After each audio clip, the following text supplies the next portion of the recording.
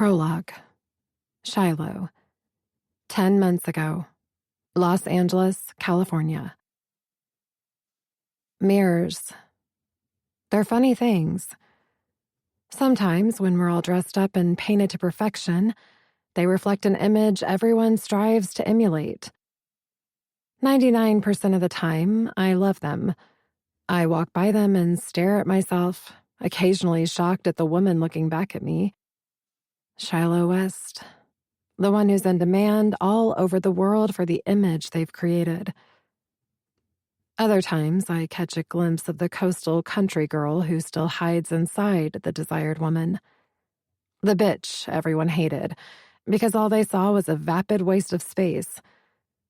Shallow. Risking one last glance, I straighten my pale pink dress, making sure the neckline is pushed down far enough so that my breasts make the next day's tabloids. Mirrors. They don't lie. They also don't hide dirty little secrets. Cursing, I run a finger under my nose and wipe away the faint white powder. Tilting my chin back, I check for any residue. When I'm positive all is clear, I flash a brilliant smile at myself, then spit in the center of the mirror. Saliva trails down the glass, splitting my image into a grotesque comic book villain. You can lie to cameras. Mirrors tell the truth. I fucking hate mirrors.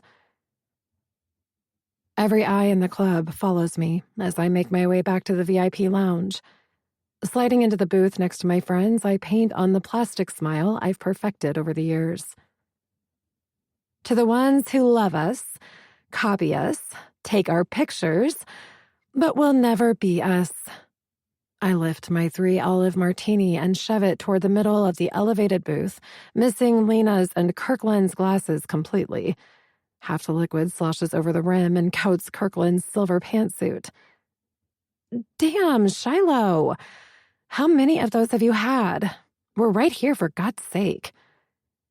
Even with her face scrunched up, Kirkland Maynard still looks like Jessica Rabbit. Half the men in the club have probably jerked off to her covers just for her tits alone. Not nearly enough. After draining the glass, I slam it onto the table and hold my hand in front of her face. I'm sober as a judge. I expect to see a steady palm, but instead find myself digging 2 fingers into Lena's fake eyelashes. Son of a bitch! Smacking my hand away, Lena blinks the dislodged fur ball until it suctions back onto her eyelid. You're cut off. I can't help but laugh. Cut off? There's no such thing in our world. Dealt in, catered to, and over-ass-kissed are more like it. We want for nothing. If our resting bitch faces slightly falter, no less than a dozen people flock around us either begging for our forgiveness or complimenting our every detail. Our lives revolve around excess. We are envied by our peers, loathed by women, lusted by men, and overpaid by a king's ransom. We're models, and appearances are everything. We're the elite, the few who achieved worldwide fame on beauty and a deep sense of self-worth. No regrets. Mostly none, at least. You can't survive in this business living with regrets. If you do, they'll eat you alive and spit you out. Chin up, eyes forward, and conscience clear. For 7 years, I've lived by that code, and it's brought me international fame I never dreamed possible. My face has graced every fashion magazine from New York to Milan. I've bedded A-list actors and chart-topping rock stars. I have more Instagram and Twitter followers than the President of the United States, and probably twice the hate mail. Take a good look. Do I look like I care? Hell no. People can say whatever they want. You aren't shit in this world if you don't have haters. I've had them all my life. Even in high school, girls hated me. Not because of anything I did. but because even then I made no apologies for who I was. A bitch. Real is real. Some are born to lead, and others are born to follow. Drive the train or board the bus. Beep beep, motherfucker. I'm at the wheel. I know the drugs are taking effect when I want to dance to the music I forced myself to tolerate moments earlier. Unfortunately, the club has lost its appeal, and I'm ready to go. Go ahead. Judge me. Call me an addict. My fascination with nose candy began late in high school. Too busy popping diet pills and avoiding emotional attachments, I didn't find the uncomplicated fuck-it quality of getting high until my senior year. Say what you will, but life could be in the shitter, and with one hit, you feel instantly optimistic about your miserable existence. That's some powerful shit.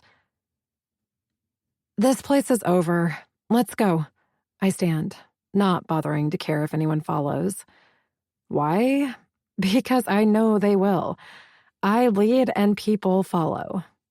However, I'm 2 steps away from the table when I realize I'm one bit short of a party. Lena licks her lips as the waiter drops another fruity drink on the table. You two go. I think I'll stick around and let Jose buy me another drink. It's Javier, Miss De La Cruz. Does it really matter? She takes a sip of her drink and winks. I want to be mad, but I can't help but laugh. Javier, or whatever his name is, doesn't stand a chance. Lena's a goddess with long raven hair and flawless bronzed skin that wins her countless magazine covers. If she wasn't one of my best friends, I'd probably create a rumor about her just to make people hate her. But you can't hate Lena. She's one of the realest bitches around, and she actually likes me. I can count the number of women who'd give a shit if I lived or died on 2 fingers. I'm standing with both of them. Used to Lena's open pussy policy, I yank Kirkland's hand when I feel resistance. Stumbling at the top of the staircase, I sigh dramatically. Come on. My buzz is going to wear off, Kirk. Are you sure you're going to be okay? Kirkland's lips pinch together as she stares at Lena's bloodshot eyes. Lena waves her off with a flick of her wrist. Doll, I've been prowling for Dick long before you two could recite the alphabet. Now go find your own playpen. This one's mine. Kisses, my loves. Call us when you get home. Kirkland calls out as I drag her down the stairs. Just to have the last word, I yell up to the VIP area as security flanks us on both sides. Remember to ice down your vag. You have a swimsuit shoot tomorrow and you don't want to have meat flaps, you slut. Lena's throaty laugh echoes behind me as the cool Los Angeles air whips my blonde curls around my face. The minute my Louboutins hit the pavement, a tree trunk of an arm slams across my chest. Wait here, Miss West. I'll get your car. Here's the problem with being famous. I love the attention. I love people willing to bend over and take it up the ass just to please me. What I don't love is being told what to do. And this guy just snapped my final nerve. Not without these. Pulling a set of keys out of my Louis Vuitton purse, I swing them around my finger. Just as he lunges for them, I shove a palm against his chest. Don't make the mistake of forgetting who signs your paychecks. Lights flash around me, but I'm too high and pissed to care that paparazzi are starting to crowd us. Over the years, I've learned to tune them out. Photographers are my bread and butter, and if they want a gratuitous crotch shot, so be it. There's no such thing as bad publicity. Miss West, you've had too much alcohol to drive, the guard whispers. I'd be failing as your personal security if I allowed you to do this. Now hand over the keys. Oh, you mean these keys? I dangle them in front of his face, and his cheeks redden as I jerk them away at the last moment. Shy, just give him the keys. Kirkland forces a smile and poses for the cameras. You know he's right. Logically, I do know they're both right. Hell, I'm drunk and high. Getting behind the wheel is stupid even by my standards, but paparazzi and television cameras are on me. Passing the keys off to one of my guards would be the equivalent of admitting I have no control over my own life. Fuck that. Control is all I have left, and I'll be damned if the next tabloid headline will be Shiloh West, stoned and bare-crotched, gets carried away by bodyguard from LA nightclub. Hell no. My keys, my life, my terms. Handing the keys to the valet, I lean in close. Pull my car around. And if you let anyone else drive it, I'll have your balls and a mimosa for breakfast. Are we clear? The valet attendant seems like a decent guy, but I'm pretty sure he pisses himself the minute I grab his tie. Men are so easy, it's pathetic. I bet if I touch his dick, he'd come right there in his cheap khakis. Not 5 minutes later, I smile to myself as my beautiful yellow Lamborghini Gallardo pulls up beside us. She was an extravagant present to myself, but after 7 years in the business, I deserve her. Sure, she set me back almost $2 million. But when you're one of the highest paid models in the world, people expect a certain standard from you. Can anyone imagine Shiloh West driving a fucking Honda? I'd rather die. As my angel revs at my feet, the distinctive roar of her V10 engine pulls my grin tighter across my face. The valet attendant opens the door, shaking his head with what I assume to be envy as he runs his hand down the side. She's a beaut, Miss West. Of course she is. Irritated, I brush his hand away from the door. I'm no idiot. I picked the Gallardo for a reason. It ensures that wherever I go, I'll be seen and heard. Heads will turn, and I'll be the topic of conversation, just as I've always liked it. Stumbling slightly, I slip behind the wheel and flash the paparazzi their long-awaited crotch shot. For the lifestyle section, boys. Giving a flirty wink, I slam the door and click my seatbelt. Just as I put it in drive and hit the gas, a god-awful gagging noise comes from the other side of my car. I turn in horror just as Kirkland slaps a hand over her mouth and puffs her cheeks out. So help me God, Kirk. If you puke in my car, I'll kill you. I'll be fine. Dropping her hand, she waves it toward the windshield. Just drive. I won't ruin the fun. I promise. Sure. If Kirkland pukes in my car, I'll rip out her red hair and mop the floorboard with it before shoving it down her throat. We are best friends. Well, as much as rivals can be friends. She did steal the recent Sports Illustrated cover away from me. Something about my nipples being off-center. Whatever. I've never had any complaints about my nipples. Screw Sports Illustrated. I just got the cover of Maxim anyway. They'll come crawling back. I'm happy for Kirkland. Really. Mostly. The cover still should have been mine. I make more money than Kirkland. I'm in higher demand. That cover would have been my hat trick. 3 covers in a row. Shiloh, watch the lines. With cocaine and alcohol still rushing through my veins, my response to her outburst meets in the middle of my brain with a rush of obnoxiousness and delayed reaction. Slowly turning my head, I catch her gaze and throw my hands up in anger. What the fuck, Kirk? Are you seriously yelling at me while I'm trying to drive? The way her eyes bulge, I know I've made a grave error in judgment. I just don't know how bad until it's too late. Car! It's the only word Kirkland yells as she reaches across me and grabs the unmanned wheel. With what feels like stretches of blurred minutes, I glance up to see an 18-wheeler has veered into our lane and is headed straight for us. The deep horn blows like a boat arriving to harbor, and part of me wants to hit my own horn in response, almost as an answer to an unresponsive lover. Is that psycho? Probably. The slow minutes finally speed up and everything becomes clear again. Light and darkness combine, blazing past us as they mold into twisted streaks. It's only then that I realize it's not the truck, but me who has veered into his lane. And my hands aren't on the wheel. Shiloh! Do something! Oh, God! I don't see Kirkland's hand jerk the wheel hard to the right until the last second. I can't feel anything as the realization that we're going to crash settles deep within me. Covering Kirkland's shaking hand with my own, I hold her grip steady into our sharp turn, which obviously is the absolute worst thing we could have ever done. Know what sticks in my head the most right here?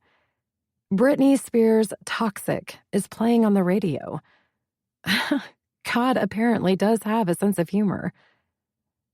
My beautiful car fishtails, spins and does a complete 360 in the middle of the road before becoming airborne.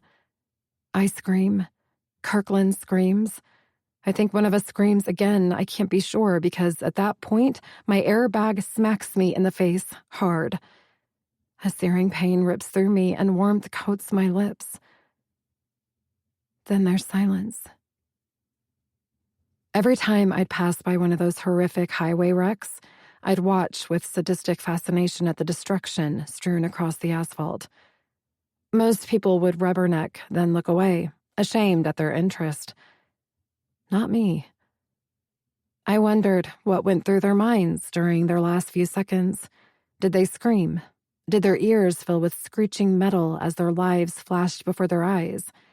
Did they cry out for God to help them? In reality, none of that happens. There's a peaceful quiet when you're about to die. No flashes of light. No memories of happier times. The heavens don't open up, nor do the flames of hell shoot up to claim you.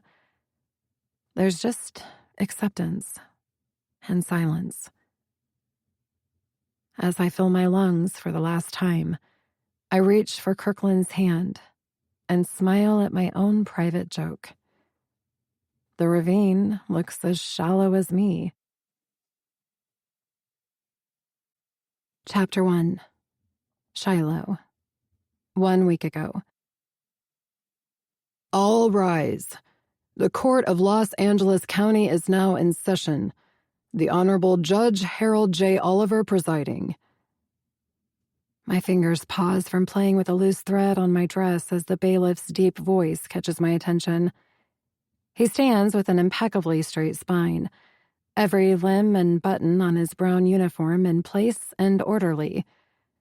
There's no expression on his face. It's like his emotions have been vacuum-sucked, leaving only a shell. I like him already. I know his game. Shiloh. Barry's sharp voice warns. Instead of meeting what I can feel is his heated stare, I watch my lawyer's fingertips press hard onto the mahogany table. Stand up, for Christ's sake.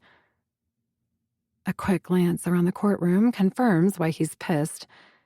Everyone is standing but me, the defendant, the one whose fate will be decided in mere minutes. I'm the one who should be standing with wobbling knees. Instead, I'm picking at random threads thinking about the bowl of cereal I left sitting on the kitchen counter of my penthouse and the disgusting mess it'll be when I get back home. If I get home. It makes me smile. I'm still shallow west, even in the hour of my reckoning. Yes, sir. Before Barry can pull another ventriloquist act and yell at me through his perpetually chapped lips, I smooth my virginal white dress and stand. I hate this dress. It's demure and cute and has cherries on the lapel. Goddamn cherries. Like anyone's going to buy this shit. I'm Shiloh West, not a fucking dress barn model. Barry convinced my mom that the look would make me seem innocent and remorseful. I don't need visual sympathy to make me look remorseful. The fact that I wake up every morning wanting to climb inside a marble box beside my best friend pretty much covers that. Judge Oliver hesitates, holding my eye, and it's not because he's enamored with me. I've winced over the harsh words he and the prosecutors have slung at me during my trial. The moment the jury delivered their guilty verdict of felony vehicular manslaughter, I could have sworn I saw a gleam in his eye. Today, the man looks like he wants nothing more than to send me to the chair. I wonder what that would feel like. Would it be quick? I doubt they'll give me a lethal injection. They probably think I'll enjoy the rush too much. Irony's a bitch, isn't it? Judge Oliver takes his seat as the clerk clears her throat. This is the sentencing for the state of California against Shiloh West. The pale redhead, who I've nicknamed Little Bitchy Annie, stands again and tugs on her navy blazer. Paula Travers, for the state of California, Your Honor. I can only pinpoint 4 freckles today. She tries her best to hide them and fails miserably. I have to hold myself back from suggesting she ditch the drugstore brand foundation and splurge on the good shit. Barry Broderick for the defendant, Your Honor. I look up at the confident set of Barry's jaw. He's not attractive, but not hideous. In his late 30s, maybe early 40s, I can't tell. Los Angeles is filled with so much Botox, I have no idea who's real and who's embalmed. One thing I know for sure is that the man is good at his job, although I'd expect nothing less from a man with that many zeros in his paycheck. He managed to get me released to my mother's neurotic watch after only 2 nights in jail, so I can't go full-on Shiloh on him. Silence fills the court as I focus on Judge Oliver. The man holds my future in his hands. Of course, I want to make it out of this unscathed, preferably without an orange jumpsuit. What I'm not sure he understands is that there's no middle ground for me.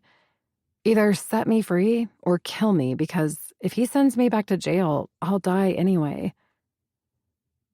Defense counsel and the state have been notified that I'm considering a sentence outside the normal guideline range. Judge Oliver's stony expression passes from Prosecutor Travers to Barry and pauses for dramatic effect. Counselor, is your client prepared to proceed with sentencing at this time? Barry jumps to his feet again, like an obedient little puppy. We are, Your Honor. Miss West, have you read the pre-sentence report? I let out a little grunt as Barry kicks my ankle under the table. Pre-sentence report. Pre-sentence report.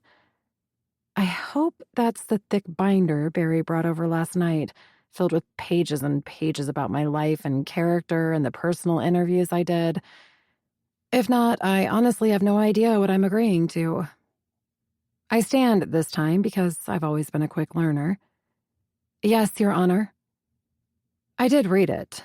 And honestly, I don't believe there's a chance in hell I'm not getting the chair. Heaving a sigh, Judge Oliver runs his forefinger down the length of his gavel. It's an odd gesture in the middle of a sentencing, in my opinion, but this being my first and only experience in this situation, what do I know? Miss West, do you wish to address the court prior to your sentencing? Barry and I worked on a speech all last night. It was close to 2 o'clock in the morning before he finally closed the door to the penthouse, confident that I'd rattle off the self-deprecating monologue he'd written. Maybe that's why his body language seems so relaxed, seconds before I open my mouth and blow everything all to hell. Yes, Your Honor. I realize that my actions have caused a hell of a lot of pain. There's no way I can justify causing my best friend's death. If I could turn back time, I would.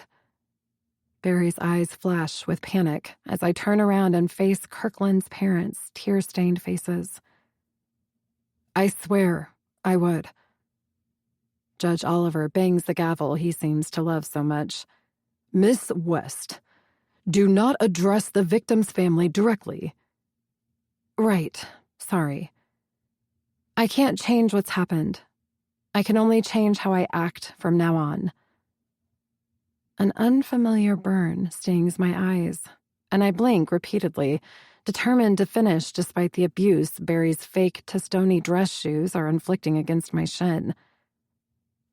I'm not a good person, Judge Oliver. Ask anyone who's ever known me.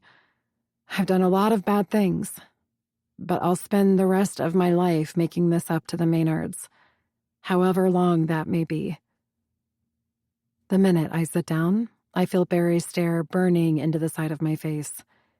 He's livid, and with good reason. In one 30-second speech, I dismantled all his hard work. Weeks of tap dancing lessons down the drain. Sorry, I whisper. He just shakes his head. Enjoy state prison. My stomach knots, and I grow old waiting for Judge Oliver to move his crooked finger from his lips and say something. Anything. Finally, he leans back in his oversized chair. Miss West, please rise again. Stand up, sit down, fight, fight, fight. Go, Team West. I can hear my mother sniffle to my right as I stand, and I want to slap her. Bianca West is a bigger drama queen than me, and that's saying something. After Barry left last night, it took me 2 hours to peel her off the ceiling fan long enough to crush up a Xanax in her white Russian.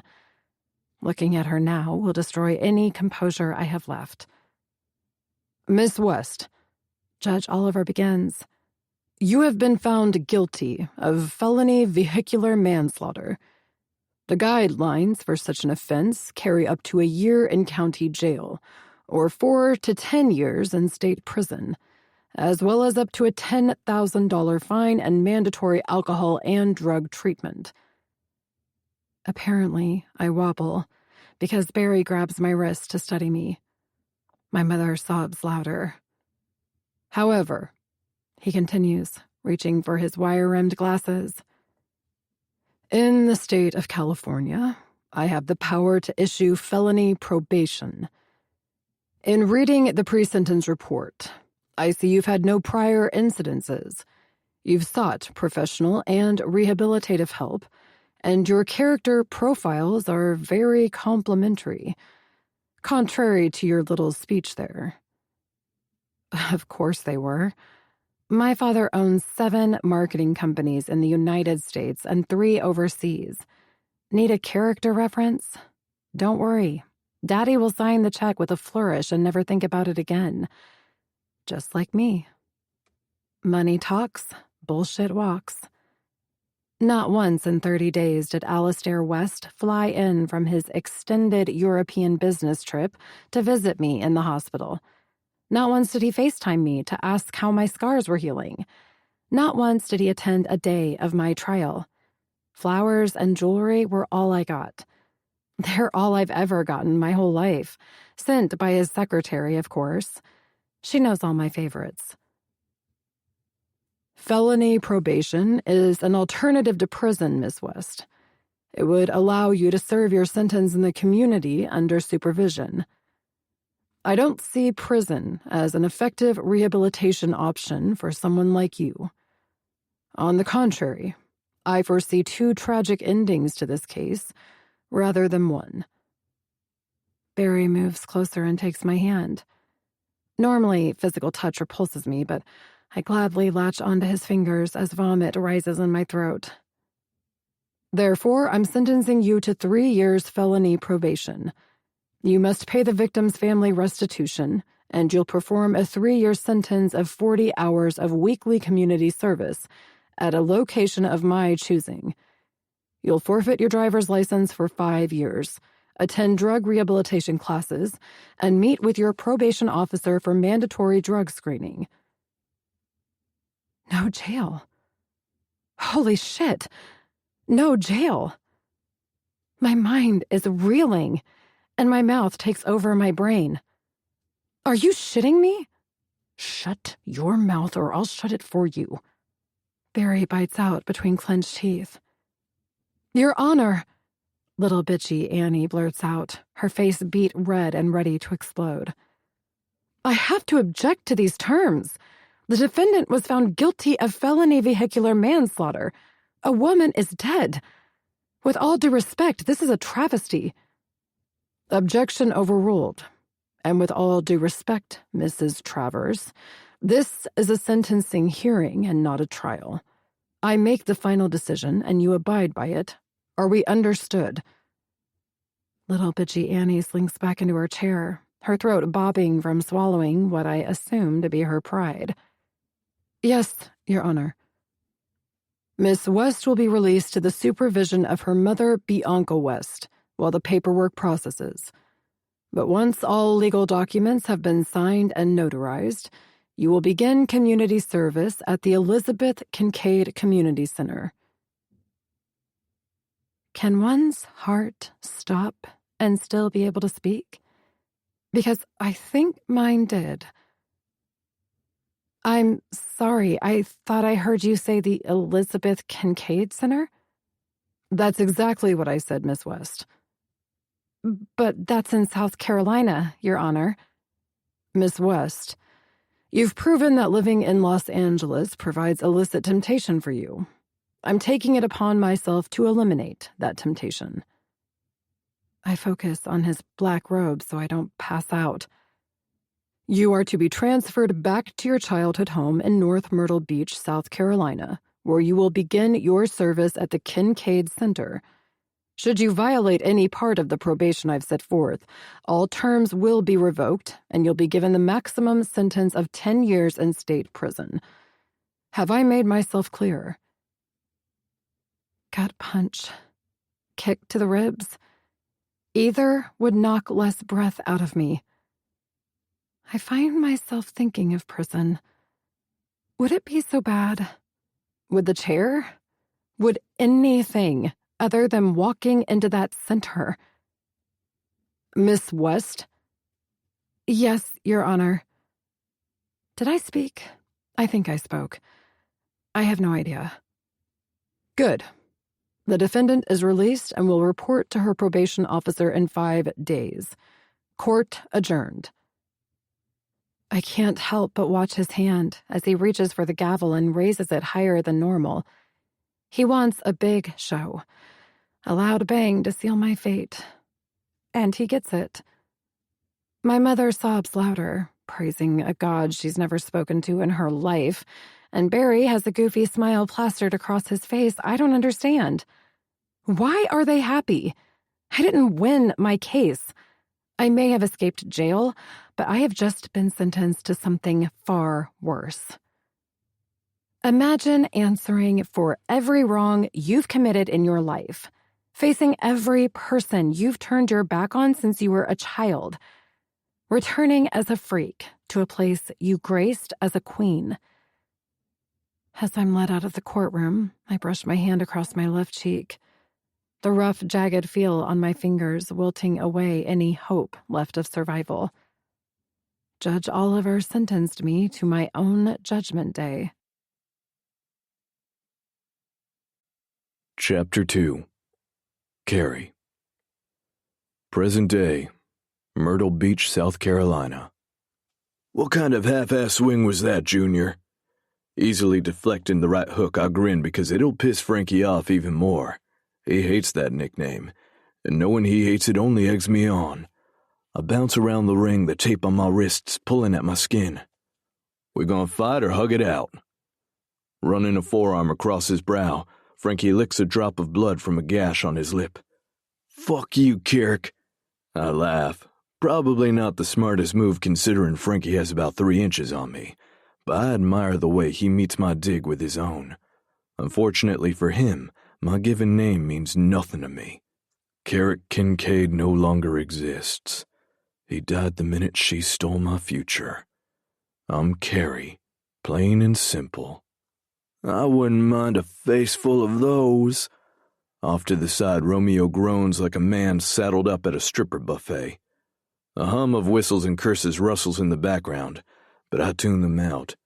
Frankie has that look on his face again, and I know laughing at him pushed him over the edge. I've taught him well. You're finished, old man.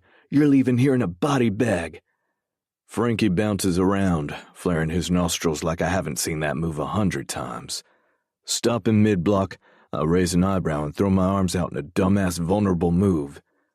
You gotta stop watching The Karate Kid. You gonna sweep my leg too, Johnny? Frankie answers with an animalistic growl from the back of his throat, and I brace myself for the hit. He doesn't disappoint. A solid overhand right punch lands square on my chin, swinging my head backward. Before I have a chance to recover, he's on me, slamming into my left shoulder until he has me pinned. I watch Fight Club, old man. The Karate Kid dude is a pussy. The words are barely out before he drives out 2 punches into my gut. I have to get up. Frankie and I are cool, but I also don't feel like spending the rest of the afternoon getting my face stitched up. Plus, the incessant hollering from the sidelines is getting on my nerves. Frankie's fists pulls back for another gut punch when I find my opening and draw my knee in. With a hard heel to his ribcage, I knock him off balance and onto his ass. I daze the kid, but only momentarily. He's not the one who's just spent the last 30 seconds having his spleen shoved halfway up his esophagus. That shit kinda hurt if I'm being honest. Frankie shakes his shaved head like a charging bull, flinging sweat across the ring. The moment he runs toward me, I counter with a roundhouse kick to his jaw and bam! Lights out, Junior. Not really. Frankie's just stunned. In 7 years of training, I know what hurts, what maims, and what ends lives. No one fucks with me. That Karate Kid dude caught a fly with a chopstick, you cheese stick. I lean down and offer him my hand. That's some real gangsta shit. After accepting my hand, we lock gazes and something passes between us. It's called respect. I have it. From Frankie, hell, from all of them. Applause fills the gym as the boys give Frankie grief for losing to me and toss magazines at him as a consolation prize. Eventually, the scowl fades from his face. Yeah, sometimes you just gotta let the old fuckers have their moment. Flashing me a bloody smirk, Frankie holds the ropes open and motions for me to climb out. Age before beauty, boss. Frankie's a good kid, and maybe I give him special treatment because I see potential in him. It's one of the reasons I've taught him to fight mixed martial arts. I push him on purpose because the kid's temper goes from 0 to blackout in the blink of an eye. The aggression inside him needs an outlet. I should know. I just hate I can't give the boys a real MMA cage like they've seen on TV. That shit's expensive, so a ring with ropes is the best I can do. But one day I'll have the real thing. One day. Tired of the boys treating my community center like a shithole, I grabbed the magazines and tossed them back, hitting Romeo and Tiny in the chest. Clean this shit up. Boss, have you laid eyes on that? Tiny, whose nickname is a joke, almost 6 feet 4 inches tall and 300 pounds, picks up one of the magazines and opens it to the middle spread. Dude, it's Shiloh West. He grabs his dick and gives it a tug. Can't wait to get a look at her. I'd hit that so hard. The magazine is ripped from his hands as Romeo, 1/4 his size, named for his tendency to have a new girl every week, smacks him across the face with it. What are you gonna do when that 15 seconds is over? I'm quiet as they trade fantasies about what they do to the famous model as her half-naked body draws my eyes to the magazine in Romeo's hands. I listen, and I can feel my blood boil. Not because of what they're saying. I don't give a shit what they say about Shiloh West. My stomach churns because even though I hate her, I can't disagree with them. I want Shiloh down on her knees, offering herself to me over and over. I want her screaming my name so loud I go deaf, so loud that she's hoarse for days from that one word. She'll beg me to fuck her. Then I'll tell her to go fuck herself. Because Shiloh West, international model and every man's wet dream, ruined my goddamn life. 8 years ago, December. Carrick, oh my gosh, it's here. Wringing out the mop, I glance down at my mother from the second-floor walkway. She's waving a white envelope in her hand, and with every step she rushes up, my hold on the plastic handle tightens. Not now, I mutter, slathering the wet mop inside room 246. It's almost check-in time, and I still have to finish the floors and sanitize the room. Her smile fades as she brushes a piece of dark hair away from her face. But son, it's the letter. Surely you can take a couple minutes to open it? She shoves it against my chest, and it feels like a liquid fire, incinerating my future from the outside in. Mom, I can't. What if they rejected me? Carrot Kincaid, she says in that stern mother tone that makes me stand up straighter. You're just as qualified as any of those applicants. This is your destiny. I know it. Her eyes mist as her lip quivers. Your sister knows it too. Now are you gonna disappoint us? This is it. I've studied my ass off. I've sacrificed any form of a social life. I've asked for the extra credit. I've aced all the tests and have gotten one of the highest SAT scores in Horry County. But this one envelope holds the decision that will determine whether I fulfill a dream or run the Castaway Sands Motel for the rest of my life, catering to a bunch of overprivileged spring breakers. Propping the mop handle against the doorframe, I take the envelope from my mother's hand, carefully sliding my finger underneath the glue along the back. Carrick, I don't have many years left, son, please. Flashing her a grin, I rip the rest of it open. As I unfold the crested letterhead, I have to scan it 3 times before the lump in my throat dislodges enough for me to speak. I got it. You got it? Mom, I got the full scholarship. My voice stutters and I grab the wall for support. I'm going to Duke University in the fall. A heaviness settles in my stomach. My dream is happening. Tears tumble down my mother's cheek as she cups her hands over her mouth. Oh, son. I'm going to be a doctor, I whisper. I'm going to save the world. Squealing, my mom throws her arms around me, causing us to both stumble backward. Oh, Carrick, I knew it. Your sister will be so proud, honey. I break our embrace and smile, even though I try my best to hide it. Mom, would you mind finishing the room? I promise I'll clean the next 3 to make up for it. Her elated grin fades. Not if you're going where I think you're going. You don't know her like I do. You only think you know her. She only talks to you if there's no one around to see it. She's still ranting as I run down the broken steps 3 at a time. I don't have a car, but I do have a beat-up motorcycle that gets me where I need to be. And right now, the only place I need to be is with the most beautiful girl in the world. Present day. For an hour, I've stared at the centerfold of Shiloh's magazine. Not out in the open, of course.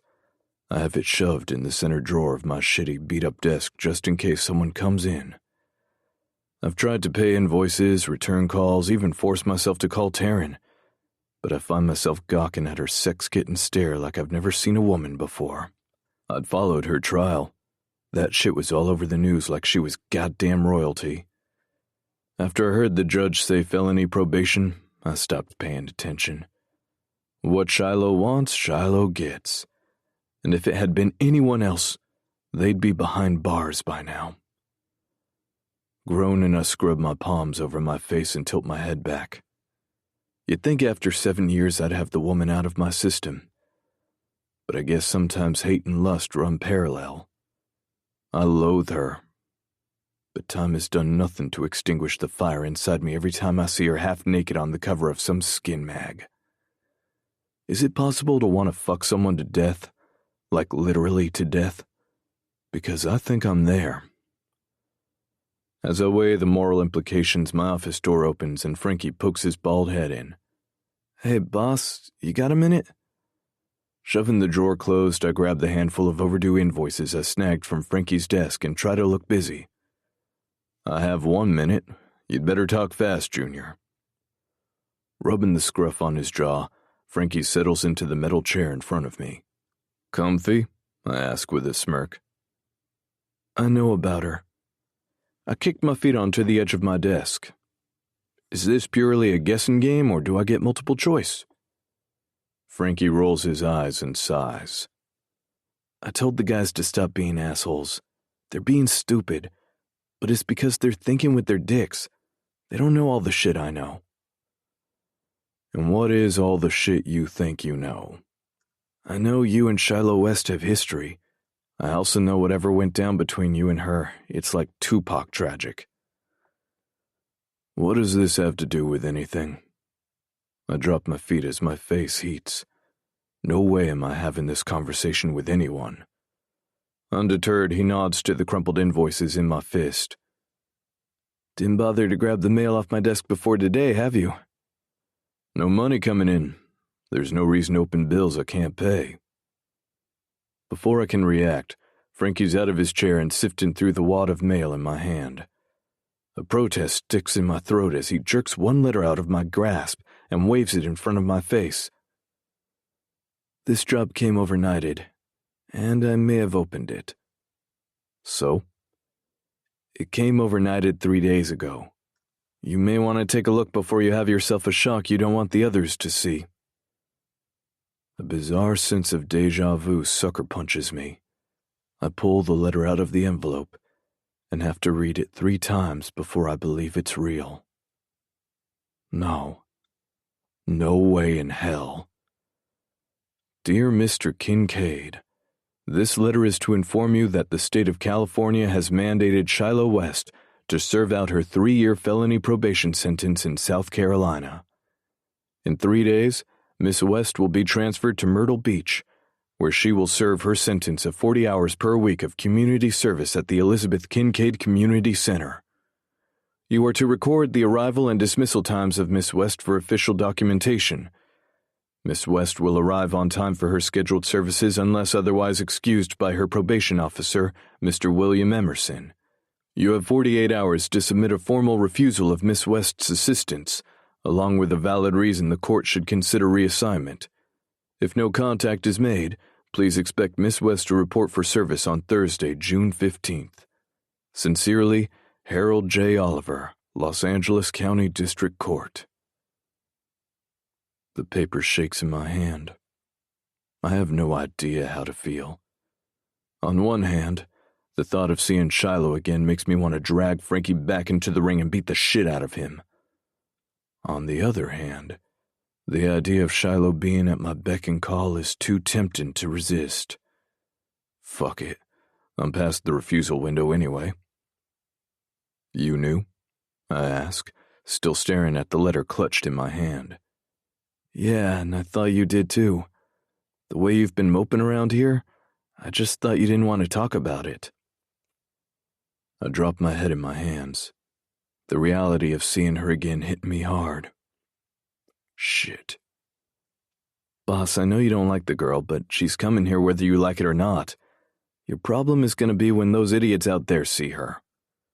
No one touches her, I growl, the intensity in my voice surprising me. After his words sink in, I narrow my eyes and wave the envelope in the air. They were talking like they knew she was coming too. Did you tell them? Nope. It's all over the news she's coming back to Myrtle Beach, boss. The only thing nobody knows is that she's coming here. Slamming the letter onto my desk, I press my fingers against my temple as my head pounds against it. As always, she gets off easy. She kills someone and gets a slap on the wrist. Now she gets to be our problem. Lucky us. Frankie scoots his chair back and slaps his thighs. I know this is probably the last thing you wanted. A slow smile lifts one corner of my mouth as years of planning finally come to fruition. On the contrary, Frankie, I can't fucking wait. Chapter 3. Shiloh. The minute I step off the plane, I know I'm screwed. I've endured months without a relapse, but the churning in my stomach makes me ache for the relief one line would give me. I crave the numbness and perpetual motion, a habit born and cultivated by the very people who damned me for it. Instead, I'm stone cold sober as the welcome wagon arrives at the Myrtle Beach International Airport. They're at the terminal in full force, jumping into action as if they've been awaiting my arrival. Cameras and flashes buzz around me like a swarm of killer bees. Only these bees aren't interested in stinging me. They're out for my blood. Instinct has me covering my face with the inside of my elbow as the guard's firm grip on my other arm maneuvers me through the crowd. How did they get into the terminal? They probably bought a ticket. One shot of you would more than pay for their out-of-pocket expenses, she says in a clipped tone. I keep my head down and stumble behind her. I don't know why I thought slipping into town would be easy. I'm a radioactive train wreck barreling through a sleepy southern town that swallows gossip like starving animals in the wild. Everyone move, she yells, waving her arm. No cameras, no comment. Regardless of her authoritative warning, the shouts keep coming. Shiloh, is it true the Maynards are suing you in a civil case? Shiloh, what do you have to say about the protesters lined up outside? Shiloh, let us see your face. The last one makes me wince. There are protesters? I whisper to the large female directing me through the airport. What did you expect? She mumbles while guiding me around a second wave of paparazzi. You're a criminal, not Miss America. That's harsh. I groan as her thumb digs into my skin while she steers me into a tiny elevator. I call him like I see him. The pressure on my arm releases, and I hear her muscular body thump against the far wall of the elevator. You can look now, princess. Cameras are gone. I blink, the tight metal enclosure coming into focus as it descends to baggage claim. My heart thumps a wild rhythm in my chest, and sweat beads along my brow. While I didn't expect the cross-country trip to be a vacation, becoming a walking beacon definitely wasn't on my agenda.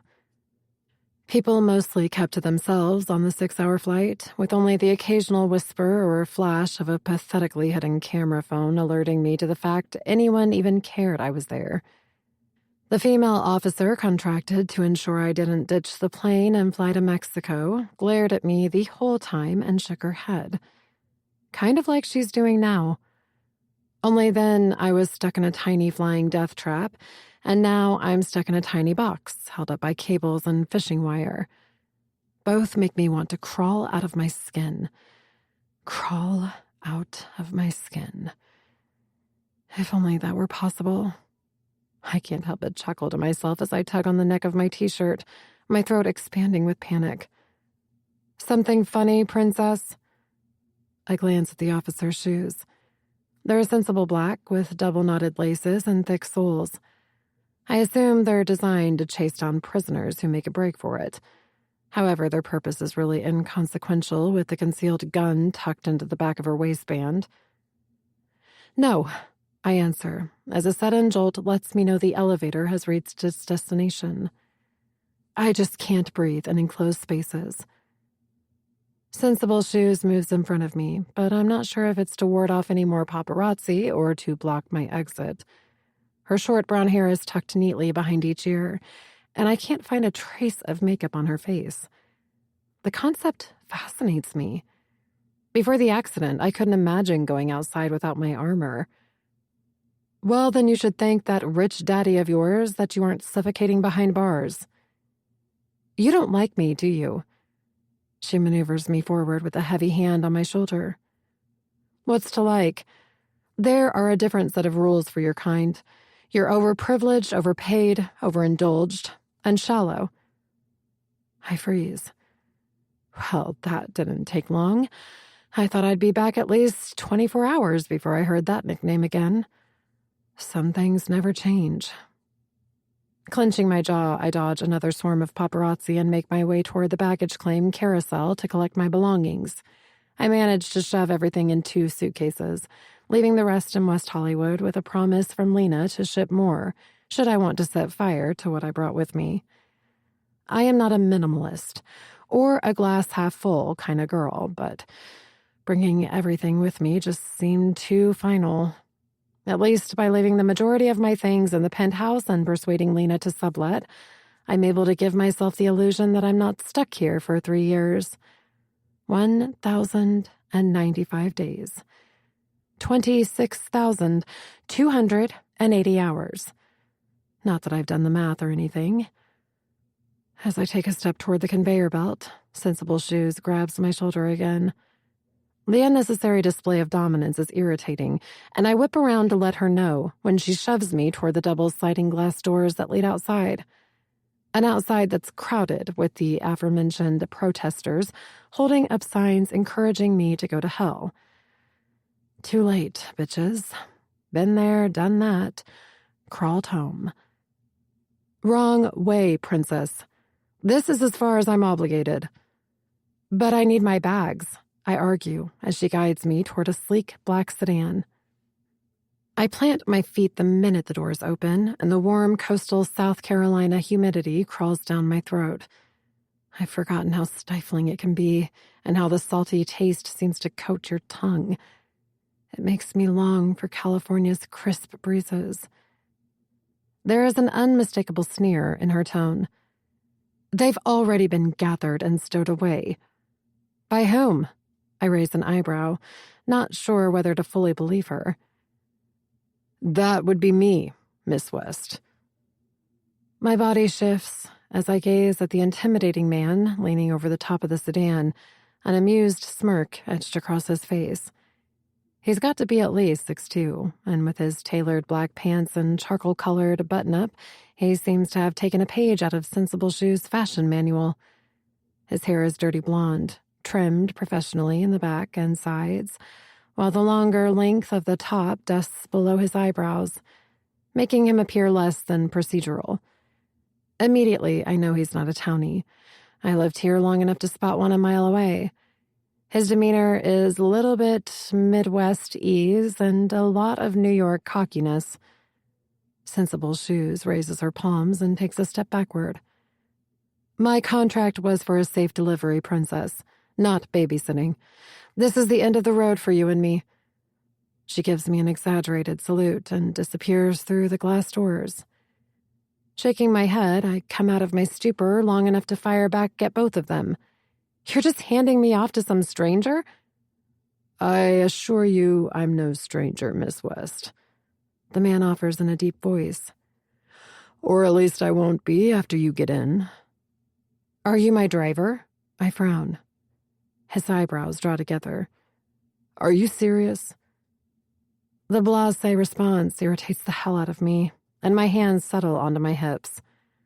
I assure you I am quite serious, and also cautious. I'm a vulnerable woman standing outside an airport being lured into the equivalent of a candy-filled van. That was a rhetorical question.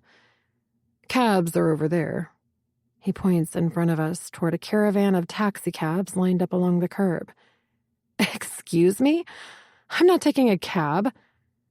You were expecting a pumpkin and some mice. When I just glare at him, he continues. Unless you want to answer to the mob over there, get in, Miss West. Patting the top of the sedan with his palm, he lowers himself into the driver's seat. You're already late.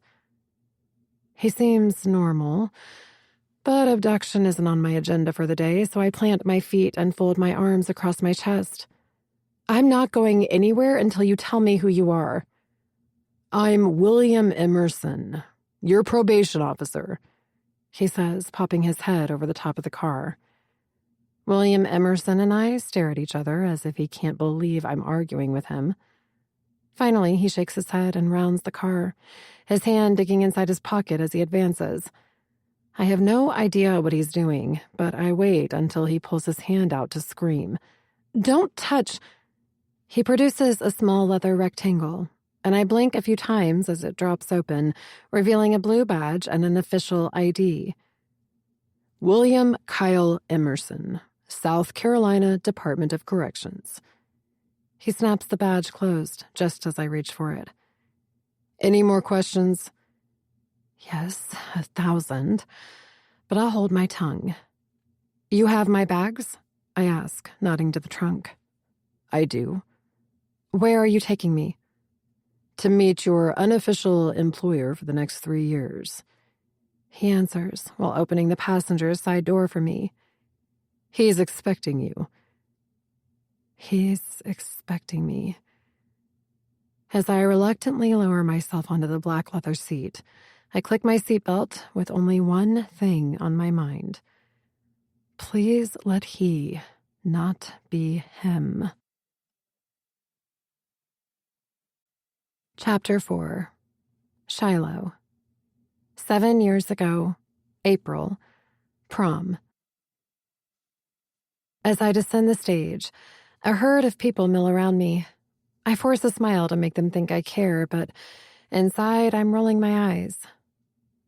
I knew you'd win, Taryn squeals and flips her chestnut brown hair over her shoulder. At first glance, her smile seems sincere, but there's a quiver on the right corner. It's Taryn's tell. Everyone has a tell when they're lying, and if you think they don't, they're just skilled at hiding it. It's a stroke of the hair, a twitch of the nose, a nervous bite of the lip, or in Taryn's case, a smile slip. She doesn't know when she does it. It's best to keep that kind of information close to the cuff, especially when you're surrounded by people who'd offer you a ride in their car, then shove you in front of it.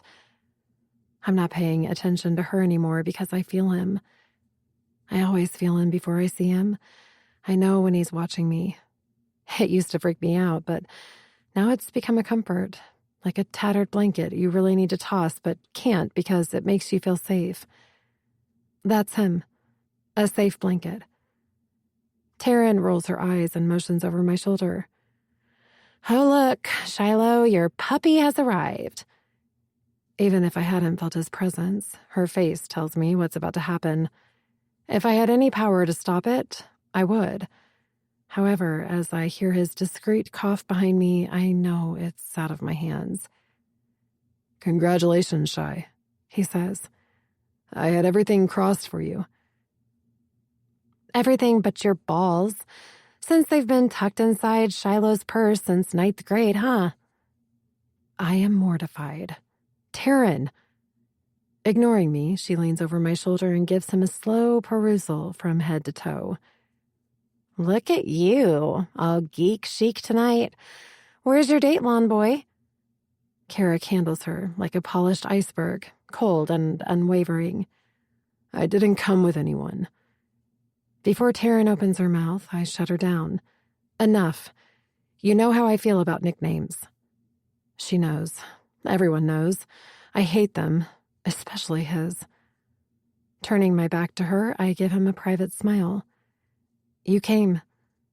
I changed my mind. I wanted to see your moment. Carrick's ocean blue eyes scan my dress. You look like you should be on the cover of a magazine.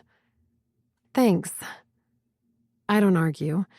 It's easy to look like $1 million when your dress costs almost as much. Flown straight from New York, the grayish-purple dress, complete with a floor-length tulle skirt and a bodice covered in Australian crystals, cost more than most people's combined annual household income. I'm glad you could borrow something to wear. The words slip out before I can stop them. This old thing? Carrick grins, a wide smile that's much too large for his slim face. I've had it for years. I'm wearing it to the White House next week. I giggle.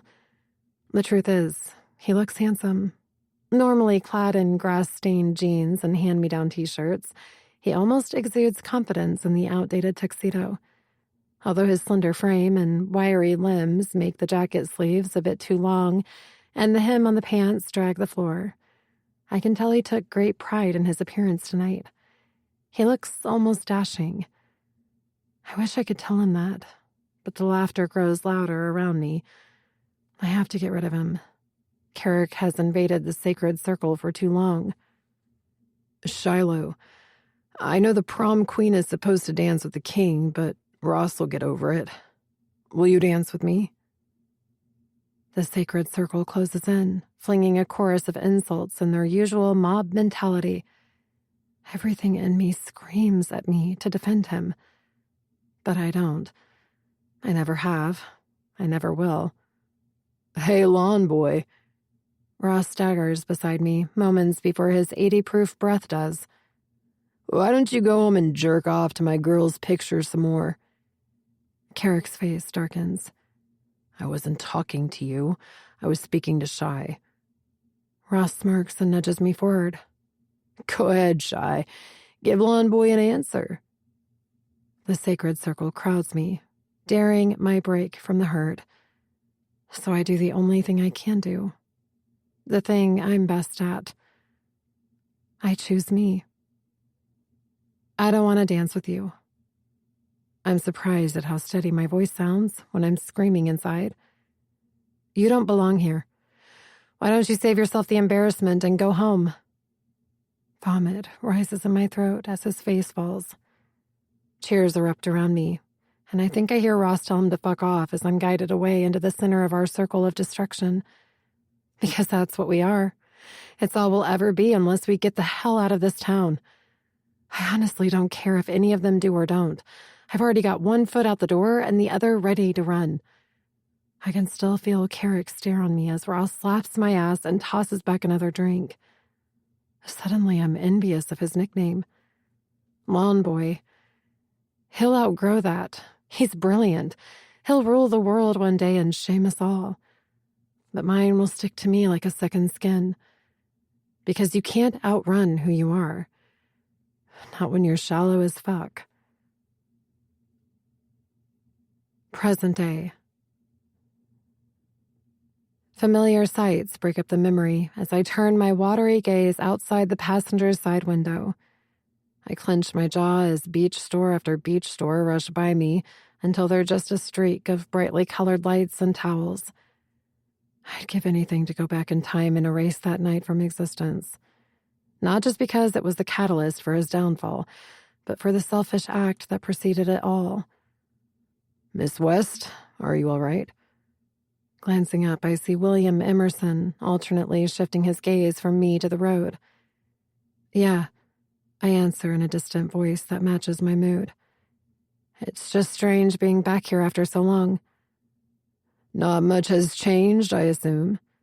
He motions toward the windshield. Tourists and tanning lotion, they're a staple. I just nod. Shiloh. I'm sorry? You keep calling me Miss West. My name is Shiloh. Will, he says, pulling into the right-handed lane. We're almost there, Shiloh. Are you ready? Not in the least. He chuckles and ignores the weight of my response in favor of fiddling with the radio.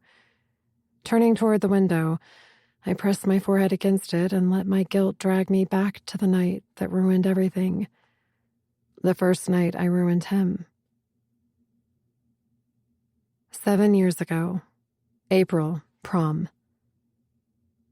Ross, stop being a dick and let me out of this car. Trying to block him is useless when he pushes me against the door of his BMW. What's with the virginal act, Shiloh? It's prom and your parents aren't home. You owe me some action. A shadow passes out of the corner of my eye, but I'm too busy fending Ross off to pay attention. The only action you'll be getting tonight is with your own hand, asshole. Shoving an arm behind my back, I fumble around until I find the lock release button. In one click, I'm tumbling backward toward rough concrete and into a pair of strong hands. I don't have to turn around to know he's there. Only this time, anger vibrates off him in waves. Don't ever touch her again. Ross grips the dashboard. On, boy. You just don't know when to quit, do you? Looks like you don't either. Carrick's fingers flex around my arms, and his normally calm voice rumbles with defiance. Ignoring his jab, I force a bored look and stare into the car. Go home and sleep it off, Ross. I know it's dangerous for him to drive, but it's more dangerous to have him near me. Are you taking this shitbag's side over mine? Ross's brown eyes blaze, and I know the double meaning of his statement. The next words out of my mouth will define the remaining month of school for me. Fold or follow. That's my choice. And once again, I choose me. Wrenching out of Carrick's arms, I wipe the back of my hand across my drenched face. No, I'm choosing my side. Call me when you've sobered up. Slamming the car door, I realize too late I've forgotten my key. With a muffled curse, I stomp toward the back door as Ross drives away while yelling at both of us to go fuck ourselves. As if triggered by my mood, the heavens open up and the rain turns into a downpour. Long legs move quickly behind me. Shiloh, Leave me alone, Carrick. What the hell just happened with him? Nothing. That wasn't nothing. He insists, appearing by my side as I gather my ruined dress in my hands and hike it up my legs. What would you have done if I hadn't been there? Handled it. Throwing my high heels over the white wooden vents, I climb up and straddle the top before swinging my other leg over. My dress snags on a jagged post, and I hear the material rip the minute my feet hit the grass. I should be more upset, but at this point, I just want the damn thing off. Shitty reminder of a shitty night. Carrick is up and over the fence with graceful agility before I can stomp away. The heavy layers of tulle slow me down, and he grabs my arm again before I reach the house. Did he hurt you? I can handle myself, I yell, breaking out of his hold and making my way toward the back door. Irritated with the whole night, I dig my heels into the muddy grass and spin around. Why are you even here? You work here, Carrick. You cut our lawn. You're not my bodyguard. No, I'm your friend. Are you? Think about it. The only place I talk to you is inside this fence. Do I ever acknowledge you in school? Hell, I was a bitch to you tonight, yet you still showed up here. Why? I love you. His admission guts me. You can't. Don't you know what I am? How can you love me when I don't even love me? The coiled tension in his limbs eases, and he trails the back of his knuckles across my wet cheek. I love you enough for the both of us. I'm going to make you hate me. It's inevitable. Heat flares in his eyes, darkening the seafoam blue to a soulful indigo. Nothing you can do will change how I feel. I don't deserve his kindness, and I sure as hell don't deserve his love. The path I walk is a one-way direction to hell, and I won't drag him down with me. Besides, I'm putting this town and everyone in it behind me, including him. Go home, Carrick. I don't want you here. But what if Ross comes back? He won't. He frowns. I won't be able to sleep if I'm worried about you. Slipping into my role, I throw my arms out wide and laugh. What are you going to do? Stand out here in the rain and guard me like some stray dog? Yes. Why are you so obsessed with me? I'm not obsessed, but making sure you rest peacefully tonight will allow me to do it tomorrow. I latch my arms around my middle and drop my gaze. You can't save me. Then I'll just protect you. Turning my back to him, I punch in the keypad code and throw all my weight against the door, slamming it behind me. After climbing to the 3rd floor, I rip the rest of the tattered gown off and pull on a tank top and boy shorts. With wet skin and drenched hair, I climb into bed, tears trickling from the corners of my eyes. I hate emotion. It's why I prefer to hide behind a facade, showing the world the only face they care about, the fake one. Burying my face in the pillow, I cry for me. I cry for Carrick. I cry for being forced to juggle as many masks as I do lies. A few moments later, a familiar warmth settles over me, and I crawl to the window to confirm what I already know. My throat tightens the minute I see him. His white tuxedo shirt is plastered against him, and he stands with his hands shoved deep into his pockets, staring up at my window. He doesn't move, his expression stoic and his soaked, unruly onyx hair sacking against his forehead. I watch him watch me, and the warmth inside me escalates. I shouldn't want him here, but I can't help how safe he makes me feel. I should scream at him to go, but my selfish side takes everything he offers without an ounce of gratitude. My eyes brim again as I push away from the window and crawl back into bed. I won't allow him to waste another night on me after this, but for now, I settle underneath my heavy white comforter and close my eyes, exhaling a remorseful breath for the peace I feel tonight and the destruction I'll cause tomorrow. Present day. Shiloh, we're here. Lifting my forehead off the window, I notice Will facing me with a pensive stare. My heart races, and a whooshing sound fills my ears. Already? You've been zoned out for the last 20 minutes, he points out, cutting the ignition. Ready to go in? Is that another one of your rhetorical questions? I ask, turning a blank stare out the window again. I suppose it is. Which means I don't have a choice. The memories that have pummeled me since stepping off the plane won't leave my mind, turning an already tense situation almost unbearable. My eyes lock on the white plaque on the outside of the otherwise plain brick building. It proudly displays the name that sours my stomach. The Elizabeth Kincaid Community Center. Will is already out of the car and waiting by the hood by the time I join him. I can only pray that Ellie's mom runs this place and he's become the doctor he was always meant to be, despite what I did to him. You act like this is worse than the alternative, Will notes as my stride slows the closer we get to the entrance. It is. I don't elaborate. My probation officer isn't meant to be my new best friend, let alone the person to confess my deepest, darkest secrets to. You're an enigma, Shiloh West, he notes, holding my stare as if I'm gullible enough to probe him for a reason. I'm not. Instead, I turn the tables on him as he reaches for the door. You're not from here.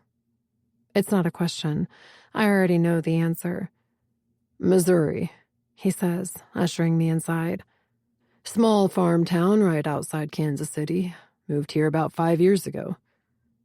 Midwest. I was right. Our conversation abruptly ends as we both step foot inside the center. It's as plain inside as it is out. A flat coat of white paint covers the walls, adorned only by black-framed pictures of Ellie. As a baby, as a toothy little girl, as a timid high school freshman determined to live a normal life.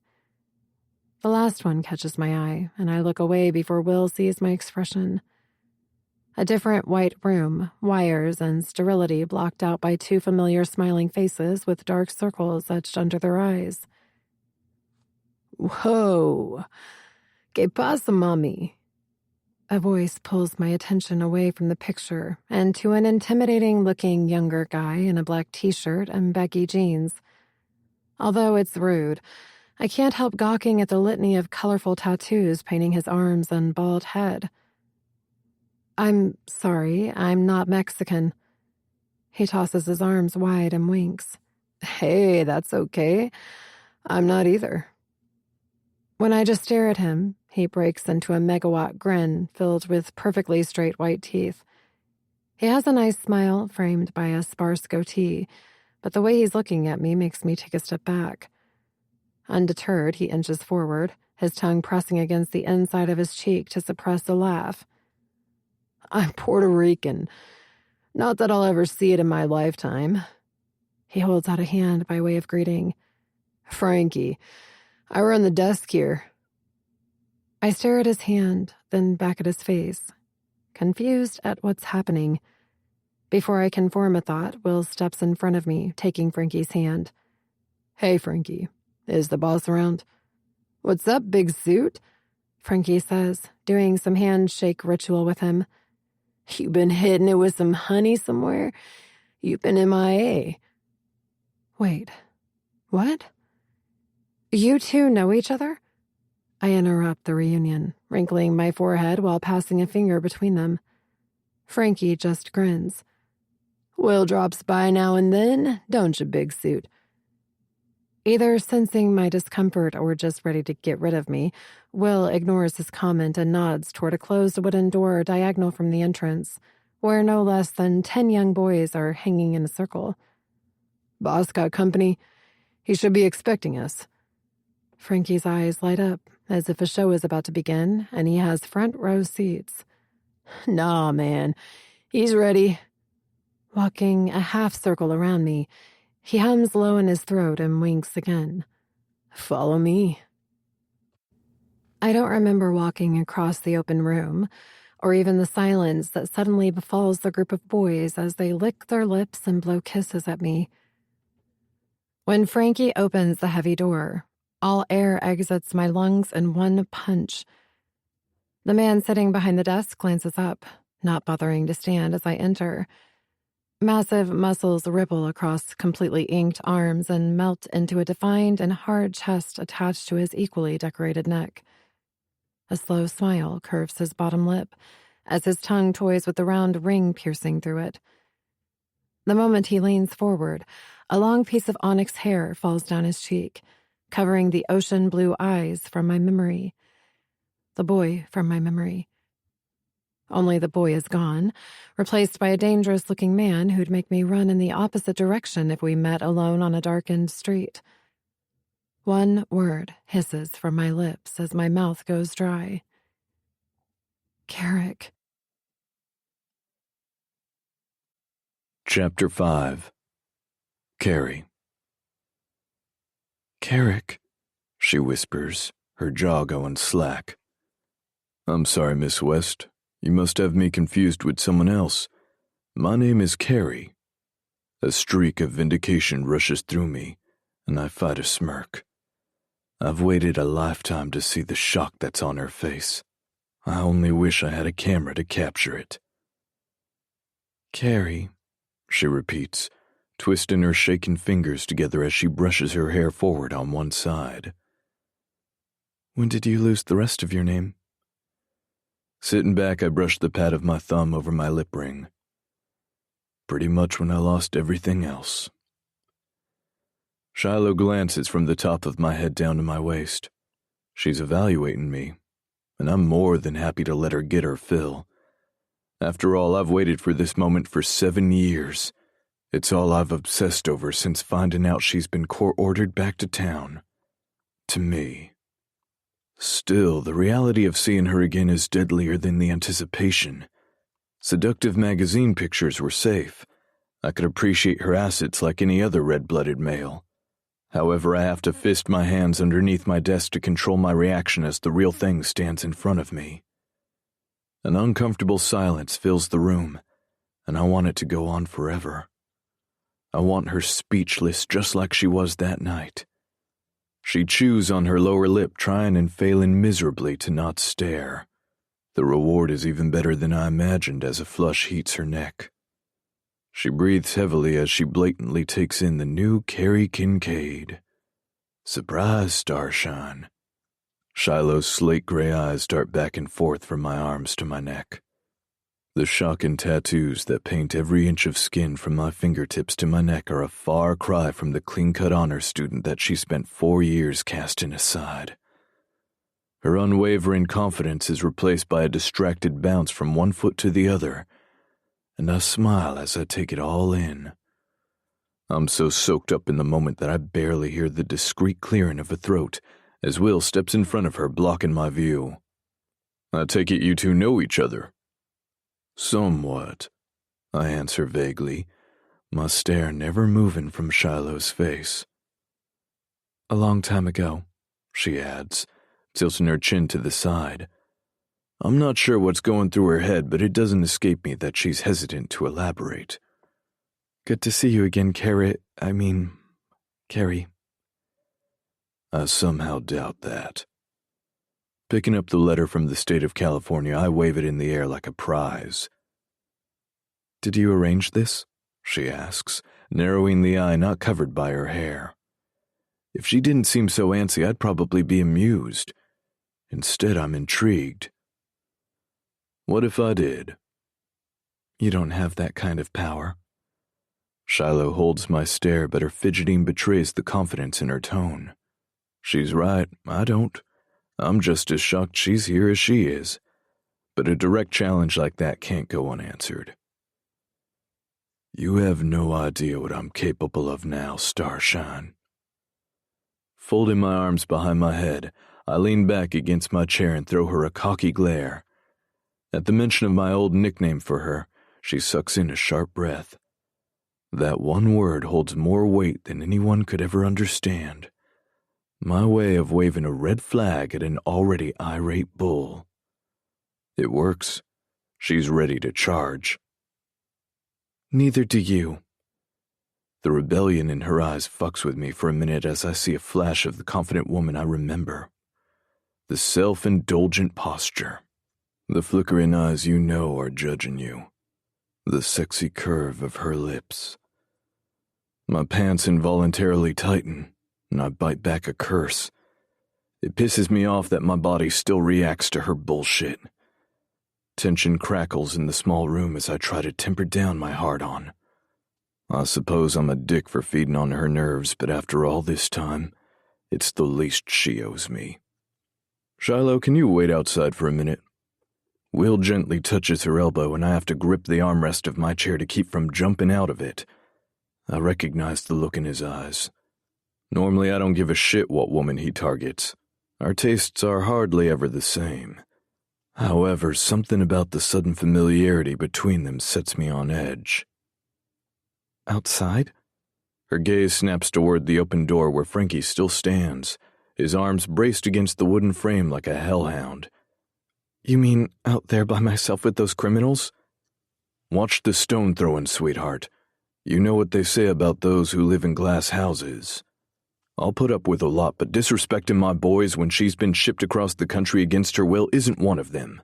Shiloh, go, Will instructs. Her eyes darken as Frankie steps back and motions her through the doorway with a dramatic sweep of his arm. Shiloh moves at a snail's pace and his eyes follow every sway of her ass. Don't worry, sweet thing, he assures her with a wink. Will's my probation officer too. We have a lot in common. Shiloh swallows, her gaze hopeful. Did you wreck a car too? Nah, more like stole one, he says, closing the door behind them. Once we're alone, Will places his palms flat on my desk. Carrie, I'm in no mood for a lecture. Stay away from her, Will. He shakes his head. Not possible. According to the state of California, I'm responsible for her sentence. I trap a sadistic laugh in my throat, and I'm responsible for her destruction. She's bad news. You're my best friend, and I don't want to see her drag you down too. I remember someone telling me the same thing about you 5 years ago, he says, his dismissive chuckle pissing me off. Look, I'm her probation officer, Carrie. She's not going to drag me down. We had a nice talk, he admits, shrugging one shoulder. She's a little uppity, but she seems harmless. Yeah, so does a boa constrictor until it wraps itself around you and squeezes the life out of you. The blatant contempt in my voice surprises me a little. So much for a poker face. I don't know what went on between you two or why you both looked like you'd seen a ghost when we walked in, but Shiloh West is my job now. I take my job very seriously, Carrie. My head starts to pound. I've never considered a scenario where my best friend would run interference between a living nightmare and a dead dream. But then again, anything's possible when Shiloh is involved. Will, don't insult my intelligence. I saw the way you looked at her. I know how every guy looks at her.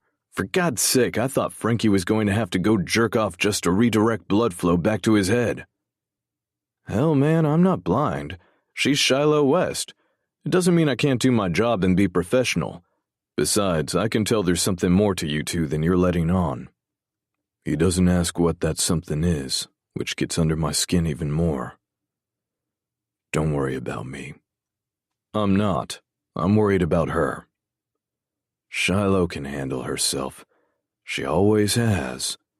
Then, just because he's my friend, I offer a warning. Be careful. That woman has a way of getting under your skin, and before you know it, she's fucked you over. Then you're ruined, and you'll spend your life dreaming how many different ways you can fuck her back. Whatever she did, it's over, he says in a pitying tone I don't appreciate. She's paying a penance. There aren't enough lifetimes for her to pay for all she's done. Dismissing me, Will glances at his watch. I have to go. I need to track down a few deadbeat parolees. Don't overschedule her. She has classes she has to attend. Rehab, of course. I smirk, settling back into my chair. You have no room to talk, Carrie.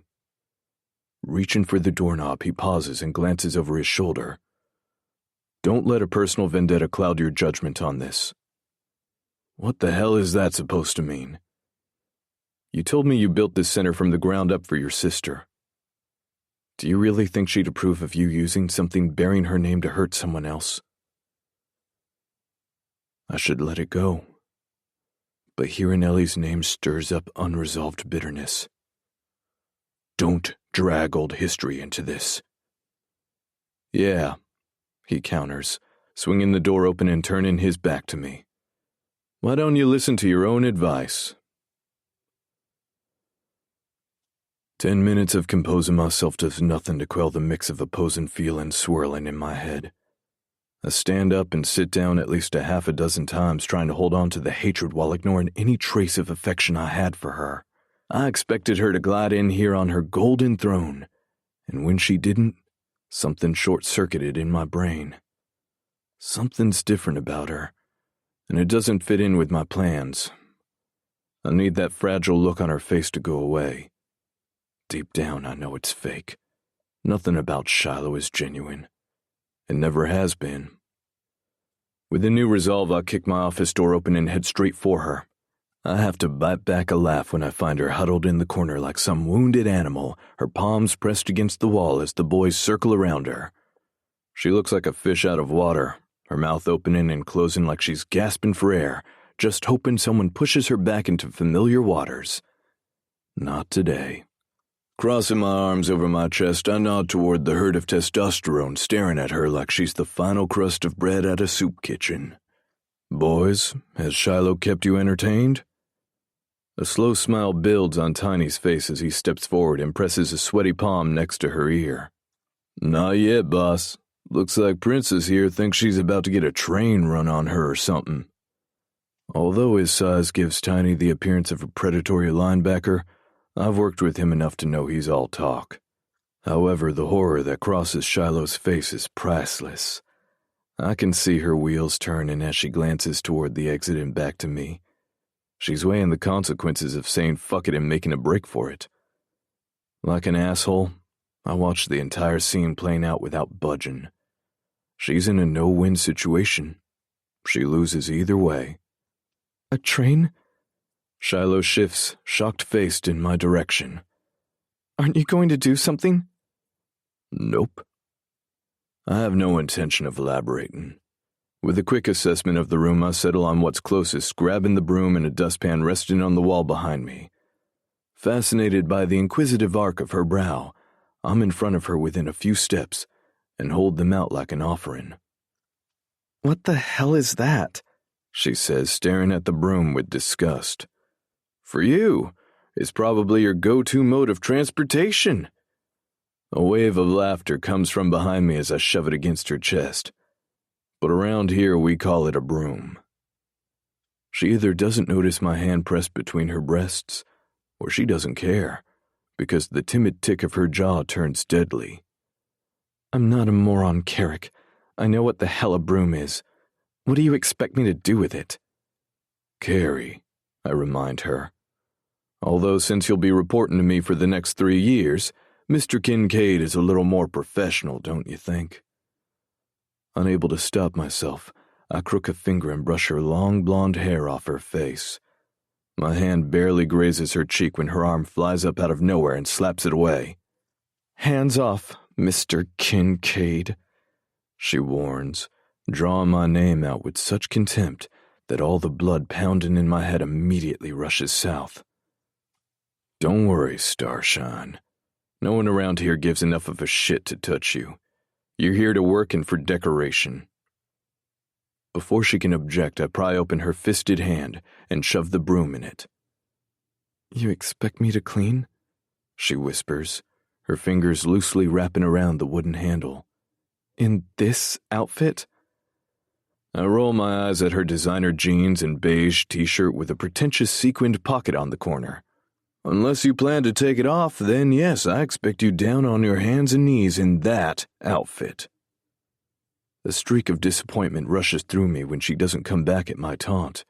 Instead, she grabs the broom and jerks it out of my hand. When did you become such a crude asshole? That's it. Anger is the emotion I want from her. I crave it. It drives me.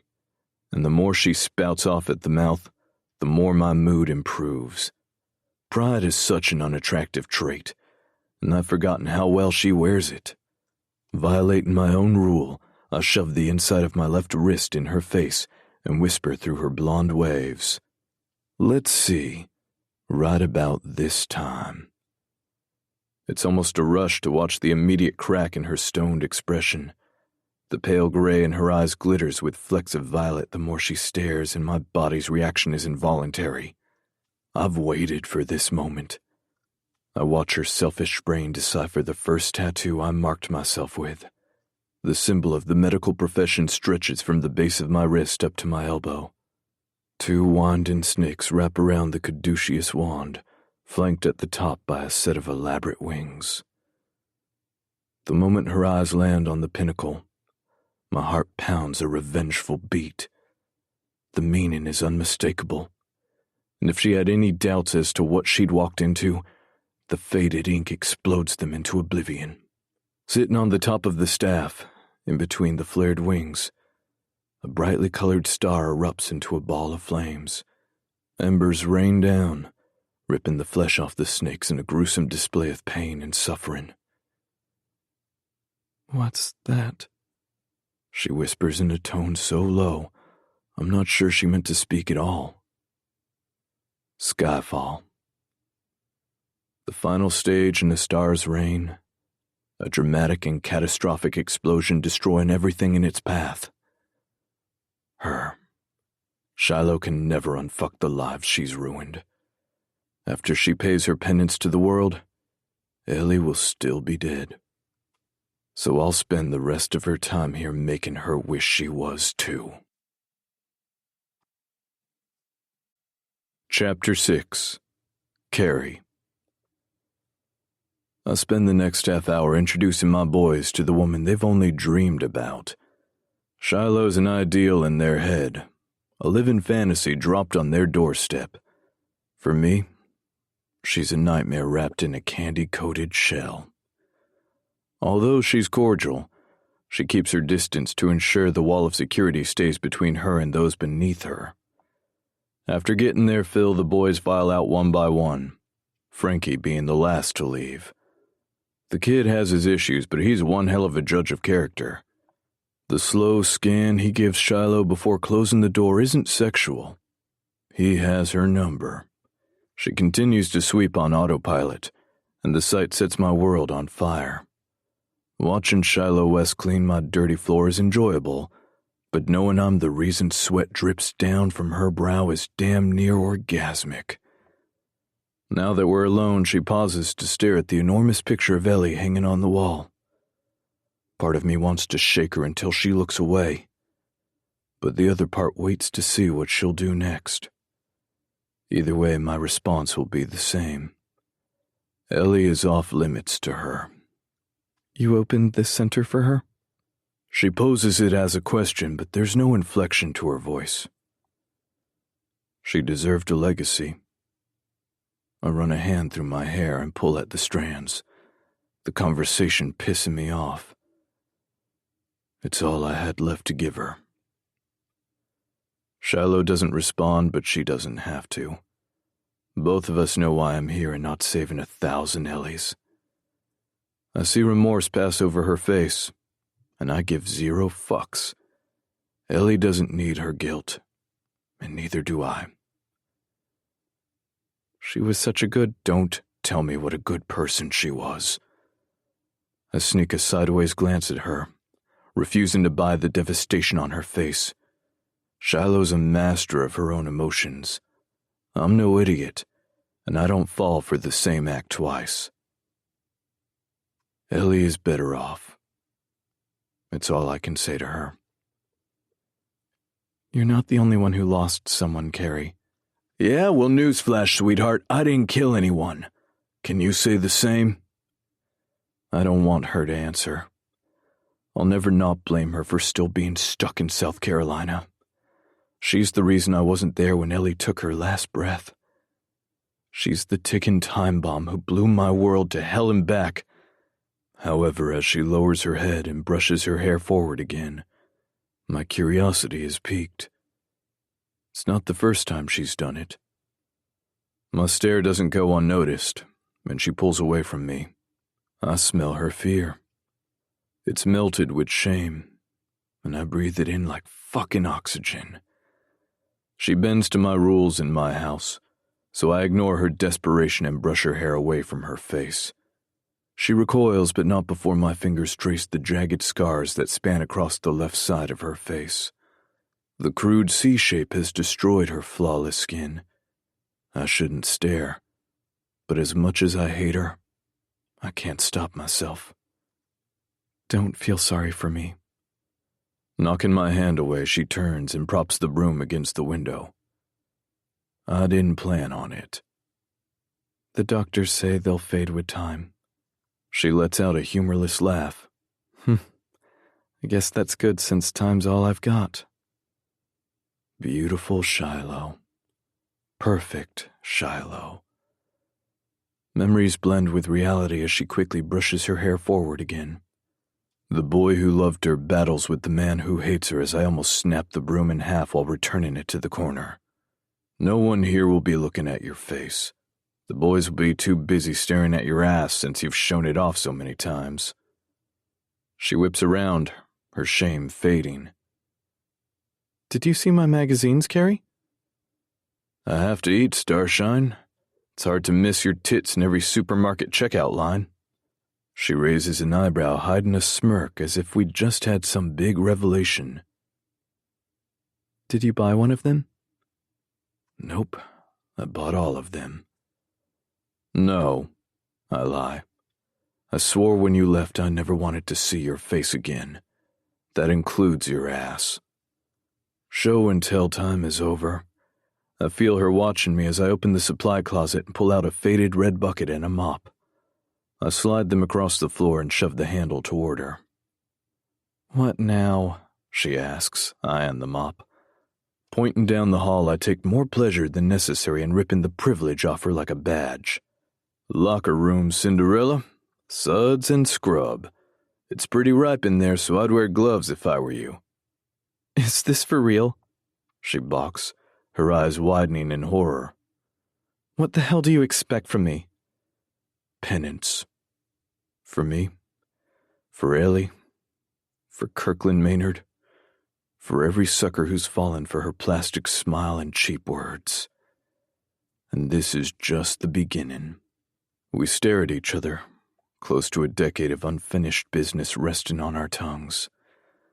I push the mop toward her, and she hesitantly takes it, inhaling deeply as she accepts her fate. I try to hold in a laugh as she lowers her eyes and heads down the hall. Then the front door slams and ruins my moment. Well, well, well, look what the court dragged in. Shiloh freezes and grips the mop. I should probably say something, maybe do some shit to intervene, but I don't. You can't buy this kind of entertainment. The demon from my past breathes out the one name she probably never expected to. Taryn. I watch them interact, feeling like a referee at a mud wrestling match. In the short time I had before Shiloh's arrival, morbid curiosity made me wonder how my past would blend with my present. From the lack of shock in Taryn's eyes, I have no doubt she knew about Shiloh's return and kept it from me on purpose. They communicate with heated glances, one look speaking 1,000 words. Friends, enemies. With Shiloh and Taryn, the distinction is about as clear as a stained glass window. How the mighty have fallen.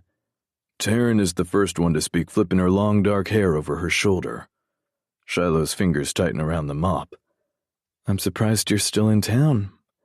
I thought you were heading to New York after graduation for that acting career you were always talking about. Shiloh's face is stone, but I have to bite my tongue not to laugh. We both know although Taryn's acting skills are her finest quality, her only path to stardom would be on her knees. However, my path of loyalties run in different lines now, so I keep my mouth shut.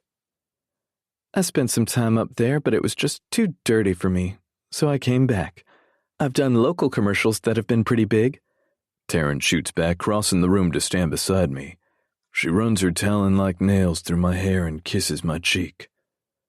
Besides, there are things here that New York will never have. Oh? And what's that? This fine-ass man right here. As Taryn makes an unnecessary display of groping me, I focus on Shiloh's reaction.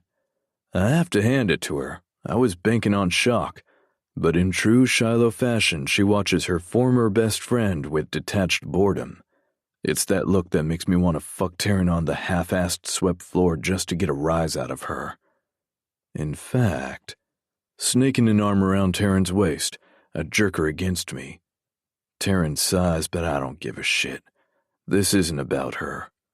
Kissing Taryn has never been about affection, so I grab the back of her head and slam my mouth against hers. She immediately opens for me, gladly putting on a show for the woman who outshined her in every aspect of her life. We kiss as Shiloh watches. Taryn's hot. My dick should be hard for her, but it's not. It's reacting to the woman squeezing the shit out of a wooden mop handle. You two are together? Shiloh asks quietly when we finally break apart. Taryn wipes her mouth and smirks. For almost 6 months. Then Shiloh shocks me with a statement so far out of left field, I never even see the pitch coming. This isn't you, Carrick. You're better than this. My body stiffens. Fuck her. She doesn't know anything about me. For 7 years, she hasn't cared to find out. No calls, no letters, no goddamn apologies. Now just wait a goddamn minute, you bitch. I raise a hand, silencing Taryn. She pouts but obeys regardless. And how would you know what I am? I glare at Shiloh, my tone so sharp it could cut glass. It seems we all get what we deserve in the end. Have you become that cruel? Have you finished mopping, Shiloh? Taryn lets out a hollow laugh as I hiss that one word. But not me. I'm pissed off I don't feel the satisfaction I thought I would. I actually feel sick. It's a low dig. I've never called her that in my life. I used to fight kids who called her shallow behind her back. I'd come home with ripped clothes and black eyes over that cruel nickname. I never fought over my own nickname, but I took punches for hers. And now I just punched her with it. That was priceless. Taryn laughs, kissing my jaw. Go home, Taryn. I pull away from her. This whole day has been one big mind fuck, and I'm done. But we're going to the lighthouse tonight. Shit. I forgot we'd made plans a few days ago to go to the local dive bar for a few drinks. Right now, discussing the shit Taryn wants to talk about over a beer is the last thing I need. What I need is to be alone with a bottle of Jack Daniels and fucking decompress. I brush my thumb over her cheek. I have a few things to do with the boys tonight. Let's do it tomorrow. I deserve a goddamn Academy Award for this shit. But, Carrie, she whines, sticking her bottom lip out. Tomorrow, Taryn. I don't take orders from her, and I'm not going out tonight. End of story. Giving up, Taryn turns to go, but not before grabbing my ass and shoving her tongue down my throat one last time. I'm not particularly in the mood for this, but I'm still a guy, and my dick doesn't know the difference. Bye, baby, Taryn whispers. With one last kiss, she turns an icy gaze toward Shiloh and rolls her eyes. Later, jailbird. The minute the door slams, I head toward my office. Go home, Shiloh. I still have to mop, she says quietly, the injury from my earlier insult still bleeding through her tone. Do it in the morning. I'm done with you. I don't wait for a response. My head is a fucking mess, and she's the cause of it. I assume she has her mother's driver pick her up because eventually headlights pause in front of my office window and then drive away. She never bothered to knock on my door before leaving. It's just as well. I wouldn't have opened it anyway. After an hour of sitting in my chair, I finally open the middle drawer of my desk and pull out the magazine shoved in the back. It's her first Maxim spread. I've had it forever, evident by the wrinkled pages and stains all over it. The photo is in black and white, but it gives Shiloh a Marilyn Monroe quality that sends men over the edge. Her hair is curled and tumbles over her shoulders. She's barely dressed in a black thong and a tiny black and silver-studded bra. Her tits are busting out of the top, and she's leaning over the back of a leather couch with her fingers pressed against her lips. Her makeup heavy and dark, and she's staring at the camera with her mouth open like she's begging for someone to fill it. When the darkness comes calling, I let myself believe it's me. The moment I bought this magazine, I knew Shiloh would be a star. It was also the moment I knew she'd never come home. The more I stare, the more the pressure is too much to take. I'm so fucking hard I'm about to punch through my pants. Keeping one hand on her face, I use the other to release the zipper on my jeans. The minute I wrap my hand around my cock, I groan. It's not going to take much. Sparring with Shiloh all day has been like 3-hour-long foreplay. While I stare at her half-lidded eyes, I pump my fist, my grip tightening. Sweat beads on my forehead as my gaze drops to her bra. My tongue darts out to lick my lips, and heat builds inside me. I can't think. I'm breathing faster, tighter, faster. I groan. The base of my spine sends electric shocks to my brain, and my entire thought process halts as my mind goes numb. Fuck, Shiloh! My free hand crumples her face as I pump out every last bit of one hell of an explosive orgasm. Of course, all orgasms are explosive when I think about Shiloh. They always have been. Exhausted, I curse myself for my stupidity as I slump back in the old creaky chair.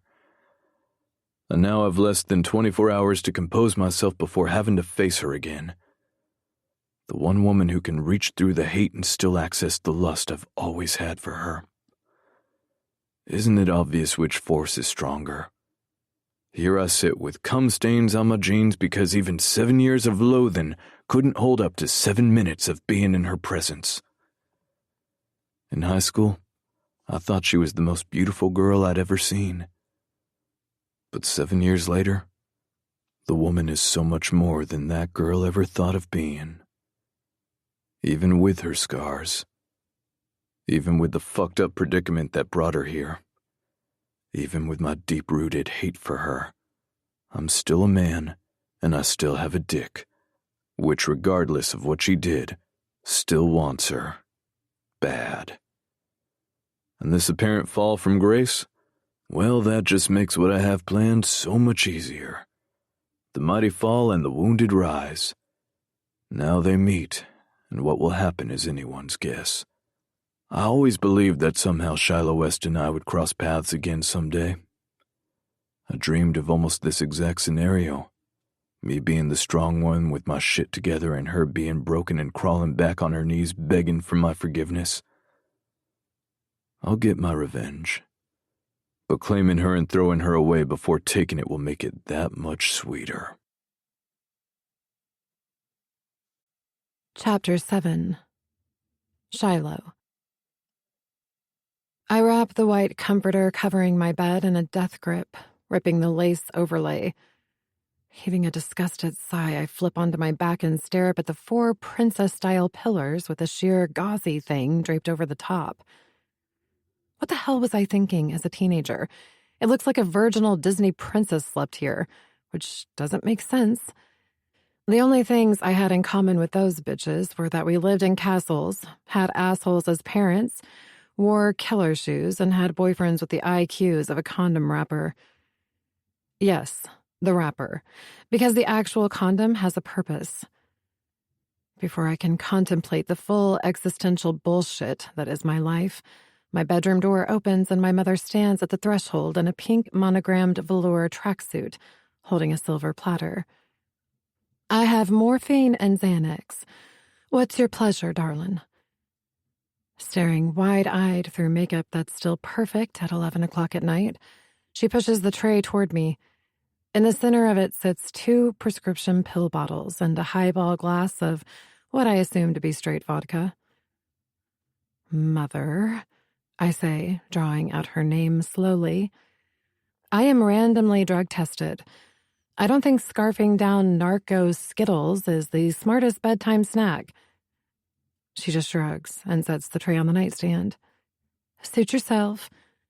Popping a pink pill, she washes it down with half of the highball glass and plops down beside me. What's got you so antisocial? You came in from your job and ran upstairs without dressing for dinner. It's not a job. I roll back over and groan into the pillow. It's community service. It can't be that bad. I swept and mopped. Floors? I turned to the side, cracking an eye open against the pillowcase. No, the lawn. Carrie's really particular about his grass. My sarcasm is lost on her as she cocks her chin and squints as if deep in thought. Carrie. Let's get real here. My mother isn't the sharpest crayon in the box. My pathetic excuse for a father didn't marry her for her intellect or her dazzling conversational skills. I can only assume she snagged him with her other oral talents. No, I'm not horrible for talking about my own mother like that. It only makes me a bad person if it's not true.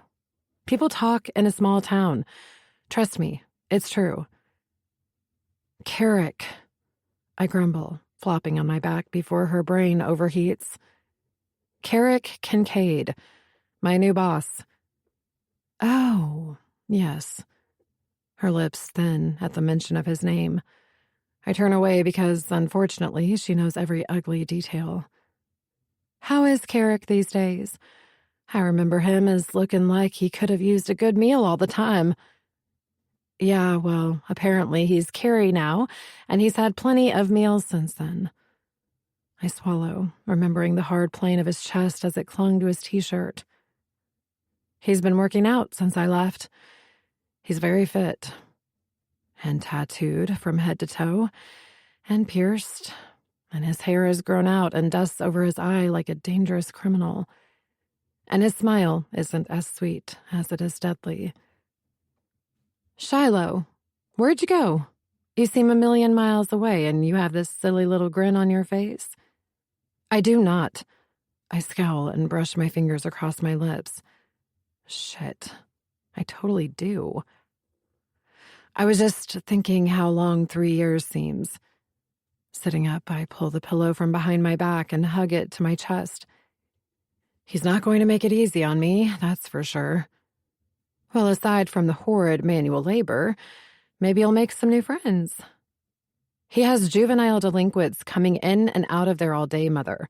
I can't even secure my purse because the lockers are located where they all shower. Glancing out the window, she suddenly turns back with excitement. What about that nice young man who called before you got home? He wanted to introduce himself to me and check to see how your day went. Let's see. I think his name was Walter something.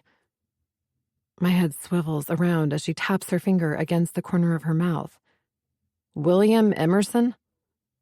Always ready to marry me off to any man with a nice smile and a fat wallet. My mother's eyebrows lift in hopeful expectation as her pupils dilate from the Xanax. Yes, that's it. William. Oh, he did sound like a lovely man. Is his face as handsome as his voice? Who are his people? I groan. Rich Southerners always worry about who your people are, who you're related to, who you're connected to, who can set their daughter up in a lifestyle she became accustomed to before falling flat on her ass. He has no people here, Mother. He's from Missouri. That doesn't mean he's not connected, darling. She slightly wobbles while patting my arm, the effect of the downer hitting her. Warren Buffett is a Midwesterner. Did you know that? No, actually, I didn't know that. And to be honest, I'm shocked she does. Who is this woman? And what has she done with my mother? Weed makes people philosophical. Maybe Xanax makes my mother smart. Will Emerson is my probation officer. I move over as she slides in beside me. I think sleeping with him is a one-way ticket back to jail. I'm just saying, she slurs, her eyelids heavy. You could do worse things.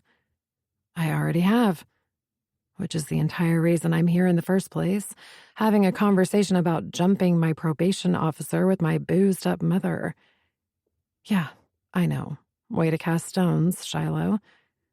However, even if it weren't taboo to get it on with Will, there isn't room in my head for him. Not with every available nook and cranny being slam-packed with Carrie's sinfully distracting body. Even the way he ordered me around today, like I was nothing more than gum stuck to the bottom of his shoe, got me going. What does that say about me? I've never been a doormat for men. I've been the alpha in all my relationships. I love them and leave them, and if they don't like it, then fuck them. There's always another one ready and willing to take their place. But the way sweet, docile Carrie snarled at me with a look of pure disgust in his eyes lit a fuse in my belly that's still simmering. Even when he called me the one name that ripped a hole in my heart, I still can't douse the flame.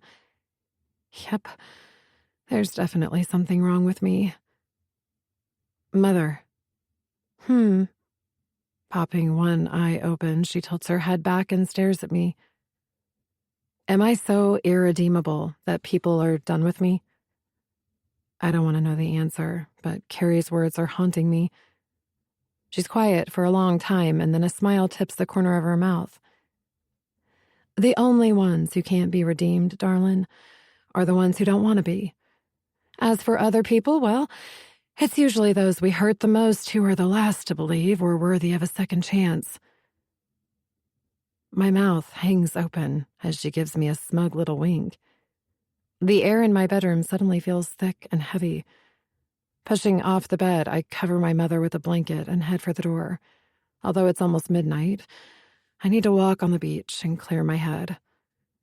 As I open the door, my mother's garbled voice calls out behind me. Shiloh. Yeah? You cost him everything and walked away from it, losing nothing. Whatever he is now, it was created, not developed. My heart slams against my chest as the door slams behind me. After sleeping through my alarm 3 times, I finally dig through my unpacked suitcase and throw on a pair of designer jean shorts with a cropped black Vera Wang camisole that I once paid $700 for without batting an eye. At the time, it was worth the price, but the minute I walk inside the center, I change my mind. It's completely out of place in a glorified underground fight club filled with smelly teenage boys. For some reason, I immediately know Carrie isn't here. I stumble a bit, shocked that his presence has such an impact on me. Jesus, I'm in town less than 24 hours and I already sense him again. The thought nags at me, but I push it to the back of my mind and continue through the main room toward the back. There it is, the red mop. Evil piece of shit. You gonna get those expensive threads all dirty? Glancing to the side, I meet the eyes of what has to be the Oakland Raiders' missing linebacker. As round as he is tall, he kisses the air and gives me a wink. You might want to take 'em off. Keeping my eyes down, I speedwalk past him and the lingering stares of at least 10 overgrown tattooed boys who remind me of a prison gang. I don't realize I'm holding my breath until the wooden stick is in my hand, and I'm holding it like a 3rd-degree black belt about to take someone's head off. Don't do it, Snowflake. It only dent his head, not bash it in. Tiny's got thick padding around his skull, know what I'm saying? I let out a scream and spin around, taking the mop and bucket with me. The Puerto Rican kid from yesterday grins, holding up both hands in surrender while trying to avoid the waves splashing from inside the bucket. What the hell? Don't scare me like that. Sorry, he says, shaking drops of water off his shoes. It's just that you had those crazy chick eyes going on when you walked by, and it looked like you might try to play whack-a-mole with Tiny's brain. I don't like the way he looks at me. Take a look around. They're all looking at you like that. You're the first high-class bitch we've seen here in years.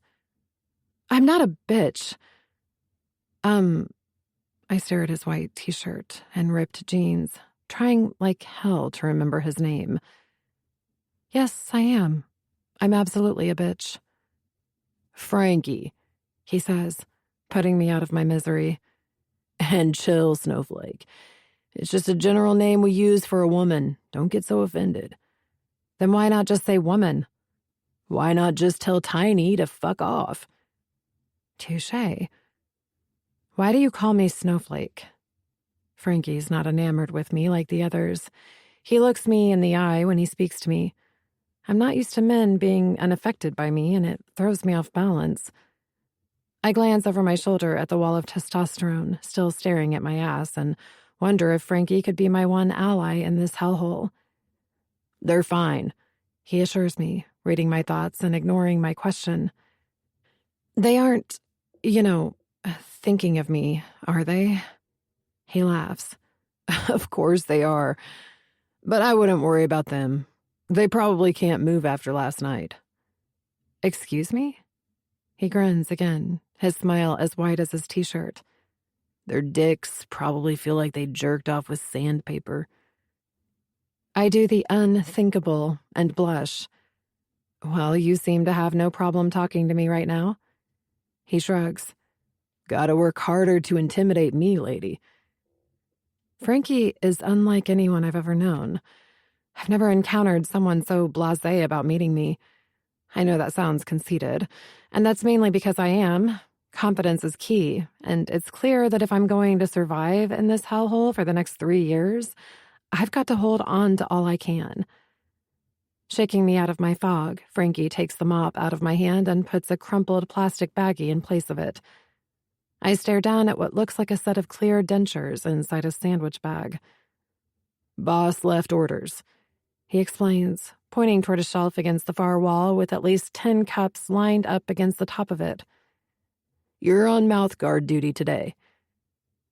Upon second glance, I note a plastic tub sitting underneath the shelf, and I'm almost afraid to ask what abomination a mouth guard is supposed to be. Speaking of the boss, where is Carrie? I try for nonchalant, but I'm not sure I quite make it. I guess he's with Taryn. Frankie avoids eye contact as he tears open little paper squares filled with round, cakey discs. They look good together. The words stick like molasses in my throat. A slow smile pulls at his lips as he gives me a sideways glance. You jealous, Snowflake? Me? I crinkle up my nose in disgust. Hell no. I'm out of here in 3 years. I don't give a shit about anyone in this town. So I've heard. Without a word, Frankie nods toward the shelf again, and I follow him like a robot. Handing me the discs, he instructs me to fill each cup with water and drop the tablets inside. I assume Carrie meant for me to do this all on my own, but I'm not going to turn down the help. When did he start fighting? I ask, trying to appear disinterested. Mindlessly fishing into the bucket, Frankie pulls out a mouthguard from a Ziploc labeled with Tiny's name and drops it into the fizzing liquid. Dude's been throwing fists as long as I've known him. I guess about 4 years now. Taught me everything I know. But isn't fighting bad? He cocks a dark eyebrow. Isn't coke bad? Ouch. I should have known that the people here would feast on the details of my downfall. I mean, shit. I made the news feeds all over the world. Why the hell wouldn't the gossipy people of Myrtle Beach have a field day with this? I just hoped I wouldn't have to face it day in and day out for 3 years. Look, I ain't judging you, he says, his tone softer. Hell, I got busted for selling weed just to put shoes on my feet and sleep somewhere with a roof. We don't try to kick each other's asses here. Boss taught us when to quit hitting, but getting in that ring gets all that pissed off shit we got inside of us out. I glance over my shoulder. You can't be more than 18. What do you have to be mad about? Frankie chuckles and mumbles something in Spanish. What kind of car do you drive, Snowflake? I remain silent because my car is a pile of wreckage. I take the bus everywhere I go. I can't imagine taking public transportation. I actually don't think I've ever stepped foot on a bus, or near one, or on the same block as one. My mother used to say bums used public buses as urinals and we could get STDs from sitting on the seats. Frankie drops the rest of the mouth guards in the cups and faces me as I reach for the same mop from yesterday. How about your place? How big is it? What does that have to do with anything? Just answer the question. I sigh, leaning my hip against the handle. 5,000 square feet. I lived in a foster home with a dude who beat the shit out of me every day until I parked my ass on a bench. He waits for a reaction, his hand gripping the back of his bald head, as if it still holds the steel imprint. Frankie, I have no idea what to say. I'm not good in situations that require empathy. I'm not sure the Wests even possess that gene. How much do you make a year? He continues, prolonging the torture. Oh boy, here's where shit gets real. 9 million. My voice is barely above a whisper because even to my own ears it sounds ridiculously pretentious. Who the hell deserves $9 million for pouting and showing her ass? Frankie doesn't even flinch. I make $15,500, and I'm damn happy to get it. Know why? Because I know that's all the boss can afford. Throwing his arms out, he motions around him. This place brings in shit for money, but he takes care of us first with what it does make. I had no idea. You asked me why I call you Snowflake. It's not because of this, he says, pointing to my bare arm pressed up against the mop handle. How you see the real world makes you whiter than your skin ever could. I don't respond. I can't. There is no possible way to come back to that. Instead, I concentrate on mopping as if it takes every brain cell I have. Eventually, I notice Frankie is gone, either having joined the others or having left to man the front desk. So I spend the rest of the morning figuring out on my own what needs to be done. I've never cleaned in my life. However, the last thing I want to do is call attention to myself, so by lunchtime, I'm dirty, exhausted, and unsure if any of it is done correctly. Or if anyone cares, since Carrie sure as hell doesn't. Chapter 8. Carrie.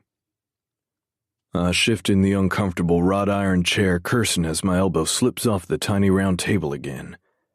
The entire cafe is pretentious and upscale with its low lighting, cloth napkins, and menu with missing prices. Any menu that doesn't list prices is a place I can't afford. Not that Taryn gives a shit. Ever since Shiloh has come back to town, her high-maintenance meter has shot through the roof. It's like she bought out every high-end store from one end of the beach to the other. She's gone from being Taryn McDaniel right back to Shiloh West wannabe. It's disturbing as hell. What is it, Carrie? She says, taking a sip of water. I guess I'm staring harder than I thought. When I don't respond, she makes a big production out of smoothing her napkin on her lap. You and Shiloh seemed pretty friendly yesterday. What do you want me to do, punch her in the face? It would be a start.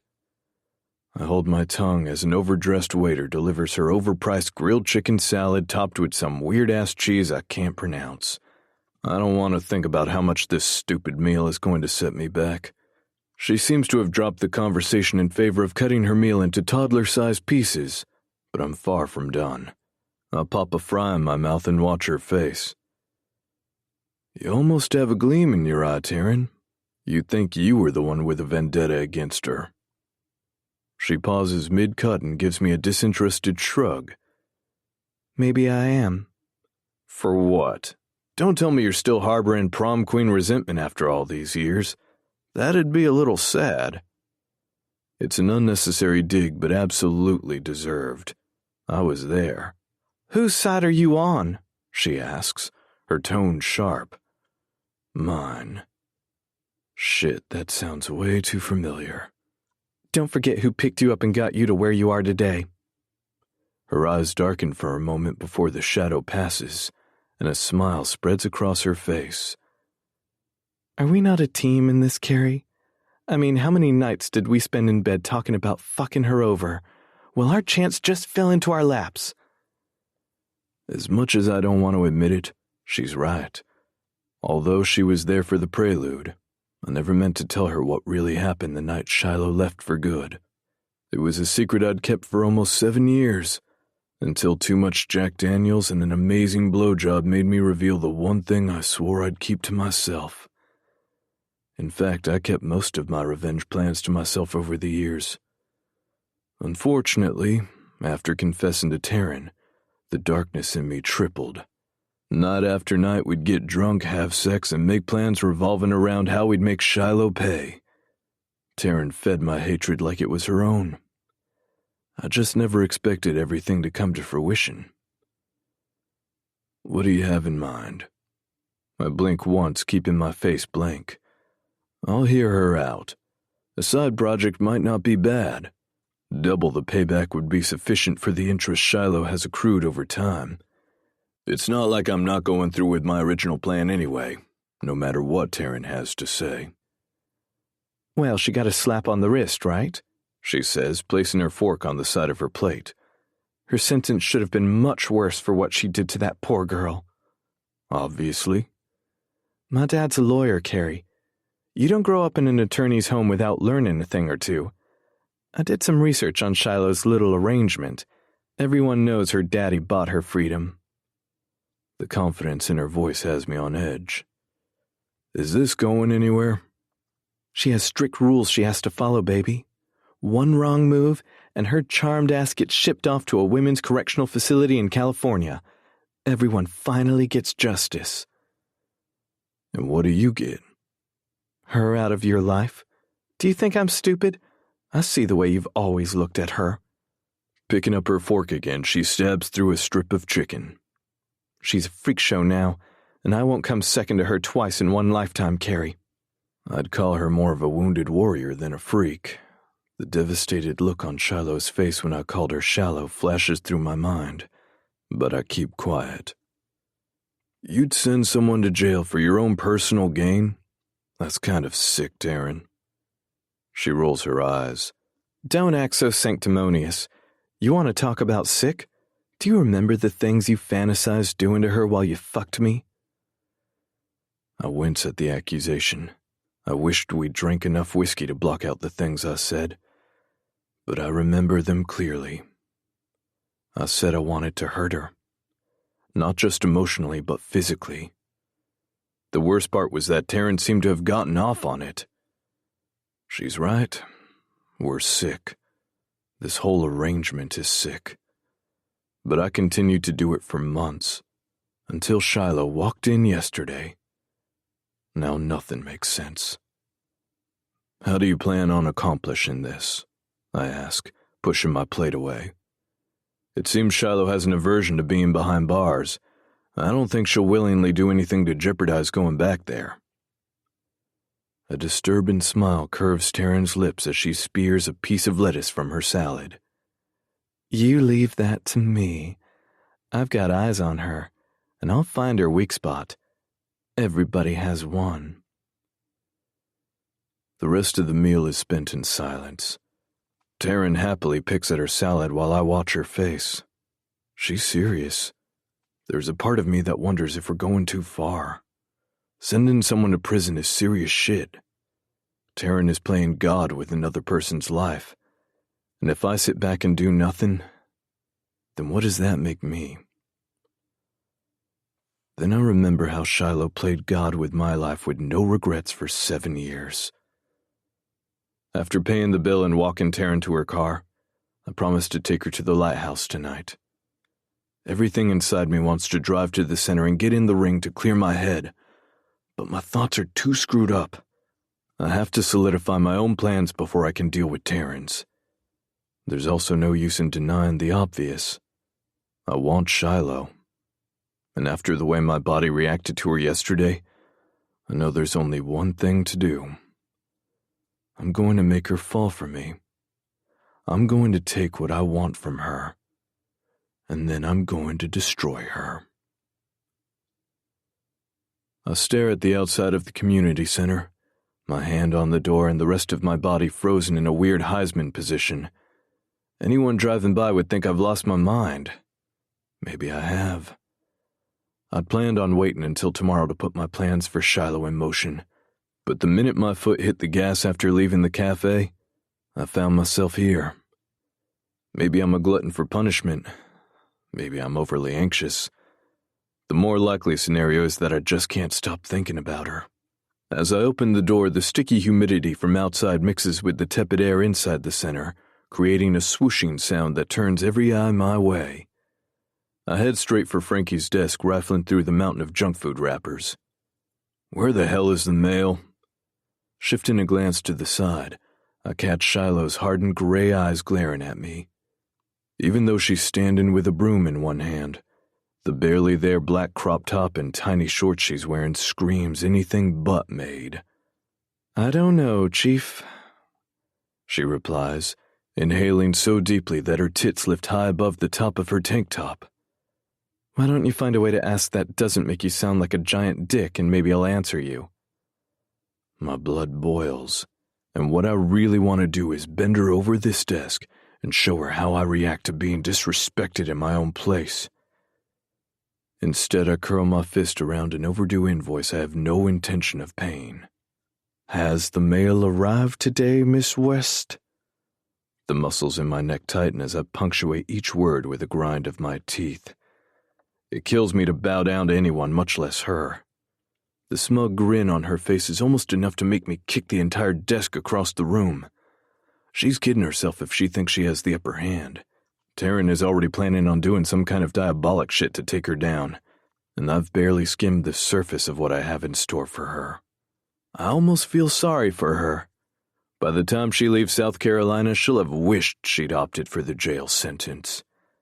Legal suffering and revenge suffering are two different beasts. One is designed to punish and redeem, while the other is crafted for pain and destruction.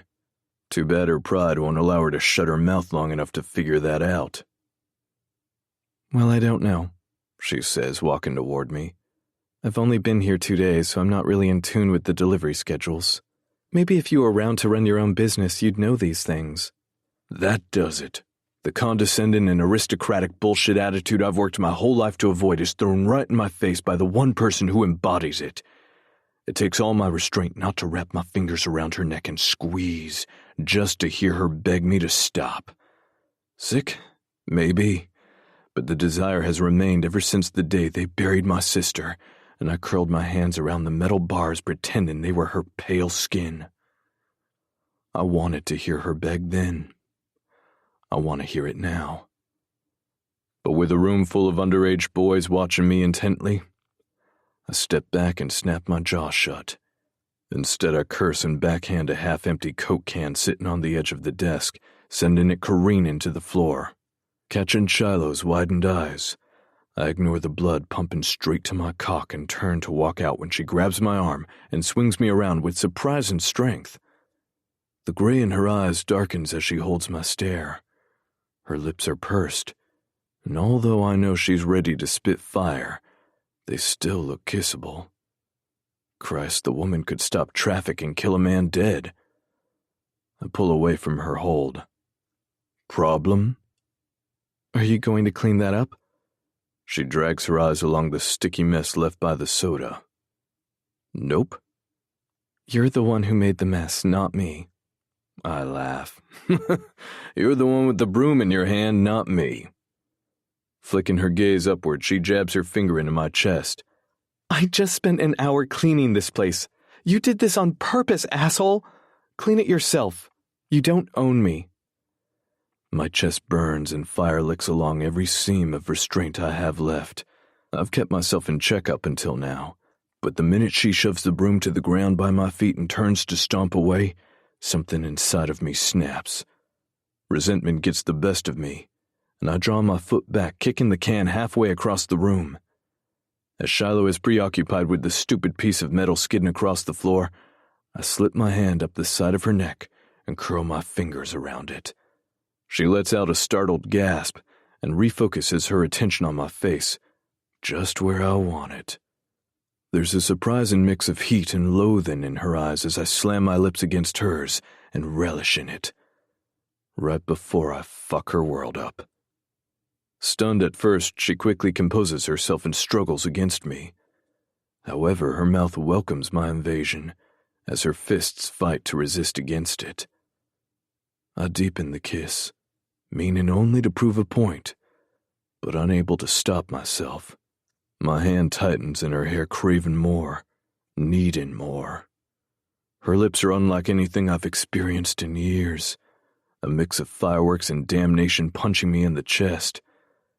We kiss harder, her defenses crumbling as her lips part wider, her tongue meeting mine stroke for stroke.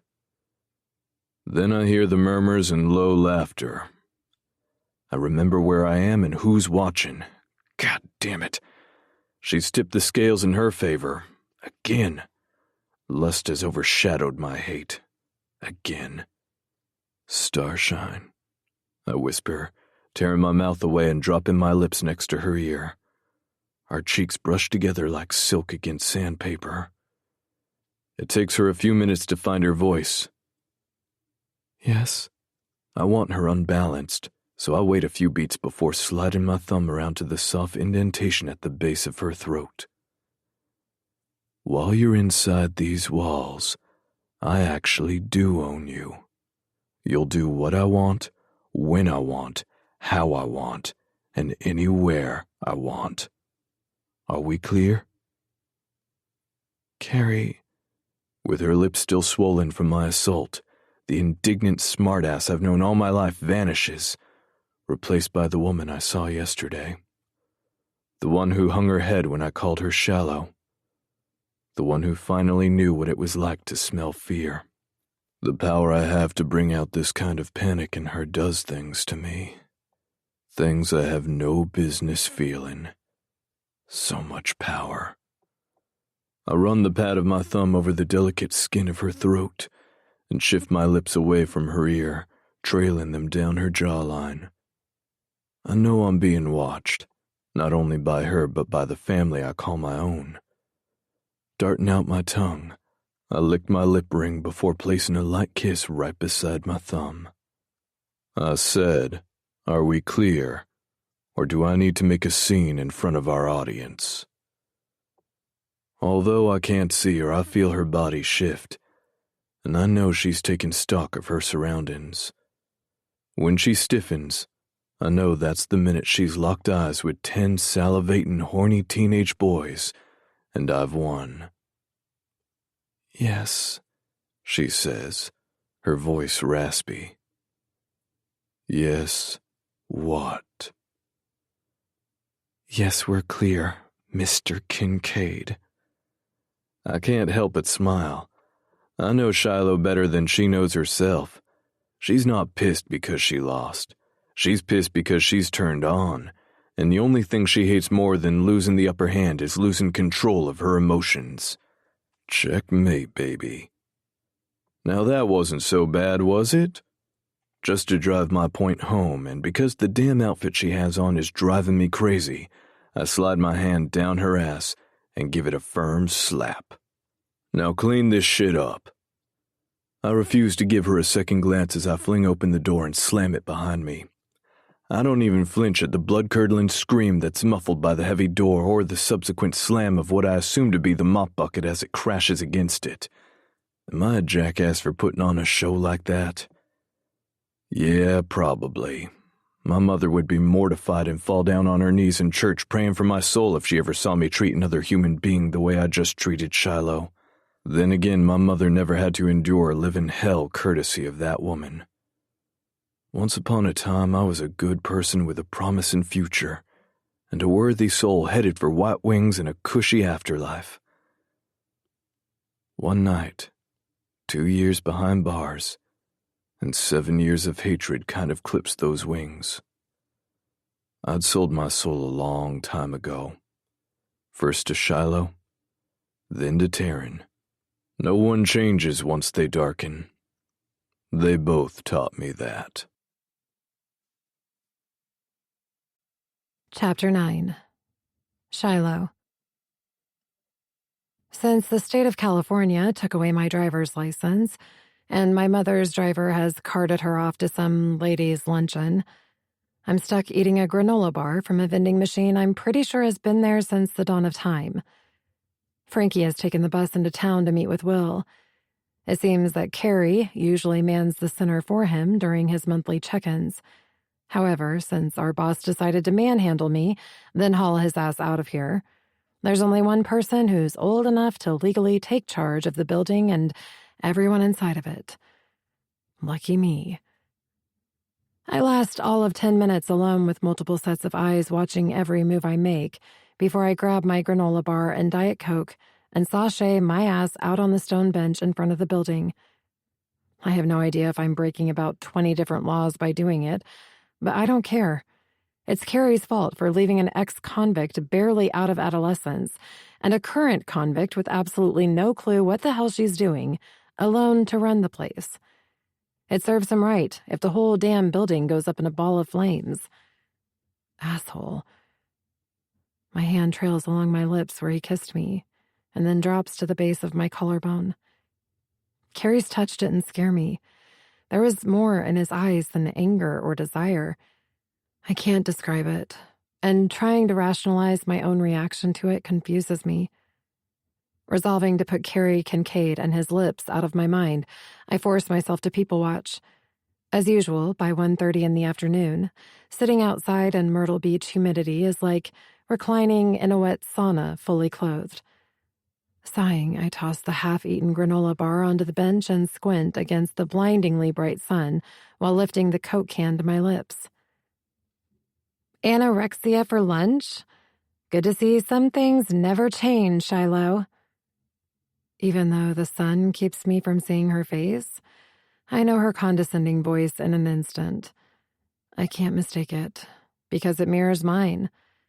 When you grow up as a sheep herder, you tend to recognize your own mannerisms. It's sad that she's held on to them instead of mimicking my more sophisticated arrogance I've acquired. Yesterday, her presence with Carrie knocked me off guard, and I allowed her to see a rare moment of weakness. She won't get that from me again. I know she wants a reaction, so I purposely take another long sip of Diet Coke before I lick my lips and set the can down on the stone bench. I could say the same thing about you, Taryn. 25 years old and still chasing my shadow. Shaking my head, I point to my outline on the sidewalk and laugh. Oh, look, there it is. Mission accomplished. You can go now. Taking a few steps to my left, her full form comes into focus, and it takes all I have in me not to laugh. The outdated Alexander McQueen dress and clearance rack Louboutins she has on are such a cry for help I almost feel sorry for her. I sit up straighter, feeling more like myself than I have in months. Don't worry, Shiloh, she taunts, resting a hand on her hip. I won't get too close. I mean, I know what happens to your best friends when they hang around you now. Looking dramatically from side to side, she cups her hand against the side of her mouth. You know, they D-I-E. How unfortunate. What the hell does that mean? Well, taking your logic into consideration, maybe I should have spent a few more days in town after graduation, friend. Tossing her a brilliant smile, I lift the warm can from the bench and give her a condescending wink before taking a sip. The smirk fades from Taryn's face, and her red nails dig into her cocked hip. You'll never get him back. He hates you now. Is that right? Brushing the left side of my hair forward, I force a yawn. He told me what you did to him, you know. Graduation night. Raising an eyebrow, she takes in my hardened stare and matches it with her own. I always knew you were selfish, but there are no words to describe someone who deliberately ruins such a good person's life. Taryn hits a nerve, and she knows it. I have no right to consider it a betrayal that Carrie told her about that night, but my heart feels filleted, cut out by the only person I ever thought worthy of any sliver of my trust. What he said to me when I walked into his office yesterday couldn't be truer. Carrick Kincaid doesn't exist anymore. Whoever Carrie Kincaid is, I don't know him. But I refuse to let my former best friend play the martyr. Because you were such a good person back then too, right, Taryn? To Carrie, I mean. You never put him down or called him names. Fuck you. Say what you want, but I wasn't the reason he was behind bars when his sister took her last breath. She might as well have kicked me in the stomach. I can tear down her insults. I can match her hit for hit against tabloid gossip, but I can't fight back against truth. Yeah, that's what I thought. She smirks, tucking her long brown hair behind one ear. He may have followed you around like a lovesick puppy as a boy, but he's a grown man now. He finally sees you for what you are. You may have 9 lives, but eventually they're going to run out. Be careful, bestie. Someone might consider that a warning. She glares at me silently with a blank look in her eyes. Finally, a smile breaks along her lips. Mop your floors and then go home. This town was better off when you left, and it'll be better off when you do it again. Until then, stay away from me and stay away from Carrie. This conversation never happened. Do you understand me? Or what? I don't take too well to idle threats. I never have. Whose family do you think gave him the capital to build this center? Do you really think any reputable bank would give a loan to an ex-con? I feel sick. Are you threatening the sinner now? Turning, she wags a manicured finger in my face. I didn't say that. You did. All I'm saying is, easy come, easy go. By the time I find my voice, she's already halfway across the parking lot. I don't even realize I'm still gripping the Coke can until I hear metal crunching and warm, sticky liquid spills onto my bare legs. I'm about to go back inside when the sound of an engine revving catches my attention. Against my better judgment, I glance toward Taryn's car as she sticks her head out of the open window. Oh, and just in case you had any ideas of showing your face at the lighthouse, don't. Unless you want to get an eyeful of his hands all over me, I suggest you snap on the ankle bracelet and hang with your alcoholic mother. Her high-pitched laughter mixes with tire squeals as she peels out of the parking lot. Pissed off at my lack of response, I do the only thing I can. Lifting my middle finger, I hold it high in the air until her taillights disappear around the corner. Once I'm positive she's gone, I let out a long string of curses and grab the granola bar off the bench and throw it across the lawn. Fuck Taryn. Fuck Carrie. And fuck Frankie for leaving me alone to deal with this bullshit that isn't even my job. Cursing again, I stomp across the grass, pick up the granola bar, and head back inside. Chapter 10. Shiloh. As far as productive days go, this one doesn't even rank. After Frankie comes back, I spend the rest of the afternoon hiding out in the kitchen area, stabbing things with dull utensils. The one time Frankie wanders in and sees me hacking a pot holder with a pair of steak tongs, he shakes his head and walks right back out. Quitting time. Frankie rubs his palms together, washing off the remnants of a bad day, and nods to some new guy as he takes over for the night. That's the understatement of the year. Setting the broom inside the closet, I close the door and lock it from the outside. The floors still feel a little gritty, but For a 5-minute rush job, it's not half bad. And fuck Carrie if he gets mad. If he has something to say about it, he can take it up with me whenever he decides to grace us with his presence. You okay now, killer? Frankie makes his way toward me, twirling his keys to the center around his finger. You're not packing any blades, are you? I want to be mad, but his goofy smile is infectious. In the middle of trying to force a scowl, I find myself grinning back at him. When the hell did I start liking the kid? I don't like anyone. Yeah, I'm fine. Lunch didn't agree with me. Or like me. Or want me around. Or care if I got hit by a bus. Which is fine because the feeling is mutual. What bothers me the most is that my anger stems from more than just Taryn's taunts. It's mostly because Carrie never bothered to return after our confrontation. My first full day at the center, and the asshole just kisses me and then blows me off. As we walk in silence toward the front door, I reach for my phone to call Malcolm, my mother's driver, when Frankie slaps a hand over the screen. Where are you partying tonight, Snowflake? Nowhere. I'm a dangerous fugitive, remember? Although the words are meant to be sarcastic, the gravity of their meaning hits me. Sighing, I pull the phone away from his hand. My party days are over, Frankie. I'm going home. Everybody heads out to the lighthouse on Fridays. There's a DJ and everything. My eyes widen. I can't go to a bar, Frankie. Didn't you hear me? I'm on probation. I have to attend rehab meetings. So do I. What's your point? You're telling me you can't go to a restaurant, listen to music, and drink water? Look, I just don't think... Moving in front of me, Frankie places a hand on my shoulder. Okay, real talk. I know you're freaked out to face those assholes. Shit, I'd probably piss my pants too, but what are you gonna do, Shiloh? Hide out here for the next 3 years? People know you're home. Woman up and grab the situation by the balls before it grabs your tits. People have bowed down to me all my life. When I say jump, they say how high. It started in high school and just got worse the more famous I became.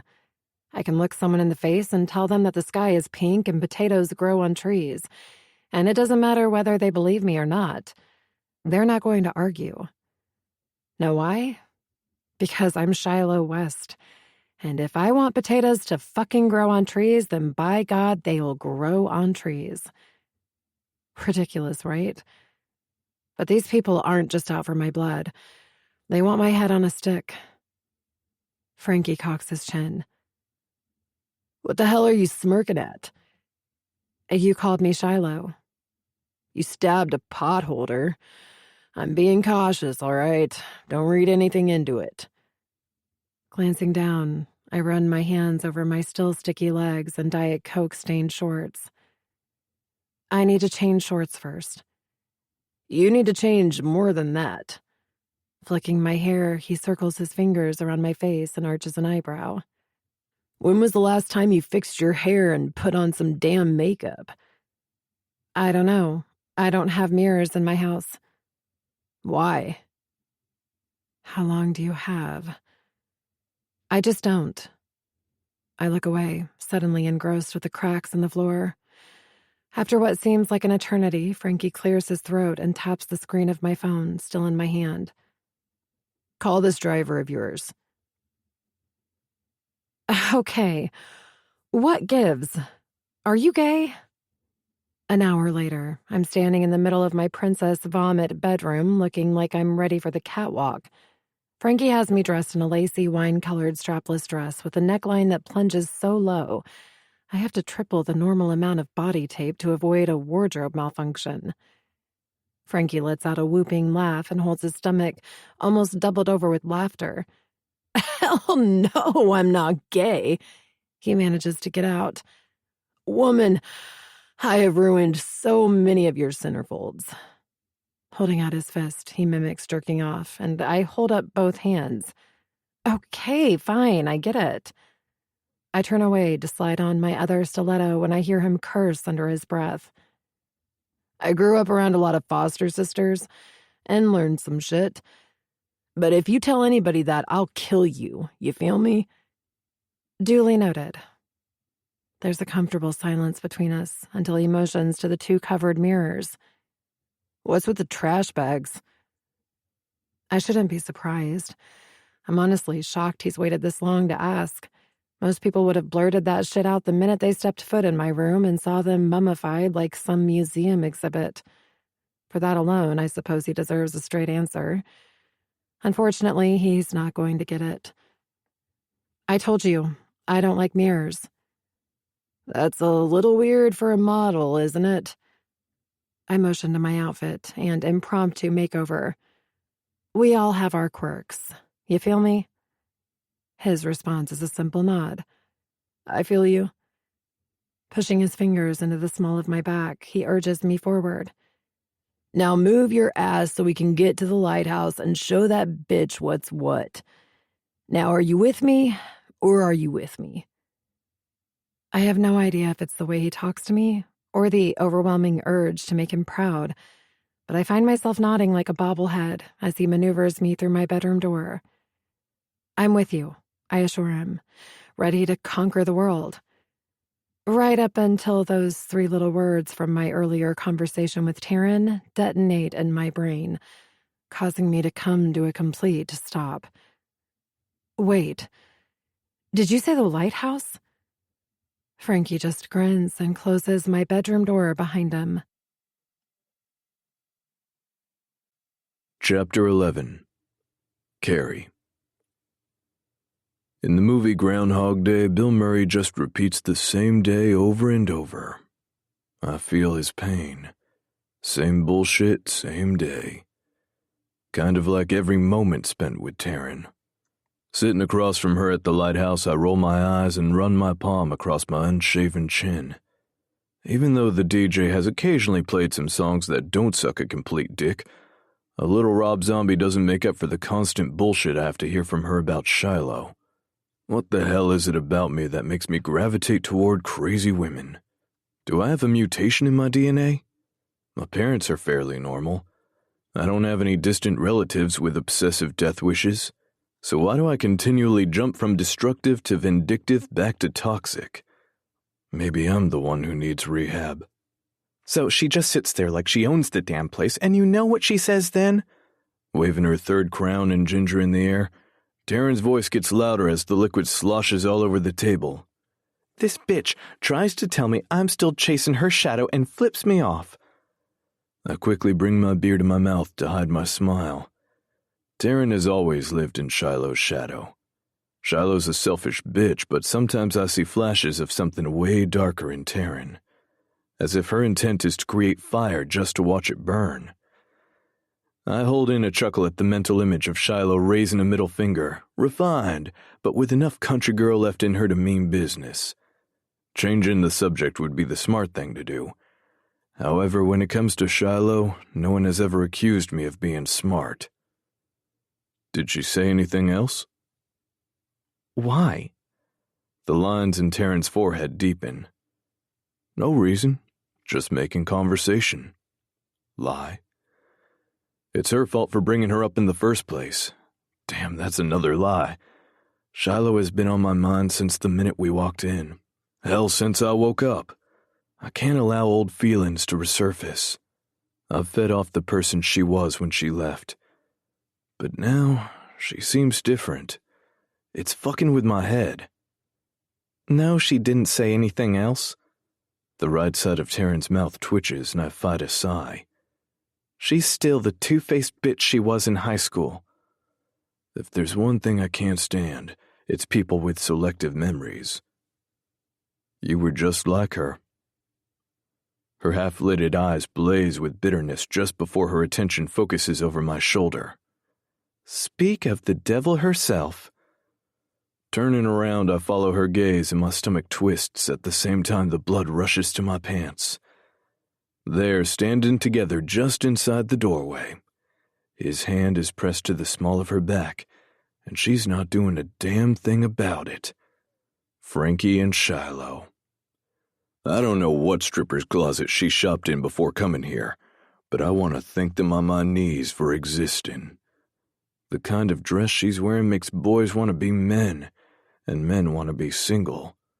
It's tight in all the right places and short enough to make a man instantly hard. I don't know whether to jump over the booth and punch Frankie in the face or fuck Shiloh on the table to prove a point. My choice is made the minute Frankie sees me.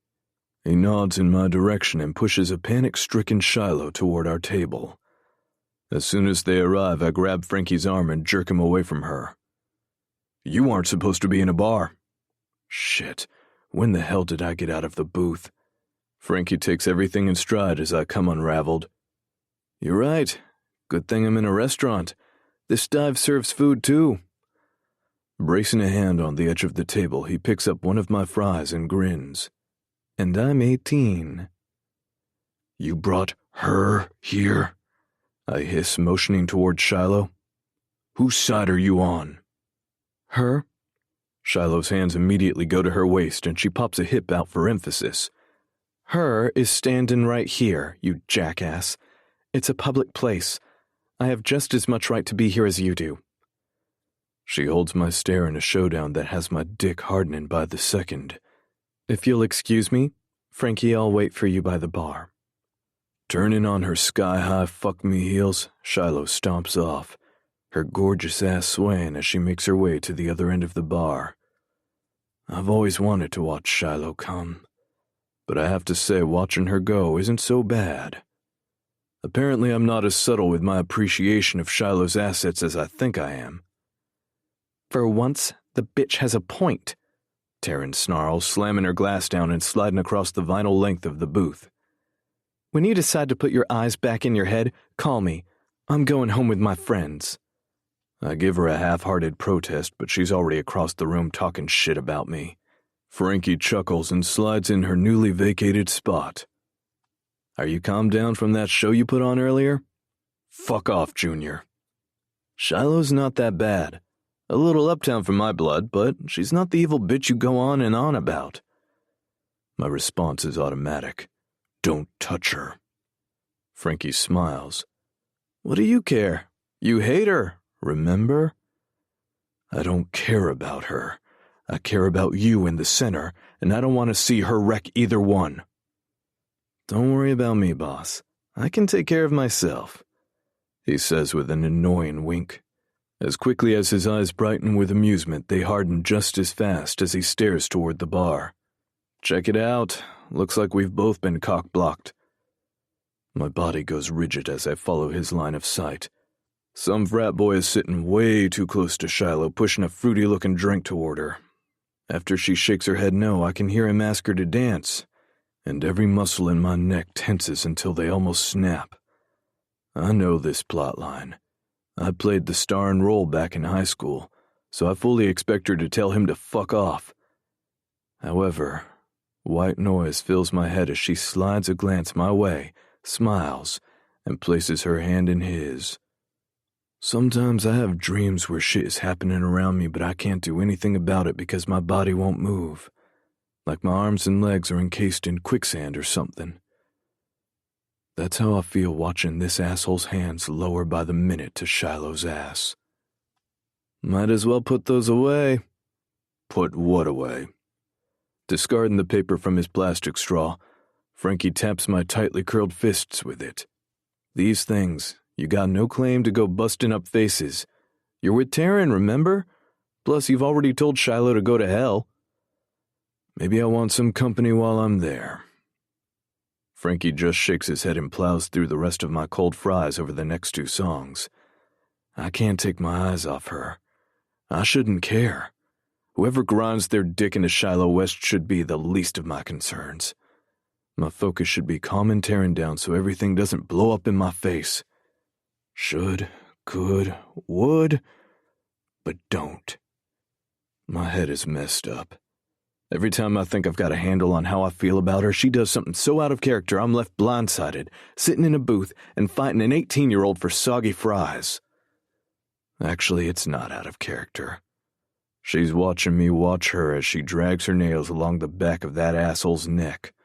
She's putting on a one-woman show meant to drive me insane, and it's working. The closer their bodies press together, the more I sweat. I can't take any more. Slamming my hand on the table, I slide across the seat. Fuck this. Before I can clear the booth, a conversation behind me catches my attention.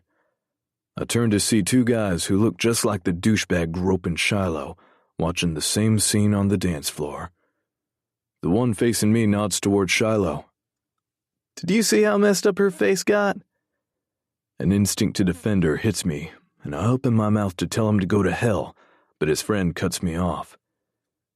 Yeah, man, I almost didn't believe it was actually the Shiloh West until Kevin pulled up that picture of her. She used to be hot, but yeah, that's just nasty, man. My blood boils. The guy facing me slugs back his drink. I'd still fuck her, though. I mean, I'd make her put a bag over her head, but there's nothing wrong with her pussy. Did I say my blood's boiling? I'm about to shit pure lava. They stop to high-five each other, giving me a moment to decide if I should kill them now or wait and run them over with my car. I can't believe you bet Kevin $50 he couldn't get a picture of her face. No. Do you know how much money that shit will go for? He laughs and lifts his drink toward the dance floor. Besides, looks like he's gonna get a picture and a piece of ass tonight. I'm out of my seat and halfway across the room before I register Frankie's even speaking. Hey boss, where are you going? Ignoring him, I tear across the dance floor. I have no idea what I'm doing or why I'm even doing it as I reach in between them and shove his shoulder. Shocked, he stumbles backward, his fall broken only by the pissed-off couple behind him. What the hell, man? You got a problem? He looks stupid, just like all the other assholes Shiloh dated in high school, which makes me want to punch him even more. His face is red as hell, probably because he knows he's about to get his ass handed to him. I take a step forward. Yeah, I got a problem. You. Glancing down, I see his phone sitting on the floor queued up to the camera app. Filled with rage, I give it a swift kick and watch it fly across the wooden floor and crash across the far wall. Hey! He yells, getting in my face like he's actually going to do something about it. You're gonna pay for that? Let's call it even. For what? For you being a general dickhead. Get out of here before I break something else. As if she even gives a shit, Shiloh jumps in between us and presses a palm against each of us. Carrie, stop. Like that's going to stop me from kicking his ass. He stares at me like he's not sure if I'm serious or not. To prove my point, I push Shiloh behind me and shove his shoulder. You want a picture, motherfucker? Take mine. Then I'll give you a permanent reminder of the day I kicked your asshole halfway up your throat. That does it. Raising his hands, he shakes his head at Shiloh and backs off the dance floor. You're not worth this bullshit.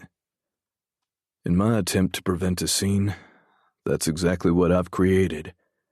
Even though the music keeps playing, no one is talking and every eye is on us. Everyone's source of entertainment has become the disgraced model and the chump who, once again, is throwing fists over her. The smart thing to do would be to turn around and walk away. However, when it comes to Shiloh, what I should do is never what happens. Turning around, I grab her around the waist and tug her against me. It's the first time in 7 years I've held her this close. I can't decide if it's like drowning in a nightmare or finally coming home. But either way, all the air is sucked out of the room, leaving me to only breathe her. Rain and sunshine. Carrie, what are you doing? I don't know what to tell her. I'm not sure what the hell I'm doing, but we can't just high-five and walk off the dance floor like nothing happened. My fingers slide across the indentations in her hips and come to rest in the same spot on her lower back that Frankie touched when they first walked in. Damage control. Are you going to argue with me all night or maybe try to be helpful for once? I wait for her inevitable sarcasm, but instead, she inhales a heavy breath and wraps her arms around my neck. True to Shiloh form, though, what's seen isn't always what's felt, because what's felt are sharp-ass nails digging into the sensitive skin at the base of my skull. Why did you do that? She says, breaking our silent standoff. Shy, he's an asshole. She fights a smirk. You got all that from watching us across the bar? You talk a lot of shit considering the company you keep, Mrs. Robinson. Frankie? Frankie's just a... Wait, are you jealous? I don't appreciate what she's insinuating. Sliding a hand up her bare back, I weave it through her massive blonde curls and tilt her head back. A Frankie in you? Give me a break. I tighten my fingers, her gasp spurring me on. Yeah, he has no car and you're banned from being within 20 feet of one. I think I'll be all right. The thing I always found most sexy about Shiloh still hasn't changed in 7 years. She could never be intimidated. Not by me or anyone else. So I honestly shouldn't be surprised when she reaches behind her, pries her hair out of my grasp, and slams her fuck-me heel onto my toe. Ouch! Jesus, Shiloh! Was that necessary? Do you feel better about yourself? She holds my stare, putting space in between us. Wait, you know what, Carrie? Go fuck yourself. I'm not sure if I'm driven by lust, obligation, or revenge, but instead of letting her go, I blurt out the one thing I shouldn't. He was going to take a picture of your scar and post it on the internet. Coming to a dead stop, Shiloh's hands fist by her side. No. I heard his friends laughing about it. Disobeying everything my brain is telling me to do, my feet move toward her, and before I can stop them, my hands are on her shoulders, pulling her against me. Something resembling my name rumbles in her throat as she tries to pull away, but I hold firm. As activity in the bar resumes, she manages to jerk free and run to a side exit that leads to the overflow parking lot. The door barely slams behind her before I fling it back open, ready for a fight. Chapter 12. Shiloh. Spinning around, I shove him in the middle of his chest. Oh my God, really? What the hell do you want from me? Unfortunately, Carrie is too quick and grabs my wrists, pulling me against him. Are you going to dance with me or what? No. I can't breathe. I can barely speak. Dancing is definitely out of the question. Why? How about because the girl who never gave a shit about anything suddenly gives a shit about everything? How about because the bubble I've been living in for years has finally popped, flashing a light on what I've become, what people think of me? How about because you treat me like the scum of the earth one minute, then save me from humiliation the next? Instead of saying all that, I shrug. Carrick, I saw you at prom, remember? You can't dance for shit. I expect to see impatience in his eyes, but instead, I'm met with impassive darkness. It's Carrie. And teach me then. The loaded words hang in the air as the space between us collapses. I can't open myself up to more exposure or hidden agendas. However, I can't seem to look away from his hypnotic stare. Why do you care? Maybe because, at the very least, you owe me the dance you screwed me out of at prom. Every rush of blood in my body pools south as he wraps my hands around his neck and settles his arms around my waist. For a moment, we stand motionless, and I wonder what music he hears in his head that I don't. Then I hear it. The faint, sinful beat that slowly gets louder and louder until his hands guide me in a gentle sway. The song is suggestive, indecent, and designed for sex. Pony by Genuine. I glance up, my jaw dropping. To this? Carrie nods, a wicked grin pulling at the corners of his mouth.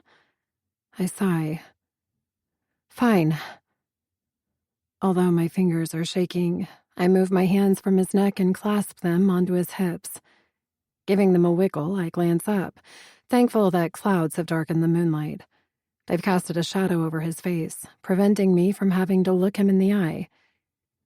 You have to listen up and roll your hips with the beat of the music, like this. As the sexy beats continue to play in the background, Carrie just stands there. His body is straight as a board, his pelvis locked, as if it's been poured in plaster. It's beyond awkward and insulting as hell. I'm so hot I can barely stand up, and he looks like he's writing a grocery list. Carrie? Hmm? He raises an eyebrow, staring over my head as if he's a million miles away. Grunting, I drop my hands in frustration. This is hopeless. I'm just going home, all right? Happy prom. Before I can take a step, an inked arm snakes around my waist and yanks me against his solid chest. You mean like this? Carrie expertly rolls his hips and grinds against me so hard my vision blurs. Brushing his lips against my temple, he slides his hands around my waist to my lower back, and I gasp as his fingers widen and squeeze my ass cheeks. As our bodies press closer and sway to the music, he turns us both around and slams me against the brick wall. His hands cover mine and presses my palms against the bricks above my head, his hard erection rubbing against me until I think I'm going to die. I hate myself for the lusty moan he makes me give him. Where in the hell did he learn to dance like this? Screw modeling. I need to open up a dance studio and have every man in America sign up, because any man who can blow a woman's mind on the dance floor can rock her world in bed. I'm pressed against the wall, my back scraping the rough brick, but I am so turned on, I don't care. Still grinding as the song comes to a close, Carrie's mouth trails at my throat. His lips hover so closely against mine that with every exhale, they touch. But he doesn't kiss me. Instead, he rakes those full lips across my cheek, down my neck, then up to my ear. Shiloh. He groans, his lip ring clinging against my hoop earring. Yes. I need you to do something for me. Blood is rushing through my head at such a frenzied speed, I think I may pass out. Anything. Be at the center at 6 instead of 7. The toilets need bleaching. Smirking, he pulls away, one hand still pressed against the bricks, his cock hard against my stomach. When did you learn to dance? That's it? That's all I have to say? How about, what the fuck was that all about? Or maybe, how can you go home to Taryn after dry humping me? But no, all my brain can come up with is to ask him about his newly found rhythm. Carrie is already halfway across the parking lot before he stops and glances over his shoulder. The clouds move away, causing the moon to spotlight the tight muscles in his jaw. When people are ashamed of you, it kind of motivates you to prove them wrong. My mouth drops open, but no words come out. I want to tell him I'm not that same girl he once knew, but it'd be a lie. I am absolutely still that girl. I left that girl and I've come back to that girl. The only thing that's changed about me is my bank account and my freedom.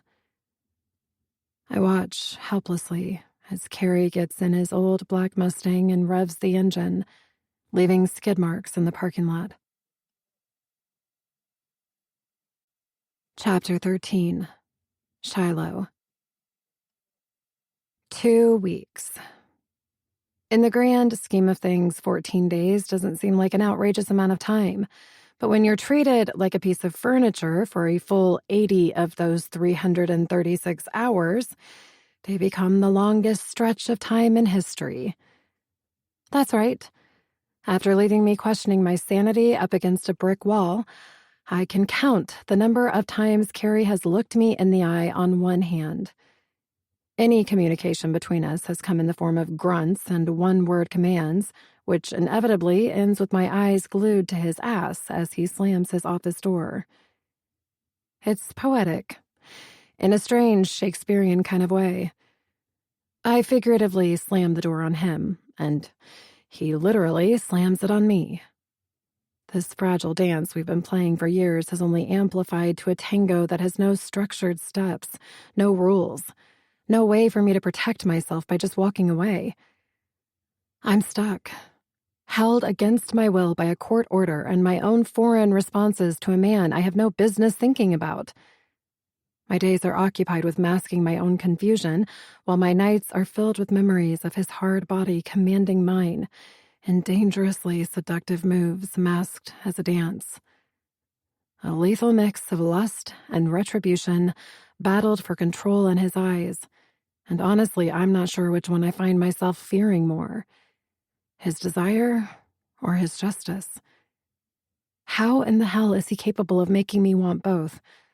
Am I so damn self-destructive that the possibility of his touch is worth standing too close to a raging fire? Are you sure you're going to be okay? Snapped out of my thoughts, my mother's breathy voice fills the back seat of the limo as it stops beside a graffiti-covered curb. It's early, and I'm still shocked she's dressed and coherent before lunch. I glance up and watch her pop a tiny blue pill in her mouth. Okay, somewhat coherent. I'm sorry, what? I ask as she tosses her chin back and works the pill down her throat in a way that almost seems elegant. Looking out the window, she wrinkles her sculptured nose. I'm not comfortable leaving you here, darling.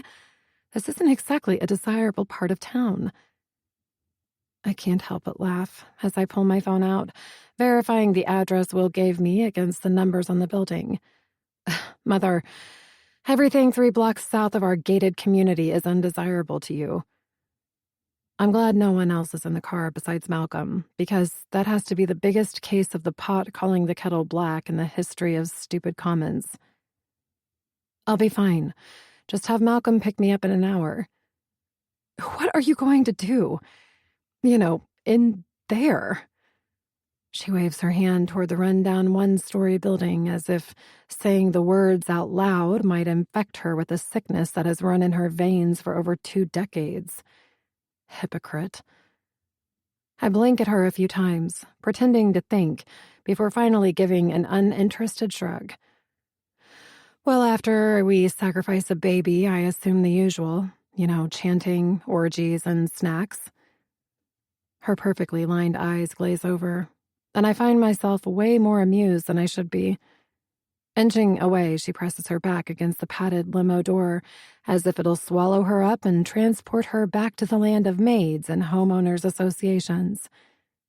Inevitably, I put her out of her misery, because an on-edge Bianca West is a pill-popping Bianca West, and she's already taken a stroll down the Klonopin Highway once today. Just kidding, Mother. Patting her knee, I swipe the pill bottle lying next to her leg and drop it in my purse. It's a risky move, considering where I'm headed, but someone has to cut her off. I should have let it go at that, but I can't resist fucking with her. As Malcolm opens my door, I give her a dramatic wink. They save all that for the second meeting. Leaving her sputtering, I walk to the building with an added bounce in my step. It's probably a little sadistic to screw with my poor mother's head like that. However, sending her away with visions of a hedonistic, socioeconomic melting pot of group sex gives me the giggles as I swing open the door to my first drug and alcohol meeting. I have no idea what the hell I expected, but this isn't it. In California, rehab was simple. After the accident, I spent so much time in the hospital I detoxed by circumstance, not by willpower. Granted, it was the easy way out, but the easy way has always been my exit strategy. Anything else requires too much effort and commitment on my part. However, this is unlike anything I've ever seen. Maybe I've been watching too many made-for-TV movies, but last night I pictured a room full of bandana-wearing thugs and dealers, not khaki-wearing Little League coaches and soccer moms. Silence fills the room as I grip the doorknob. At least a dozen pairs of eyes settle on me, some widened in shock, some narrowed in suspicion, but all bright with curiosity. It's not like I expected to slip in unnoticed. I mean, come on, I'm not exactly blendable. However, the level of animosity in the room almost chokes me. Thank you, national news coverage. Unease turns in my stomach as I slip past the long rectangular table, trailing my fingers along the starched white tablecloth, already stained with the red fruit punch from the bowl in the center.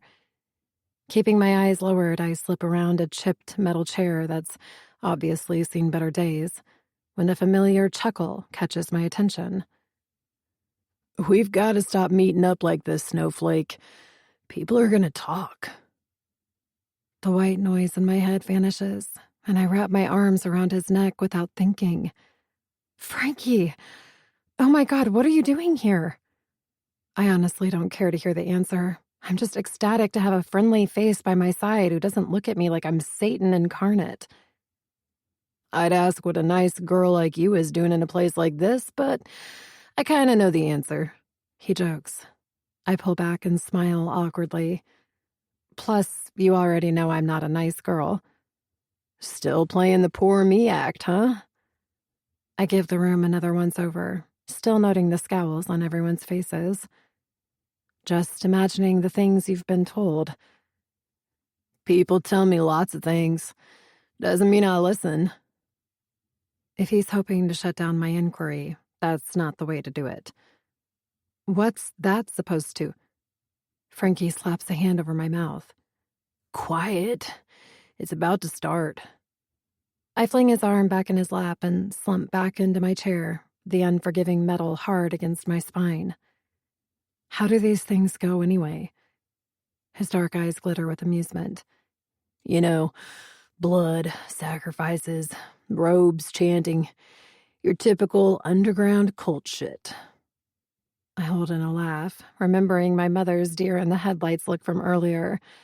The tension in my shoulders eases, and I palm my forehead. Be serious. Placing his finger over my lips, he nods toward a middle-aged man in jeans and a t-shirt approaching the front of the room. Hi, everyone. I'm Gary. Welcome to Substance Abuse Rehab and Awareness, or as we simply call it here, Sarah. Opening his hands wide in a welcoming gesture, he makes a point of looking everyone in the eye, and I immediately drop my stare. For those of you with us for the first time, if you'd like to introduce yourself, now is the time. Frankie nudges me, and it takes all I have in me not to punch him in the face. As I move my chair away, a woman with a brown bob haircut stands and makes her way to the front, obsessively tucking her short hair behind her ears. The more it falls back, the harder she tucks. Newbie. It's written all over her face. I remember the same fidgeting and hollow expressions on the faces of all the newborn kittens. That's what we called the 15-year-old ingenues the agencies shoved onto the catwalks. None of them were ready for the harsh glare of the runway or the cutthroat backstabbing that went along with it. Most kittens never made it to full-grown feline status. The pressure proved to be more than they could take. I was never a kitten. I went into the show already a lion. That's why I can smell her fear. She's a kitten in the wild, and I'm simultaneously ashamed for her and morbidly fascinated. I'm trained to never show fear, to be the unflappable ice queen. Smile for the camera. Click, smile.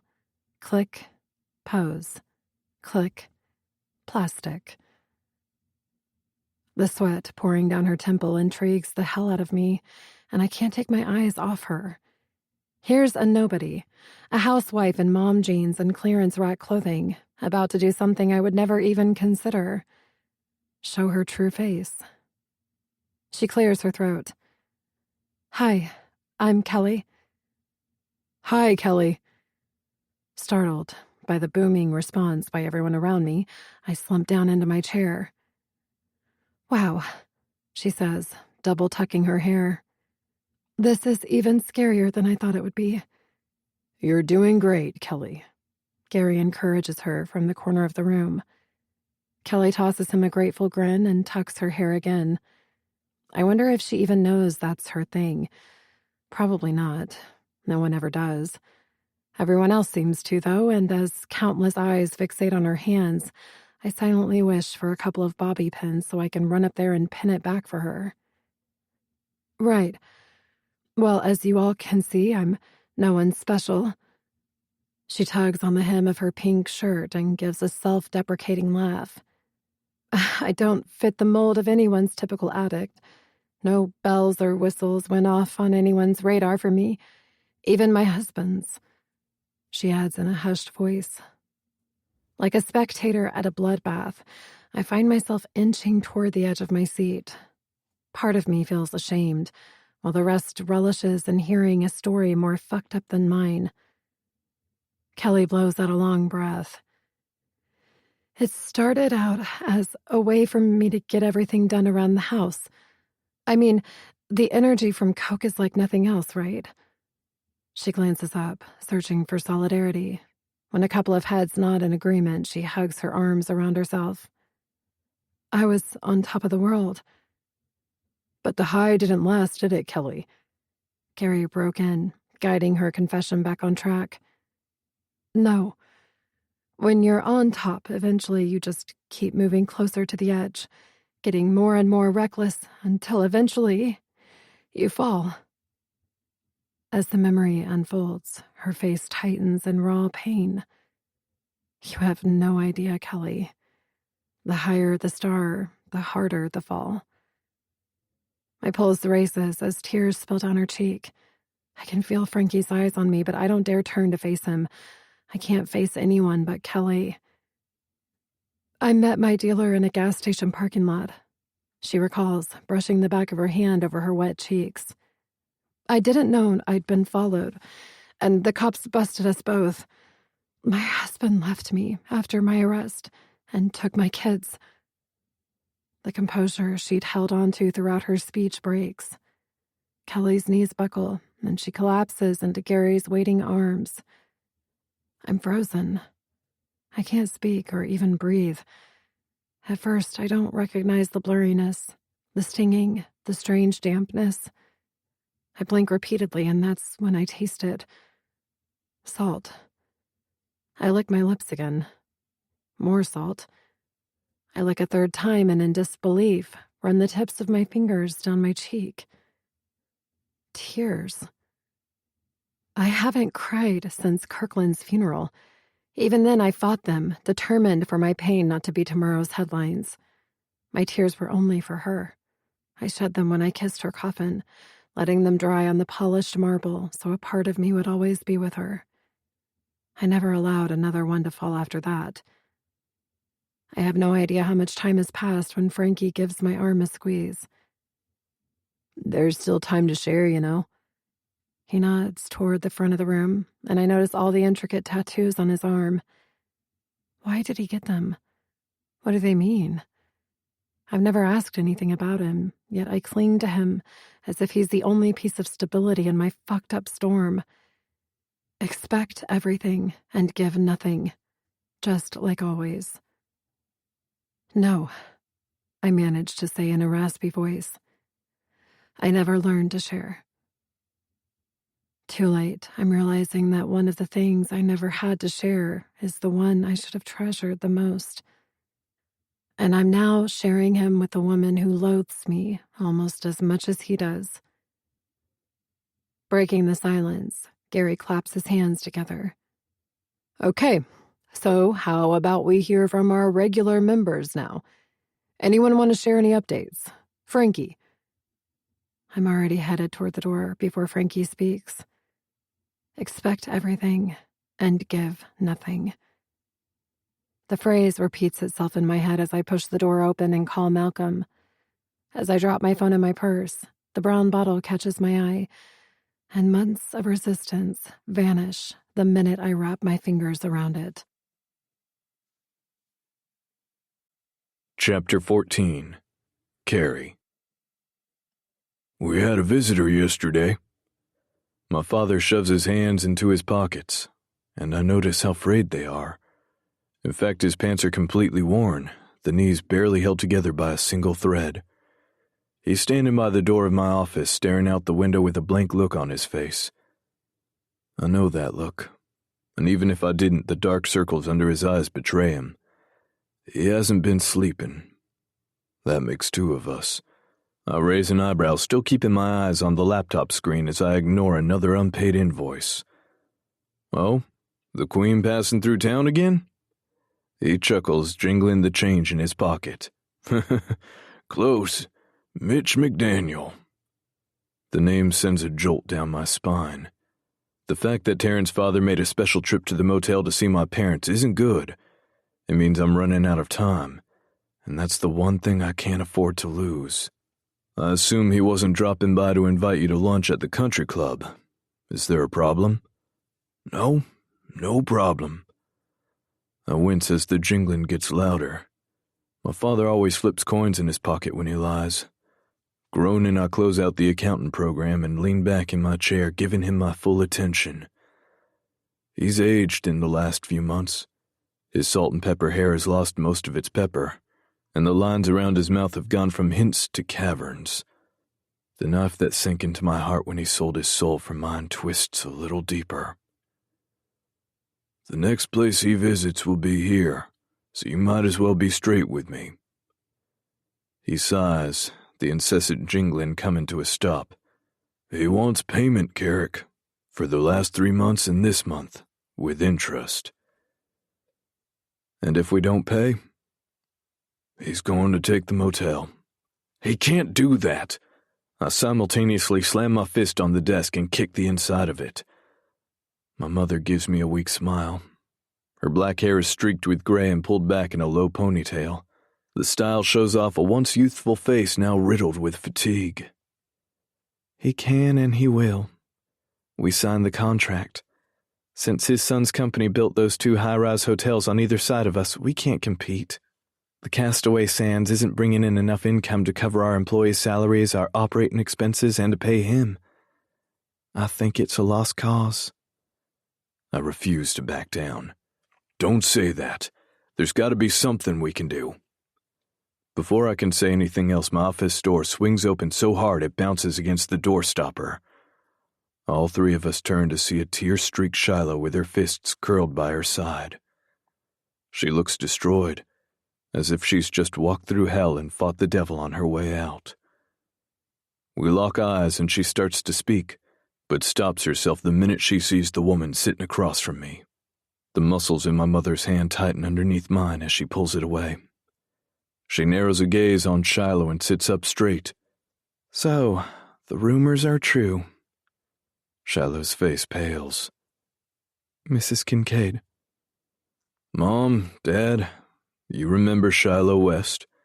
I say, trying to cut the tension in the room. How could we forget the woman responsible for putting our son behind bars? Pam! My father warns, shooting my mother a look. What? It's true? Because of her, our son paid 2 years of a sentence that wasn't his. How do you do it? She asks, looking back at Shiloh. How do you sleep at night living with the guilt of the lives you've ruined? Enough! I yell. The clouds in Shiloh's eyes fade away, revealing a familiar empty void. I saw it the night she walked away. There's nothing but detachment and coldness. And then she's gone, leaving the door wide open as she tears down the hallway with her hand over her mouth. She deserves my mother's words for the pain she's caused my family. Her feelings shouldn't matter. I shouldn't care, so no one is more surprised than me when I find myself out of my chair and halfway across my office just as my mother grabs my wrist. Don't you dare fall under that woman's spell again, Carrick. I'm not, but I'm legally responsible for her while she's here and she looks unstable. I have minors to protect, Mom. It's total bullshit. The boys are twice as big as Shiloh and 3 times as strong. They could take her down in 2 seconds flat, and my mother knows it too, which is why I don't give her the opportunity to respond, shrugging off her hand and giving her a quick kiss on the cheek as I barrel through the door. I'll come by the motel later to talk about this. Love you both. I have no idea if either of them respond because I'm already across the center searching every corner for a mass of blonde hair and long legs. Not finding her anywhere, I start to get frustrated when I hear soft sobbing coming from the darkened hallway on my right. The only thing back there is a locked supplies closet and a small bathroom. Shiloh, are you okay in there? Silence. Shiloh, I need you to come out of the bathroom and talk to me, or I'm going to break this door down. More silence. Shiloh? Pressing my ear against the door, I hear nothing but light shuffling, so I back up. Fine, have it your way. I let out a grunt as my foot mixed contact with the cheap wood, sending it crashing inward and hanging off its hinges. As I step inside, it takes my eyes a minute to register what they're seeing. Fucking hell. Shiloh is on her knees with an open prescription bottle in one hand and about a dozen tiny blue pills in the other. My limbs feel frozen, but as her cupped hand inches toward her open lips, I snap out of it and lose my shit. I mean, I lose my shit. Throwing my arm out, I grab her hand and jerk it away from her mouth, sending the pill scattering across the bathroom. She doesn't have time to react before I grab her by the shoulders, hauling her to her knees and against my chest. I can't speak, reacting on instinct as my heavy breathing fans across her face, revealing the jagged scar she tries hard to keep hidden. I wait for a reaction, but her usual gray eyes are almost charcoal, reflecting nothing but empty darkness. I give her body a shake trying to reach her. What the hell was that? What were you trying to do? She just stares at me, her body going limp in my arms. The lack of response ignites a wave of anger in me I don't see coming, and my hold tightens, lifting her slightly off the floor until her toes dangle. Answer me, Shiloh. You brought pills here? You were doing drugs in my center? Blinking twice, she shakes her head, a single tear rolling from the corner of her eye. Then what were you trying to do? Sleep, she says flatly. I'm not sure I hear her right. What? Sleep. For once I want to sleep. I roll my head to the side. Shy. All the screaming had stopped, but it's back. Her words are monotone, like she's stuck in a nightmare. I can't close my eyes. I haven't slept in over a week because every time I do, all I hear are the screams. Whose screams? Kirkland's. Mine. She lets out a shuddering breath as her head lolls on her neck. Yours? And you thought nobody would care if you downed a bottle of pills to do it? Shiloh lifts her chin, meeting my averted gaze. Would they? I have no idea if it's the fragile look in her eyes or the way her body clings to me, but time reverses back to when I looked into that same face with the same desire. What I felt then was pure and unstoppable. My mouth is on her before I can stop it, cradling her face between my palms and mumbling between frantic kisses. God damn it. You're so stupid, Shy. You're so fucking stupid. Her lips are so damn sweet, and even shaken with fear, she tastes like rain and sunshine, just like I remember. Weaving a hand through her hair, I trail the other down her spine and settle it on her ass, squeezing so hard she moans into my mouth. And that moan is what does it. It's what sends me over the edge. Her weakness brings back a memory I've tried to forget, but her response ignites a fire I can't control. Hold on to me, I whisper against her lips. The minute she complies to my demand, I lift her in my arms and set her on the edge of the small sink. She barely has time to steady herself before I force her lips open again, a rush of hot lust tearing through me. She grips my shirt and falls into me, making a desperate situation damn near violent. Fist in her hair with one hand, I reach down with the other and squeeze her breast through her tank top. Shiloh throws her head back, gasping for air as I lower my mouth to the hollow of her neck. Carrie? No talking, I command, licking the indentation above her collarbone. Barriers are pissing me off, so I jerk the tank strap off her shoulder and grind my cock against her. I want you, right here. She feebly nods toward the hallway while her fingers still tug on my shirt. But what about the boys? Then I suggest you don't scream. Kicking what's left of the door closed, I move my kisses back to her lips, diving deep and demanding as much as she'll give. I'm losing myself in every sigh, every groan, every scrape of her nails because I want it, because I know she wants it. Fuck, because at the very least I deserve it. Overdue and ready to explode, I fumble for the button on her shorts when an alarm goes off in her purse. Pulling away, Shiloh glances toward the floor and bites her lip. Ignore it, I demand, undoing the button and going for her zipper. She stops me, placing a shaking hand over mine. I have to go. The hell you do? I have to see Will. Hearing my best friend's name on the lips of the woman I have every intention of fucking screws with my head. Jerking my hand away, I eye her suspiciously. Will? Why the hell do you have to see him? I have to check in. It's required. Of course she does. Why wouldn't Will cockblock me right now? He warned me when he dropped her off 2 weeks ago not to do this. Well, not this exactly, but he warned me not to let personal vendettas cloud my judgment when it came to Shiloh. Is that what this is? While I have a personal tug-of-war with my conscience, Shiloh slips off the sink and bends over to retrieve her purse. I watch her every move, forcing myself not to slam her against the wall for round 2. It's a good thing, she says, laying a hand on my shoulder. You would have regretted this. My dick disagrees, I snort. She has no idea how right she is. Only it's not me who would have regretted it. Opening her legs to me would be like opening the gate to hell. Once she let me in, there'd be no way out. We'd both be eternally damned. Her hand slides off my arm and I stiffen through her breath. You despise me, Carrie. And with good reason. This would have been a hate fuck. Where would that have left us for the next 3 years?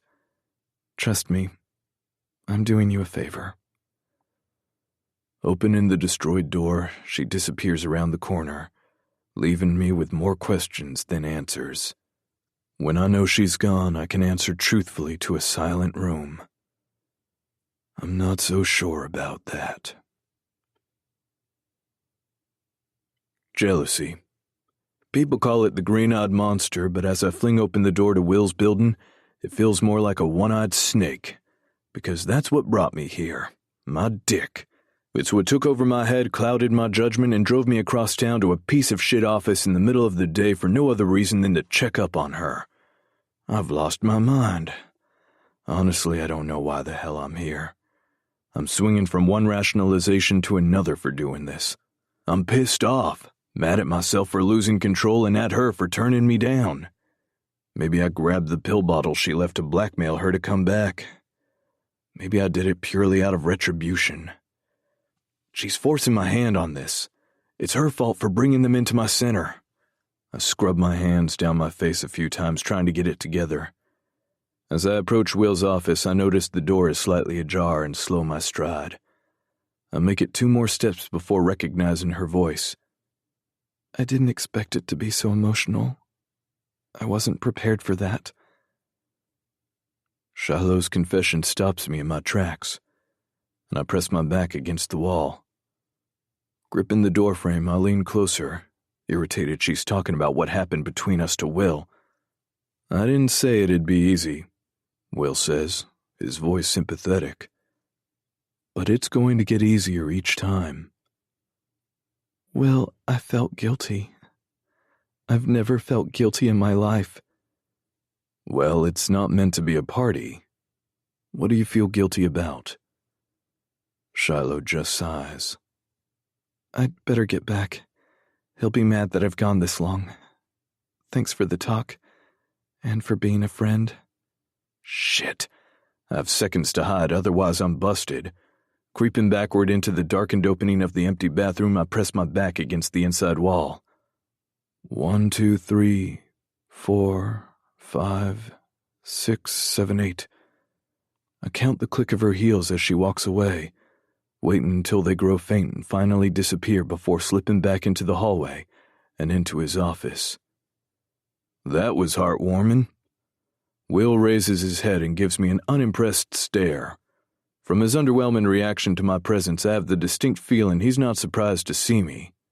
Adding eavesdropping to your list of offenses, Carrie? Nice. The best defense is a good offense. I'm impressed. I curl my fingers along the back of a chair and flash him an eat shit grin. What were you two talking about?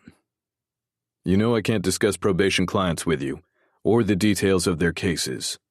I chuckled to myself, locking my elbows as my hold on the chair tightens. The movement brings my hips flush against the backrest, pushing the forgotten pill bottle deep into my thigh. I freeze, my reason for being here suddenly not so cut and dry. The part of me that's waited for vindication is certain that turning the pills over to Will would violate her probation. That one act would send her packing, getting her out of my center and out of my life for good. Why did you really come here, Carrie? Will looks up again while scribbling his signature across a stack of papers. However, the other part remembers the defeated look in her eyes in that bathroom. I drop my hand to my pocket, letting it rest against the opening before palming the back of my neck instead. Just in the neighborhood. Bullshit. You've hated coming back here ever since your parole ended. Tossing the pen on his desk, he stands and shoves the papers in a leather briefcase. I think you need to stop worrying about what's going on between Shiloh and me and start figuring out what's going on between you and her. You say you hate her, but I've never wasted as much energy on someone I don't like as much as you do on Shiloh. Are you a parole officer or a shrink? Whatever, man. I'm late for an appointment. Chuckling, he walks past me and waits for me to follow him before closing and locking the door. After Will walks away, I stand in the hall like a fucking idiot. The last thing I want to admit to myself is that he's right. But he makes a valid argument. For as much as I claim to hate her, Shiloh is the first thing on my mind when I wake up. The last thing on my mind before I fall asleep. And the constant thing driving me insane every moment in between. I feel her in my veins. She's poisoned my blood again. Halfway down the hallway, Will stops and turns around. Hey, Kincaid? Yeah? Smirking, he points to the darkened room behind me. Next time, hide in the bathroom the whole time. Chapter 15. Shiloh. Sighing, I run my hand along the perimeter of the window in the back seat of Malcolm's limo, dreading the ride almost as much as the destination. Maybe Carrie won't be there. After what happened last Wednesday, I'm hoping to avoid a confrontation. I'm not going to lie, it wasn't my proudest moment. I never planned on putting one of Bianca's pills in my mouth, much less a handful. I'm so much stronger than that. I mean, Jesus, I made it through being in jail, for fuck's sake. How in the hell could I have been so weak? Easy. I didn't plan on being ambushed. Hearing Kelly's heartbreaking story was bad enough, but walking in and seeing Carrie's parents put me over the edge. An already thin handle on my emotions snapped when I saw his mother. Then I snapped, and he came after me, doing the last thing in the world I ever expected him to. If I didn't know better, I'd think Carrie set out to break me today. The boy I walked away from isn't the one I've come back to. Regardless of who he has become, I wanted him. Jesus, I still want him. But giving into lust would be like sentencing him all over again. As much as I crave him, he's the last thing I'll allow myself to have. It's been 5 days since Carrie flipped my world upside down in that hallway bathroom, and all I've been able to do is replay everything over and over in my head. Unfortunately, he's acted like it never happened, like he wasn't seconds away from taking me right there on that filthy sink. Now what's the worst part? I would have let him. After spouting all of that independent girl power bullshit, I would have closed my eyes and allowed him to treat my body like a receptacle. Because honestly, that's all I would have been to him. I know it, and he knows it. To the Kincaid Center, Miss West. Malcolm glances into the rearview mirror, his blank stare reflecting through the open partition. He's stringently proper, with a heavy British accent and impeccable manners that Bianca swoons over. I flop my head against the back of the seat. Unfortunately. He nods, apparently realizing it's best not to elaborate. Smart man. Bianca doesn't pay him the big bucks just to be another pretty face. As we weave in and out of traffic, I close my eyes and pretend I'm anywhere else. I hate riding in cars. Not only is the enclosed space starting to fuck with my head, but with no one to talk to, my thoughts are free to flip through my extensive catalog of lifelong bad choices. Some I regret, and some I enjoyed way too much to take back. Unfortunately, when time is all you have, it tends to be your worst enemy. It forces you to question things you have no business questioning.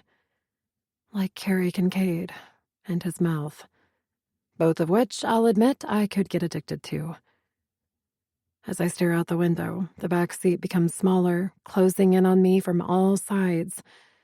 I cough and blow out a long breath, hoping it will stop the doors from closing in on me. It doesn't work.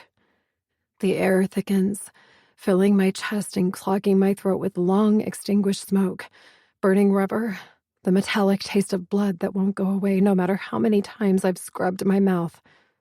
I blindly slap for the window button, hoping like hell I can get it down before I dive over the seat and stop the car myself. Finally, I manage to hook my finger around it, and the window releases me from my prison, whipping my hair around my face as I lean out of the car. I gasp for air, because sucking down the stifling humidity is better than breathing the air in that death trap. I survey my surroundings. It's not the usual tourist beach store bonanza, but we're not cruising through a neighborhood that would make me dive for the door locks either. It's early, so the unforgiving summer sun isn't calling beach worshippers out of their homes yet. However, the side streets aren't deserted, and it's not like the names on the signs are entirely unfamiliar. Malcolm, how far is it from here to the center? Not one silver hair moves out of place as he cocks his chin and scratches the side of his head. Oh, I'd say less than a mile. Don't worry, I'll have you there in plenty of time. I throw my purse strap across my chest and curl my fingers around the door handle. Bianca would shit a brick if she knew what I was about to do, but I'll deal with her meltdown after I have mine. Pull over and let me out. I'm sorry, pardon? You heard me, I say with more conviction. Pull over and let me out. I'm going to walk to work. Thankfully, he's already starting to pull over because even as the words come out of my mouth, I'm starting to question my own sanity. As if reading my mind, he clicks the master door lock, trapping me inside. Miss West, I cannot in good conscience allow that. This isn't a desirable part of town, and if I may point out the obvious, ma'am, you don't blend in here. Here's where shit gets real. I don't like to be challenged. Ever. Do it. Nodding obediently, he parks the car on the side of the road. The sound of the door unlocking pulls a grin from one corner of my mouth, and I slide out of the limo without another word.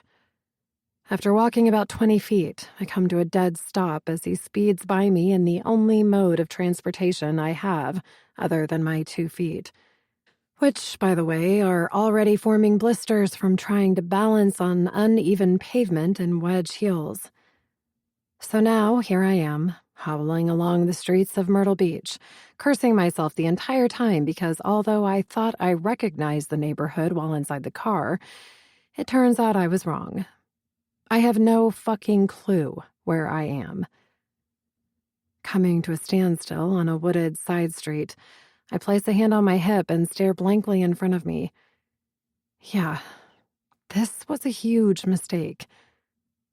Swallowing my pride, I reach for my phone as a voice from across an abandoned lot to my right catches my attention. 2 large boys, at least 18 years old, make their way across the patchy area of grass toward me, their eyes burning into the side of my face. I've never been in a situation where just my existence seemed to wave a red flag in front of a couple of bulls. So I keep my eyes averted and hope for the best while making a wide circle around them and heading back the way I was going. What's your hurry, baby? Turning around, I notice the 2 boys are behind me, dangerously close behind me. So close that I'm kicking my own ass for getting out of a perfectly good limo in a shit part of town. The bigger of the two boys runs his tongue slowly along his silver-capped teeth. He's wearing a white bandana tied around his bald head. I assume it's some gang affiliation, which does nothing to calm my nerves. Hey, you deaf or something? I asked you a question. I heard you the first time, asshole. I bite out through clenched teeth. I have no idea what the hell has gotten into me. For the most part, the street is deserted, and they could violate me about 30 different ways before help could arrive. However, here I am, spouting off at the mouth and about to take off my earrings like I've been beating asses all my life. Yep, I'm about to die. It's no surprise that Kong doesn't appreciate my badassery. I've named him Kong. No particular reason, other than the fact that I don't know his name and the fucker looks big enough to crawl up the side of the Empire State Building. You've got a smart-ass mouth on you, don't you, baby? Maybe me and my boy here should shove something in it to shut it up. He grabs his balls and tosses a smirk over his shoulder to his friend. Maybe I need to reevaluate my tactics. Backing up a few steps, I press my hands out in front of me. Look, guys, I don't want any trouble. Before I can back up anymore, Kong and his sidekick box me in, sending my blood pressure through the roof. That's some sweet ice you got around your neck. Kong trails his eyes down to my chest, eyeing the diamond pendant I never take off. Kirkland gave it to me for my birthday 3 months before she died, and I'll risk anything to keep it. My friend gave this to me. Now you're gonna give it to me. He snarls. Go fuck yourself. My head swings over my shoulder as Kong backhands me hard across the face. Mo, show this little bitch what we do when we're disrespected. I'm paralyzed. My earlier bravado gone as the metallic taste of blood fills my mouth. The feel of it trickling down my throat sickens me, and for a moment I forget where I am. But they don't. Before I can react, Mo is behind me, pulling my arms so close together I see stars.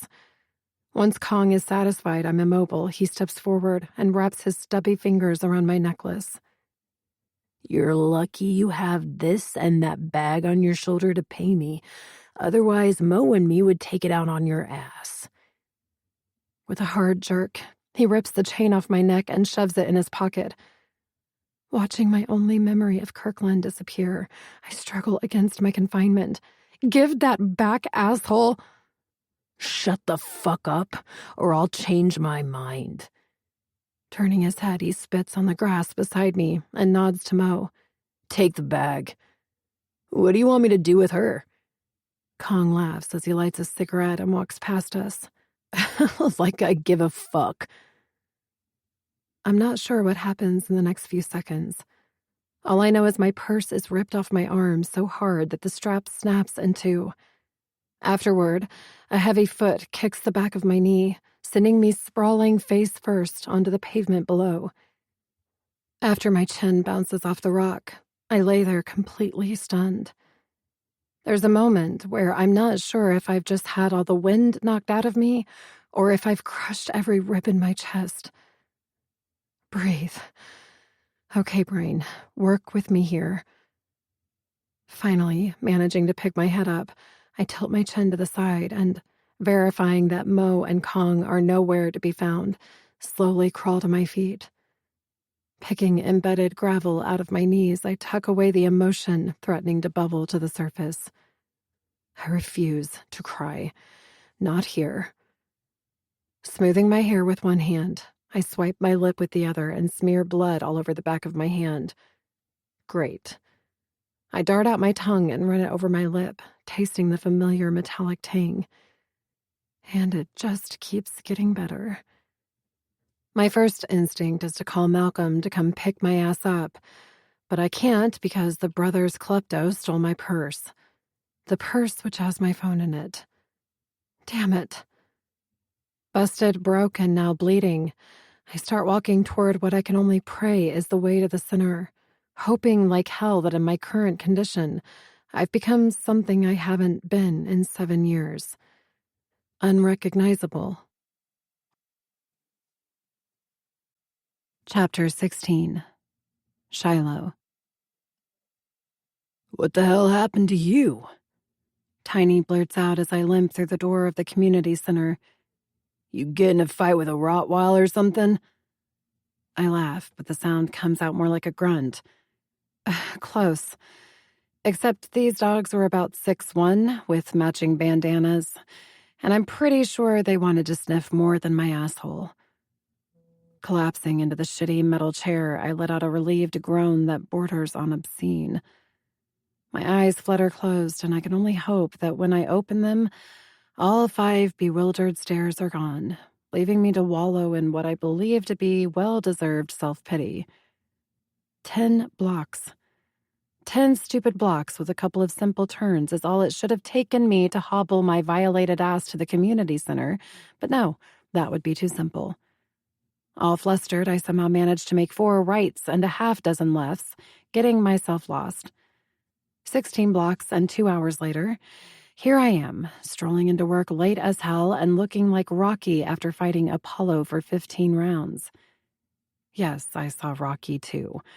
I'm not just a pretty face. Wait, were they wearing white bandanas wrapped around their heads?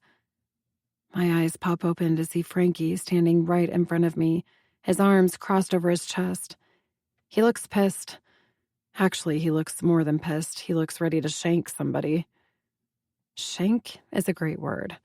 I learned it while doing time. Okay, so I was only in jail over the weekend, but trust me, I've seen some shit. Yeah? Why? Is that significant? Frankie scrubs his hands up and down his face, then clenches them on top of his head. They're the Scorpions, Shiloh. White bandanas tied around the head means they've pledged. Pledged what?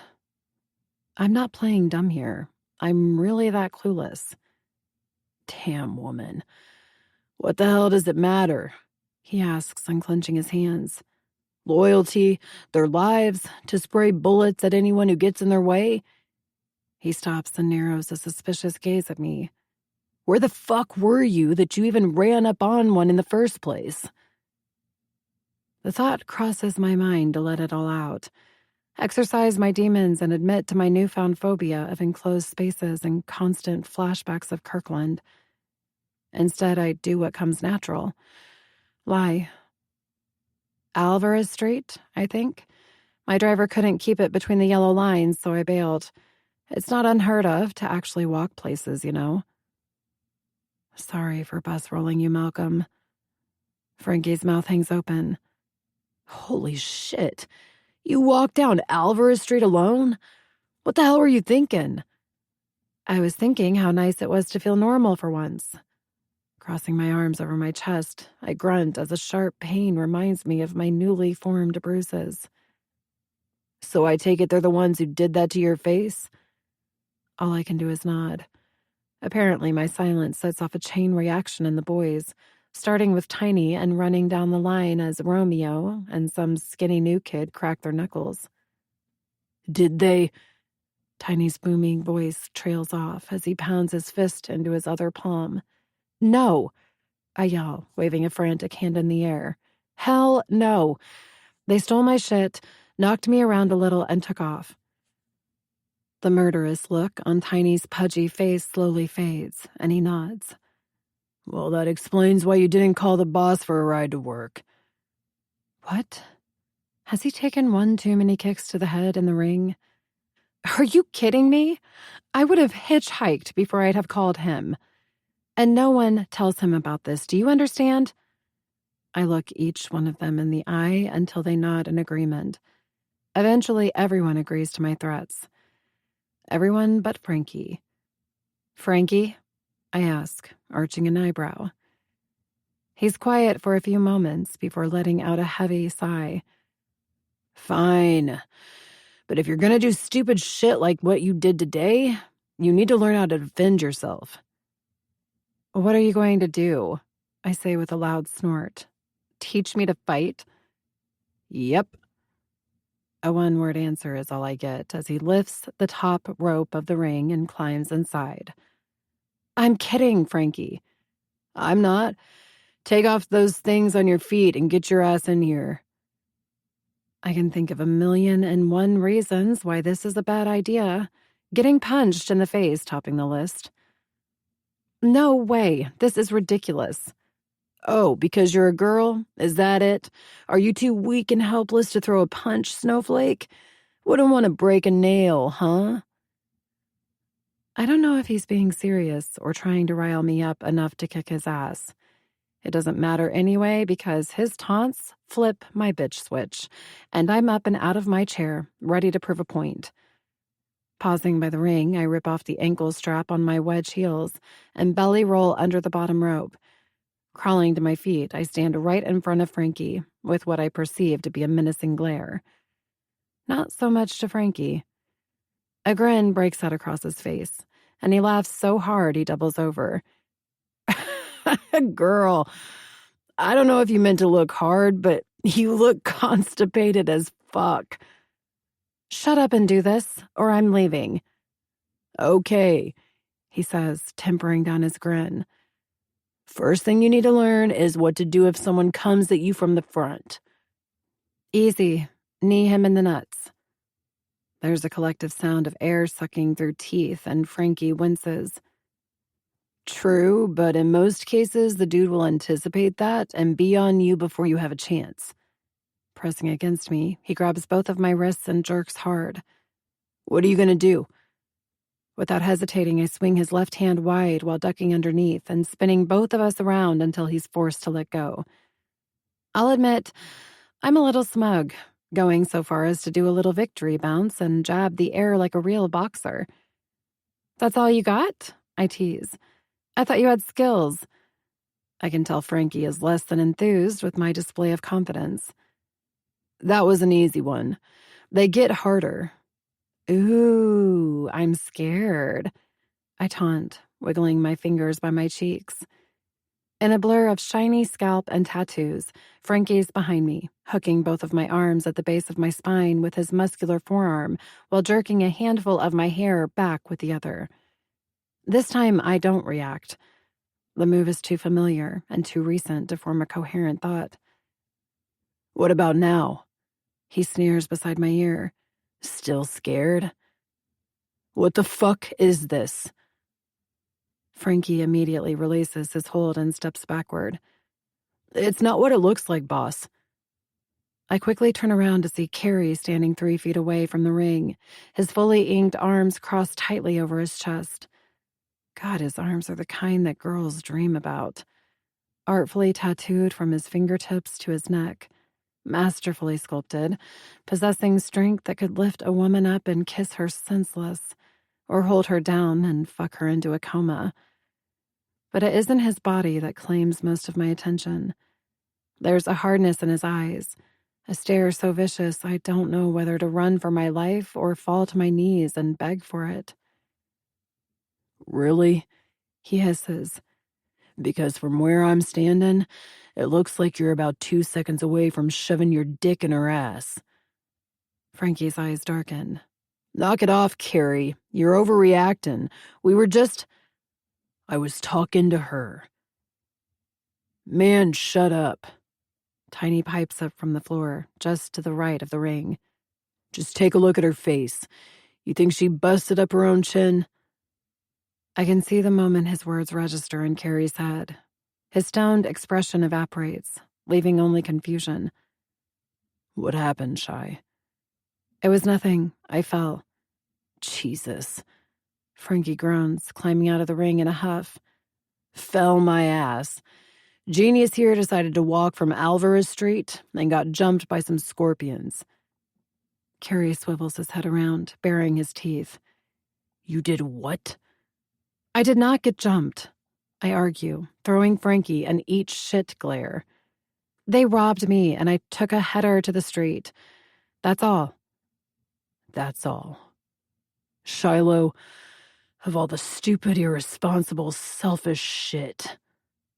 Stopping himself mid-sentence, he grabs handfuls of his inky black hair and tugs wildly as he paces. They could have killed you.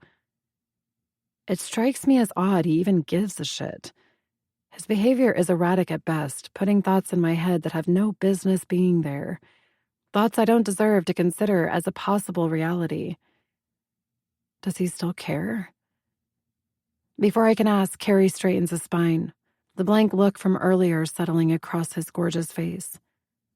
Fine. Shit happens. So I'll repeat myself. What the fuck is all this about? He gestures to the ring I'm still standing in, like some ridiculous statue. Just thought I'd teach her some moves, boss, Frankie says, grabbing a small white hand towel. You know, if some dick ever tries to come at her again. Nobody moves or speaks as Carrie presses his lips together until I'm positive his lip ring is going to draw blood. I'm about to climb out of the ring when he swings a pointed finger down the line of boys, then indicates toward the door. Everybody out. Nobody moves, and Carrie's face takes on a shade of red I've only seen one other time in my life. It's because of that shade of red that I keep my mouth shut. I said go home, or I swear to God I'll have every one of you banned for life. One by one, the boys file out of the center, some muttering to themselves, but most of them completely silent. Frankie is the last one to leave, stopping right beside Carrie on his way out for some unspoken alpha cock show before turning away and closing the door behind him. The moment we're alone, I stare down at him, wondering what he thinks he's doing. Bossing me around like I'm his pet is getting on my nerves. Although if I'm being honest, dressed in a black t-shirt, black jeans, and black boots, he looks intimidating as hell. Shaking his head, he effortlessly lifts the top rope and climbs inside. As soon as I see him reach over his shoulder and pull his t-shirt over his head, I lower my eyes. Even the strongest woman has limits, and his beautifully decorated chest and pierced nipples just might break mine. If you're going to learn to defend yourself, it should be from me. I glance up, the protectiveness in his tone making me question his motives. They were just trying to help. You weren't here. And that's my fault?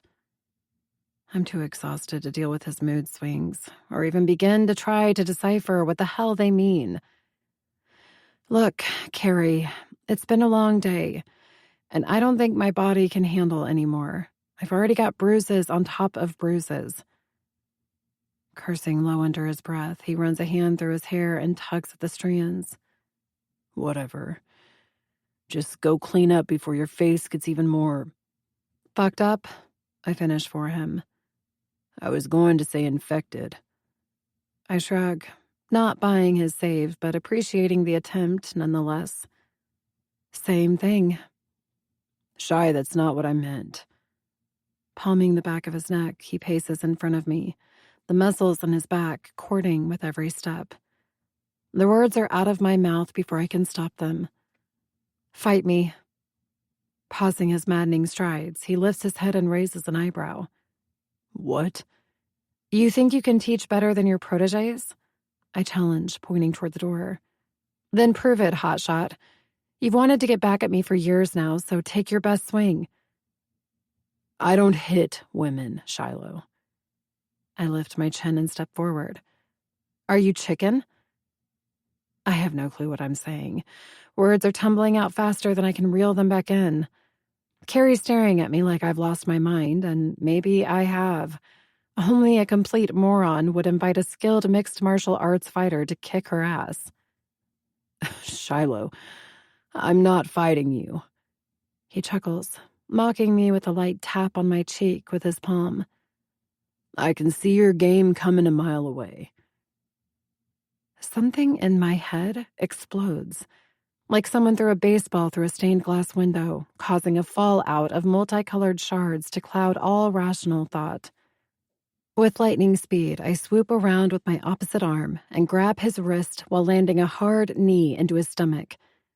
Just as he lets out a surprised groan, I twist his arm in a full 360 and pin it to his lower back, while delivering 3 blows with my elbow right between his shoulders.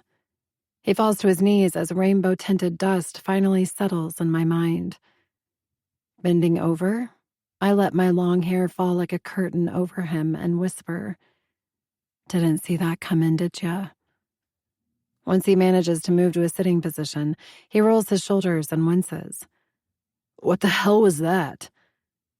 The real answer? A combination of self-defense techniques with a little realistic fight training thrown in for flair. Courtesy of Lena and her need to protect herself from random fuckboys who took her choke me baby suggestion a little too far.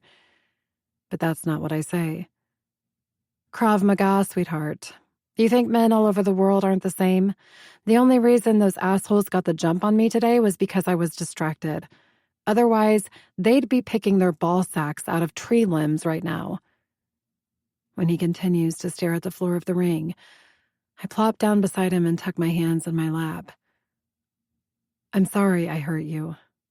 But in my defense, I didn't know you'd go down like a drunk virgin on prom night. Okay, so maybe apologies aren't my forte. I'm not hurt, he grumbles. But remind me never to underestimate you. Reaching over his shoulder, he rubs the spot I pulverized. Your elbows are bony as shit. I just chuckle, neither of us saying another word.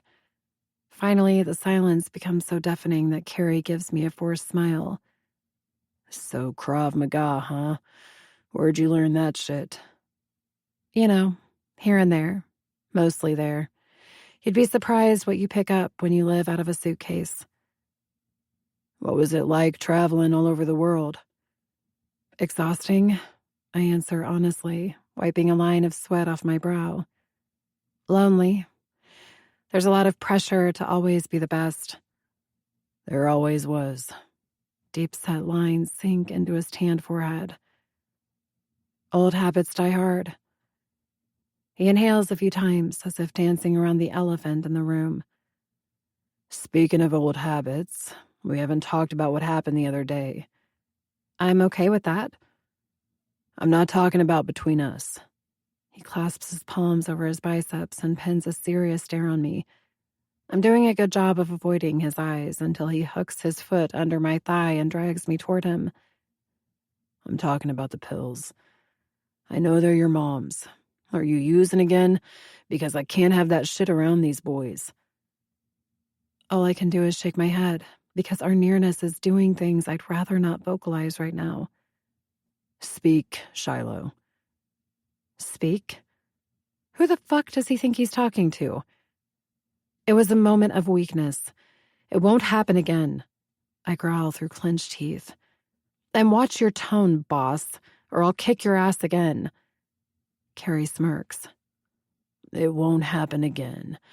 Shiloh West's famous last words. He shifts forward, bracing both hands on the outsides of my thighs.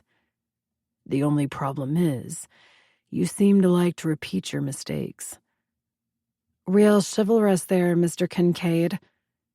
He stares at me in silence, before darting out his tongue and licking the half circle of his lip ring.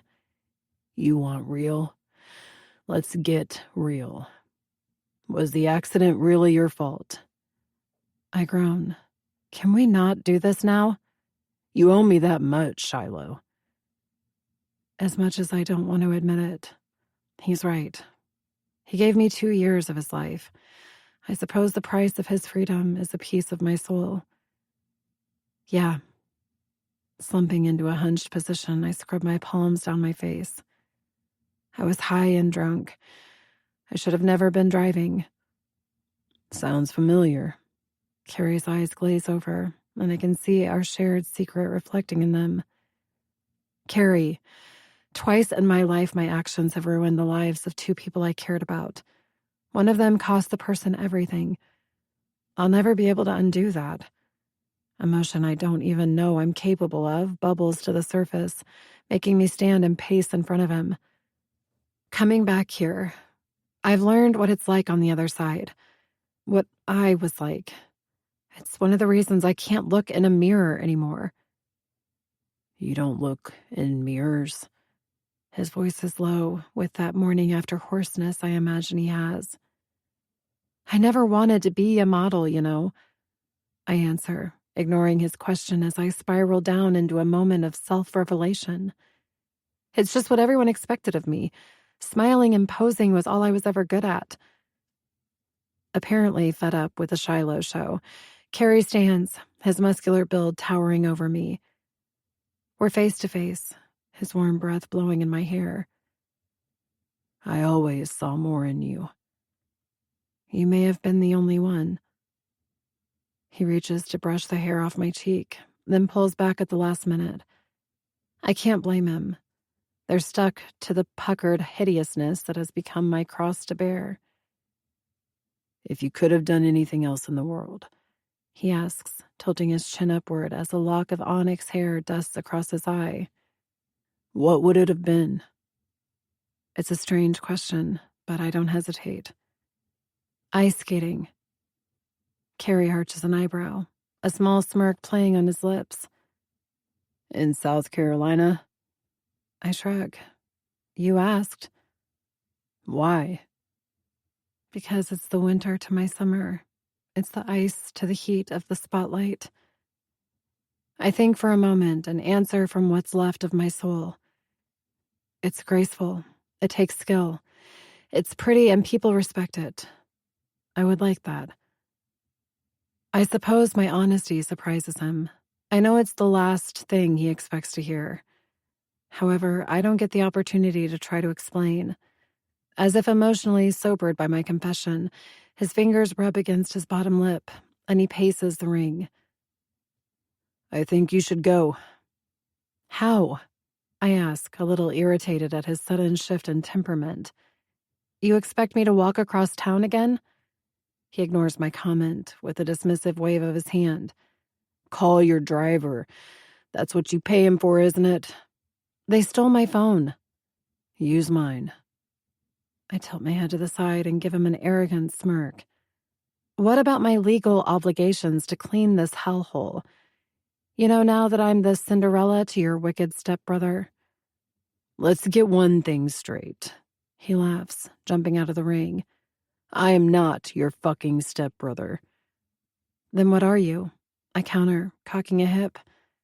He's halfway across the room before he glances back at me with a smoldering grin. The big bad wolf. Chapter 17. Carrie. Balancing the phone between my ear and shoulder, I crumple another invoice and toss it in the basket. You're doing what? The shriek Taryn lets out almost shatters my eardrum. An hour after walking out on Shiloh, I'm sitting in the parking lot of my apartment building having a phone conversation with the last person I want to talk to. Wincing, I lean away from the earpiece until she stops yelling. I'm taking Shiloh out. On a date? There's a hard clip in her tone, and I know I've hit a nerve. More like on display. What the hell is that supposed to mean? The answer is so obvious to me that I shake my head and slump down in the bucket seat of my car. God, are all women this dense? What's the one thing she can't have? You. Focus, Taryn. I don't know. She whines, letting out a dramatic sigh. Blow? Booze? Now you're getting it. What better way to fix our problem than to create one? I pause, giving her time to process my words, and hopefully ignite that dim-witted light bulb tucked somewhere inside that vapid head of hers. After a few silent moments, it brightens. You're going to get her high? Okay, maybe not so much brightens as flickers a few times, then explodes. Don't be stupid, I hiss. Messing with that shit risks my record. I'm calling Will, then taking her to the bar and getting her ass plowed. Then what? Holy shit, I can't believe I actually put my dick in this bitch. You've got to stop smoking weed, Taryn. It's turning your brain into Swiss cheese. Why would I invite my best friend, who's also her probation officer, to meet us for drinks? Oh! She squeals, finally catching on. When Will catches her shit-faced, he'll have to report it. God, that's brilliant, Carrie. Yeah, I know. I'm all in, baby. Slaps on the wrist like this just add to the big finale. Meanin'? I sit up straight, the callous lift in her voice catching me off guard. The original plan has been set in motion. Shiloh is going down permanently and in steel handcuffs. That bitch is finally getting what's coming to her. Shit. I thought I'd been clearing the cafe for her to knock this shit off. Taryn, I say, speaking slowly. I want to make her pay for what she did, not obliterate her from existence. And I've told you that you don't have a choice anymore, she snaps back. Your hands are going to get just as dirty as mine in this, or your parents will be out on their asses, and I'll rename that center of yours the Taryn McDaniel Fitness Emporium. It's your choice. The way she smiles through her threat is the moment I know I'm sitting with a psychopath. Although what I told her wasn't entirely the truth. Okay, fine, I made the whole thing up. But when it comes to Taryn, I give zero fucks if she finds out I just sold her a line of bullshit or not. There's no way in hell I'm telling her where I'm really taking Shiloh. Why in the hell would I? So she can show up and shit all over what I've put in motion? Fuck that. Without even so much as a goodbye, I disconnect the call and throw the phone on the seat beside me. Not even Taryn's threats will stop me from what I have planned tonight. Shiloh wraps her hands around her bare arms and shivers even though I have a firm grip on her shoulders. My body is pressed close behind hers as I walk her forward, slightly amused by the geriatric shuffle steps she's taken. Obviously, she doesn't trust me. For good reason. Where the hell did you take me, Carrie? It took forever to get here and this blindfold itches. Not to mention I can't see anything and shit, it feels like we've walked into a meat locker. Calm down, Starshine. I move her where I want her, reminding myself why we're here, because the blindfold is doing more for me than her. It conjures illicit thoughts of restraining the rest of her, and I almost groan in anticipation. Carrie! She shouts, reminding me where we are as I reach down and attempt to tame my hardening erection. What? Are we going to stand here all day? Or do you plan on just parading me around a walk-in freezer blindfolded for shits and giggles? Obviously, we're not at a bar, and I never had any intention of calling Will. In fact, the place is completely deserted. Just how I planned it. Phase 1. Earn her trust. Working my fingers through the knot tied at the back of her head, I lean in close and press my lips against the outside of her ear. Didn't anyone ever tell you that patience is a virtue? She snorts, the sound echoing throughout the empty arena. Didn't anyone ever tell you that virtue is a quality wasted on good Catholic girls and virgins? I've never been a fan of virgins. And I've never been a fan of stalling. Take this shit off, Carrie. As the last knot unties and the blindfold slides down her cheeks, I wait for it. She doesn't disappoint, letting out a gasp as she covers her mouth. This is an ice skating rink. Wow, pretty and quick. I joke as her hand flies over her shoulder and smacks my arm, resting my chin in the crook of her neck, a nod toward the freshly packed ice. This isn't just any ice skating rink, Starshine. This is the Wilmington Ice House. The Ice Hawks play here. A few of these kids have even grown up to play in the NHL. Yeah, but that doesn't explain why we're here, and why you blindfolded me and drove me all this way just to show me a slab of ice where some smelly boys hit each other with sticks and... Shiloh's face pales, and her eyes widen as understanding finally settles across her face. Oh my God. You brought me ice skating because of what I said yesterday? I asked if you could have done anything in the world, what would it have been? You said ice skating. So, cover girl, it's time to put your blade where your mouth is. No. She laughs, pressing both hands out in front of her.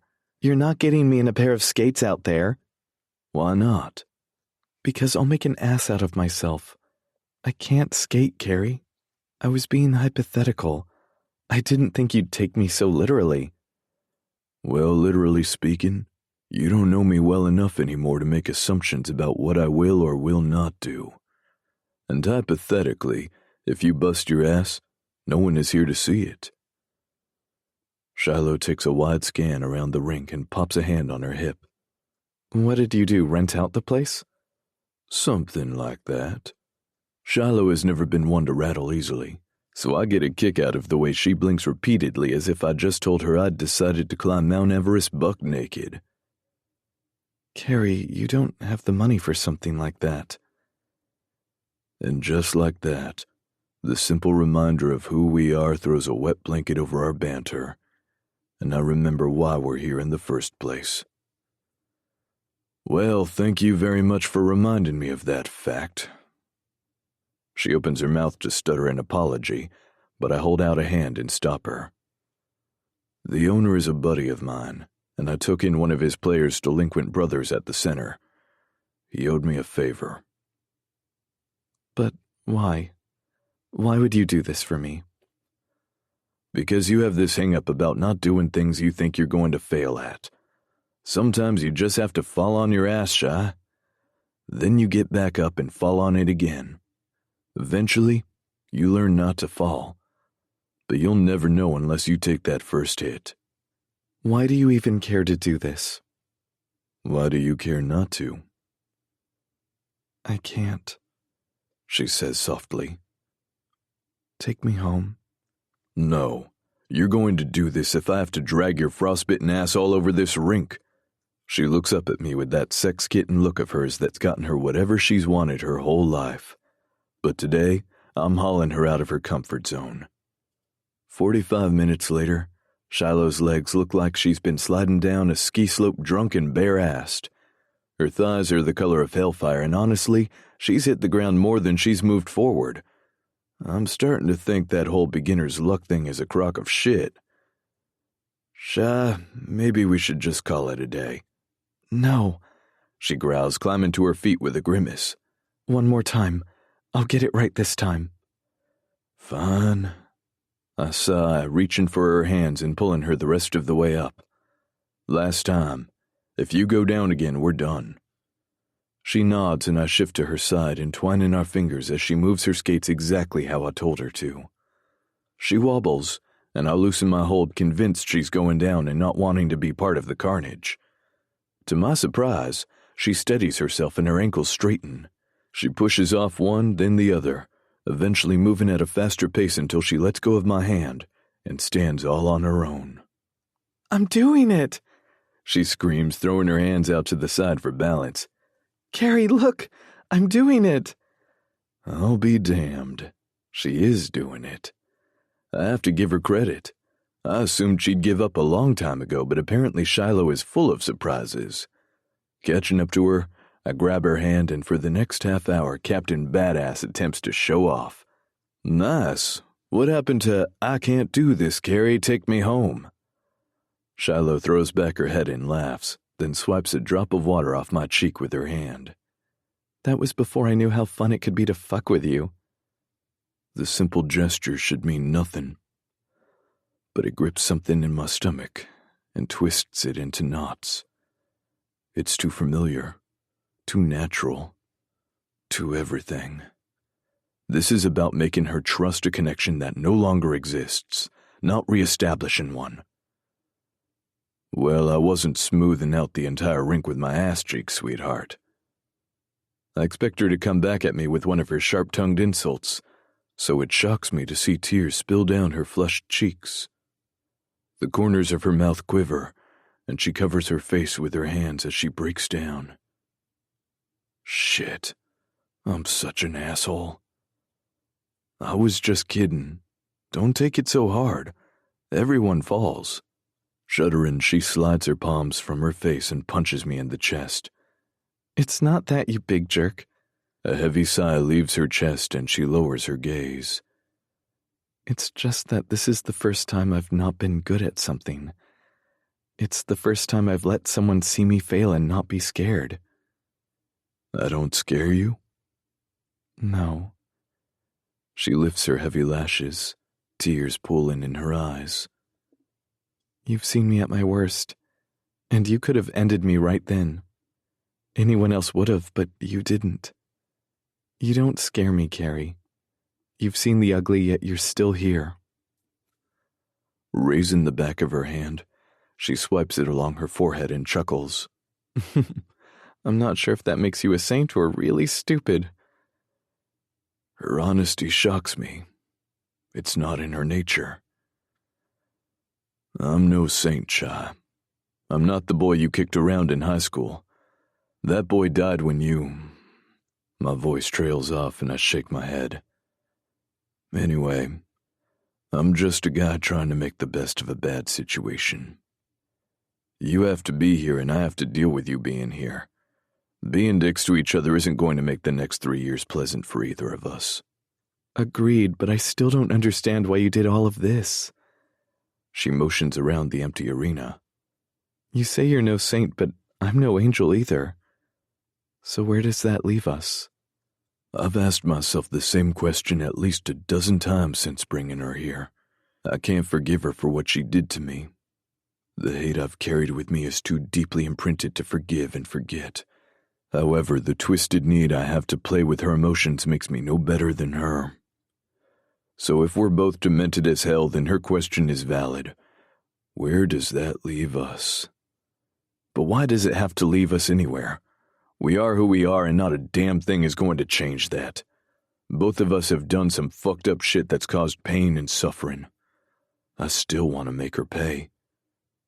But maybe for one day, we can block out the world and pretend we don't hate each other.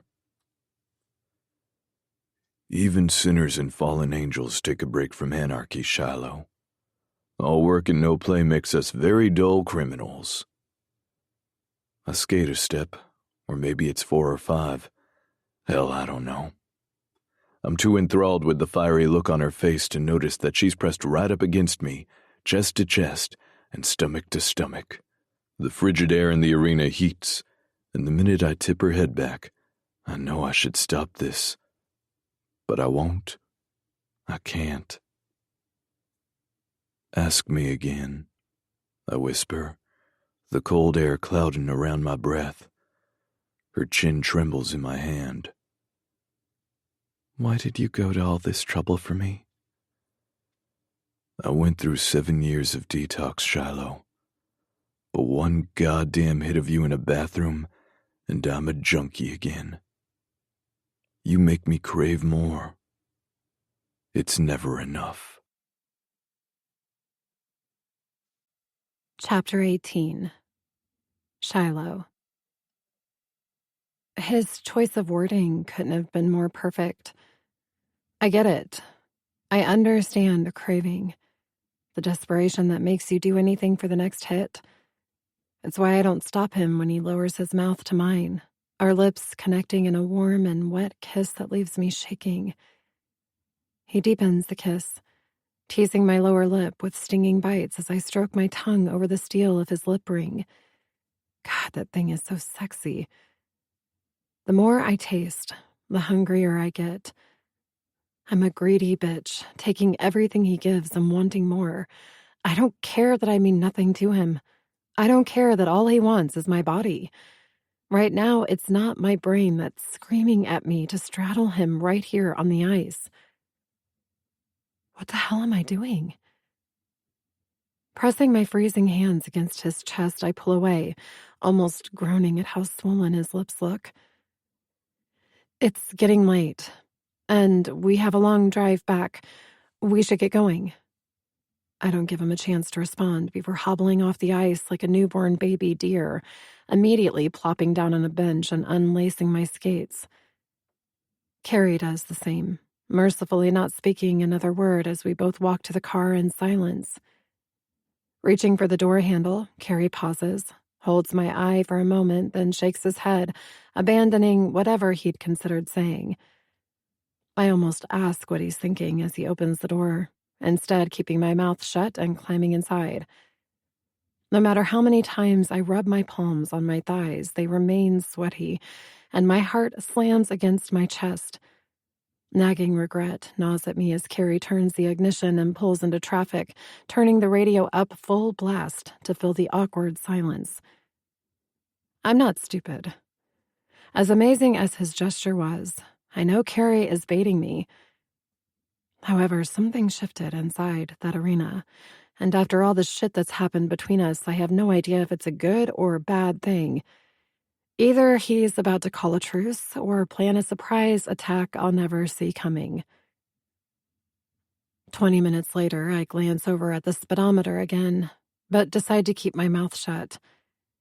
80 and a 60 could technically cost him his license, but I'm not exactly in a position to be throwing stones.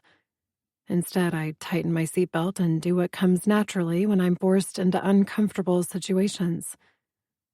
Applied distraction. So you started the Kincaid Center after, you were released? You mean after I was paroled from prison? I wince at the harshness of his words, but nod as he continues. Yes. I tried to get loans on my own, but after 5 banks turned me down, I had to look elsewhere. That's when I ran into Taryn again. We went out a few times, and her family offered to put up the capital for all the usual business expenses. Rent the building, pay all the fees, and purchase the equipment. I force a smile, remembering her threats outside the center. I'm glad she came through for you. Yeah, right. Nothing in life comes free, sweetheart. I'm paying for that loan in blood. What do you mean? He turns away from me, shaking his head. Nothing. Forget I said anything. I grab his arm because I need to know. Tell me. Look, the money ran out a long time ago, okay? My mom and dad owe them too. Bills are due and our pockets are empty. If I don't come up with almost $400,000 soon, they're going to take the center and the motel from us. It takes me half a second to lose my shit. $400,000? Carrie grins, despite the bleak situation. No, pesos. Yes, Shiloh, dollars. My startup loan, with 25% interest accrued over 5 years, is a little over $79,000. Equipment isn't cheap. And the rest of it? He's quiet for a moment, and I think he's shut down on me until he hunches his shoulders and sighs. My parents were drowning in debt. Between Ellie's medical bills and my arrest costs. So they took out a business equity line of credit. They had to put up the house for collateral, and bills were coming in when money wasn't. They were about to lose everything, so at the time, Taryn's idea to have Daddy bail them out sounded like the perfect solution. The last thing I want to do is upset him more, but I have a sadistic need to know the rest. Let me guess, it came with a hefty price. He swallows hard and nods once. More than you could ever imagine. They had to sign a contract stating that if they couldn't pay it back, ownership of the motel immediately reverted to the McDaniels. As I said, blood money. I can't imagine what your parents are going to do, but if the center goes under, what's going to happen to Frankie and the boys? An unexpected brick sinks low and hard in the pit of my stomach. I'll take care of my boys, but I won't owe anyone else, Shiloh. Somehow I'll bail out my parents, but I need to be my own man. I mean, when you were at the top of your game, did you feel like you belonged to yourself? Or were you just owned by designers? It's the most real conversation we've had since I arrived back in town. Like the ones we used to have in my backyard when I'd bring him iced tea while he worked for our gardener after school. It's easy and familiar, and I'm shocked to realize I'm feeling something for Carrie Kincaid. I don't know what to call it. Like, infatuation, respect, love? No, it can't be love. You can't love someone who hates you. It's impossible. Right? Impossible or not, what I feel is useless because I have no claim to him. Besides, at the end of my sentence, I'm moving back to California. It would be high school all over again. Plus, I still can't get a read on what Carrie's really up to. If he's being truthful about being involved with Taryn's family, his whole family is in so deep there may never be a way out. As we ride in silence, we pass bank after bank after bank, and an idea hits me. The perfect idea. An idea so brilliant, I want to slap myself for not thinking of it sooner. The tricky part will be getting it to work without Carrie's knowledge. Men have this stupid pride thing that prevents them from making good business decisions. It's probably why the cavemen didn't live past 30 years old. If they'd have let the women rule the tribes, shit would have gone much smoother. Digging in my purse, I pull out the brand new phone Bianca bought for me and shoot off a quick text to my accountant. Me. I need $3 million overnighted to me out of my California money market account. Oh, and I need it separated into 3 different bank checks. Money sucker. What the hell did you do now? Me. That's rude. I didn't do anything. I've turned over a new leaf. Money sucker. Why? Do you plan to roll it up and smoke it? Me. I'm glad to see you've kept your sense of humor in your old age. Money sucker. What are these insane withdrawals for, Shiloh? Me. Don't worry. It's all on the up and up. Money sucker. Right. I've heard that one before. Me. I'll text you tonight with the details. Later, you sexy number cruncher. I feel a little icky typing that last part, but my accountant gets off on a little harmless flirting. He should really get laid with something besides his own hand, because loving yourself doesn't count if you end up with blisters. Who are you texting? Carrie asks, taking his eyes off the road to examine my screen. I jerk my phone against my chest. Oh, we're speaking now? Whether choosing to ignore me or simply not giving a damn, he returns his attention to the road. Not gonna tell me, huh? Nope, I say, popping the P at the end. An hour later, we pull into my gated community. Pausing at the security office, Carrie keeps his foot on the brake as I lean over him and punch in the access code. The friction between us causing both our bodies to stiffen. God, I'm so screwed. He barely pulls into my driveway before I'm already reaching for the door handle and jumping out of the car. I stumble a little as my open purse slams against the doorframe, causing random contents to scatter onto the floorboard. Carrie leans over to help, but I just shove as much back in as I can and clamber onto my feet. Pausing just before the door closes, I stick my head through the small opening and offer him a genuine smile. Thanks for the amazing day. It was one of the best I have had in a long time. I don't wait for a response as I take the porch steps 3 at a time. Once behind the safety of my front door, I collapse against it and slowly sink to the floor with my head in my hands. I can't want Carrie Kincaid. The minute I knew I was being forced to return to this damn state, I planned for hatred. I planned for disgust, maybe even a little vicious retribution. But not this. Never this. I slip a hand over my mouth, still feeling the assault of his lips on mine. Now what? Chapter 19. Carrie. A fucking checkbook. When she stormed out of my car on Saturday, that's the one thing that fell out of her purse. Neither of us noticed it because it had fallen underneath her seat. I'd stuffed it in my pocket and planned on giving it to her the next day, not giving it a second thought. Until now. Sitting at my desk on Monday evening, I'm still staring at the damn thing like it's going to magically change into something else, or disappear, or not tempt me to do what I'm considering doing. And who the hell still carries a checkbook?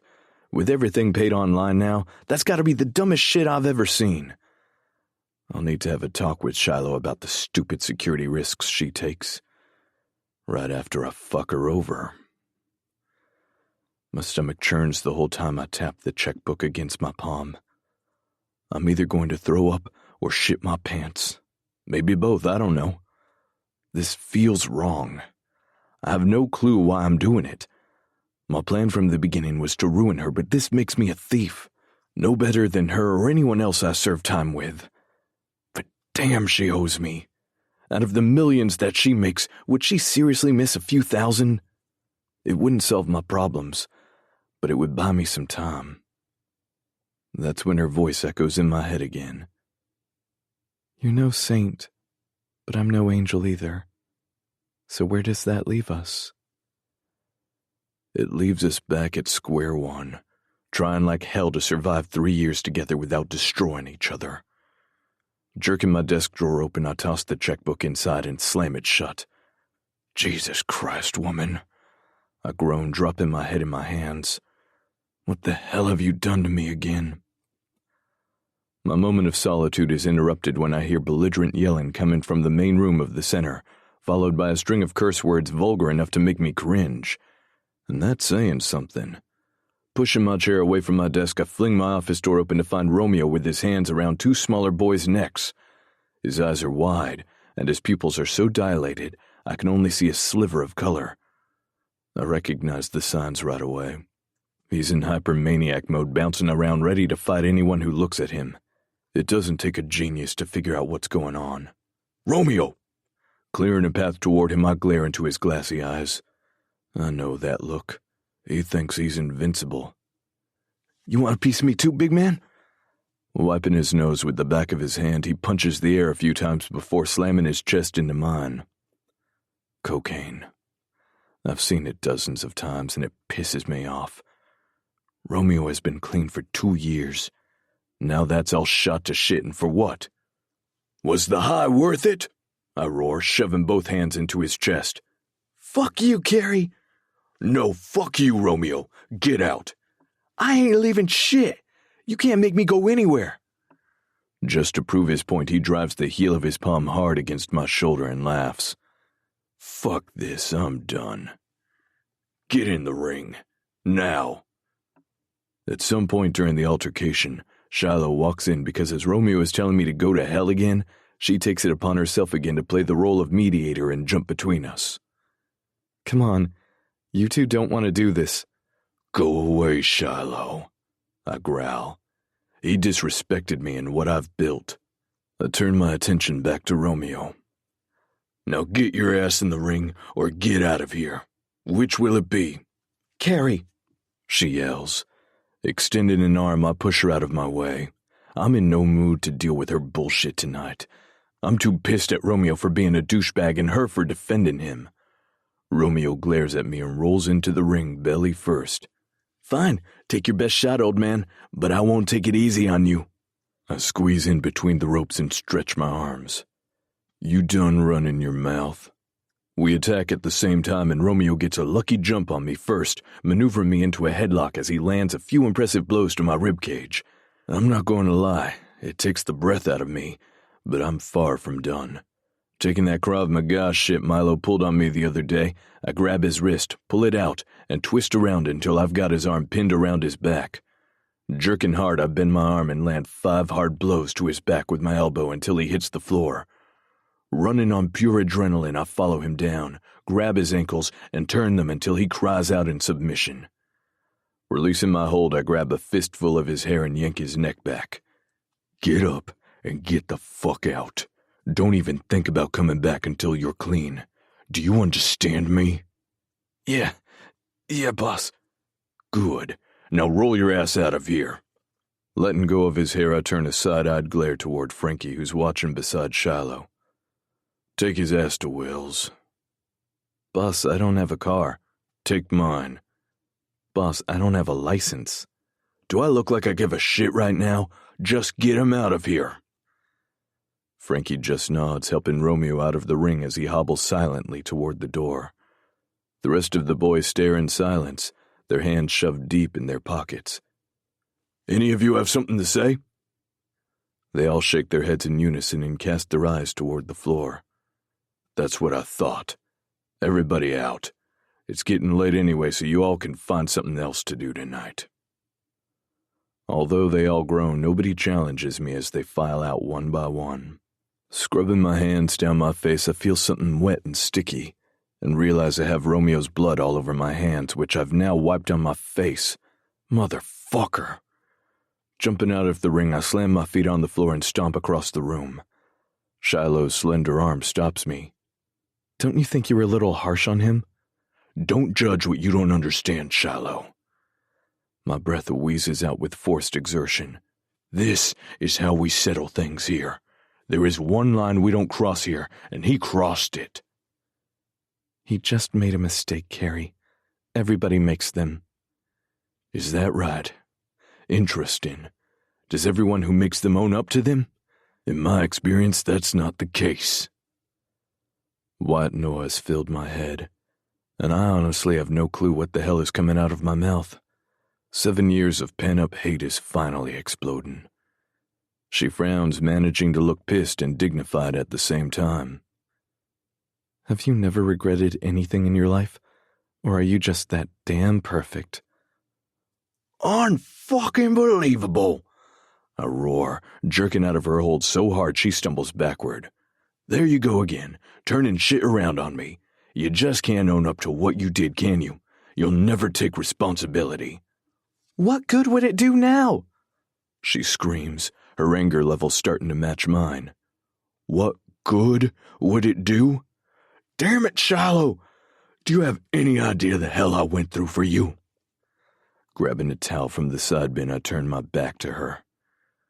I can't have this conversation right now. Where are you going? To take a shower, unless you'd like to fuck that up for me too. I stomp down the long hallway toward the locker room. Turning the corner, I rip off my drenched clothes while cursing her name. With every slam of my fist into the shower tile, I hear a telltale cracking sound, letting me know I've gone too far. Closing my eyes, I brace both palms against the fractured material as water pelts me from overhead and try to control myself. I'm in debt enough. I'd be an idiot to willingly destroy property I can't afford to repair. Admitting that to myself pisses me off even more and makes me want to rip down every piece and smash it against the concrete floor with my bare hands. Within 30 seconds of standing there, my senses go into overload. As usual, I smell her before I see her. Rain and sunshine. One whiff, and my cock stands at attention. If you're gonna be in here, Starshine, you're gonna be naked. I don't have to turn around to know she's scowling. I feel the fury vibrating off her, and it makes me smile. Choosing to ignore her, I make an unnecessary production out of soap in my chest and biceps. I should go. When she makes no move to leave, I know I've got her. What's your hurry? Leaving without my signature puts you in breach of contract. I glance down, making sure to drag her eyes along with mine. And it appears I have no place to hide a pen on me. The old Carrick was self-conscious about his body, hiding it behind layers of sweltering clothes. However, the new Carrie is well aware that hours in the ring has transformed it into something she never expected. I'm confident now, and making Shiloh sweat a little is an added perk of my game. Besides, I want her to look. I already know her eyes are glued to my ass, but I need more. There's a rage and fire in my veins that needs her so enthralled with me that she forgets to breathe. Carrie. She tries one last time, but I'm done pretending. My name is barely out of her mouth when I turn to face her, fighting the smirk that's dying to betray me. As I expect, her eyes drop, then widen as she scans what I have to offer. I fight the urge to give it a few strokes just to fuck with her. You're naked, she says, her voice barely above a whisper. Yeah, see, that seems to be the problem here, Shy. Problem? I told you we have house rules around here. The first one is that if you're in the locker room while someone else is naked and showering, you'd better be naked and showering too. I don't realize I'm moving until she takes a step backward, her palms shooting out in front of her in battle-ready stance. I'm not taking my clothes off, Carrie. Fair enough. I stalk her like prey, guiding her into a useless half circle until she realizes too late she's backed against the chipped blue shower tile. I'll do it for you. The stream of water from the shower head rains down on her, drenching her light green shirt and white shorts until they're plastered to her body.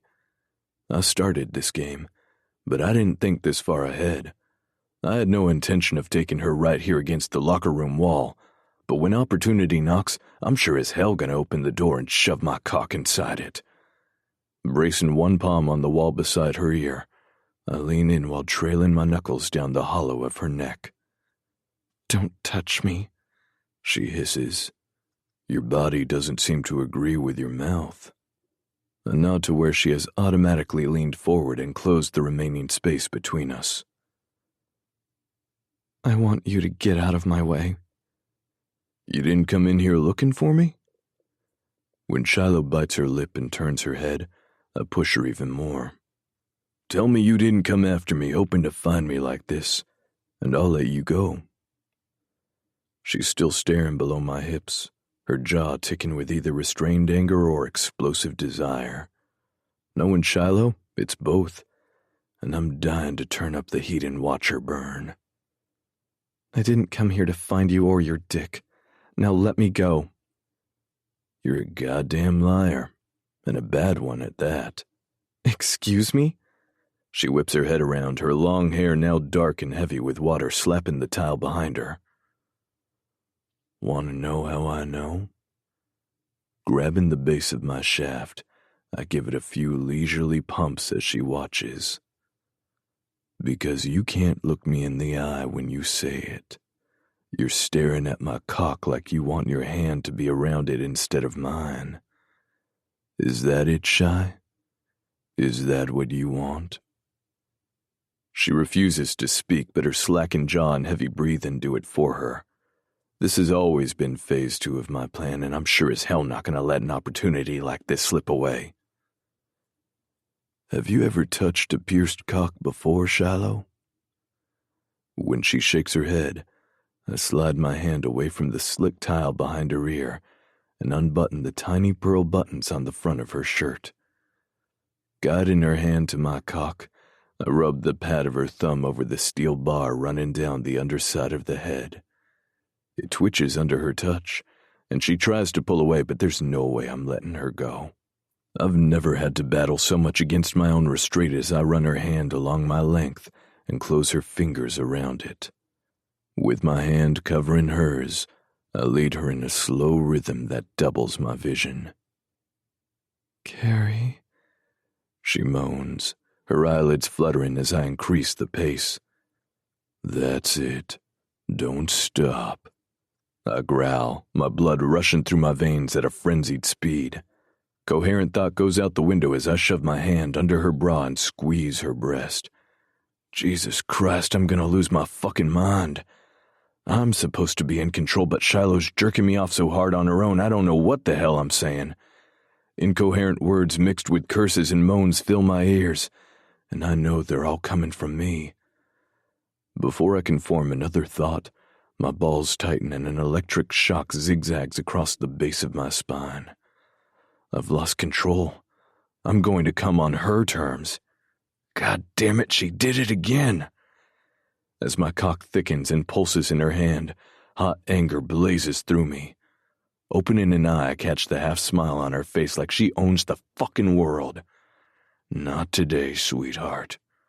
With a guttural growl, I pull her hand off my dick and grip the back of her neck. "What the hell?"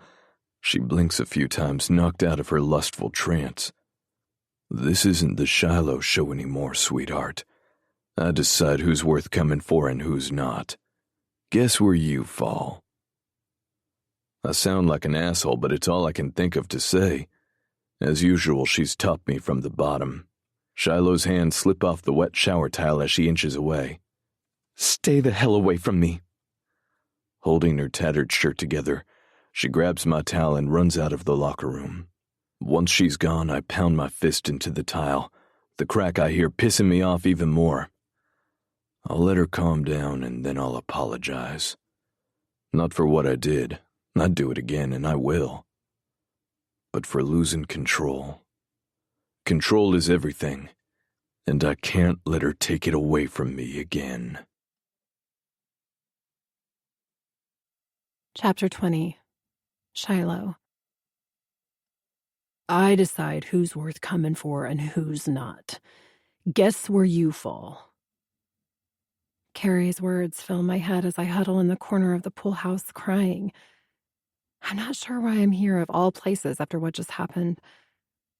I suppose it's almost poetic. Don't people always return to the scene of their crime? I just wanted to make sure he was all right. Damn it, I was trying to do the right thing for once. I never expected to find him naked with everything on display.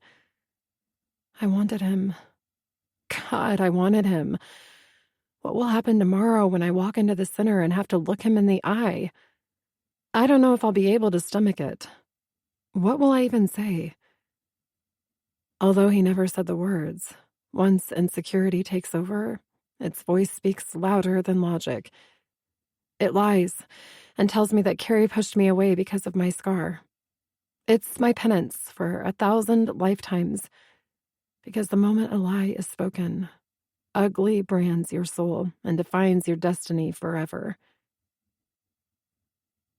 7 years ago, June, graduation. Most people have themed parties or family vacations for their graduation celebration. Not me. I'm spending graduation night in a private party so exclusive, an invitation is harder to get than a seat at the Oscars. Dropping the plastic straw, I notice there's still white residue littering my square vanity mirror. Before Taryn can reach for it, I lick my finger and swipe it across the dust, rubbing it across my gums.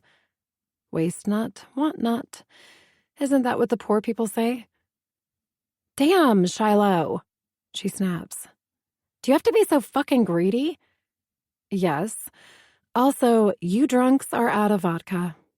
I lift their last bottle and turn it upside down. 3 dribbles fall out as I let it crash to the counter and shatter. Fuck it. I don't clean this place.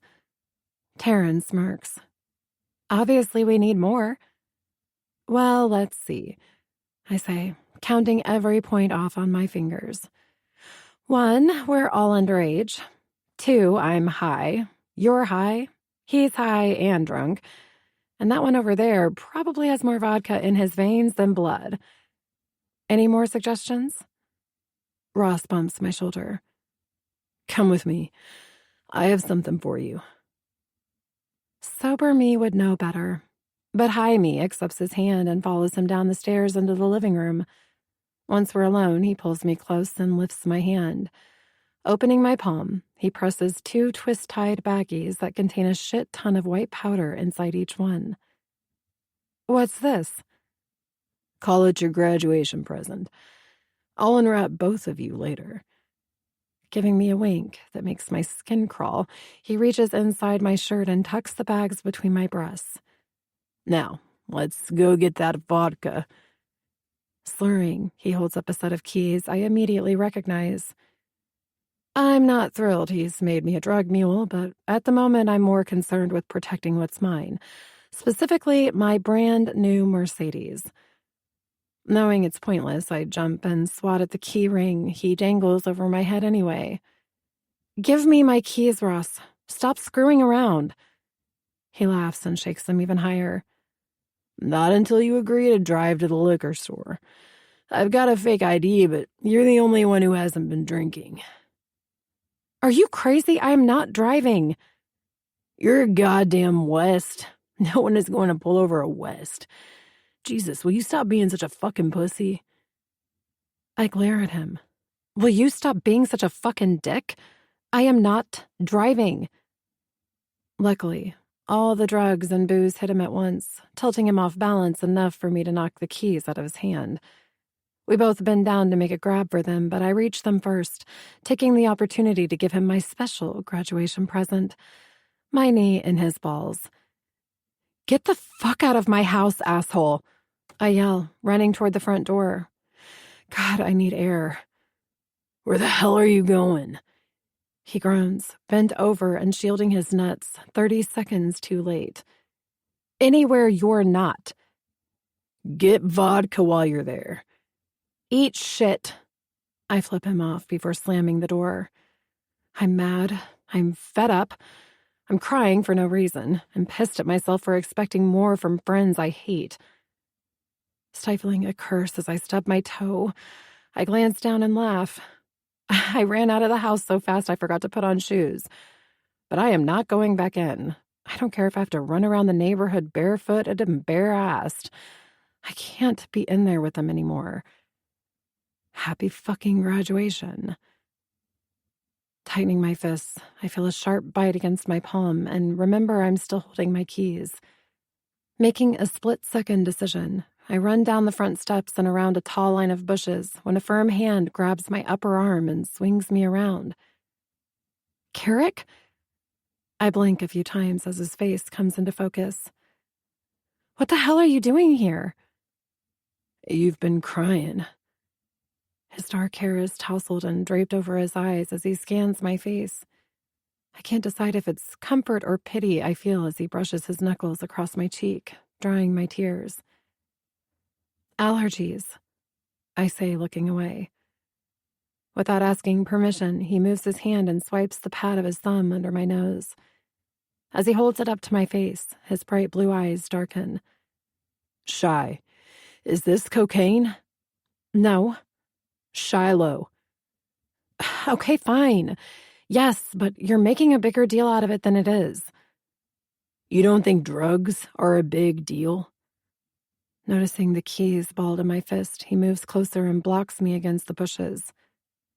Where do you think you're going? To clear my head. The muscles in his jaw pulse with anger. No, I won't let you go out like this. You won't let me? I repeat the words slowly, enunciating each one. You have no right to tell me what to do.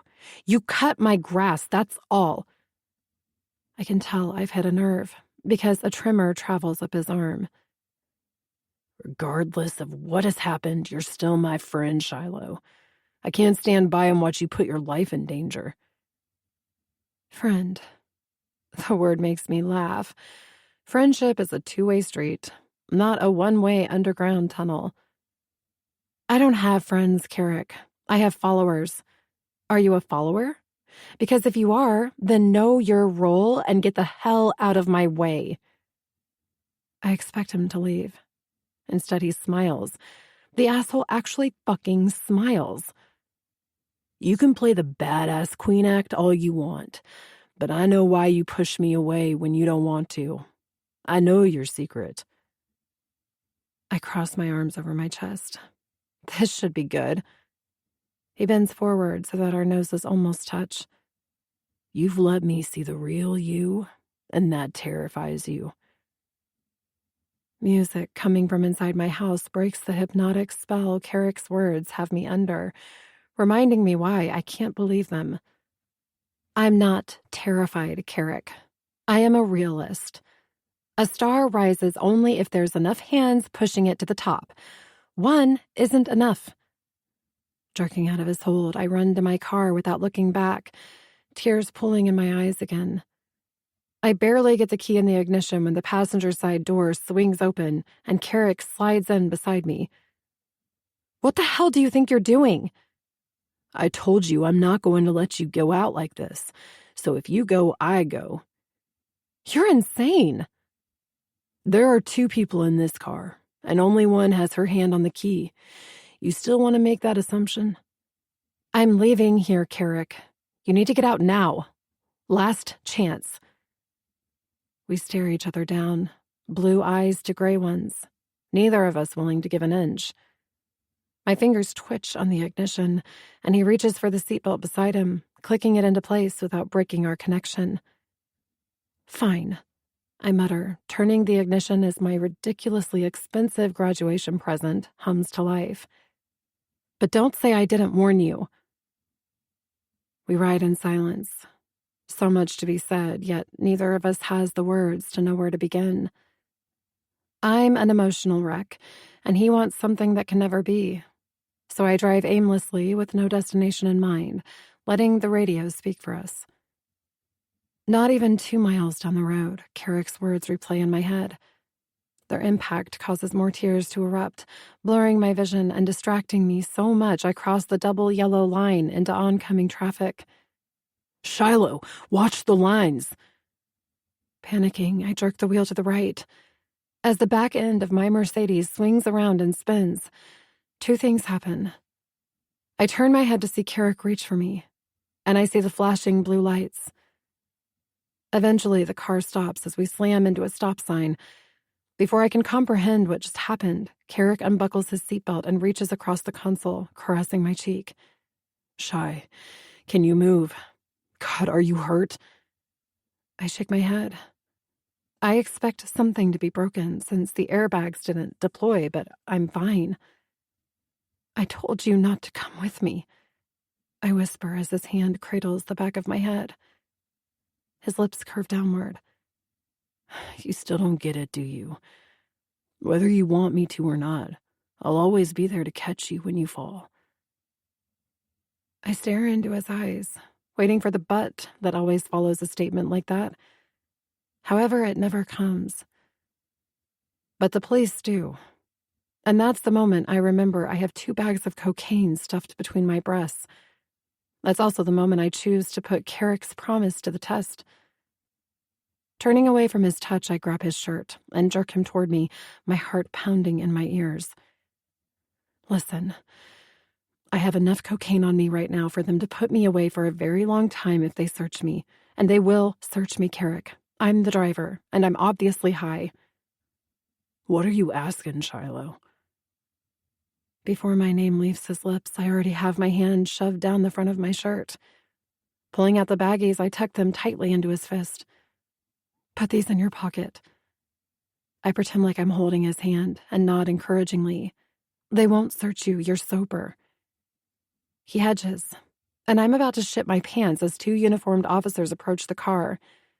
At the very last second, Carrick closes his eyes and shoves the baggies in his jeans pocket. I exhale the breath I'd been holding and melt against the seat. The larger of the 2 cops opens my door and nod inside. Is everyone okay in here? After we answer to his satisfaction, he asks us to exit the car. And after we do, they separate us in a divide and conquer technique I've seen a million times on crime drama TV shows. As I suspected, I get searched, but due to my quick thinking, they find nothing. Since I haven't had a drop of alcohol, I pass the breathalyzer test with flying colors. That's when all hell breaks loose. Sir, I'm going to need you to step over here for a moment, please. Panicking, I run to where the huge cop is motioning for Carrick to stand. Why do you need him? Ma'am, if you could please just step back. No, tell me what you want with him. He motions to my eyes. Miss West, we know illegal drug use when we see it. It's a good thing you don't have anything on you because I'd hate to have to upset your father. Your family has been very generous to our fallen officer fund. However, our suspicions give us probable cause to search Mr. Kincaid, too. You can't do that, I scream, grabbing his arm. You can clearly see he's fine. Under the pale streetlight, I see Carrick's eyes widen. As the officers lead him away, he glances back at me, his mouth open and his face peeling by the minute. We both know what's going to happen. The only difference is we foresee very different endings. It takes seconds for the officer to reach into Carrick's pocket and retrieve the bags I'd begged him to hide. Holding them above his head, the officer laughs, shaking them like trophies. Seems like we got us a real winner tonight. His partner grins and reaches for his handcuffs. Looks like possession with intent to distribute to me. Carrick panics, struggling as they pull his arms behind his back and read him his rights. Wait, they're not mine. Tightening the cuffs, they slap him on his shoulder. They all say that, boy. Jerking frantically, he turns a pleading gaze my way. Shiloh, tell them the truth. I want to cry again, but I won't. I've always been honest about the fact that I'm selfish. If it comes down to saving myself or someone else, I'll choose me every time. Maybe I'm hardwired to be heartless. I don't want to be this way, but sometimes you just play the cards you're dealt, accept your role in life and live it. My role is a freshly signed modeling contract in Los Angeles, not to live in a 6-by-8-foot jail cell.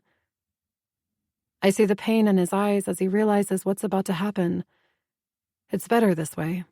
He's the last person I ever want to hurt, but eventually I abandon everyone, leaving them behind to pick up the pieces. I warned him I'd make him hate me. He didn't listen. Miss West, is this true? Do these belong to you? Knowing this is the last time I'll ever see him, I should look him in the eye, but I don't. Conjuring the most innocent face I can force, I shake my head. No, I have no idea what he's talking about. I've never seen those bags before in my life. Present day. They locked him up for 2 years. His parents had to borrow money and take out an extra mortgage on their house and liens against the motel just to pay his fines and court costs. The whole thing was over with before it even got started. Carrie's baby sister died while he was behind bars for a crime he didn't commit. He never even got to say goodbye. All because of me. During all this time, not once did I call. Not once did I reach out to apologize or right my wrongs. Nope. I drank my Cristal, went to the most elite Hollywood parties, and dropped my panties for the most sought-after men. I put Carrot Kincaid out of my mind. And when he managed to crawl back inside in the middle of the night, I'd just chase him away with more booze, more pills, more drugs.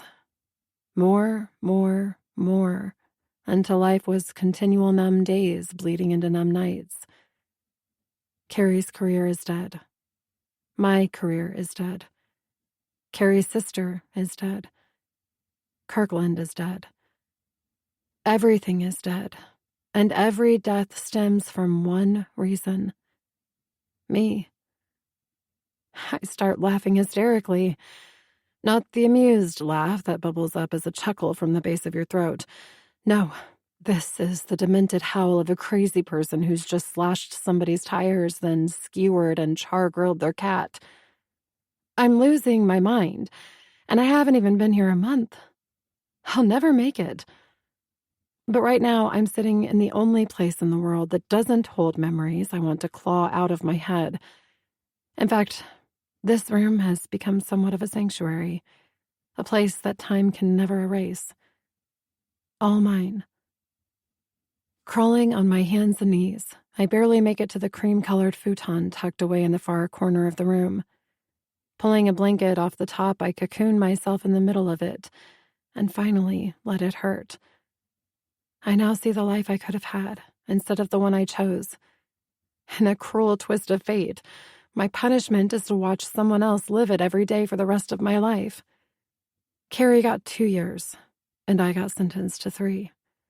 That's a total of 5. We've spent 7 apart. I'm no mathematical genius, but karma always has the way of evening the score. Chapter 21. Carrie. Don't do anything to make these people call the cops on you, boss. Tiny warns, leaning over the steering wheel while peering up at Shiloh's multi-million-dollar home. 'Cause if you do stupid shit, I don't have money to bail your ass out of jail. I raised the half-empty whiskey bottle to my mouth and smirked before taking a drink. I can't promise anything. Apparently, I woke up with an agenda full of stupid shit. After using her for my twisted fantasies, the only thing I could think to do was to get shit-faced. Hell, at this point, I can't even say it was a fantasy. The thing is, I don't regret pushing us both to the brink. That's probably some fucked up psychological shit I don't even want to get into. Halfway through a bottle of Jack Daniels, Frankie and Tiny took my keys and forced me in my own car. According to them, Shiloh and I had to work out this bullshit between us, or they threatened to lock us inside the hallway bathroom until we did, which I'm perfectly okay with considering what almost happened in there. Without another word, I slammed the car door and make my way up the winding driveway leading to Shiloh's house. By the 5th time I ring the doorbell, I'm antsy as hell. The straitjack didn't help anything, but the fact that she's not answering irritates me. By the time she opens the door, I'm worked up into fighting mode, ready to tell her to go to hell and buy her a one-way ticket myself. But one look at Shiloh's tear-stained face and my anger fades. She leans her forehead against the doorframe. How'd you get in here? I worked here for 4 years. You think I don't remember the access code? She doesn't answer me, so I step forward. I need to talk to you. I think you've said enough. I haven't even gotten started. Lifting her face away from the doorframe, she inhales deeply while wrinkling her nose. You smell like ass. Have you been drinking? Only all night. Just a little. I lose my footing and stumble into the molding. Go home, Carrie. Rolling her eyes, she steps back to shut me out. I wedge my foot against the doorframe and wince as she smashes the door into it. Not until you talk to me. It's probably stupid to keep provoking her like this. Shiloh could have me in the back of a squad car before I made it back down the steps. However, I've come this far, and I'm not leaving until we get some shit straight. What the hell do you want from me? She screams, flinging the door back open and fisting her hands by her side. You want to humiliate me some more? Didn't get enough earlier? That's not what that was about. Her gray eyes flicker. No? Then what was it about? Power? Revenge? Sex? The whiskey rushing through my veins is telling me to shove my way inside. Instead, I roll my lips over my teeth and take a deep breath. Look, if you'll just let me come in and explain. She tries to swing the door closed again. Go to hell. Static fills my head as I slam my hand against it and push it open. Shiloh staggers backward with her palms pressed out in front of her. Like that will stop me. She stumbles around expensive furniture, her tiny athletic shorts riding up her legs with every twist of her hips. The more she backs up, the faster I stalk her, eventually pressing her against the foyer wall. There's always been a magnetic force between us, and this is no exception. I can't take it anymore. Her closeness, her scent, and the vulnerability I wish to hell she'd never let me see force my mouth on hers before I can think better of it. At first, she denies me, but I'm too far gone to care. Gripping her chin, I groan her name against her lips, and she immediately opens. There's no gentleness to our kisses. They're hard, deep, and filled with an urgent need I've never known with anyone else. Shiloh doesn't stop me, taking as much from me as I do from her. Kissing her like this calms the noises in my head, creating a moment between chaos and riot where I can finally think. Breaking away, Shiloh gasps and presses her fingers over her lips. The gasp spurs me on, and I cup her chin, forcing her eyes on me. You want me to go to hell?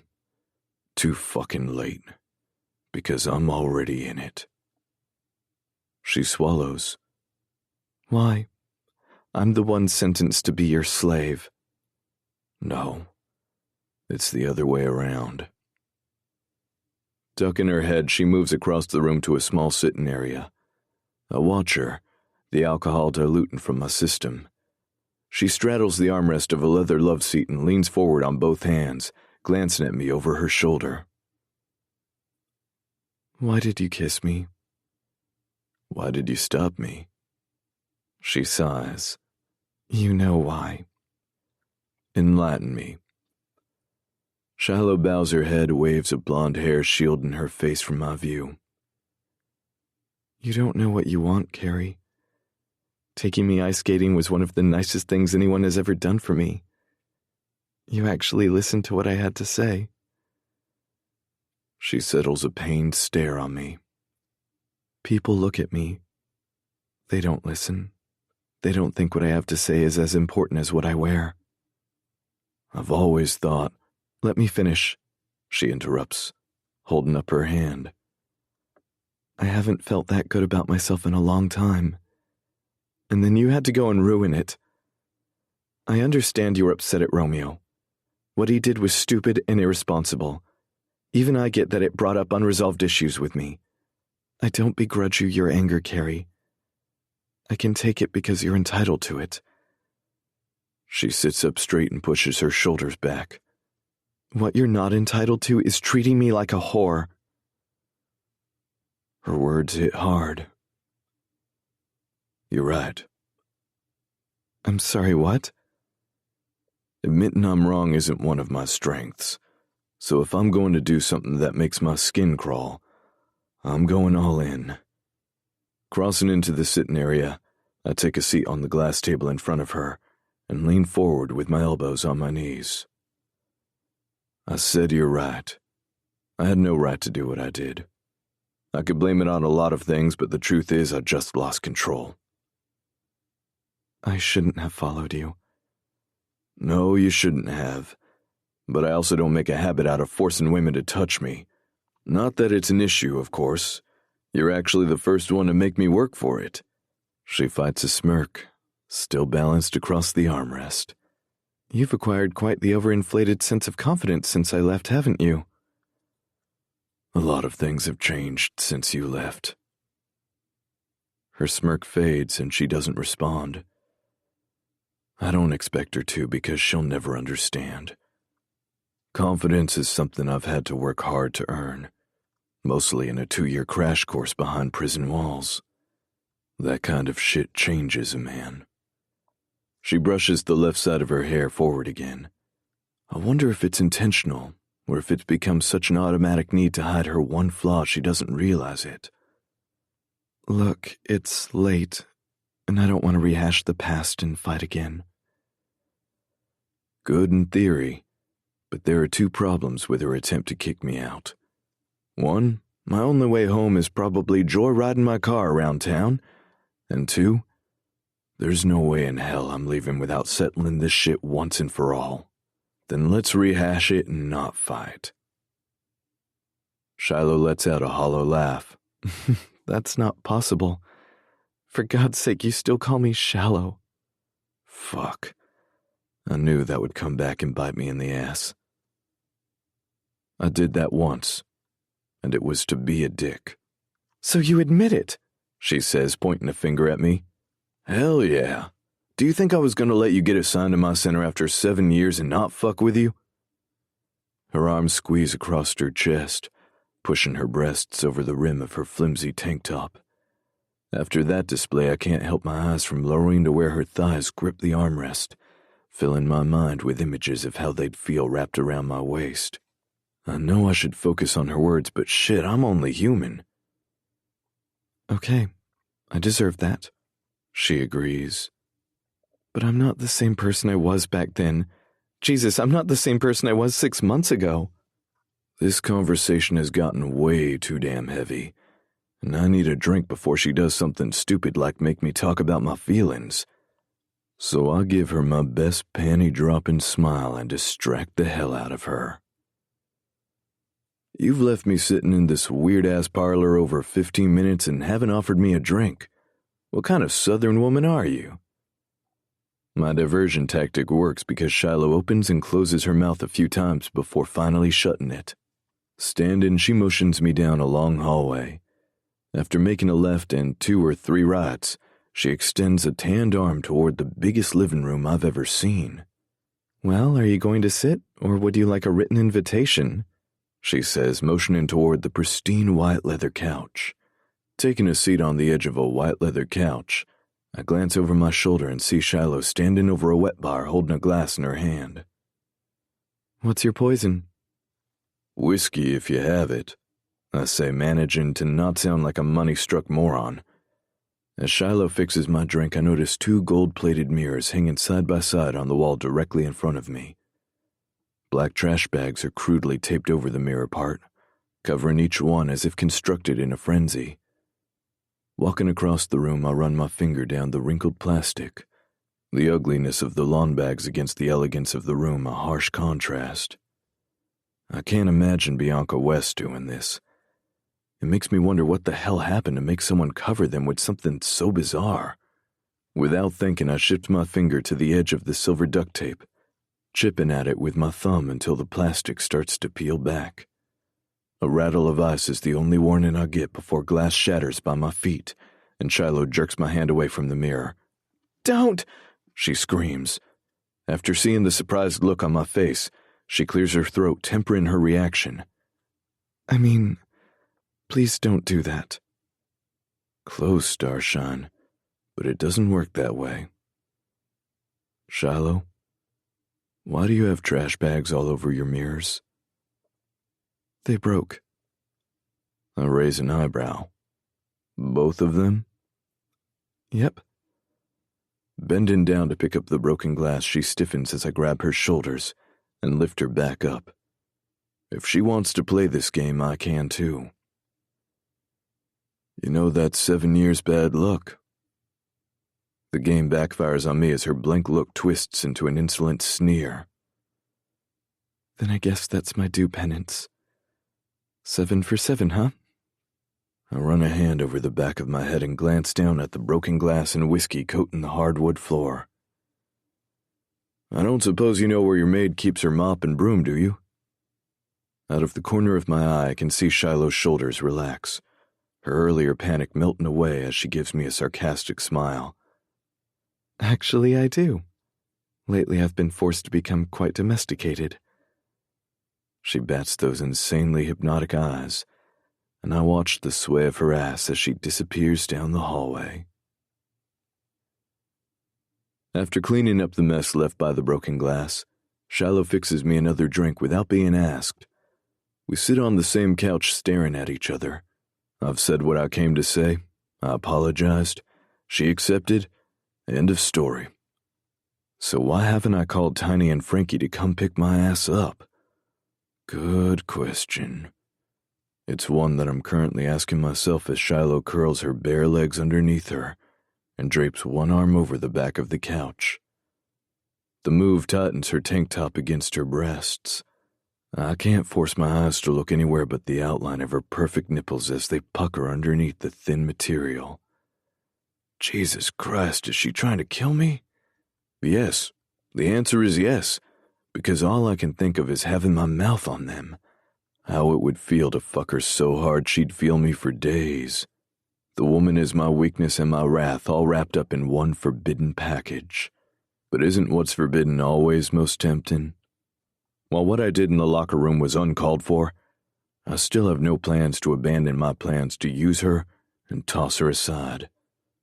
I've just altered them to exclude leaving her in pieces. The Carrie I was the day she walked in my center craved to see her irreparably shatter.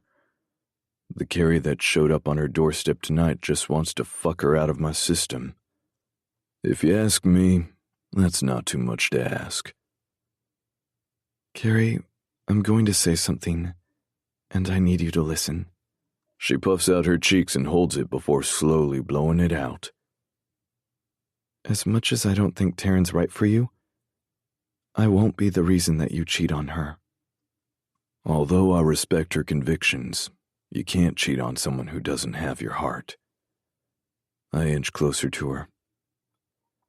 You're right. Her eyes widen as if she's been force-fed adrenaline. I am? I can't stop myself from touching her anymore. Wanding a piece of her blonde hair through my index finger and thumb, I closed the distance between us. Yeah, she's not right for me. There's only one person who ever has been. Damn, maybe I'm drunker than I thought.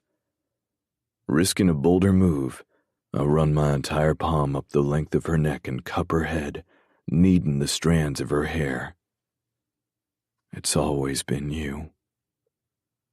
Her eyes close as she leans into my touch. Why? You should hate me for what I did. You should laugh at everything that's happened to me. She's right. I should laugh at her.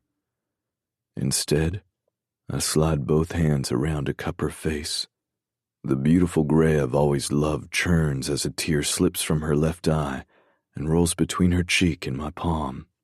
I trace through the rough terrain of her scar, following the puckered path that she tries her best to keep hidden. Don't. Shiloh grabs my hand and tries to push it away from her face. Do you honestly think this scar makes me see you any differently? Another tear falls and she nods. It makes everyone else see me differently. I'm not everyone else. Oh, come on, Carrie. I got fired. I lost my sponsors. I'm not as smart as you, but I'm not stupid. I hear the whispers and laughter. I jerk her against me so close that her breath fans across my face. Look at me. Do I look like I'm whispering or laughing? Her body goes limp in my hands. You said you hated me. I did. I do. Damn it, Shiloh. I've hated you for 7 years, and all I've wanted was to make you pay for fucking me out of living my dream. And now? All I want is to fuck a living dream. Jesus, I mean that. I want to run my hands all over her body just to feel her skin slide against my rough palms. I want to thrust every inch of my cock inside her and hear her scream my name. But most of all, I want to ruin her for any other man.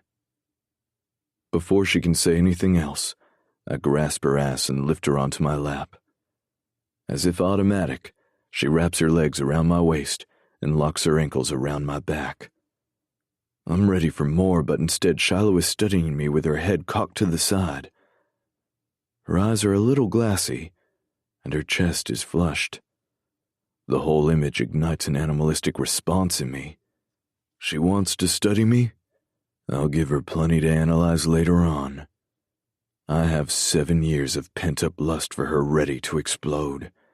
Maybe one night with her will quiet the noises in my head, and I'll be able to think with my brain instead of my dick. With my hands still on her hips, I pull her against me and crush our lips together.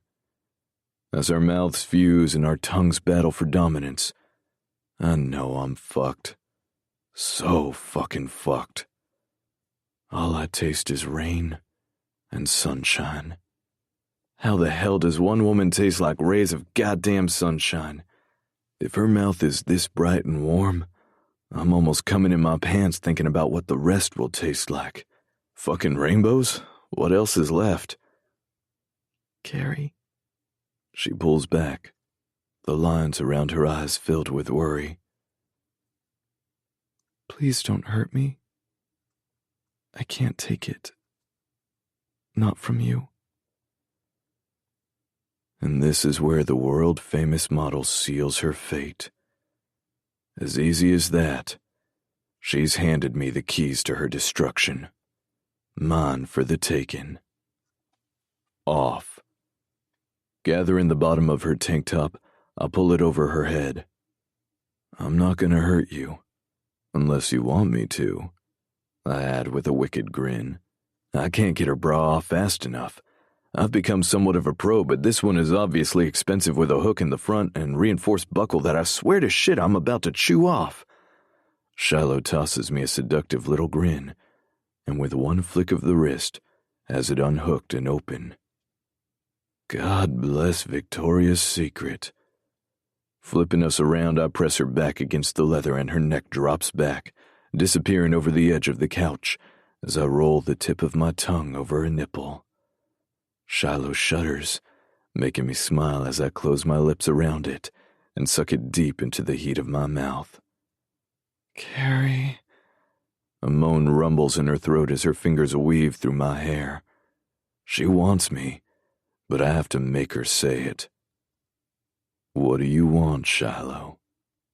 You. What do you want me to do? Fuck me, she pants. Not yet. Shiloh's flushed head pops up, her eyebrows drawn together. What the hell? Carrie, I just told you to fuck me. How much clearer can that be? You want clear? I say, wrapping my hand around her jaw. Fine. How's this? I plan to spend so much time between your legs that you'll forget about every man you've ever known. Even Will. At the mention of my best friend's name, Shiloh stiffens and jerks my hand away from her face. I know I should say something, but all I can do is stare as she slides out from under me and sits on the edge of the couch with her arms wrapped around her waist. You say you've changed, but you're still lying. How the hell do you figure that? I yell. She turns a cold eye my way as if she sees through me. This is still about punishing me. Chapter 22. Shiloh. My body is desperate, screaming at my conscience to just accept this for what it is: hot, meaningless sex. The old Shiloh would have told my newfound morality to haul its ass back into the hole it crawled out of and shut the hell up. However, the new Shiloh, who has lost her job, her best friend, her home, and her freedom, suddenly finds herself in unfamiliar waters too deep to navigate.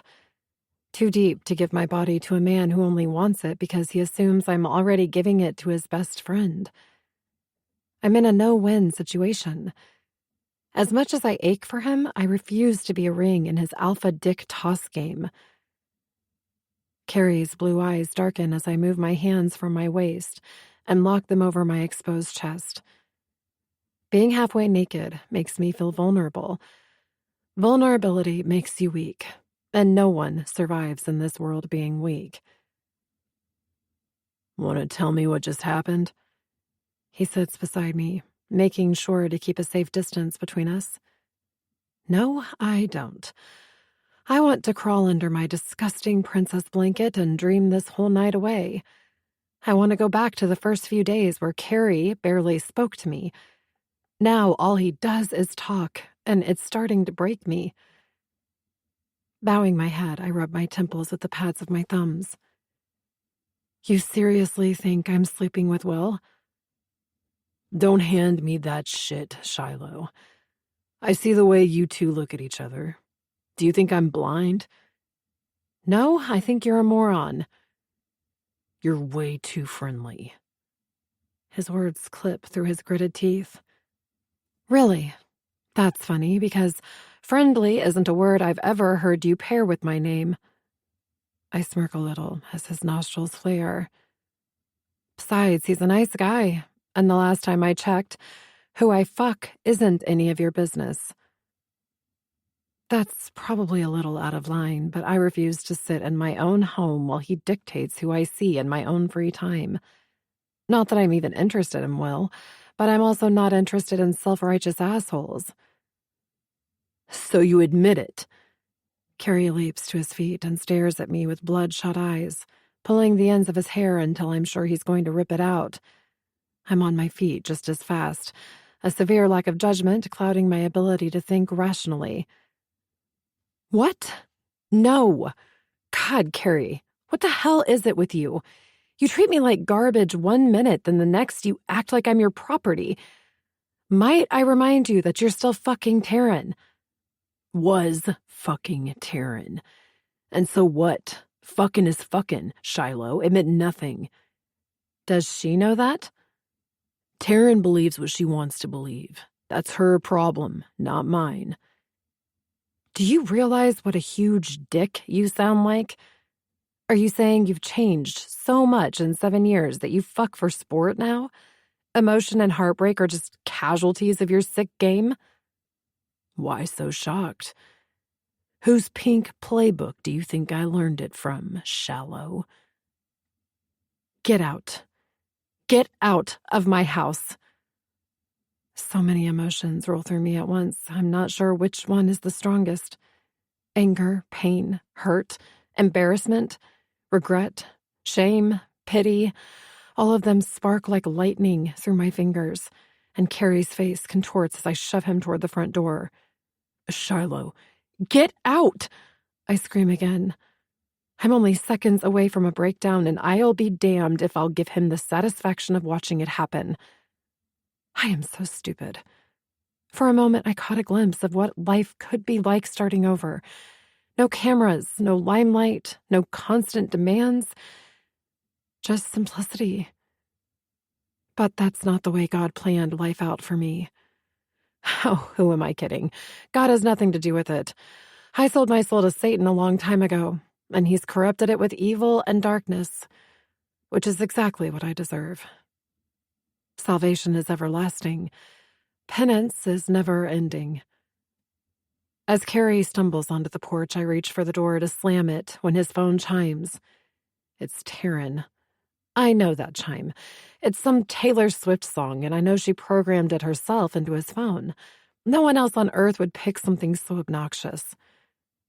So instead of granting myself the Oscar-worthy door slam I'd planned on, I hover over the entryway and wait. Carrie curses under his breath and pulls his phone from his back pocket. I watch his eyes as they scan the message, noticing how they narrow with every line and how his lip curls into a dangerous snarl. Everything okay? Somewhere between accusing me of fucking Will and reading Taryn's text, Carrie's expression turns lethal. I've never seen this side of him, and I'm not sure what to make of it. I step behind the door, unable to rationalize that the man who touched me with such passion is the same one who now seems capable of unspeakable things. I'll text Malcolm. He'll take you home, I say, pushing the door closed. But I'm not fast enough. With less than 2 inches to spare, Carrie catches it with his fingers and wedges it back open. His eyes are still black, and his chiseled features are hard as stone. However, it's the way the corners of his mouth turn down when he speaks that makes me question everything. Him, me, us, that text. You're right, Shiloh. Feelings mean nothing to me. And no, everything is not okay. They haven't been for a long time. Scrubbing his turned cheek down the molding of the doorframe, he lets out a frustrated sigh. I may fuck for sport, but I don't play games with players who make up their own rules. You haven't changed a damn bit. I don't have to slam the door in his face. Grabbing the doorknob, he closes it himself, ending the rest of our conversation. His words sink in, icing my blood. Turning around, I press my back against the door and slide slowly to the floor until I collapse in tears and confusion. Bianca won't be home for hours, so I sit and bang the back of my head against the door as if it'll somehow jar me out of the nightmare I can't seem to wake up from. I can't last 3 years. I want to go home. Now. Chapter 23. Carrie. Taryn. Ice skating? How does taking Shiloh ice skating make her look bad? I'm starting to wonder if you're having second thoughts about our deal. Trust me, if you choose the wrong side, Carrie, Shiloh isn't the only one who will go down. Sitting at my desk the next morning, I stare at Taryn's text from last night and scan the last line again. Her veiled threat sparks an unfamiliar protectiveness in my chest. If you choose the wrong side, Carrie, Shiloh isn't the only one who will go down. The more I stare, the more my eyes burn. Exhaling a frustrated sigh, I throw the phone across my desk and drop my head into my hands. How the hell is everything blown up in my face? Shiloh's sentence here was supposed to be cut and dry. I was supposed to play with her emotions for my own amusement and watch her break down until she self-destructs. How fucking hard is that? I prepared for the Shiloh who has lived in my memory for 7 years. The Shiloh who stared right into my eyes and smiled with the innocence of a demon in a lambskin. Only that's not who walked in the door. The last month has shown me something in her I never expected to see. Regret. What I have to do is easier said than done. I have to figure out what Taryn's up to and shield Shiloh from it while protecting my center and my family at the same time. If I make the wrong move, I'm done. I reach for my phone again and type a response, dropping the first bomb of a battle I'm not sure I'm prepared to fight. Taryn's retaliation will be deadly, and she'll make sure I never see it coming. It doesn't matter, though. I've drawn the line in the sand and declared war. Me. It's none of your damn business what I do. I've grown up and so should you. The past is in the past. Leave it there and move on. My phone pings back almost immediately. Taryn. You think you can just break up with me and that's that? Fuck you, Carrie. My family owns yours. My uncle is a health inspector. You're due for a visit, right? Maybe you should reconsider. Tick-tock. Fuck! Slamming the phone down, I pound my fist into the wood. I'm backed into a corner. It's not just me or my family I have to worry about. Somehow my priority has shifted. I'm now keeping the woman who destroyed me from getting destroyed by someone else so I can destroy her myself. How fucked up is that? She's my ghost. She haunts my past and possesses my mind. I can't exorcise her from my thoughts, and now I'm not sure I even want to. I want to take her, then I want to break her. I want to save her, then I want to destroy her. The two extremes I'm fighting in my own head are slowly driving me insane. All I know is that every moment I'm with her, the need to hurt her gets weaker. What the hell are we even doing? Maybe there's too much bad blood between us to even consider mending fences. My mom always says that some people can stay in your heart but not in your life. Maybe that's Shiloh and me. Even after what she did to me, I don't think I ever truly stopped loving her. Maybe that's the reason I hate her the most. Not because of what she did, but after the dust settled, I still couldn't let her go. I drop my head in my hands to stop it from spinning out of control when I hear footsteps approach and stop in front of me. "Don't you ever knock," I growl. Frankie grins and takes a seat in one of the two chairs in front of my desk. "You always say you have an open-door policy." "That only applies when the damn door is open, smartass." "You're kinda pissed off today for a guy who hit the jackpot last night. Know what I'm saying?" he adds with a wink. I have no fucking clue what you're saying. Actually, I know exactly what he's saying, but I have no intention of discussing it with him. However, Frankie has that look in his eye, the one that tells me he's not leaving without the story he came for. Too bad he has a record. The fucker would be a hell of an FBI interrogator. "You never called us to pick you up last night." "I know, because we dropped your car off at your house." Leaning back in his chair, he kicks his feet up on the edge of my desk and smirks. "That means your drunk ass stayed all night, so don't keep that shit to yourself, man. Was it as good as we imagined when we, I glance up just in time to see Frankie pumping his fist. "Jesus, nothing happened. We worked some shit out and her driver took me home. End of story." Before he can open his mouth, I knock his feet to the floor. "And get your shoes off my desk." "Right," he says, drawing out the word with a grin. "That's why neither of you can look any of us in the face today." "She's here?" He shuffles a stack of papers in his lap, and I want to smack the smug look off his face. "Huh, you perked right up on that one. Looking for a little morning after repeat?" "Shut up, Frankie. What's she doing?" "Scrubbing the grout in the locker room like you commanded her to do last week. With a toothbrush."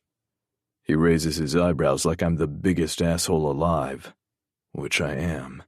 Shit! I'm out of my chair and halfway across the room before I see her standing in the open doorway.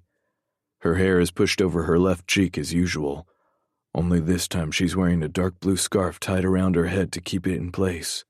I'm frozen, unable to move forward or sit back down because I can't stop staring at her. Since the first day Shiloh walked into the community center, whether she was scrubbing toilets or washing windows, she's worn designer clothes and the highest heels imaginable. Today she's wearing jean shorts she obviously created herself, a blue and yellow Coastal Shores high t-shirt, and a pair of bright yellow flip-flops that had to have come from the beach store on the corner. I have no idea if I want to laugh at her or kiss her. She looks ridiculous, but none of those magazine covers can hold a candle to the woman standing in front of me right now, because this is the real Shiloh. "You're staring." Her fingers tighten around the doorframe. "You look different." Her chin lowers and she takes in her tattered clothing. "I didn't want to ruin my clothes. I brought a bag. As soon as I'm finished, I'll change. Don't, I interrupt. She jumps, so I soften my tone. I mean, you don't have to. I think you look fine. Like this? She looks shocked that I'd find her attractive in such rags. Yeah, right. If I tell her what's in my head right now, that Bambi look would darken in 2 seconds flat. Yeah, I say with a half smile. Take a day off from the runway. Might be fun to see how the other half lives. Frankie's eyes bounce between us before he slides out of his chair and drops the stack of papers on my desk. Here are the flyers for the Rugged Maniac race. I'll leave you two alone to do whatever it is that you two do. Walking out with his usual swagger, he stops beside Shiloh and scans her outfit. Grinning, he gives the end of her bandana a playful tug. Careful, Snowflake. You just might fuck around and become one of us. Once Frankie's gone, my mind races, trying to find a way to apologize for last night while my dick hardens, telling my mind to stop being a little bitch and throw her across the desk. See how men's minds work? It's a constant battle between conscience and cock. It's a crapshoot as to which one usually wins. It depends on the situation, the woman, and how long it's been since the man has gotten laid. Right now, all three are working against me. I try to fight it, but the memory of her writhing on that damn white leather couch causes all rational thought to exit the building. Cock 1, conscience 0. Just as I lunge for her, her mouth rounds into that perfect little O, and she circles around me, bending over my desk on her own. I stare at her round ass for a moment, stunned. It's not the way I envisioned it in my head, but fuck it. This works too. I crowd in behind her, laying a hand on her hip just as she grabs one of the flyers Frankie left and spins around to face me. I'm a little confused and a lot disappointed when she shoves the paper in my face and shakes it. Rugged Maniac obstacle race? There's an Iron Man cancer race on Saturday? Why didn't you tell me? I shrug. It's not an Iron Man. It's just a 5K mud run with climbing and tunnels and shit. Besides, why would I tell you? She places a hand on my arm. When I just stare at it, she removes it and clears her throat. Because I want to be there. You brought this race here for Ellie? You belly crawling in an underground mud tunnel? I snort, ignoring her question. Yeah, right. But it's for Ellie, isn't it? Shiloh, I've been hosting this race in Ellie's name for 5 years. Ever since I got out of... It's pointless to have this conversation right now, so I gather the rest of the flyers and drop them in a bin by the window. Anyway, it's not anything anyone who cared about her doesn't already know about. You think I don't care? Keeping my back to her, I let out a long breath and lock my fingers around the back of my neck. Look, my mom and dad are going to be there. Even local TV and radio stations cover the event. Maybe you mean well, but I need the focus to be on Ellie. And if you show up, then I'll turn it into a media spectacle and make everything about me. She finishes softly. You can't help you are who you are. Dropping my hands, I glance at her over my shoulder. You're famous. You're the it girl. I expect a smart-ass Shiloh comeback, but instead I get a sad smile. That's not it, and you know it. Maybe someday you'll forgive me for what I did to you, Carrie. But you'll never be able to forgive me for what I did to Ellie. I knew the leukemia had come back, but there was no way for me to know she'd get pneumonia. You saw her the day before graduation, and what I did made sure it was the last time. Her eyes glaze over as she backs away from my desk. Don't worry. I won't ruin the race for your family. Crumpling the flyer in her hand, she runs out of my office. My first instinct is to run after her, but I stop myself. Everything she said is right. Maybe I could learn to forgive her for taking my life away, but not for denying me the last moments of Ellie's. I may be weakening when it comes to Shiloh, but I still remember. As I hear the obnoxious Taylor Swift song ring in the background, memories of my mother's tears rolling down her face as she places her hand against the partition flashes through my mind. She's gone, Carrick. What do you mean she's gone? Last night. There's nothing they could do. I pound the glass with my fist as the guards drag me away. No! No, no, no! No! No, no, no! The words in my memory come out of my mouth with a rage I can't control. As the fog finally clears, I open my hand and notice my cracked phone laying in my palm. I blow out a hard breath, realizing I've been slamming it against my desk after every word. The damn thing is a mess. The corners are chipped, the glass is shattered, and distorted lines are now running horizontally across the screen. But even with all that destruction, one text still shines clear. Taryn. Time's up. The Castaway Sands was such a landmark. Such a shame. Fucking bitch! Taryn has me by the balls. Without putting a dent in mine and my parents' debts, we'll lose everything. Unless... Jerking my middle drawer open, I pull out Shiloh's checkbook and toss it on my desk. Opening the leather covering, I run my fingers over the crisp white check on top. My stomach is in knots as I grab a pen and start to write. I know what I'm doing, and I know the repercussions. Being in prison taught me shit I didn't care to know. One of the inmates liked to brag about how he embezzled hundreds of thousands of dollars from a company by transferring $9,000 increments out of their account over time. Apparently anything over 10 grand flags alerts, and all kinds of bells and whistles go off. 9,000 is a pair of shoes to her. It's survival to my family.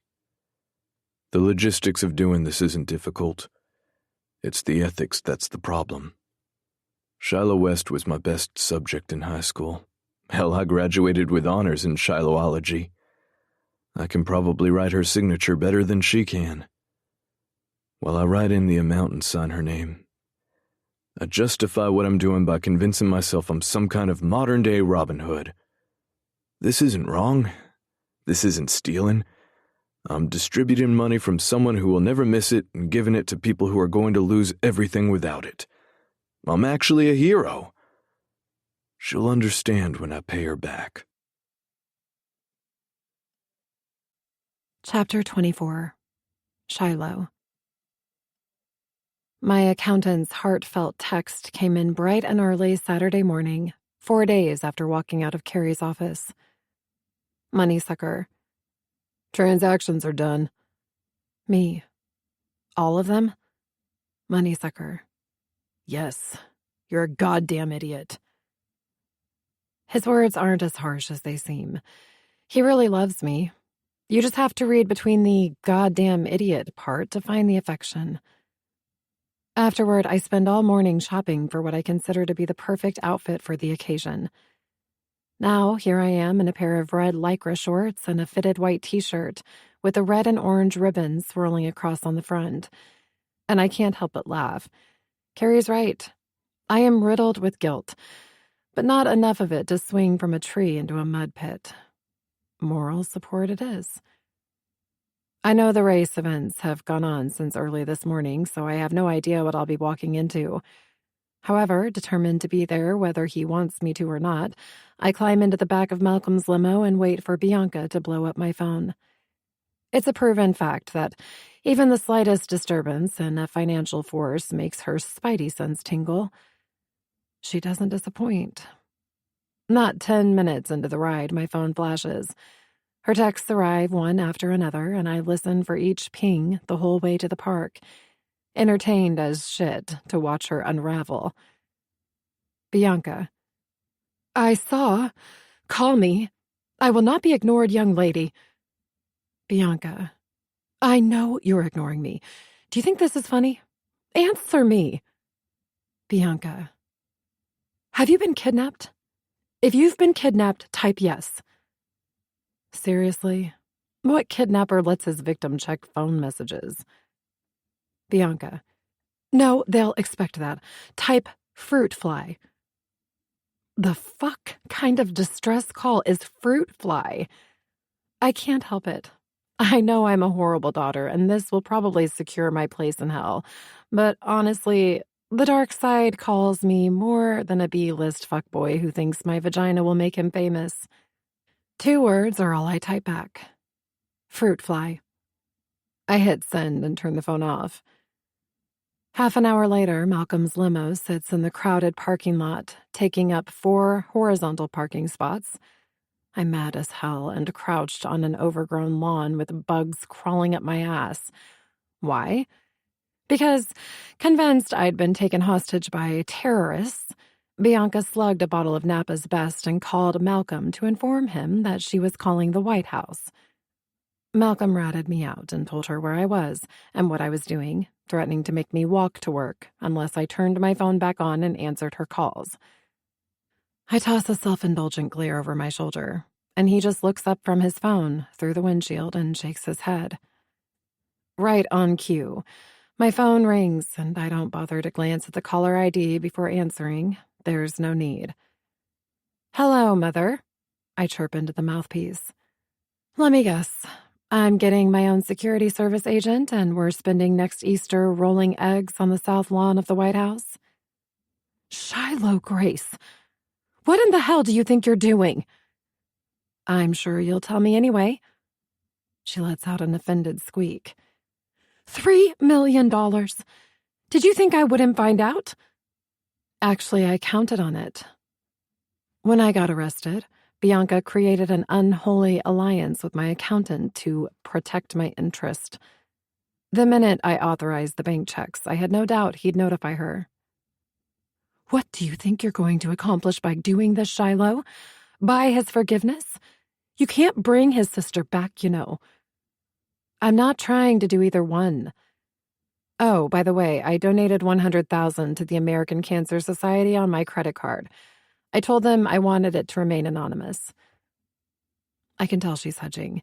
There's a moment of silence, and then she asks the question as if she doesn't already know the answer.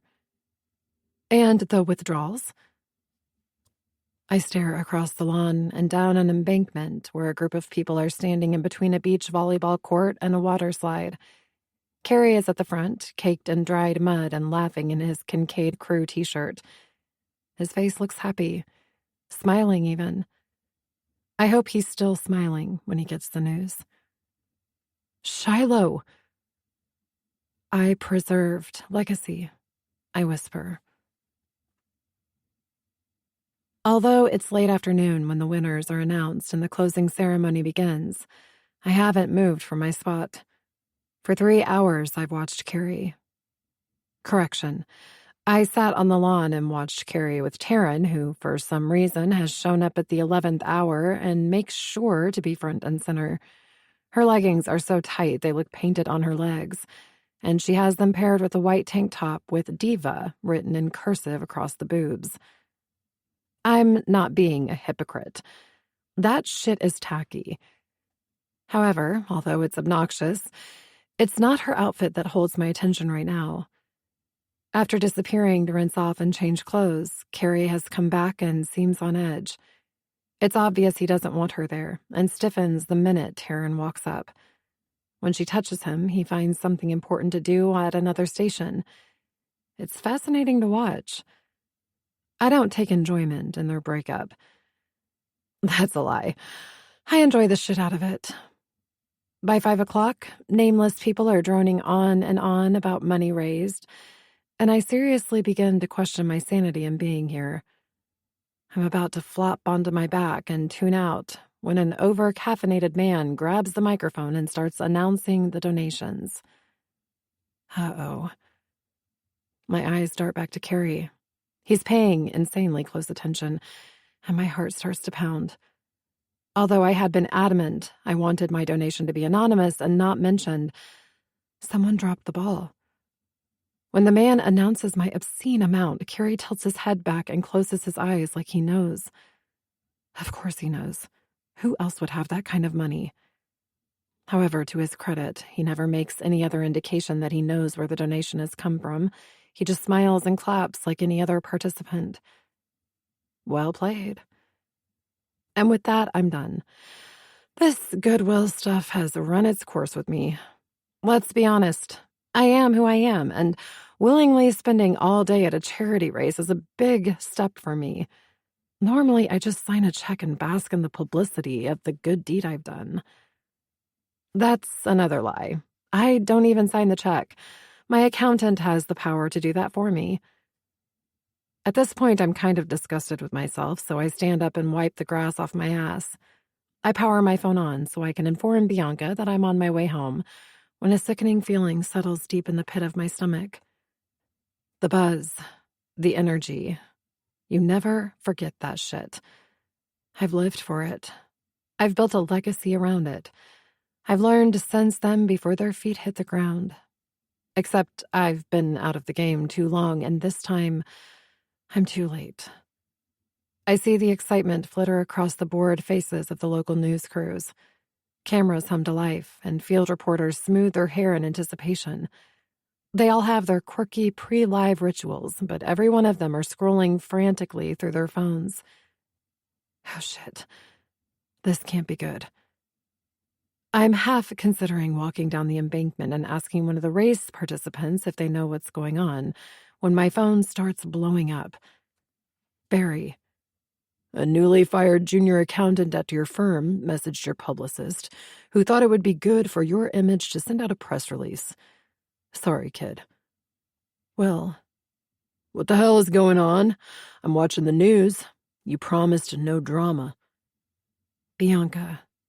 I told you something like this would happen. As I read each text, tires screech, doors slam, and voices shout to the far left of me. Part of me already knows who they are, but I glance up anyway.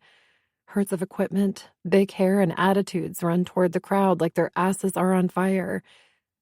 Paparazzi. Shit.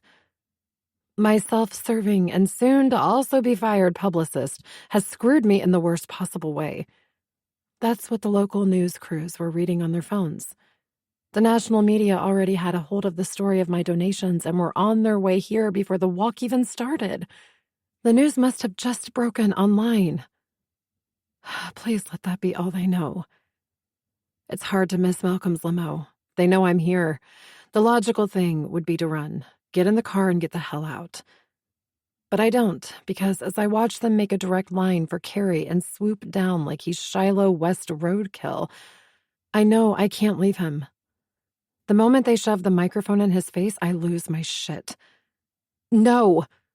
I take off in a sprint toward the tents, not giving a shit if I'm outed. However, everyone is so mesmerized by the Hollywood reporters and blood-sucking paparazzi that no one notices me weaving my way through the crowd. I'm trying to push my way to the front just as I hear Artie, the jerk-off anchor from Hollywood Exclusive. Carrie Kincaid. What do you have to say about Shiloh West donating $2 million to the Elizabeth Kincaid Center in memory of your late sister? I curl my fists by my side and wait. What? Carrie's response is as shocked as I expected. Why wouldn't it be? I worked hard to keep it from him. There's a lull in Artie's response, and looking around at the rabid crowd, I'm rethinking my rash decision to throw myself to the wolves. Before I can leave, a rather large man in the front row glances over his shoulder. Our stares connect, and his eyes narrow, then widen. He jumps up and down, impressively well for a man his size, and waves his chubby arms. Hey everyone, it's her. It's Shiloh West. He points back at me, and the crowd parts like the Red Sea, leaving me standing naked to two very blue and angry eyes. Carrie's sharp jawline twitches and he steps forward, then backward as if he can't decide if he wants to thank me or throttle me. Eventually, he settles on standing still and crossing his arms. Why did you do this? The turmoil in his eyes kills me. I did this to help him. Hearing his mom talk about losing their business and his stress over his late bills hurt me. And even though I have a feeling he'll refuse the donation, it seemed like a no-brainer to bail them both out when I have more money than I'll ever spend. Trust me, I've tried. Before I can tell him this, Artie glides his hair-plugged head through the gap in the crowd and shoves his microphone in my face. Our viewers want to know the same thing. Are you just that generous, Shiloh? Or do you and Carrie Kincaid have an office romance brewing? I blink, suddenly blinded by the flash of multiple cameras. What? I guess responding the same way to his questions isn't doing much to dispel his theory. We did some digging, he continues. You went to high school together. Mr. Kincaid used to work for your family, correct? Yes. Microphones are pressed closer, and the second the words are out of my mouth, I want to shove them back in. No, I mean, it's nothing like that. Shit. They're going to grab onto my indecisiveness like leeches and suck any credibility I have left. What's done is done. I need damage control now. Taking a deep breath, I push my shoulders back and smile until my cheeks hurt. As I take one step toward the tent, the bitch reappears as if conjured by my presence. Carrie, what the hell is going on here? Taryn sidles up behind him and drapes her hand over his shoulder. I can't help but notice her fire engine red nails. No, they're more like talons, which is appropriate because she's like a vulture, ready to pick apart what's left of Carrie after the media is done with him. Shut up, Taryn. Carrie stiffens and pulls away from her. It's obvious he's irritated with her. Who could blame him? I guess I could pretend it doesn't bother me that she's here, but I won't. Artie licks his lips. The smell of controversy and fresh blood hardening what's most likely a normally limp dick. And who are you? I'm Carrie's girlfriend. The fuck you look she shoots me doesn't go unnoticed. However, I still smile because she is in over her head. The paparazzi will eat her alive and spit out the bones. You're playing in my sandbox now, bitch. He raises an eyebrow. The plot thickens. A love triangle. Artie's eyes flash dollar signs, and I swear he's about to either crap himself or come in his pants. Maybe both. The hell it is! Taryn hisses. Realizing her ugly is showing, she clears her throat and breaks out into a freakishly wide smile. He has no interest in her whatsoever. Camera flashes light up her face, highlighting the slight quiver on the right corner of her mouth. Carrie waves his hands in front of him as he watches at least half a dozen more paparazzi swarm the field. No, look, if you'll just listen to me. Only they won't listen to him. They smell scandal, so they'll wreck careers and uproot lives until they find it or create one themselves. However, I know their game better than they do. If there's one thing I do well, it's pull these fuckers' strings and make them dance like puppets. Stepping forward, I do what has always come natural. Be the center of attention. I don't give myself time to reconsider as I brush my hair over the left side of my face. Thinking on my feet as fast as I can, I toss Artie a self-indulgent wink and go for it. If I could just have a moment of everyone's time, I'm sure I could clear all of this up for you. I make sure to flash them one of my red, carpet-worthy smiles. Out of the corner of my eye, I see Carrie glaring at me, but it doesn't matter. Sealing my fate is worth sparing him from a media shitstorm. Yes, I've donated $2 million to the Elizabeth Kincaid Center, partially in memory of a former classmate of mine, Ellie Kincaid. However, the donation encompasses so much more than one person's legacy. It's about giving back to my community. I pause and look around to see if they're buying any of it. Noting that all eyes are on me, I proceed to word vomit a string of shit I can't believe is coming out of my mouth. It's about supporting an organization that serves the at-risk youth of Myrtle Beach, South Carolina. It's my way of thanking the citizens of my hometown for letting me serve and disrupt their lives with my presence. Ladies and gentlemen, what I've done isn't about past friendships or showing off a bank account. It's about me wanting to be a part of something bigger than myself. Something that will benefit this community for generations to come. Holy shit. Is this what an out-of-body experience feels like? Because it feels like I'm watching all of this happen from the sidelines, unable to shut myself up. I blink, fighting to hold my smile as the cameras go off in rapid succession. The paparazzi are shocked. The crowd is shocked. Carrie is shocked. Hell, I'm shocked. Because I think I meant it. After that, every one of the media wolves leave, happy with their sensationalized story and thinking I'm the second coming. Of Satan, maybe. For the second time in less than 15 minutes, I remind myself that I should probably get in Malcolm's limo and go home. For the second time in less than 15 minutes, I ignore my inner voice and walk toward Carrie. Again, Taryn's voice hits my ears and I freeze. Don't make this mistake, Carrie. If you publicly humiliate me, you know what will happen. They're arguing. Thank God the paparazzi left because they aren't doing it quietly either. Taryn has both hands fisted by her side and Carrie has his hands locked behind his neck, staring up at the sky. I don't need this shit, he growls, trying to keep his voice low.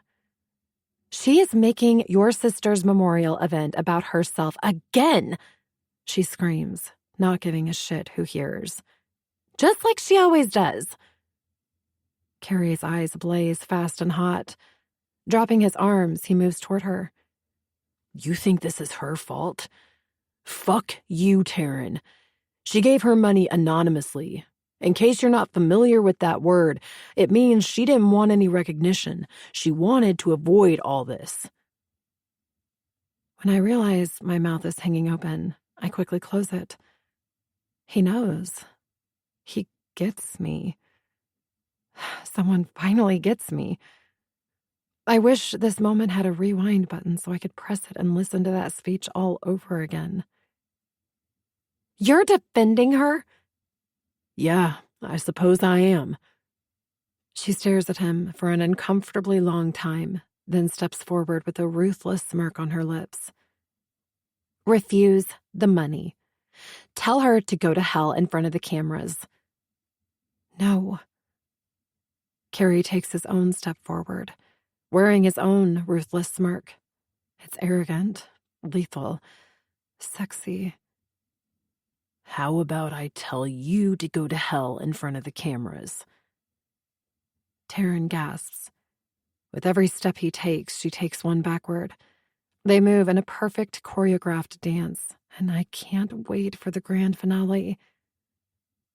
I am tired of your threats and of you in general, he adds, his tone edgier. I've been at rock bottom before, and I can pick myself up again if I have to. Take your best shot, but swing hard, Taryn, because once I get up, I'll swing back. I'll make you regret this. Breaking his stare, Carrie offers her a deadly smile. I'm counting on it.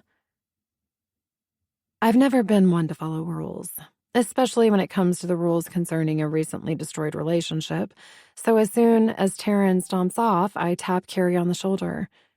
When he turns around, I pop out a hip and throw my hands out wide. So, surprise! Enjoy the show? He crosses his arms over his chest and looks me up and down.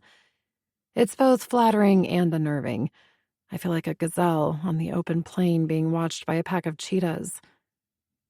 Which one? I say, trying to cut the tension. Take your pick. The race, the media circus, Taryn. You think I didn't know you were here, Shiloh? You're kind of hard to ignore. Why didn't you say anything? And miss all this, he says, mimicking my sweeping arm gesture. Not on your life. It suddenly hits me that the crowd has thinned. Participants have left the field, teams have packed up, and the breakdown crews are dismantling the equipment. I've done what I wanted to avoid. I ruined his sister's event. I'm sorry, I whisper, my shoulders curling over my chest. For what, Taryn? I lower my head. Hell no. I told you she's not right for you. Hooking a finger under my chin, he lifts it. Then who is? You? Yes. 1,000,000 times, yes. I jerk my chin out of his hold. That's not what I meant. Stop twisting shit around. This is about the donation. Doesn't matter. I'm not accepting it. Not is the funny word. Not. 3 letters. Insignificant, really. So insignificant that sometimes you think you hear it when you don't. I'm sure I didn't.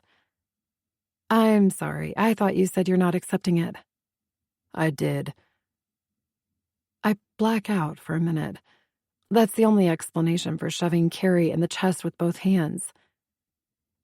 You just poked a stick at a rabid bear, Carrie. Taryn's going to come at you with both guns locked and loaded now. He remains remarkably stoic, despite having just been assaulted by a half-crazed woman. No. Did I say half-crazed? Yeah, that ship has sailed. Welcome aboard the crazy cruise. I shove him again, this time with enough force to move him back a few steps. What the hell? You'll take Taryn's money, but mine's not good enough? God damn it, Shy. I don't need your money. He yells, his calm demeanor shattering. Why would you do this, huh? Why now? I'm just trying to make things right. His eyes are a little wild as he grabs my hand. You want to make things right? Come with me. Chapter 25. Carrie. I have no clue what I'm doing because I'm acting on pure instinct. I'm furious, I'm shocked, I'm ashamed. But most of all, I'm tired of holding back. I want her. I need her. I'm gonna have her. Yes, I'm fine, Malcolm. Go home. I'll handle my mother. Ending her call, Shiloh opens the door to a darkened foyer and drops her phone and purse on a side table. Before she can react, I slam it shut and close in right behind her. Is anyone home? She pauses but doesn't turn around. Bianca is at some benefit dinner. She's breathing heavy because she's nervous. Good. She should be. I'm a real criminal now. Then no one will interrupt us.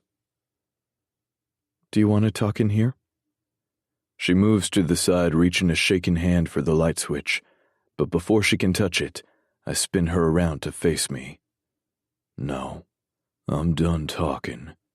Let's go to your room. Carrie, I don't think... After stealing her money, the paparazzi showing up, and the bombshell about the donation, I'm hanging on by a thread.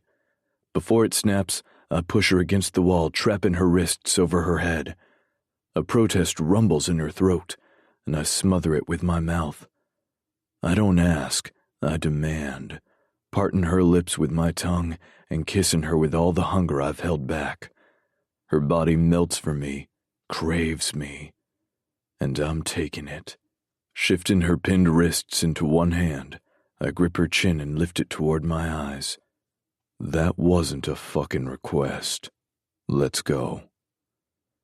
10 hallways, 2 staircases, and 11 doorways later, she opens the door to the room that starred in every one of my teenage fantasies. However, when she backs up and waits for me to walk in, I stand there and stare. It's white and frilly, and wrapped up in so much lace I'm not sure if it's where she sleeps or sacrifices virgins. I raise an eyebrow. This is your room? Yep. Bianca decorated it when I was 12 and never quite got the hint that I grew up. Even if she hadn't told me the room was hers, I would have known. Right above an expensive white wooden dresser, an enormous mirror is covered in the same damn trash bags I found downstairs. Even more of an eyesore, a full-length mirror sits across the room wrapped up like a sadistic Christmas present in the same black plastic and silver duct tape. I motion to the bags. Why do you do this? What is this, truth or dare? I shrug. Okay, you want to play games? Fine. Glancing over my shoulder, I give her zero emotion. Truth or dare, Shiloh? Why do you cover your mirrors with trash bags? And don't feed me some bullshit line about them breaking again. She swallows hard. Her eyes fall into the floor. I take dare. Immediately, I know what I'm going to do. Take your shirt off. What? No way. Truth or dare, Starshine? You pick dare. I don't make the rules. I hate you sometimes. Clutching the bottom of her white shirt in her fists, she jerks it over her head and throws it to the floor. Happy? Bra too. No, that wasn't part of the deal. You can still answer the question. After all, this was your idea. Fuck you, Carrie. She's wearing that same front class bra as before, and with one flick of her wrist, the damn thing pops open again and falls off her shoulders. I have to take a minute to breathe because my mind goes blank. All I can think of is wrapping my lips around her puckered nipples again and sucking so hard her knees buckle. My turn, she announces, breaking my focus. Why will you accept Taryn's money and not mine? Because I've already fucking stolen it, that's why. Dare. She smirks and scans me from head to toe, lingering where my cock is currently trying to break through my zipper. I'd say pants, but it looks like you'd like that too much, so I'll just say shirt and make you wait. Damn it. I hate it when shit backfires on me. Reaching behind me, I grab the back of my shirt and pull it over my head. Shiloh breathes a little harder, her eyes drinking me in. I'm done with truth or dare. She's half naked and I know what I want. I also know what has to happen before I take it. Stalking toward her, I pick her up and toss her on the bed. She barely hits the mattress before she's on her knees and mad as hell. What's your problem? Ignoring her, I point to the mirror. Rip it off, Shiloh. She doesn't answer. She's waiting for me to give in to her like I always did in the past. Instead, I sit quietly and let the uncomfortable silence envelop us. She drops her chin, looking at me through heavy lashes. You don't know what you're asking. There's hate in her eyes as she stares at the plastic lawn bag taped around the mirror's molding. It matches the ones from the living room, and I've had it with this hang-up of hers. If she won't do it, I'm not going to sit around and wait for her to see the light. Leaving her sitting on the edge of the bed, I stomp over to the mirror. Stretching out my hand, I lean forward and gather the slack in the plastic in each hand and glance over my shoulder at her one last time. Would you like to say any parting words, Starshine? Because your obsession with these things are officially over. Carrie, don't. I've become accustomed to hearing my name roll off her tongue these last few weeks, but not in conjunction with the word don't. What's stopping me? She places a shaking hand on mine. I'm stopping you. I think you know I want you, but I swear to you, Carrot Kincaid, if you rip down that plastic, you won't be welcome on my front lawn, much less my bed. She's not kidding. She'll kick me out mid-fuck over a reflection. Nothing has ever made me more furious. Not that she just used sex as a weapon. Hell, I was with Taryn, and that bitch is the queen of sex warfare. No, what infuriates me is that because of one imperfection, Shiloh considers herself a freak to be hidden away. This shit ends now. Grabbing any loose end of the bag I can find, I rip it off amidst protesting wails from behind me. The moment I uncover the ornate mirror, I know what I'm going to do. With a plan in place, I stand in front of her and place my hands on her hips. Why are you doing this to me? Her voice sounds so wounded that I question if I'm pushing her too far. Then I tell myself to shut the hell up.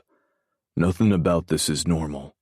Someone has to push her out of that pity nest she's built and bring her back into the real world. And sometimes pushes are brutal. Hooking a hand around each ankle, I slide her toward the end of the mattress. Here's what's going to happen, Starshine. You're going to sit here and stare into this mirror, remembering nothing about your face but the way it looks when you come. Shiloh's body shakes. I'm not sure if it's out of fear or anticipation, but I don't care. I grab the elastic band on her shorts and slide them down her legs, letting them dangle off her toes before hitting the floor.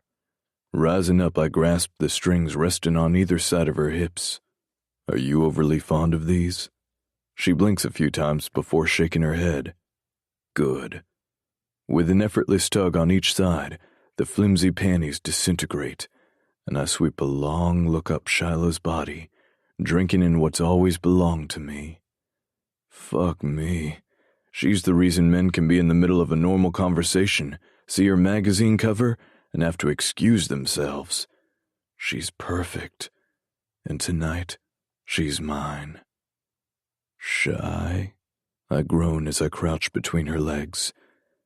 You're going to watch me make you come undone. And then...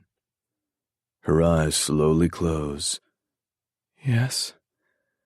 Moving over her so that we're face to face, I slide my finger deep inside her. She gasps and I groan. You'll scream my name into this mirror and see what I see. A train wreck? I drive another finger in even harder. Perfection. You're going to get over this trash bag bullshit tonight if I have to fuck it out of you. I'm done playing games. Discussion is over. It's time for action. Moving closer, I pop the button on my shorts, my cock all but leaping out in gratitude. Her eyes watch every move as I take her hand and run it down my thick length. I know I have her the minute her tongue darts out and licks her bottom lip in anticipation. Touch me, Shiloh. She does as she's told, trailing her fingers back up before rubbing her thumb along the steel bar under the tip. I curl my fingers into my palms and bite back a growl. I allow her a few more strokes before cutting her off. A part of me wants to kick my own ass. Shiloh West is giving me a handjob and I pull away. But this isn't about me. This is about showing a woman who has made a fortune on her beauty that her scars don't mean shit to me. Throwing her legs over my shoulders, I position her where she's looking directly into the mirror. Eyes on the mirror, or I stop. I trace the inside of her thigh with wet kisses. Then I dive into the place high school Carrick only dreamed about. One taste and I'm the one about to pass out. She moans as I make one long pass from one end of her pussy to the other with the flat of my tongue. Ensuring she's still looking in the mirror, I impale her, and she lets out a scream so loud I'm positive someone is going to come running to see if I've killed her. Oh, God, yes. She's clawing the bed like a wild animal. Finally, on the last thrust, her head drops back and her entire body erupts. Carrie! And there it is. The word. The name I want screamed every damn time. Private, public, I don't even give a damn. Anytime Shiloh comes, I want her screaming my name so every man knows who she belongs to. 7 years ago, Shiloh West was my world. I lived and breathed her. I gave up my future for her. Then I spent those 7 years hating her, blaming her for all the shit in my life and the downward spiral I found myself in. Now, right before I'm about to claim her, I should want to beat my chest with vindication. I've won. I'm going to mark her. Mine. A better man would walk away. I'm not a better man.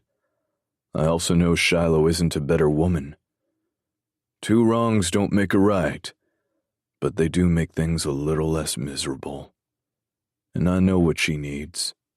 I've always known it, even when she didn't. Kicking my shorts and boxers to the floor, I lean over her as she flattens her cheek against the white blanket. Hooking my finger under her chin, I force her eyes on mine. No hiding, Starshine.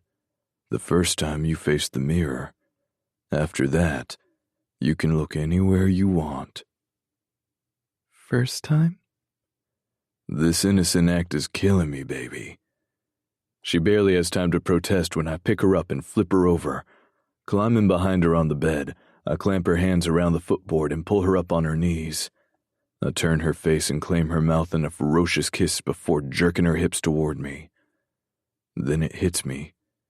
Shy, please tell me you're protected. I need to feel you. That's a lie. I need to mark her. Mine. Please tell me you wore a condom with her, she counters, looking over her shoulder. I need to trust you. Always. She nods, her hair falling over her face. Thank fuck.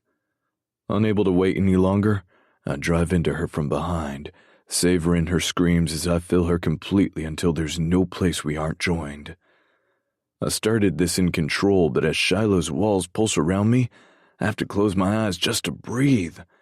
I have no idea how long I've remained still, my chest pressed against her back and buried deep inside her, until Shiloh runs a nail down my thigh.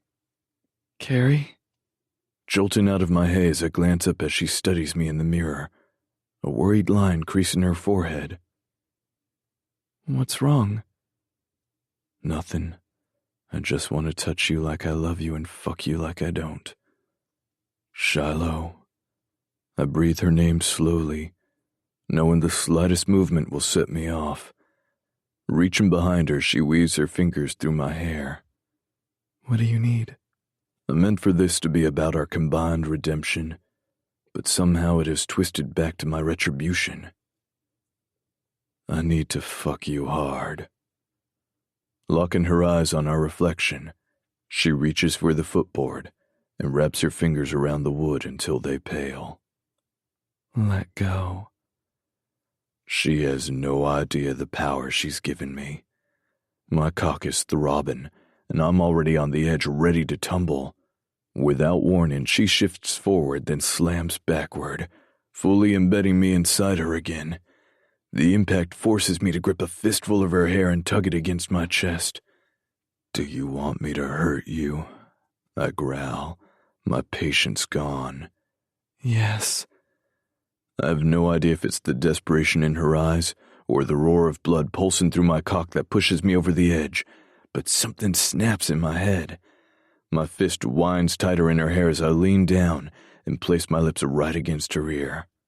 Hold on, and don't take your eyes off that mirror.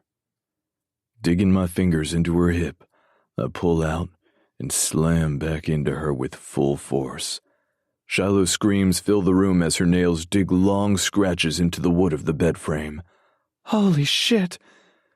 Lust-drunk and crazed with the need to own her, I release her hair and curl my fingers around her throat, applying just enough pressure to get her attention. Who do you belong to? You, she whispers. Not good enough. I press a little tighter and she groans as I fuck her so hard we're both going to have bruises. Say my name. Carrie Kincaid, she rasps, and it's goddamn music to my ears. I can only manage one word. Mine. Once her walls convulse and squeeze my cock, I'm in suspended animation. Time freezes, and I'm rushing down a roller coaster without any brakes. I groan her name against her spine as my mind numbs, just like every moment I see her. In life and in bed, Shiloh makes me feel both helpless and in complete control. Looking up, I meet her glazed stare in the mirror, and I know there's no going back to any plan or any phase. Everything's changed. Chapter 26. Shiloh.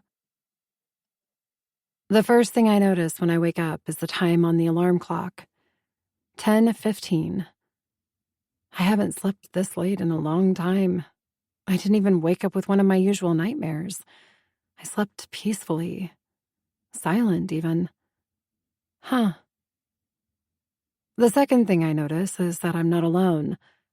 I'm confused for a moment before it all comes rushing back in a heated blur of lips and tongues. I had sex with Carrie, my childhood friend, my biggest regret, my enemy, my boss. The man who played my body like an entire symphony orchestra until I burst into flames. My, how times have changed.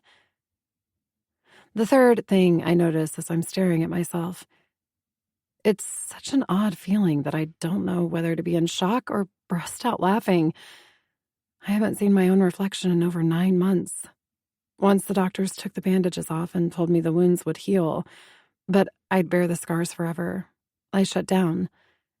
For the first time, I was lost. My face was everything to me. Conceited and shallow. That's me. Beauty was all I'd ever known. The only thing that made me special was perfect skin, great bone structure, and the fact that people paid me to be pretty. The minute I looked in that goddamn mirror, I knew it was all gone. Then there was the whole psychiatrist's wet dream concerning my theory that my scars were my penance for killing Kirkland, and if I didn't look at them, then she wasn't really dead. It's a little psycho, but it didn't have to make sense to anyone but me. Covering every mirror not only blocked out my image, it blocked out reality. I could pretend it wasn't there. It didn't really happen. When strangers stared at me in shock or pity, I pretended it was because they were just starstruck. Because I was still beautiful, still perfect. I stare at the tattered remnants of torn plastic and ripped duct tape and laugh. I laugh because when I lift up and stare straight into the mirror, I don't see my scars. All I see are faint purple marks around my neck. I touch them and press my fingers where his were, remembering how powerful it made me feel to hand control over to him. How he forced me to confront my demons while exercising his own through me. What we did last night isn't safe. It's not normal, and it sure as hell isn't sane. But it's us. It's two extremes fighting to find a moment of peace. My head collapses back onto the pillow, and I let out another laugh. I laugh so loud it causes the bed to shake. A hard body beside me rolls over, and a calloused hand snakes under my arm and pulls me into him. Something funny? He chuckles, nuzzling his nose into my hair. His voice is husky with a slight rasp that curls my toes. I looked in the mirror. It's about damn time. Mm-hmm. And now that I can see myself, I think I may have to start wearing makeup again. His nose trails down my neck, and he nips at my shoulder. I like you just the way you are. That may be so, but I need to cover these, or the boys may have a few questions we don't want to answer. I joke, pointing to my neck. His fingers immediately press over the 4 purple prints, each of them a perfect match. I hear him swallow hard behind me as he strokes them. Shit. I'm sorry. I got carried away last night. I won't be so rough next time.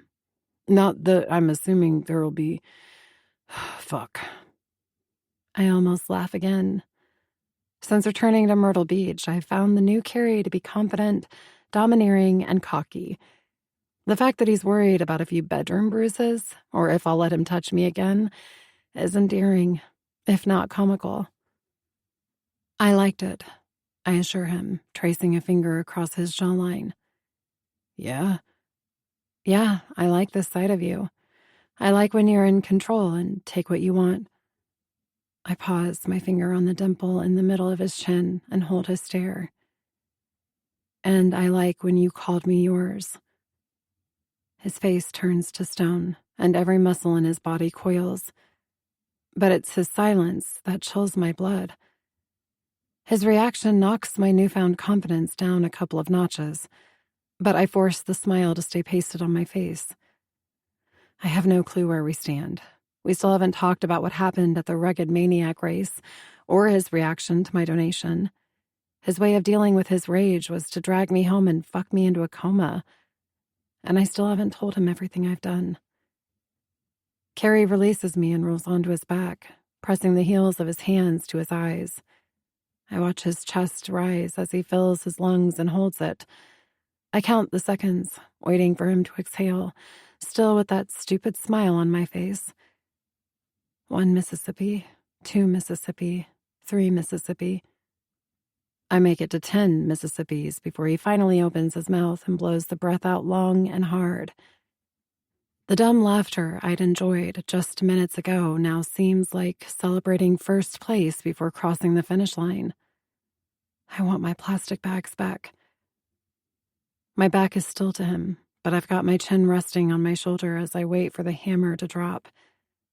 This is where he exacts his revenge. I brace for it, but I know it's going to break me anyway. Sending me back to jail would have been easier. Unlocking me from my mental prison, letting me taste freedom, and then shoving me right back in? That's annihilation.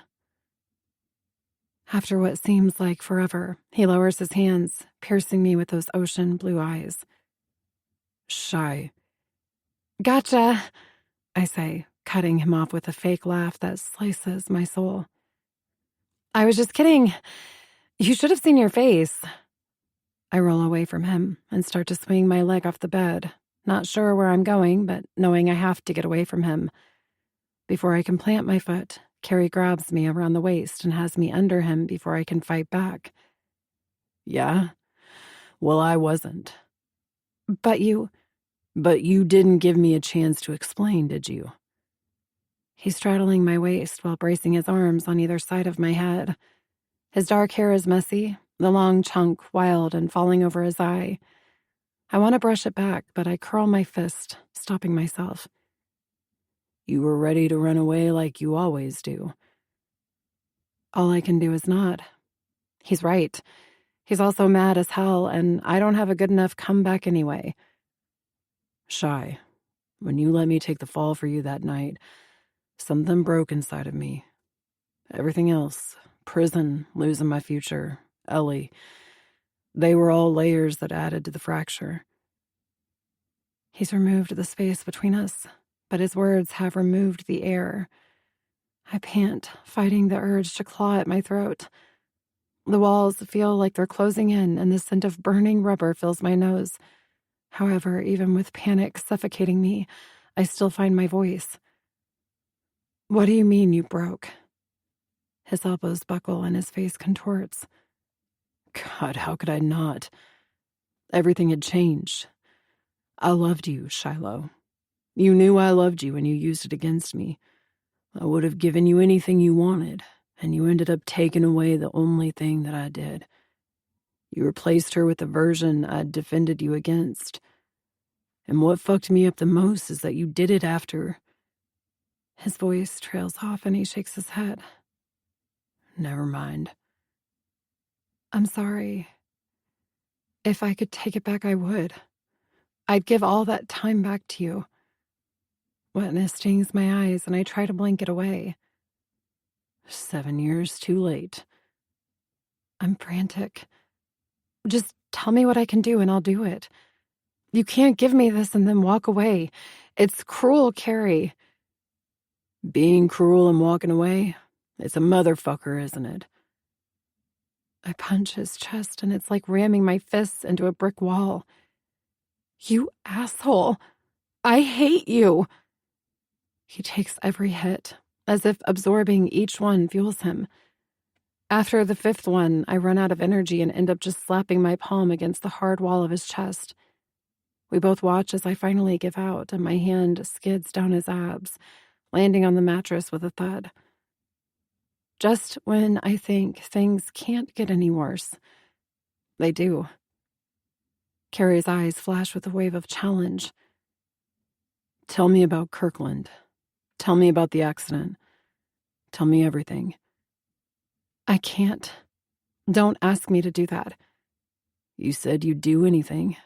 Was that a lie too, Shiloh? It wasn't, but I haven't spoken a word of what happened since the trial. I said I'd do anything, but he's asking me to take a razor and slice open another scar just so he can watch me bleed. Only this one is on my heart. But what's the old saying? An eye for an eye, a life for a life. A wrong for a wrong. A scar for a scar. So I close my eyes, take a deep breath, and bleed. I tell him about the party, the drugs, and how invincible I felt putting everyone in their place as I got behind the wheel. My fingernails dig into my palms as I tell him how Kirkland had begged me to slow down, how I took my hands off the wheel and she grabbed it. But mostly I told him how she screamed, how tightly she held my hand, even as we flipped through the air. It's not until I stopped to wipe away the first tears I've cried over her since her death that I realize both fists are clutching the sheet. He lets out a hard breath. Jesus. Everything got fuzzy after that. I think I slipped in and out of consciousness. I woke up in the hospital to a shit ton of surgeons, police officers, and paparazzi. After they told me everything, I wished I was dead too. Don't ever say that. Why not? What was left for me? My best friend was dead. Everything I'd ever worked for was gone just like that. I snapped my fingers in front of his face. No agency wants a felon and a freak as the face of their brand. Jail wasn't actually that bad. Of course, no daughter of Bianca West could dare wear polyester jumpsuits. There's an awkward moment of silence between us, as if he's thinking of the right catchphrase people say in situations like this. The ones where people screw up their lives and everybody knows it, but they still give you a pat on the back and a there, the sun will come out tomorrow pep talk. That's nothing but pity. I roll my eyes to the ceiling. Please don't try to make me feel better by saying some shit like accidents happen, or it's a miracle I'm alive, or it's God's will. I wasn't going to. That's lie number one. I laugh. Not a laugh like earlier. No, this one is deep in my chest and heavy. Karma's a motherfucker. It finally came for me, and Kirkland paid for my sins. End of story. He grabs my chin and forces my eyes on him, shaking his head in frustration. You think your friend is dead because of what you did to me 7 years ago? Has he even been listening? How could I not? Look at the similarities, Carrie. I raise my hand and begin to tick my points off on my fingers. Both involve accidents where I'm the driver. Both times I was high. Both times I ruined someone's life that I cared about. The only difference is that this time I paid for it. I'm still holding 3 fingers up between us as I lower my voice. Some would say not nearly enough. He's restless. I can feel his body twitch against me. After such a damning confession, I expect him to roll off me. Instead, his dark eyebrows lift and then pinch together. Shiloh, don't you know? You lived to do something. Don't waste it feeling sorry for yourself. I paid off yours and your parents' debts to the McDaniels.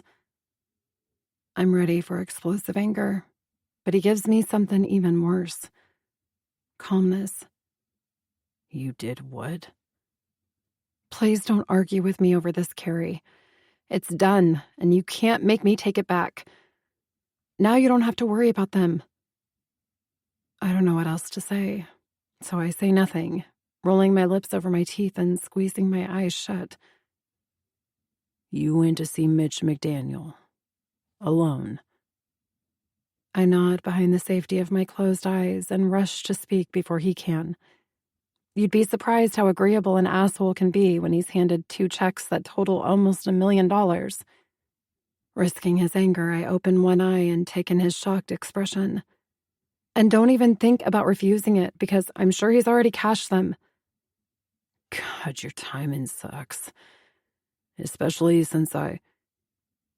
Trailing off, he groans and presses his palms over his face. Shiloh, you've got to stop acting like you owe the damn universe some unpaid debt. You are not an evil person. You've just always chosen what's easy instead of what's worth it. I pop an eye open. Do you think I'm worth it? Worth what? Forgiving?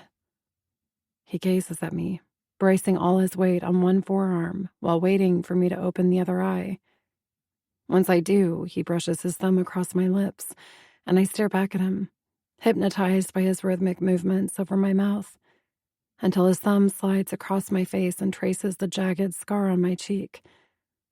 My hand flies up to stop him, but he's too quick and lifts his elbow to block me. Can you forgive yourself? I want to give him the right answer. Instead, I give him an honest one. Maybe someday. He hovers his lips just above mine, not quite touching, but so close even a breath can't pass between them. Me too. I smile, and he finally kisses me. Not like the frantic kisses from last night, but slow, deliberate licks, like he's drinking me in, savoring me. His hardness is already nudging at my entrance, so I wrap my legs around him and sigh against his lips. No words are spoken as Carrie takes me slowly, with purposeful strokes until my mouth opens for a soundless scream. My fingernails dig into his back as he grips my hair, dropping his face into the hollow of my neck and groaning my name as his body jerks. Sometime hours later, as I watch him sleep, the last 2 words he said to me float through my head. Me too. That's the closest I'm going to get to forgiveness. I'll take it and run with it, because even though he hasn't given me his trust, he's given me hope, and that's good enough for me. Chapter 27. Shiloh. My cheeks hurt from smiling so much.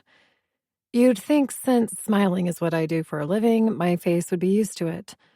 However, a photo shoot only lasts a few hours. Once it's over, my natural resting bitch face reclaims its rightful place. 7 days of cheerfulness is a concept I am not quite sure how to navigate. Back in California, if Lena caught me constantly grinning like this, she'd probably throw holy water on me and seek out the nearest exorcist. Here, I'm on my own to figure out how to handle this being happy thing. Not that marathon sex every night doesn't make the issue much easier to simplify. In fact, after waking up in Carrie's bed every morning this week, I've decided that accepting things for what they are may be just what gets me through the next few years. I was even pleasant when I fired my publicist for his press release stunt. I think my mood scared him more than the actual firing part. I'm not known for kindness. Here's another example of how happiness can make you do shit that makes you wonder if you've been possessed by a demon.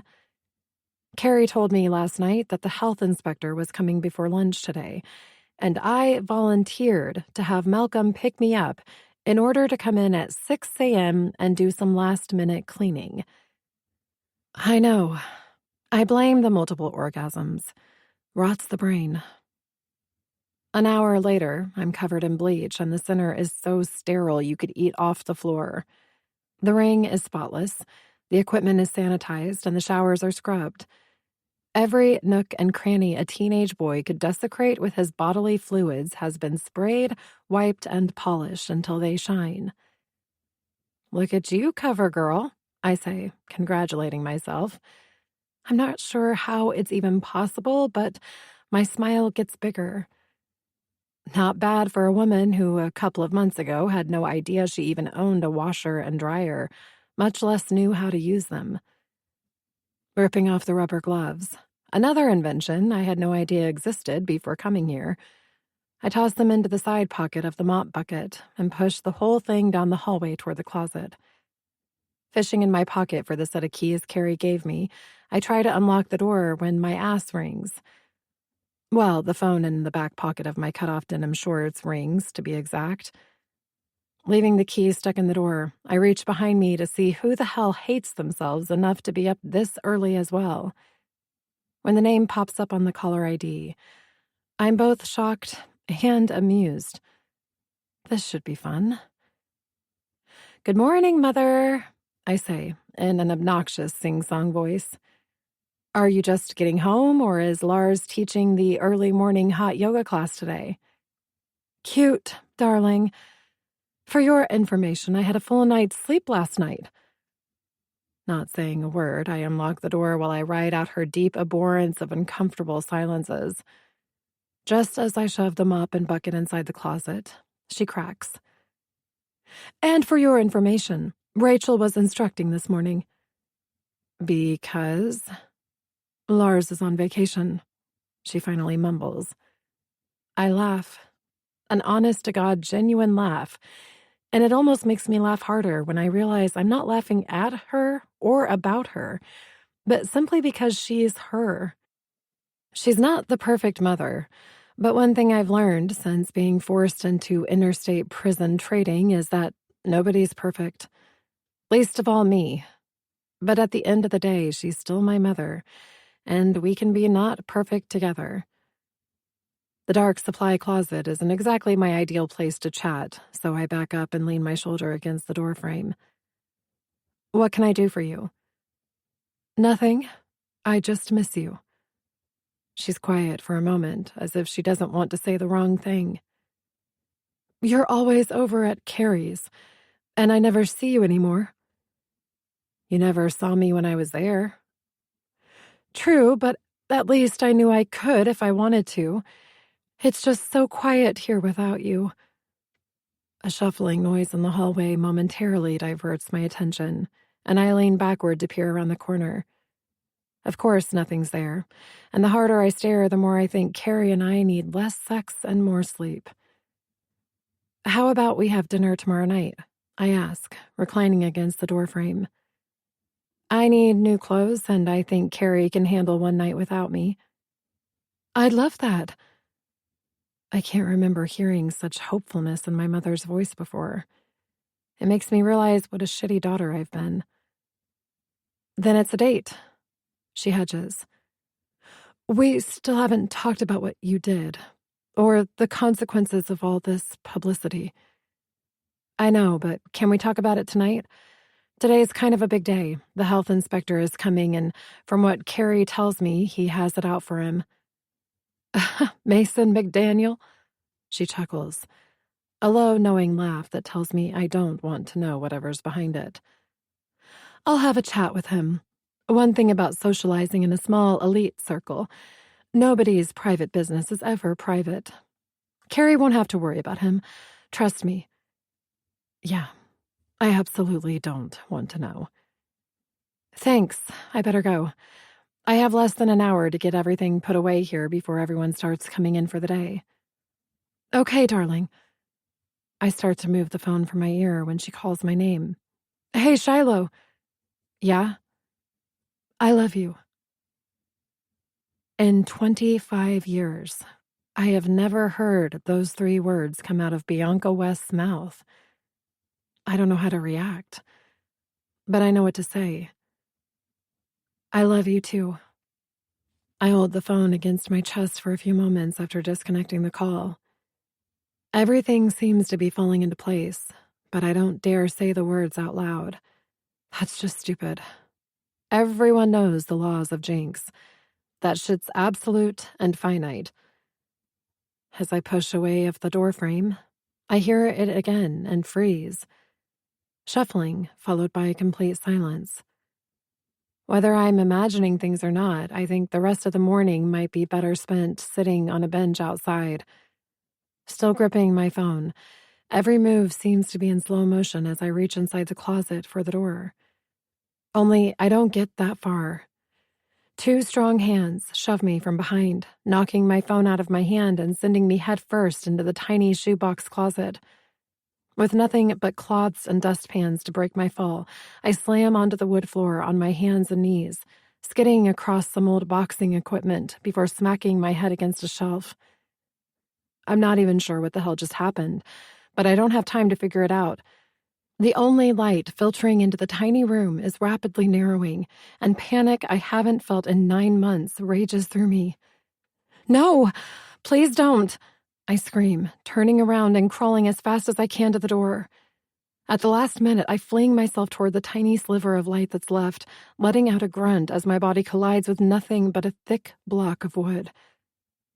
The distinct sound of a key turning and a lock being engaged touches my ears long before my hands touch the doorknob. That's why I already know it's not going to turn when I twist it. However, somewhere between my ears and my hands, the message to my brain gets lost, and I continue to alternately jerk on the unmoving doorknob and beat on the door. Let me out! God, please let me out! I can't be in here! I can't do this! I can't... I repeat the last two words over and over until my voice is hoarse and my frantic pounding becomes weak slaps. From the other side of the door, I hear my phone ring. I have no idea who would do this or why, and at the moment I don't care. The darkened closet is spinning, reality taking a back seat to a nightmare that's come back for me. Once again, I'm in overdrive with no brake pedal, and one spark of a match explodes a bomb inside of me. Absorbing the chaos, I slide my palms down the length of the door and collapse to the floor. It doesn't take long for the walls to close in, pressing against me with jagged edges and broken glass as the deceivingly sweet, aromatic smell of burning rubber burns my lungs. And just like that, I'm there. She's there. It's real and happening all over again. Time has passed. I don't know how much, but our song keeps playing, so I keep singing it. I'm on rendition number 13 of Britney Spears' Toxic, so I'm guessing around 40 minutes, give or take a few poison paradises. I cough, but it doesn't clear the smoke from my lungs, so I just go straight into rendition 14. Barely one verse in, I hear footsteps and muffled mumbling on the other side of the door. Verse 2 begins and my voice breaks, so I cough again and start over. Rendition 14. Take 2. Shiloh? The familiar voice stops me, and I listen. When I'm met with silence, I sigh and start again. Rendition 14. Take 3. Shiloh. Shiloh, answer me. Carrie? Impossible. Snowflake. It's too early for hide and go seek. Okay, now that sounds just like Frankie. Shy. Are you here? Answer me, baby. How did they get inside the car? Rendition 14. Take 4. Shy. I jump as Carrie's voice booms from right outside as he pounds on the door and shakes the doorknob. Why the hell is it locked? Shiloh, open this damn door right now. I can hear you. I know you're in there. I learned about hallucinations from one of the revolving door of psychiatrists Bianca dragged me to. They're experiences involving the apparent perception of something not present. It's simple logic. And logically, Carrie and Frankie can't really be in my wrecked Lamborghini. That'd be crazy. Which would make me crazy. Rendition number 14. Take 5. Shiloh. Wait. Are you singing? Carrie's voice sounds both frantic and confused. Is that toxic? What the hell's wrong with her? Frankie's so freaked out I laugh and mess up the middle of the chorus. More mumbling, more movement. Shy, move away from the door, baby. We're coming in. I don't move. I've never taken orders in my life. Why would I take them from a hallucination? 4 kicks proceed, a splintering of wood that bathes the room in the ugliest, most beautiful fluorescent light I've ever seen. The walls recede, and the overpowering stench of burned rubber evaporates. I blink against the bright light until a form steps forward and blocks out most of it, except for the part outlining him like an angel. I wouldn't know an angel if it walked up and slapped me in the face, but if there needed to be a template made, Carrie Kincaid fit the bill. An angel dressed in black pants and a gray t-shirt, staring down at me like he doesn't know whether to kiss me senseless or shake some sense into me. Fuck. It's the only thing he says before bending down and scooping me up in his arms. His chest is warm against my cheek, calming my demons and making me feel safe. I could stay here forever. Unfortunately, forever lasts about 2 more seconds before he dumps my ass on top of his desk and cradles my face between his inked hands. Tell me exactly what happened. I shrug, my shoulders barely lifting an inch before slumping back down in exhaustion. I don't know. I was taking the supplies back to the closet when Bianca called. When we hung up, someone shoved me inside and locked me in. Are you all right? When I heard you... His voice trails off, but he doesn't need to say anything else. I can see the fear in his eyes. I don't need a padded cell yet, I assure him with a weak smile. I'm okay. It's over. Carrie's eyes flash a darkness that sends shivers down my spine. Oh, it's far from over. Stay here. Before I can argue, he pulls my phone from his back pocket and hits a speed dial button. Hey, Malcolm, it's Carrie Kincaid. Yeah, can you come to the center and pick up Shiloh? She's not feeling well, and I can't bring her home right now. Great, thank you. I swipe at the air, but it's pointless. He disconnects the call and shoves my phone back in his pocket. No, I don't want to go home, I beg, grabbing his shirt and pulling him against me. Why are you pushing me away? His hardened look softens as he wraps his fingers around my wrists and gently dislodges my hold. I'm not.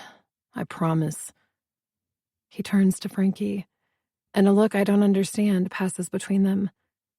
Make sure she gets in that car and goes home, and then watch the center for me. For the second time this morning, panic sets in. Carrie, you can't leave. What about the inspection? Fuck the inspection. Pulling a set of keys from his pocket, he stomps toward the door with a clenched jaw and tight fists. Frankie and I share a worried glance before he calls after him. Where are you going?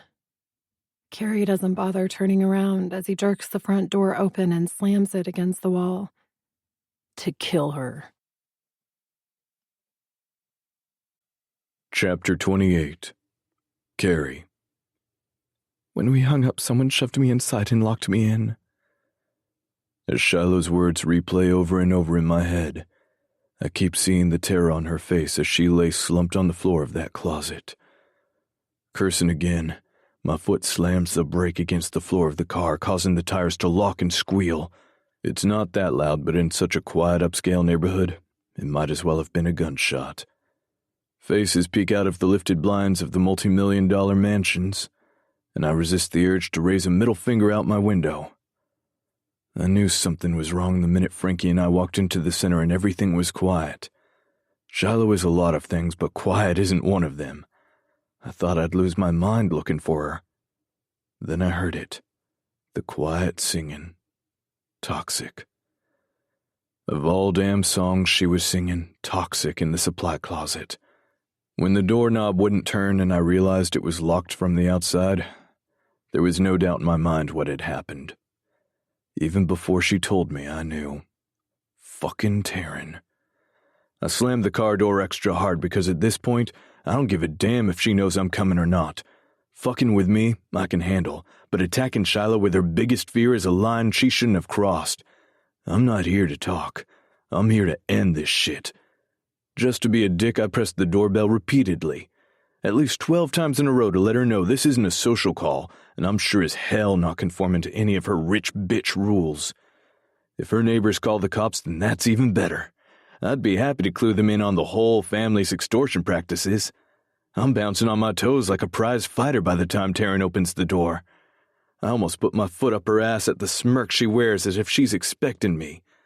Stretching her arm up the doorframe, she plants her palm against it and taps her nails. Good morning, Carrie. How did your inspection go? I see red. Or maybe it's black. I'm not sure, but the part of my brain that makes rational decisions shuts down, replaced by only noise and complete darkness. Holding her stare, I knock my arm into a crystal lamp that's sitting on the table next to me. Although her eyes never break from mine as it crashes to the floor and shatters, uncertainty flickers in them. That flicker is all I need to know she's guilty. I don't wait for an invitation. Grabbing her, I push her against the wall. You think that was fucking funny? I don't know what you're talking about. She's breathing heavily, but she makes no move to try to fight me off. In fact, the bitch is still smiling. It's almost like she's daring me, as if she doesn't think I have the balls. I know you're vindictive, but are you that heartless? I growl, our noses an inch apart. Do you know what she went through? Do you even care? Not in the least. And in your own words, Carrie, if you're gonna swing, swing hard, because once I get up, I'll swing back. Same smirk, same stare, same challenge. Then prove it, hotshot. You've wanted to get back at me for years now. Take your best swing. I don't hit women, Shiloh. Fuck! With the exchange with Shiloh echoing in my head, I let her go and pace the foyer like a caged animal. I can't hit a woman. As much as I want to right now and as much as she deserves it, I'm not that guy. It's not what I teach the boys and it's not what I told Shiloh.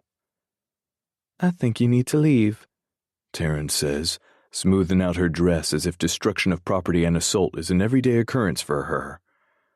Still wired, I run my fingers through my hair and tug at the strands. She was trapped in a burning car, Taryn.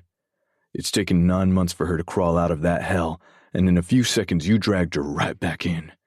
Cocking her head to the side, she stares at me with renewed interest. You fucked her. What I do is none of your damn business anymore. Taryn just clucks her tongue. Not true. I warned you not to fuck with me, Carrie. Her words unlock a part of me I refuse to believe still existed. A part that knows the pain of losing someone. Sweat beads on my forehead as I grind my teeth. You have no hold over me anymore. Leave us both alone and go to hell. She doesn't answer me.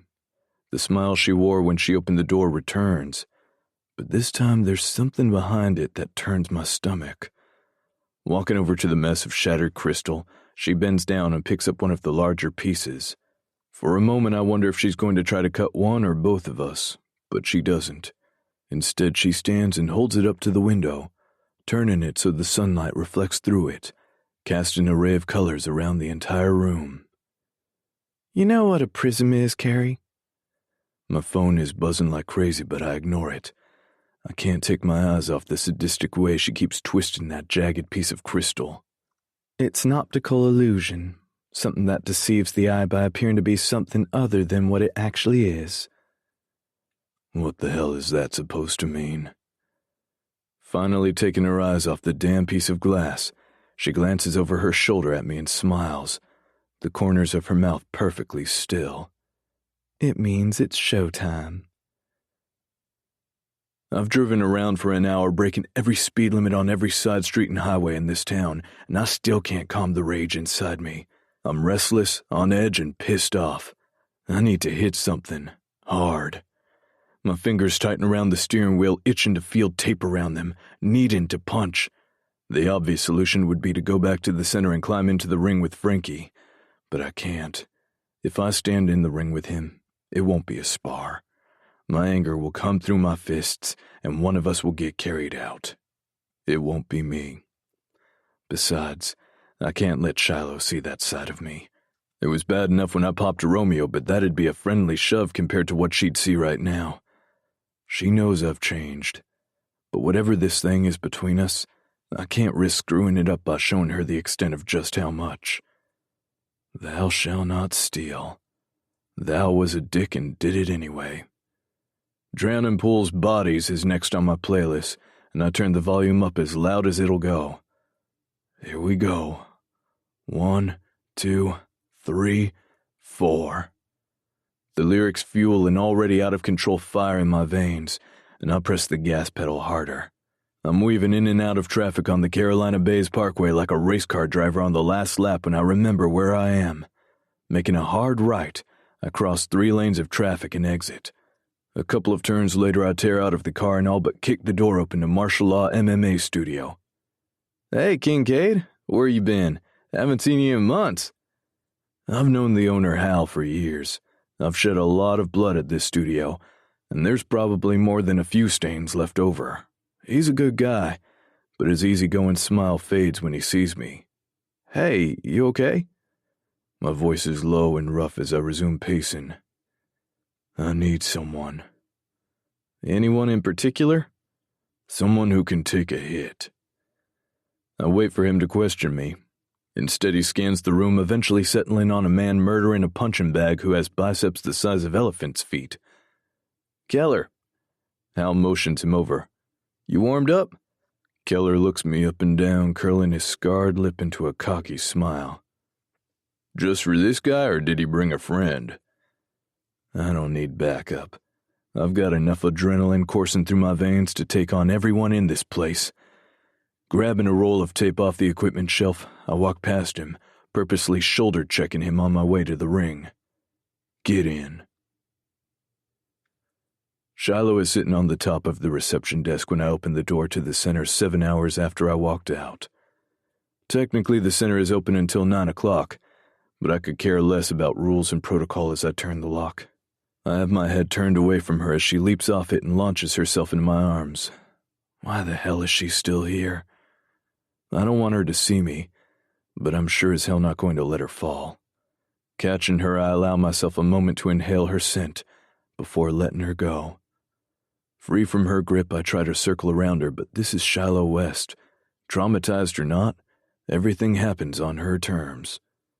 Hooking her thumb and finger around my chin, she turns my face toward her and gasps. Oh my God, Carrie, what happened to you? I don't want to talk about it. I should have said I didn't need a therapist or a nurse as well, because she lifts her other hand and traces the gashes in my cheek, above and below my eyes, and especially the one split in my bottom lip. All of them are caked with dried blood. I hope Keller didn't have a date tonight. It's kind of hard to impress a girl when you're missing 6 of your front teeth. What did you do? She whispers. I tripped. On what, a wood chipper? Boss, the inspector never showed, Frankie announces, walking from my office into the entryway, flipping through a stack of papers in his hands. I guess it doesn't matter because you bounced and, fuck, man, you look like shit. His eyes widen when he sees what's left of my face, and the papers fall to the floor as he rushes toward me. I know what he's doing, and I don't want his help. I want everyone to go away and let me deal with this my way. But instead, they're all hovering over me. Before he touches me, I shove the heel of my hand into his chest and he stumbles backward. Carrie, stop! Shiloh yells, grabbing my wrist and putting herself in between us. I ignore her and look around her shoulder to Frankie. Why is she still here? He shrugs and shoves his hands in his pockets. Her ride came to get her, but she wouldn't leave until you came back. Her lips thin, and she fights to control her tone. She's right here. You can ask her yourself. No, I can't. I've just ended a man's career.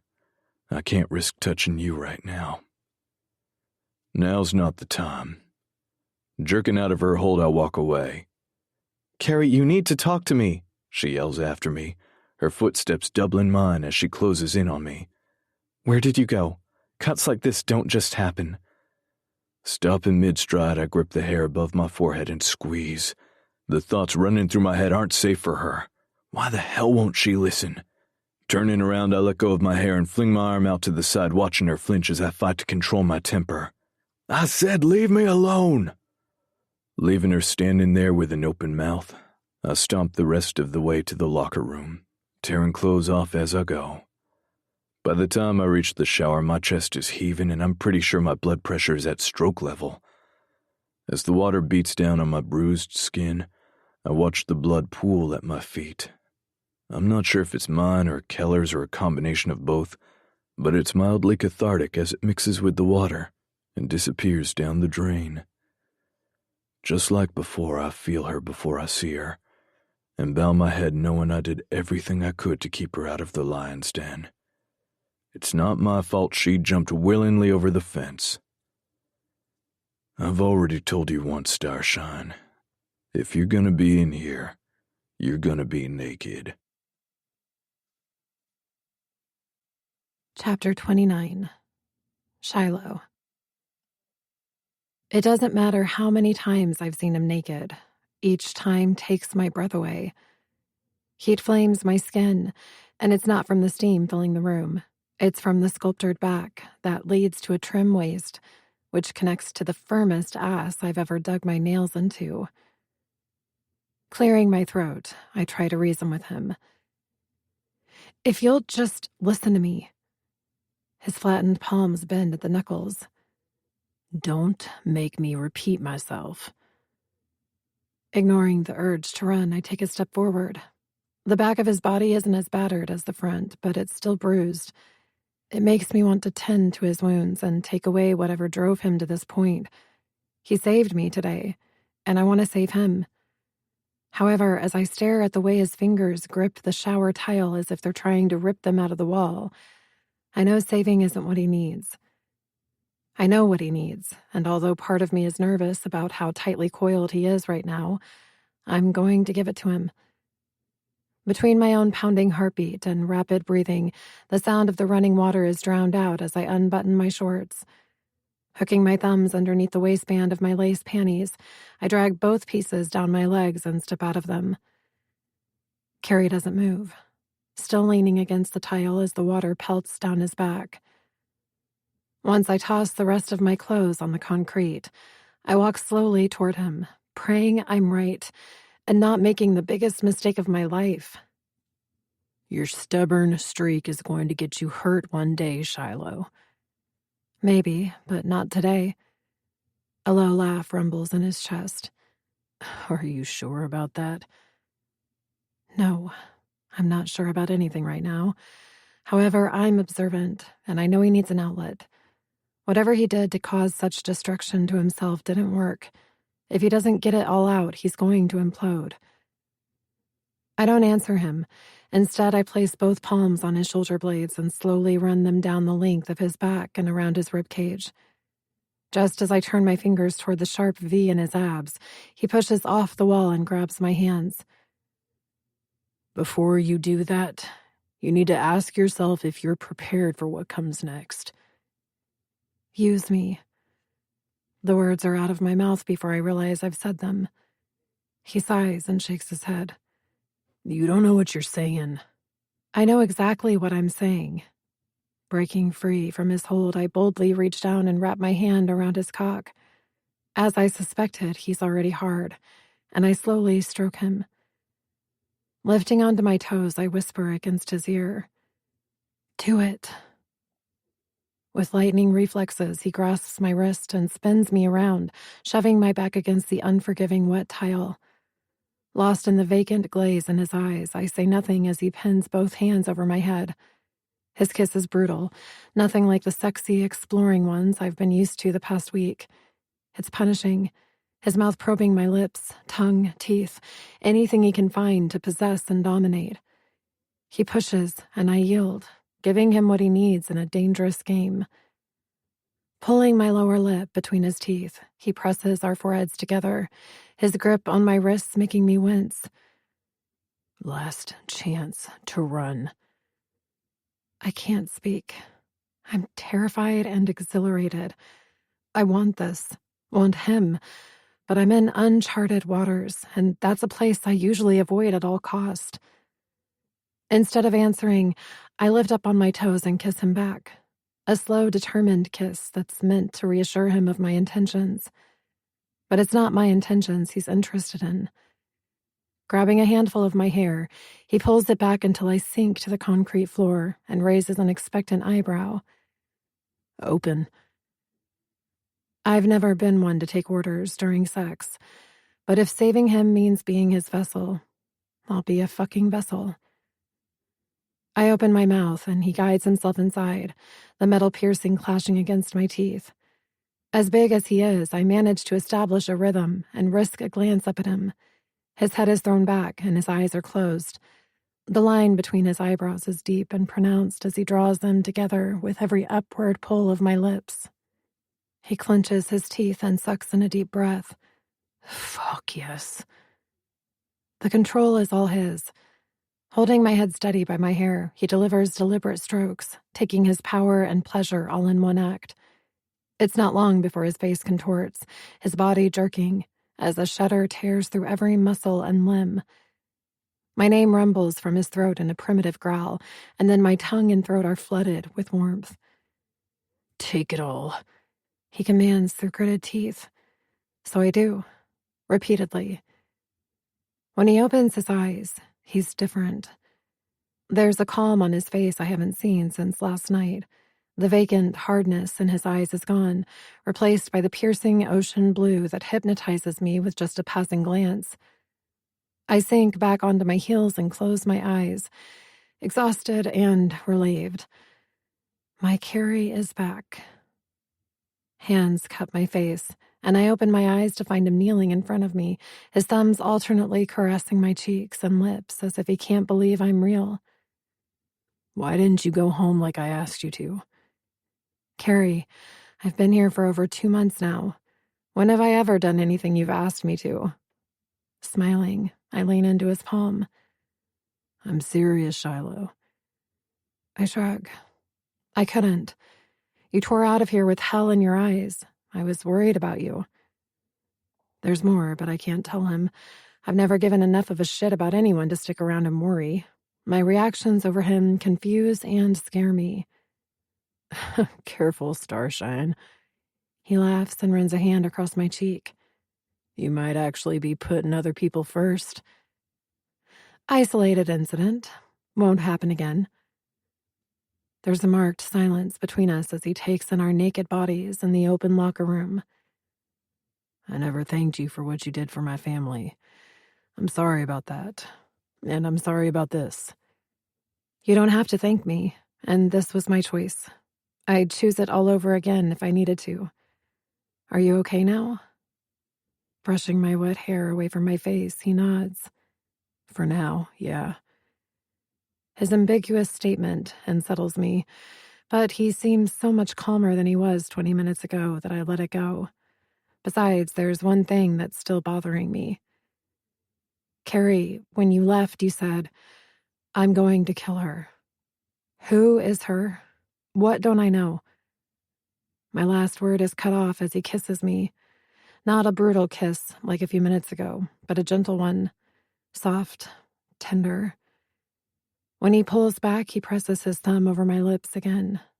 It seems to be a thing with him now. "I thought I knew who did this to you, but I was wrong." I study him for a minute. Then again, maybe it's not a thing. Maybe it's his tell, and it's taken us being intimate for him to show it. "Who knows?" I say, forcing a laugh. I'm not exactly winning any popularity contests around here these days. "Still, you're never to be alone here again. Got it?" His stare is intense again. He's not kidding. Got it. Once we're both on our feet and dressed, we're walking hand in hand toward the door when he stops and pulls me against him. "Speaking of being alone, I don't want to be. I won't be able to rest if I don't know you're all right." I laugh, more than slightly amused at the 180 twist our relationship has taken. "Is this your way of asking me to come home with you?" "No, it's my way of telling you to come home with me." My smile widens, and I tap his cheek with an open palm, half gentle in a joking manner and half firm just to keep it real. "I hate to burst your bubble, caveman, but I have rehab tonight." "Can't you skip it?" "And miss the stale wafer cookies and Kool-Aid?" Placing my hand over my heart, I fake a dramatic Southern Belle-worthy gasp. "Are you kidding me? I live for that shit." Rolling his eyes, he tugs my hand forward and we start walking toward the center again. "Okay, fine, point taken. I'll drive you." "And Frankie, too." He smiles a little too wide, and I stifle another laugh. "Of course. I love an audience." Frankie slams the door and slings his worn backpack over his shoulder. "Catch you inside, Snowflake. Don't be late, or I'm eating your share." "Don't touch my damn cookies," I yell out the window at his turned back. He just raises his middle finger in response and walks away laughing. Carrie stays quiet, twisting his hands around the steering wheel. I find it mildly amusing that he seems almost shy, considering he had his cock shoved in my mouth an hour ago. Shifting his eyes toward me, he finally drops his hands in his lap and sighs. Shy. I don't know what this is. I'm pretty sure it doesn't have a label, and if it did, it'd probably contain a warning. We're fucked up, you and me. I have no idea where this is gonna lead, but I know I'm game to find out if you are. You mean we're not just great sex? I flash him a playful smile and wink, giving him every opportunity to recant his statement and run. Outwardly, I'm the epitome of easy-breezy Shiloh, but inside I'm an F5 tornado, tossing everything I've ever known into a wind tunnel because I want his words to be true. I want the warning label. I want to be game. I want him. Apparently, years of wearing a mask has served me well because all he sees is easy-breezy Shiloh and chuckles at my joke. Don't get me wrong, that's one hell of a perk, but no. I'm tired of being angry all the time. It's exhausting. And to be honest, the person I've hated for the past 7 years doesn't exist anymore. Reaching across the console, he takes my hand in his and gives it a squeeze. You've changed, and so have I.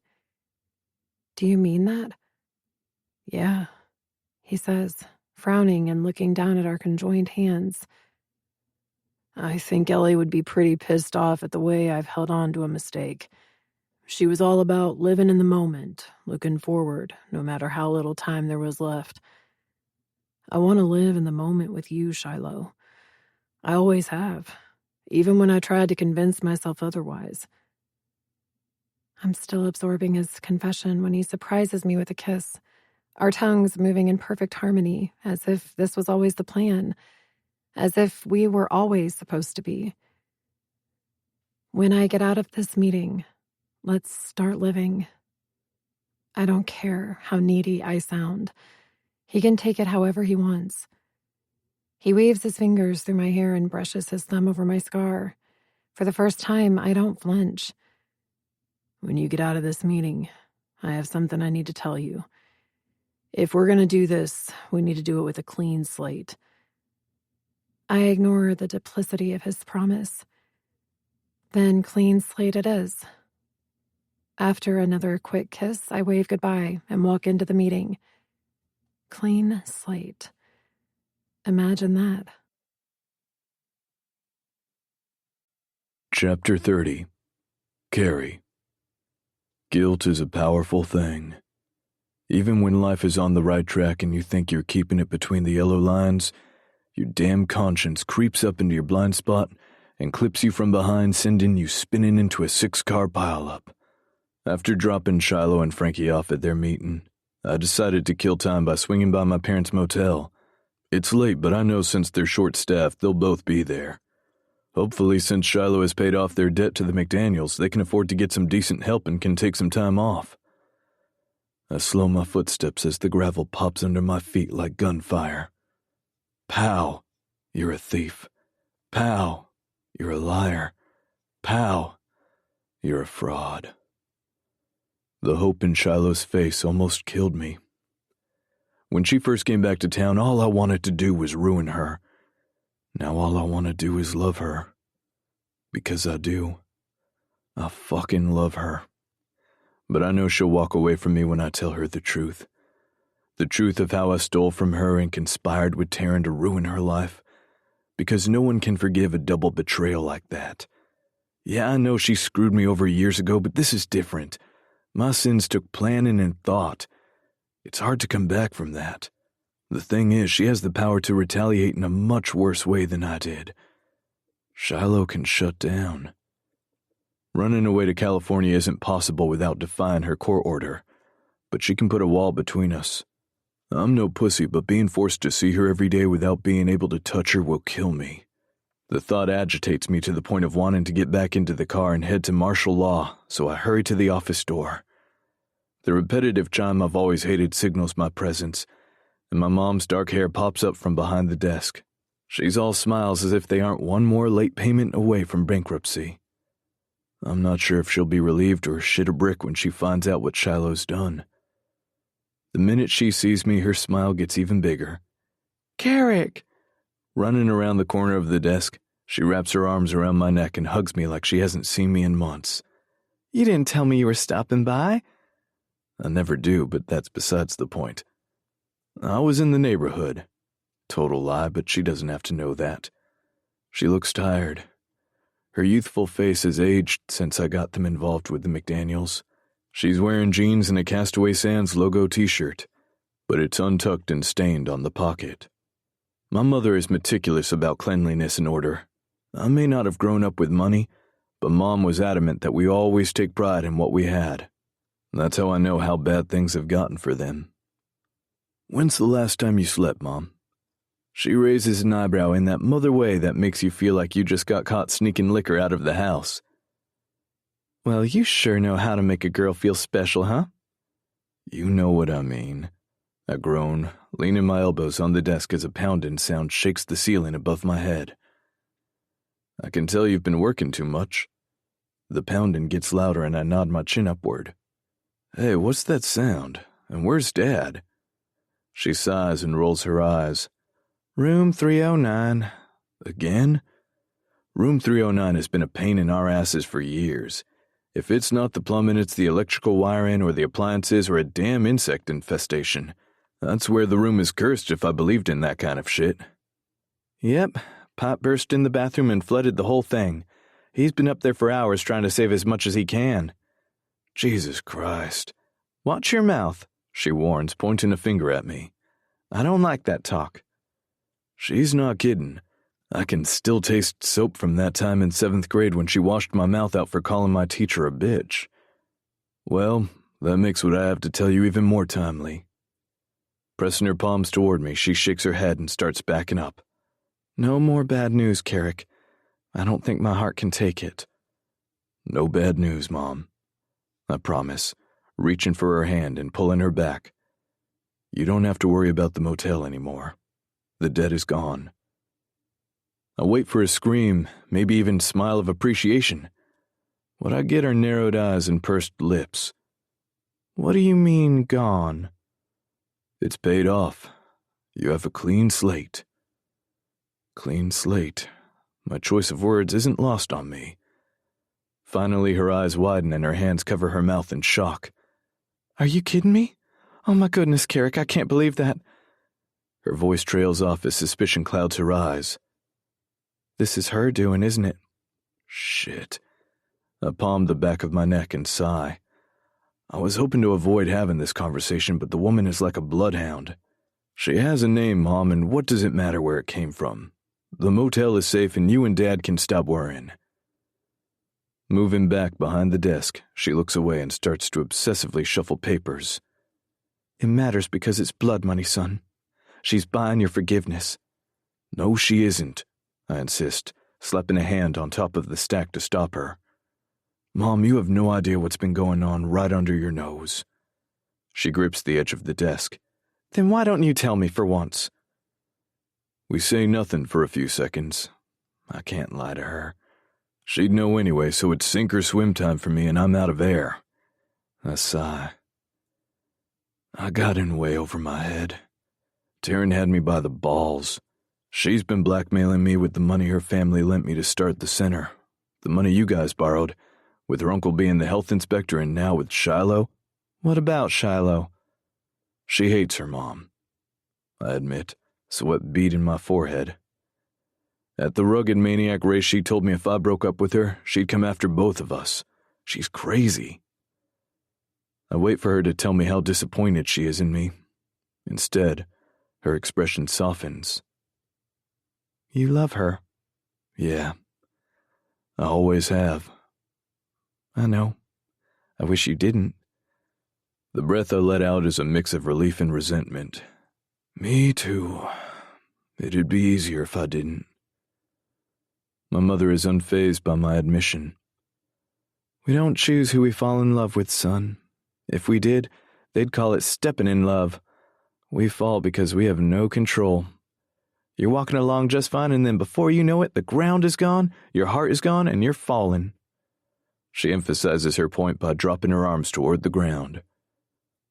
A thought suddenly hits me. Did Grandma and Grandpa like Dad? She snorts and wrinkles her nose. Are you kidding?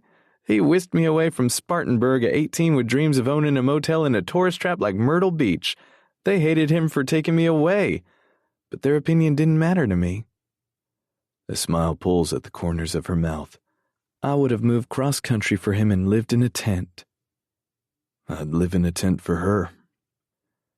Reaching for my hand, she gives it a squeeze. Then that tells me all I need to know.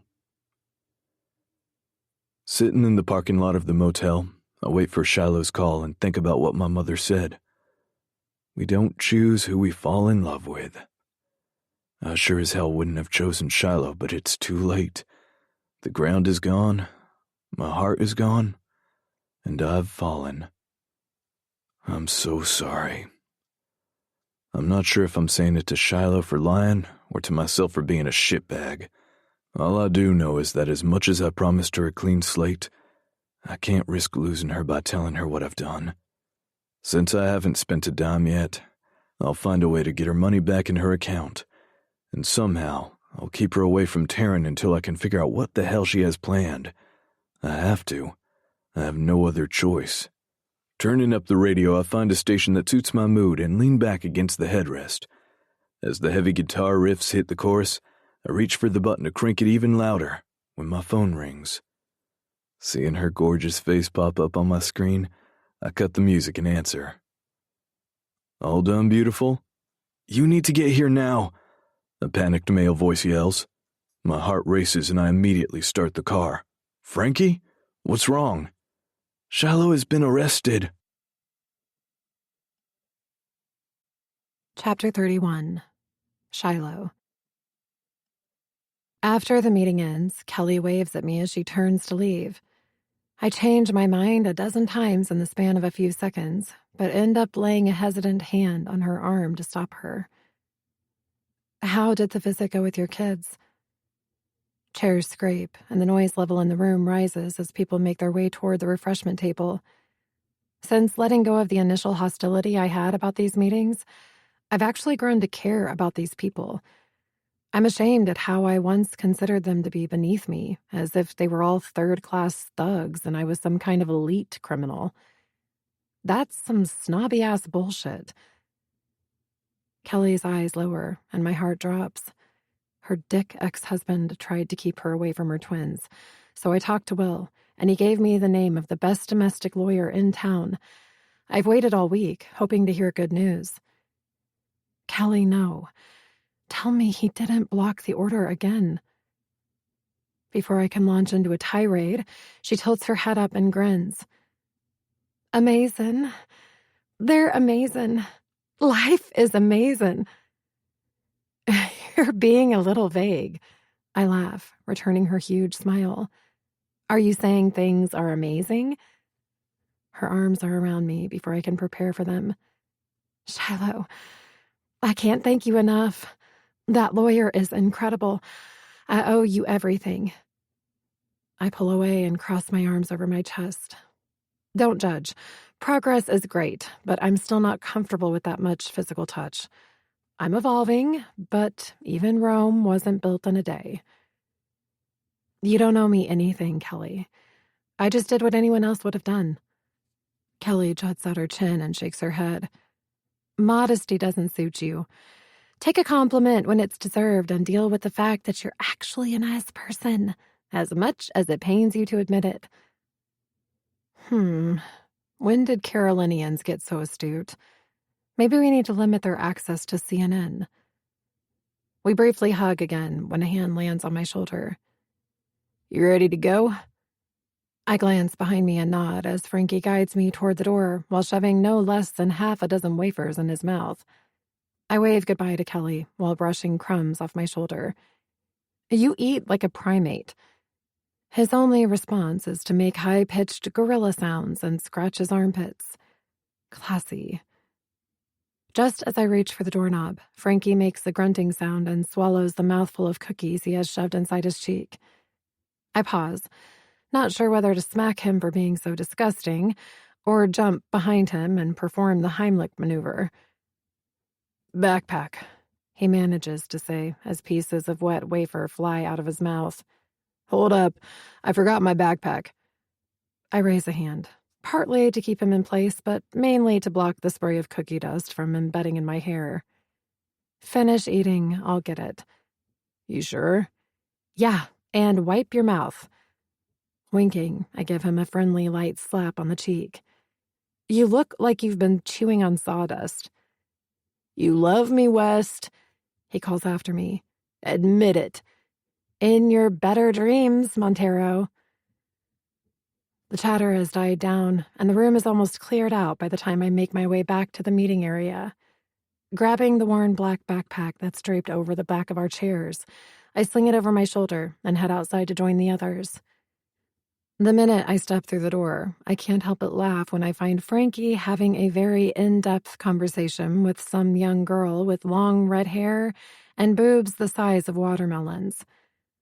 Far be it from me to cock-block him with an interruption, so I just shift his backpack higher onto my shoulder and pull my phone out of my purse to call Carrie.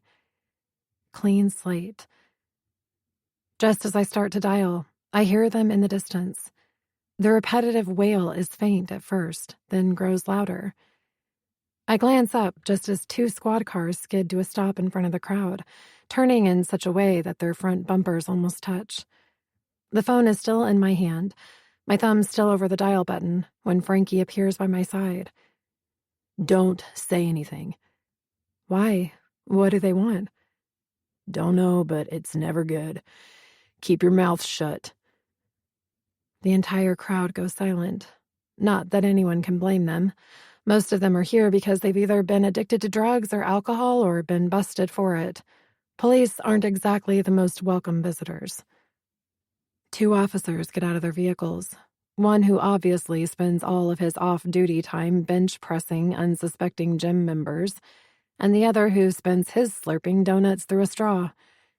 Two very different mentalities, but one agenda, which is apparently me.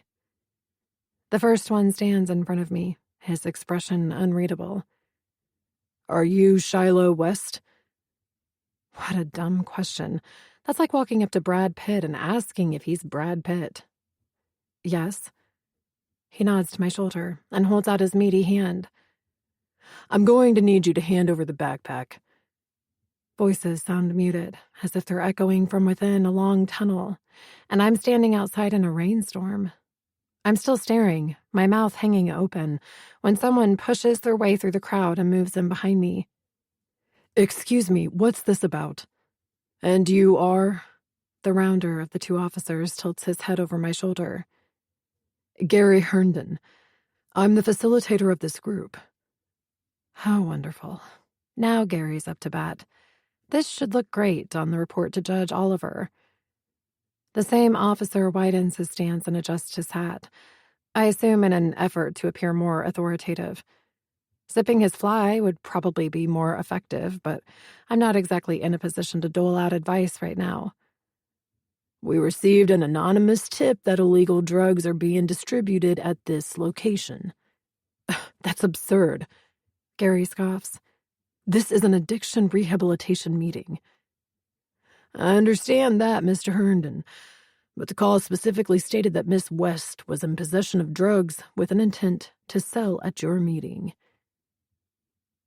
When I was 12 years old, Taryn and I went to an amusement park in town. I usually avoided the touristy gathering place, but somehow Taryn convinced me to get on one ride called the Rainbow. After sitting in a long rectangular seat, they swung me up into the air and I thought, oh, maybe this won't be so bad. Then they swung my ass back down at such warp speed I literally flew out of my seat. Gravity no longer my friend. I felt suspended, my heart still beating, but ironically at peace with knowing it was only a matter of time until it stopped. That's exactly how I feel right now. Still stuck on that damn rainbow, suspended in midair with my still heart beating, yet waiting for it to stop. Frankie jumps in front of me, his face flushed with anger. That's bullshit. Is it? The muscular cop cracks his neck to the side. Are you saying Miss West's illegal substance history doesn't give us probable cause to search her? Well played. Fuck. Frankie mutters under his breath. The cop smirks and holds out his hand again. Hand over the bag, Miss West. I sigh as the bag slips down my arm, but Frankie isn't into being so agreeable. Grabbing the strap, he shoves it back onto my shoulder. But it's not her. Shut up, Frankie. Cutting him off, I soften the blow with a forced smile. It's fine. They're not going to find anything anyway, so what's the big deal? He narrows his eyes. Fine. Nobody says another word as I hand over the backpack to Officer Meathead. I'm anxious as they drop the bag onto the hood of their car and dig through it with insanely bright flashlights. But I'm not nervous. I'm still considering calling Carrie like I'd planned on when I hear arrogant laughter. I'm still gripping my phone when I glance up to see Meathead holding the biggest bag of weed I've ever seen in my life. Gotta be at least 40 grams in here, he announces, flicking the bag with his finger. All of it separated into smaller bags. That's possession with intent to distribute. That can't be right. There's some mistake. Leaving the Ziploc on the hood of his partner's car, he pulls a set of silver handcuffs from his utility belt. Turn around and put your hands behind you, Miss West. Keep your hands and feet inside the ride at all times. You're not scared, are you, Shiloh? Shut up, Taryn. I'm not scared of anything. Hold on tight and enjoy your ride on the rainbow. You have the right to remain silent. Anything you say can and will be used against you in the court of law. You have the right to an attorney. If you cannot afford an attorney, one will be provided for you. I don't remember turning around. I don't remember the handcuffs clicking into place. I don't remember being turned around or being guided toward the squad car. But I do remember the moment I made the decision to beat karma to the punch. Wait! Frankie yells, pulling me out of my haze. This is crazy.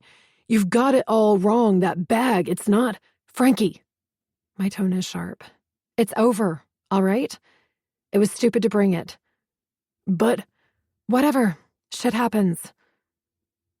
I'm being arrested for the second time in my life, but it's the first time I'm innocent. The drugs aren't mine, but I know they're not Frankie's either. I've gotten to know him well enough to be certain that not only would he never bring drugs into an SARA meeting, he'd never allow me to carry them. This has nothing to do with Frankie, but it has everything to do with his future if I point the finger at him. If I admit that backpack is his life will be over. They'll dig up his juvie past and resurrect his auto theft and possession charges. They won't see the good he's done for the community or the upstanding citizen he's become. All they'll see is a poor hood with tattoos, and he'll lose everything. I won't ruin two men's lives in one lifetime. Holding Frankie's eyes, I nod to where I dropped my phone during my arrest. Call Malcolm to come get you, and then call my mother. Whatever you do, don't call Carrie. Frankie presses his hands to the side of his head and shakes it in disbelief. This is insane. What the hell do you think you're doing? As the heavier cop opens the door to the squad car, I glance over my shoulder and manage a weak smile. Paying for my sins. I glare at the officer. Don't I get my one phone call? I've been booked before, so I kind of went into autopilot during the whole process. However, if there's one thing I learned during my time with Los Angeles County's finest, it's that everyone gets a phone call, even spoiled rich bitches. The sneer he gives me curls his lip. Who you gonna call? Daddy? Cute, but no, I was thinking more along the lines of my defense attorney. I don't think he expected such a blasé response, because his face turns the color of Bianca's after she's drained a bottle of Cabernet. You have 5 minutes. During the trial, I had to dial Barry's toll-free number so many times I memorized it. Now, it's the one time a lack of technology has saved my ass. It takes 3 rings for him to pick up. Barry Broderick? I need you to pull another Hail Mary out of your ass. Who is this? Beyoncé, I growl. Who the hell do you think? You're not a caller, Shiloh, he says, slightly amused with himself. You're a texter. What's up? I curl the phone cord around my finger. Nothing much. Made up with Bianca, got locked in a closet. Oh, and I just got arrested for felony possession with intent to distribute. What the hell? I wince at his tone. It wasn't mine. There's been a mistake, and you need to get me out of here, now. Shiloh, he groans, and I can imagine him searching his desk for the cigarettes he gave up months ago. I don't have jurisdiction outside of California. My hands are tied. Well, untie them. I can't do this again. I swear to God, Barry, I'll lose my shit. I've held it together until now. Barry is supposed to be the glue that keeps my cracks from breaking wide open. If his hands are tied, mine are cuffed. Okay, calm down. A buddy of mine from law school has a practice in South Carolina. Let me make a few calls and see what I can do. Deep breathing doesn't help, but I do it anyway. Yeah, you do that. Shiloh. Yeah. You're telling me the truth, right? I'm tired of answering this question. Besides, my words will never be enough. Hanging up the phone, I nod to the waiting officer and let him lead me away. I'm so exhausted. I just want to collapse on my piece of shit cot and close my eyes. Unfortunately, that's not what happens. After ending my call with Barry, I'm taken down 2 winding hallways to a tiny room that houses a skinny rectangular wooden table, 2 metal chairs, and 1 very pissed-off probation officer. Will looks like he's been sucking on lemons for the last few hours while having thumbtacks shoved between his fingernails. His blonde hair is a mess, and his tie has been pulled loose with 3 buttons opened on his shirt. Flashing him a smile, I slide into the only empty chair and fold my hands on the table. Bad day? Oh, no. It's been fabulous, he says, giving me a smirk that has "kiss my ass" written all over it. I love getting a call from the police that one of my probationers has been arrested for felony possession. I live for this crap. Can you please calm down? Jumping out of his seat, he kicks the chair out from underneath him and paces the room. This is calm, Shiloh. You should have seen me an hour ago. He pauses, pressing his fist to his temples. What the hell were you thinking? All the progress you've made, gone. All of it. And for what?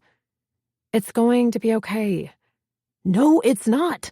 You've been booked for felony possession with intent to distribute. This isn't getting caught smoking a joint in the backseat of your boyfriend's car.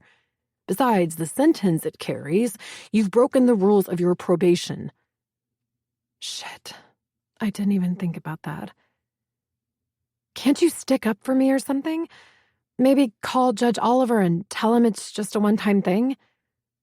Slumping back down into his chair, Will jerks off his tie. Don't you get it, Shiloh? When everything processes, you'll be extradited back to California State Prison to serve your original sentence plus this one. Your life is over. Chapter 32. Carrie. I've broken every traffic law known to man, so by the time Frankie gets into the car, I'm one raw, exposed nerve. Drive, he says, collapsing against the seat. He can suck my dick. I'm not moving until I get answers. I stare through the windshield and take my hands off the wheel. Tell me what happened, and don't leave anything out. He shakes his head and sighs. Drive and I'll tell you. For the next half hour, Frankie recounts the story of Shiloh walking out of the meeting with his backpack and how the police targeted her right away. I almost ran off the road when he described the huge bag of weed they found and how she refused to let him admit to the backpack being his. I have to ask, although I already know the answer. Frankie, it's not mine, he snaps, his fingers digging into his seat. I don't do that shit anymore. I nod, letting the conversation die. His word is good enough for me. That's how we played in my neighborhood. A man's word is worth more than any proof. He'll sacrifice his freedom for his honor. I should know. As I weave in and out of traffic, I considered the timing. The odds of a felony amount of drugs being found in a bag Shiloh was carrying is close to impossible. With the exception of one weak moment in a hallway bathroom, she's kept her image pristine since coming back to town. We had plans to talk tonight and start fresh. Clean slate. There has to be some mistake, I insist. I grew up with her, Frankie. I've seen her so high that she couldn't walk a straight line. I grip the wheel and press harder on the gas. Those drugs aren't hers. Boss, you don't gotta convince me. I know what was in my bag, and it wasn't a Ziploc of weed. I was there the whole time. No way did she put that shit in there. Even if she did, why would she bring it inside? Makes no sense. Someone else had to have put it in the bag. I say, turning off Highway 17 toward the station. It's the only explanation. It should have been the first thing that crossed my mind, but I was too busy being worried about Shiloh to think straight. However, now that I have the whole story, everything falls into place. Surprise crosses Frankie's face, followed by irritation. If you're saying one of the members would fuck with us, you're wrong. It's not like that in there. Not a member, Junior. A vindictive bitch.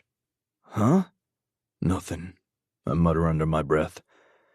It's my problem, not yours. He either doesn't catch on to how cryptic I'm being, or chooses to ignore it, because he just shrugs and continues ranting about Shiloh's bizarre behavior. I just don't get why she let them haul her off, he says, rubbing his forehead. I tried to tell them it was my bag, but anytime I said anything, she cut me off. Just kept running her mouth about paying for her sins. It was like she was daring them to bust her or something. Dropping his hand, he shifts his thumb toward his chest. Where I come from, you don't fuck with the police like that. As soon as the words are out of his mouth, I realize what she's done. Son of a bitch. What? He asks, raising an eyebrow. I make a sharp turn onto Oak Street, causing Frankie to grab the handle above the passenger side door and call out to Jesus for his life. Once the car rights itself, I step on the gas again, determined to get to the station and stop Shiloh from causing any more damage than she already has. If that's even possible. She was protecting you, I tell him, pulling up in front of the station and cutting the engine. She knew if you told them the bag was yours, they'd pull up your priors. His jaw is tight, but I can see his fingers wobble as he reaches for the door handle. No way she's got as many priors as I do. Yeah, but she also has ghosts she's trying to get rid of, and sometimes they come back to haunt you way more than a record. Frankie just slams the door and walks ahead of me, leaving my own words to choke me. Not only for what they mean for Shiloh, but for their truth in my own life. I'm here to see Shiloh West. An officer looks up from his phone and arcs a bushy black eyebrow. Are you her attorney? No, I'm her. I cut myself off mid-sentence and glance at Frankie out of the corner of my eye. The asshole is smirking. I'm her friend. He snorts, obviously unimpressed with my answer. No friends allowed. I place my hands on the desk and give the officer my most serious stare. I meant to say yes. Yes, I'm her attorney. The officer scans my piercings and full-body tattoos and rolls his eyes. Nice try. You can see her if and when the judge sets bail. Hell no. Bail will be too late. The bones in my hand crack as I pound my fist on the desk so hard he drops his phone. I need to see her now. Boss, come on. Frankie urges, yanking me away by my other arm. Nothing we can do right now. I pull away, never taking my eyes off the man in front of me. The only way I'm leaving is in handcuffs. The hell there's not. Just because this asshole won't let us in doesn't mean that... Now you just hold on there a minute, buddy. The officer interrupts, wagging his finger in my face. Oh, great. A tired voice calls out from behind us. The past parolee surprise party. Frankie and I turn around and stare at the back of a familiar blonde head as he turns to close the door on the other side of the room. His shoulders are hunched over as if the weight of the world is on them. If he's coming from where I suspect he's been, it's not far from the truth. Will! Before he can fully turn around, I'm across the room with his wrinkled white shirt fisted in both hands. You gotta get me back there to see her. His face sags and he lets out a heavy sigh. I'm afraid I can't do that. I've only seen that look once before. Ironically, it was in the same damn station. My dickhead attorney sat me down in the room Shiloh's probably in right now and sighed just like Will did before telling me I was screwed. Case closed. Game over. Why the hell not? I yell, tightening my grip. Exactly how much power do you people think I have around here? Letting out a frustrated grunt, Will shoves both hands against my chest until I stumble backward. For fuck's sake, Shiloh thinks I can pull up a California judge, explain this all away, and they'll give her a pass because I'm so goddamn charming. This is bad. I've never known Will to be anything but even-keeled. If he's this rattled, things are worse than I thought. I take a step back and run my palm over my mouth. You saw Shiloh? Is she okay? When he doesn't answer, I raise my voice. Will, is she okay? All things considered, yeah, she's doing all right. Better than I'd be doing in her position. He lets out a dull laugh and scratches the back of his neck. That woman has nerves of steel. That's my Shiloh, masked and camera ready until the bitter end. How does it look? With the evidence in her confession, not good. Why doesn't she just fucking tell them the shit isn't hers? I growl, pacing a line in front of him. She's protecting someone. I stop mid-pace and stare at him. He stares back and the look that passes between us needs no further discussion. We both know that someone is Frankie, and by not implicating him, she's sealed her fate. She'll be convicted, sent back to California, and sentenced for her original crime, breaking the terms of her probation, and now a possession charge. I'll lose her for good this time. I won't let that happen. We both know who she's protecting, but I know who set her up. And I'll sit beside Shiloh in jail before I let that bitch get away with it. Chapter 33. Shiloh. The next morning, Rory Mercer rakes his hands through what once was neatly combed reddish-brown hair and groans. With the ginger mop on his head and splattering of huge freckles along his cheeks, he reminds me of that California district attorney who tried to give me the chair. What was her name? Ah, yes, Little Bitchy Annie. I wonder if they're related. Son of a bitch. If Barry sent Little Bitchy Andy to defend me, I am going to rip off his balls and wear them as earrings. So, the judge has issued an order to keep you in jail until the decision is made whether or not to revoke your probation, he says. And this surprises you? I laugh. I'm their ticket to being on an episode of Celebrities at Home, Prison Edition. Shiloh, for Christ's sake.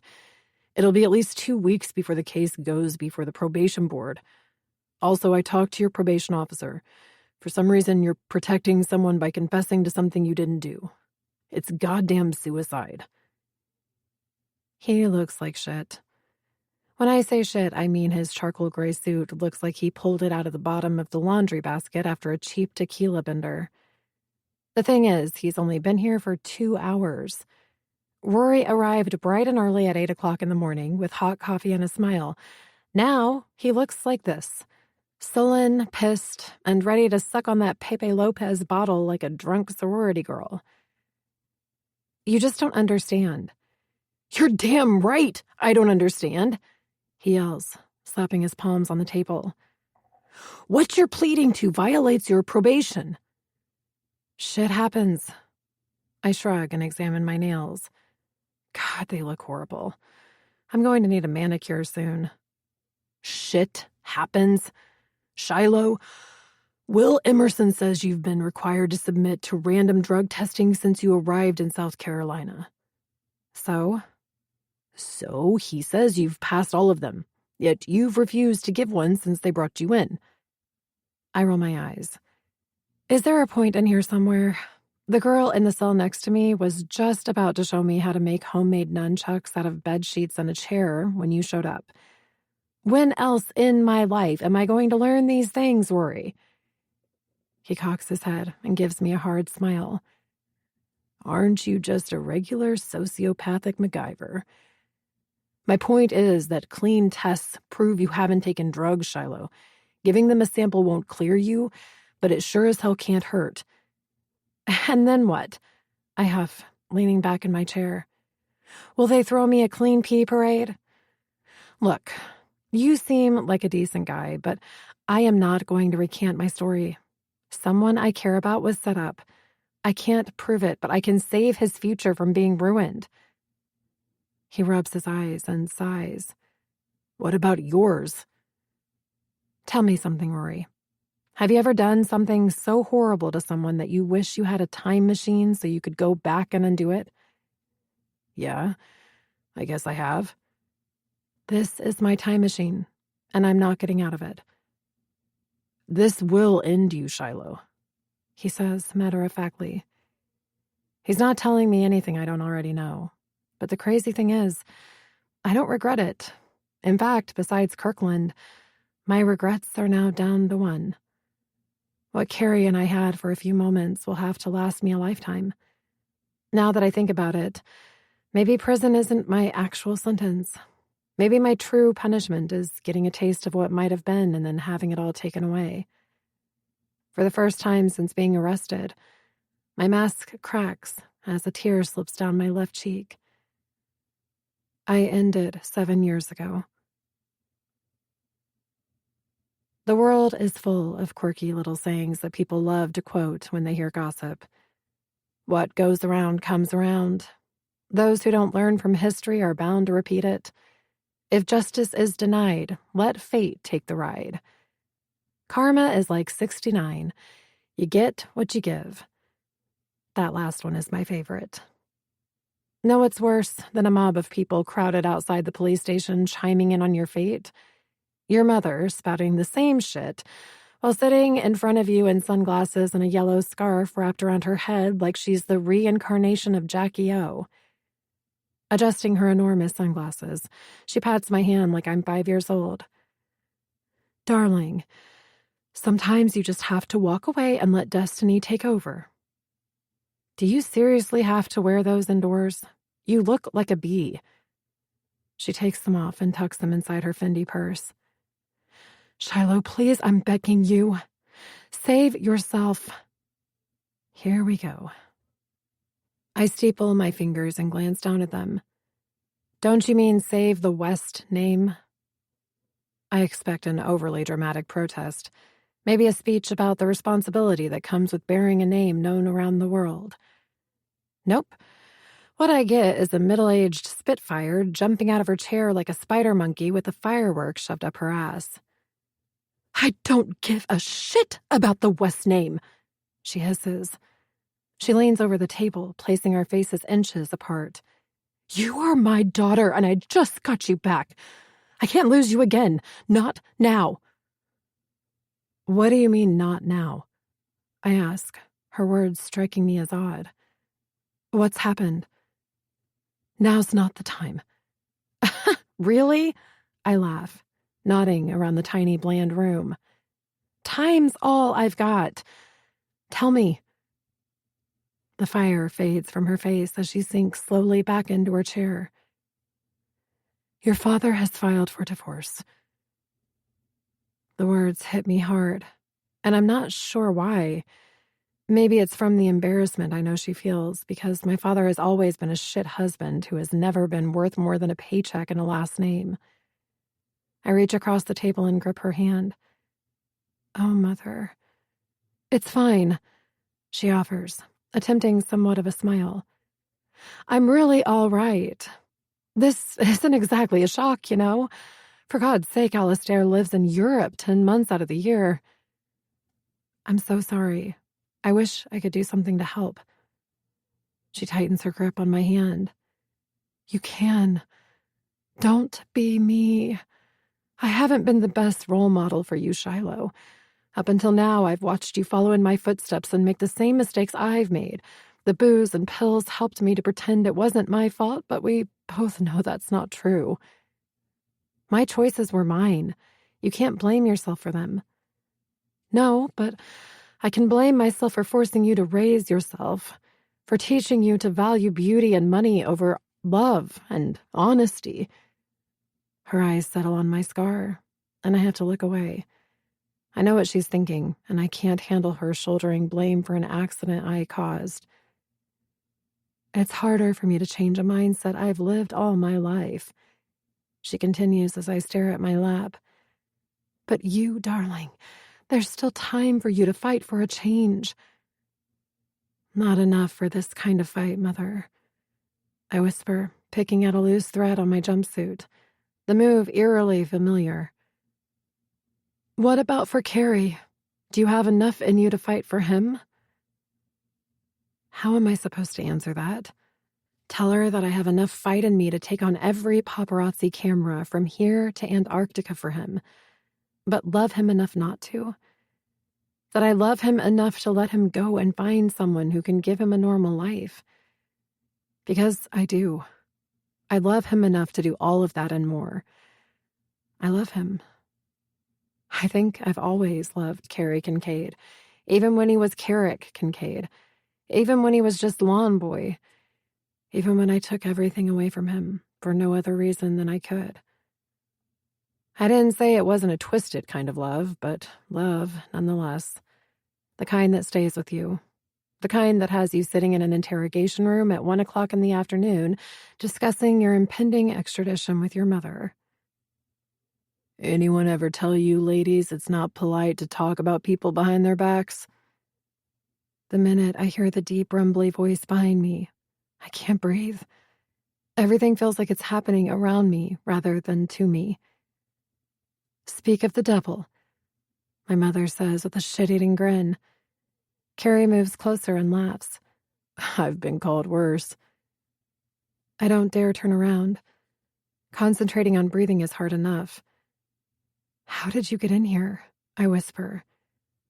Will has a few friends in the precinct who owe him favors, he says, his breath fanning over my shoulder. He's so close I can smell him. Not cologne. He doesn't need it. He smells of soap and a hard day's work. I have no idea how long we stay like that, me inhaling him as he breathes over my shoulder, when my mother clears her throat. Well, she says, pushing out of her chair, I think I've left Malcolm outside long enough. Within a few steps, she's kissing me on the cheek. Think about what I said, darling. I'll be back in the morning. Before I can form words, she pats Carrie on the shoulder and winks. Good to see you again, Carrick. It's been a while, hasn't it? Yes, ma'am.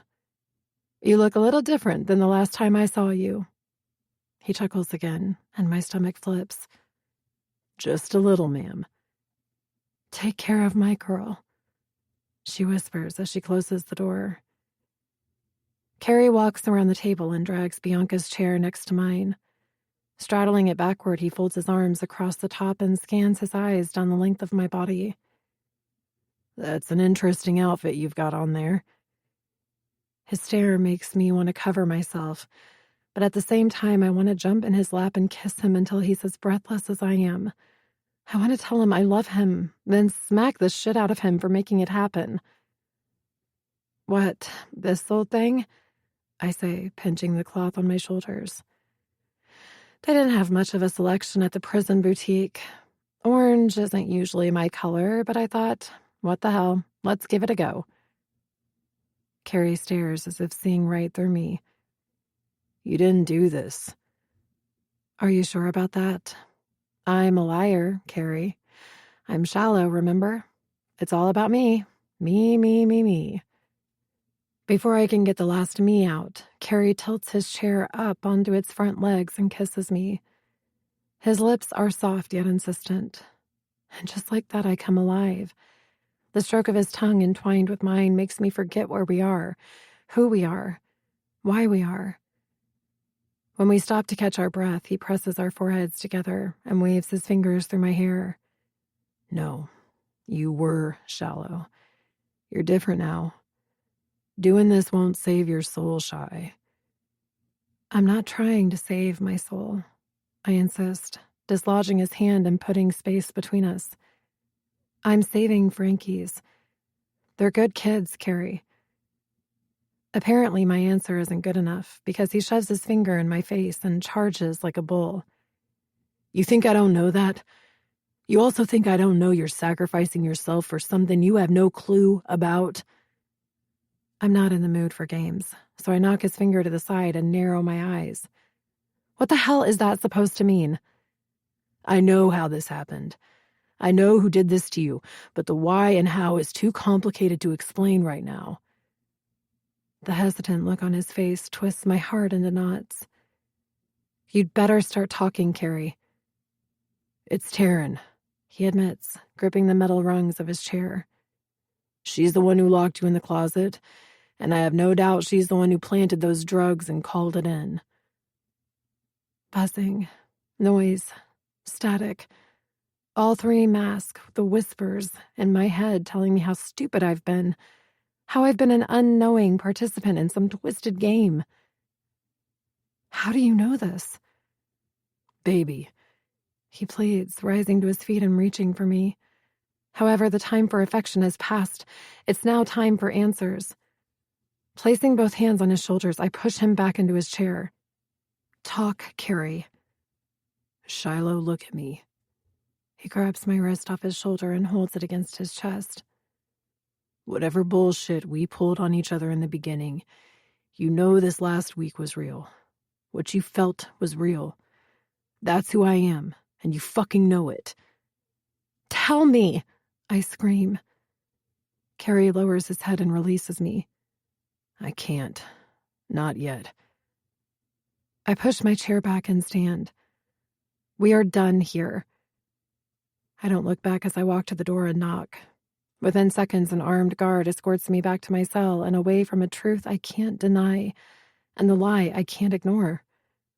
What I felt was real, but what we had wasn't. Chapter 34. Carrie. I don't know. He's gone off the rails, saying crazy shit about how he's gonna burn down the center because he can't burn down the police station with her in it. I raise an eyebrow, and Frankie's grip tightens on the phone as he gives me an exasperated shrug. It's a little on the dramatic side, but I'll cut him some slack since the last 24 hours haven't exactly been stable. Yeah, says she's fucked up his life and he wants to see her fry. Okay, that's a little over the top. I open my mouth to shut him up when he shoves his hand in my face. He's at the center. You will? He gives me a thumbs-up sign as a huge smile breaks across his face. Thanks. I'll keep him busy until you get here. As soon as he hangs up, his smile fades as realization of what he's done sets in. Frankie's no pussy, but I've roped him into some serious shit. The perfect trap for the perfect crime. Unfortunately for Taryn, there's no such thing as the perfect crime. Even if everyone gets paid off, there's that one T that never gets crossed or that one rogue I that never gets dotted. Eventually, every criminal fucks up. That's why I'm not breaking a sweat. Not when I've been chasing this moment since leaving Shiloh last night. The bitch knew I'd come for her. It's the only explanation as to why I tore across town after leaving the police station to find her house dark and empty. I even parked at the end of her street and sat in my car until damn near dawn waiting for her. But she never showed. Either she's already fucking some other unsuspecting asshole, or she's hiding out. If I was a betting man, I'd say it's probably both. Frankie's pacing in front of me, chewing on his thumbnail like it's his last meal. I roll my eyes toward the window and blow out a frustrated breath. We closed the center early and now it's pitch black outside, probably well after 10 o'clock. We've gone over this at least a dozen times, and each time he's gnawed a different nail until it's bled. I'm starting to worry about him cracking under pressure. She's not stupid. With Frankie devouring his fingernails like a midday snack, he'll give us away in a heartbeat. What if this backfires on us? He mumbles around his thumb. It's not going to backfire as long as you keep your hands in your pocket. Come on, Junior, focus. We have one shot at this. Play it just like we rehearsed, got it? Got it, he nods. I scrub my hands down my face, physically exhausted from lack of sleep and the unrelenting stabbing pain in my gut. I feel like I'm choking on my own blood every time I think about her walking away from me yesterday. She was begging me to tell her the truth, but how the hell do you tell the woman you've loved all your life that you made a pact with the devil to destroy her? Got off on it, lived for it until living for her changed the rules. The answer is that you can't. The minute I told her the truth, she would have shut down, slamming the door on me, our future, her future, and any hope I have of clearing her name. And that's just the truth about Taryn. Telling her about how I added embezzlement to my list of offenses wasn't even an option. I had no choice but to keep quiet, and hope once this is over she can find a way to forgive me. I found a way to forgive her. Doesn't one sin cancel out the other? What's that saying? Tit for tat or some shit? Frankie moves in front of me and chews on his thumb again. I don't think she's gonna crack over getting some dick, boss. This bitch is gonna want a blood pact and a virgin sacrifice, know what I'm saying? Just the idea makes my balls shrivel up. First of all, I wouldn't touch her with your dick. Secondly, you might be right. Know where I can find a virgin? Frankie cocks his head to the side. If I knew where to find a virgin, do you think I'd be here getting ready to pull some fucked up shit with you? It's 10:30 and the center is quiet. Almost too quiet. Nothing has happened. Pace, check the clock. Pace, check the clock. I have no idea when Taryn's going to show up, and it's starting to get to me. When a woman says she'll be right there, there's a wide spectrum of time that phrase encompasses. When a man says he'll be right there, get your shit together because he's probably 3 blocks away with a 6-pack and a bag of Doritos. A woman's interpretation can mean anything from half an hour to, I hope you're not starving because I'm going to try on every piece of clothing I own and then cry for 4 fucking hours. Apparently Taryn falls somewhere near the middle because within 25 minutes, there's a knock on the front door. I nod to Frankie and wait for the show to begin. Her own words from yesterday come back to me, and I clap Frankie on his shoulder as he walks past me. Showtime. A few moments later, she steps through the doorway to my office, dressed in a long, flowy white dress like she's about to attend some damn awards show. I shake my head at her choice of colors. Maybe she thinks if she wears a symbol of purity, it'll rub off on her. I suppose if you tell yourself something long enough, eventually you start to believe it. God, this place smells like an infected ball sack. Then again, Satan was once an angel too. Once her eyes land on Frankie, she gathers her dress in her hand and heads straight for him. I drove as fast as I could. Where is he? Right here.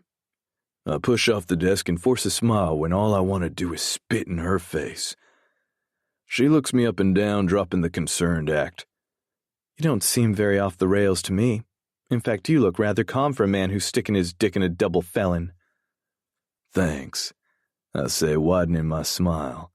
And might I say you look remarkably sane for a woman who's batshit crazy. Taryn clucks her tongue. That's one of the reasons I always liked you, Carrie. Your gentlemanly way of speaking to a lady. When I see a lady, I'll be sure to be a gentleman. Okay, drop the bullshit. What is this? She demands, shifting her focus back to Frankie. He's got you lying for him now, too? Frankie clenches his fists, and I know he's fighting to not deck her. Making a quick decision to deviate from the original plan, I step between them and crowd into her. Leave him out of this. You want to drop the bullshit? Fine. Let's drop it. I've already told you this is between you and me. As I talk, she just stares. I know I'm losing the upper hand, so I shift gears. Why did you set Shiloh up? She crushes her dress in her hands hard enough to rip it. I have no idea what you're talking about. Oh, come on, Taryn. Drop the bullshit, remember? Those were your words.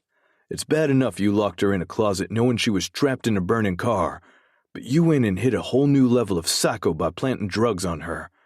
I gotta admit, that takes one big set of lady balls." Her face pales for a moment, but she quickly recovers, laughing as she smooths out her dress. Maybe you're the one doing drugs, Carrie.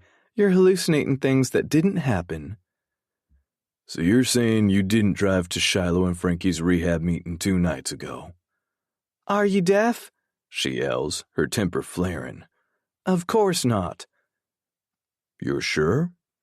What the hell is wrong with you, Carrie? Her hand shakes as she flips her brown hair over her shoulder. Did fucking her make you stupid? No, I didn't. The sad truth is your whore is a criminal. I rub my chin and purposely draw this out because, hell, it's almost better than sex. I'm a little confused then. I glance over my shoulder. Frankie, are you confused? Yeah, he agrees. I'm confused. And with a straight face, too. Good boy. Interesting. Why are you confused, Frankie? Because when we called up on my buddy Paulie, he remembered going out for a smoke in the middle of the meeting that night and seeing a white BMW sitting in the parking lot. Taryn's brown eyes glaze over as they dart back and forth between Frankie and me. That means nothing. Lots of people drive white BMWs. True, I agree, circling around her like a lion just waiting to devour his prey. She follows my movements until I step in behind her and press my lips against her ear. But not everyone who drives a white BMW has a license plate that says Taryn McD. I've always wondered why they called them vanity plates.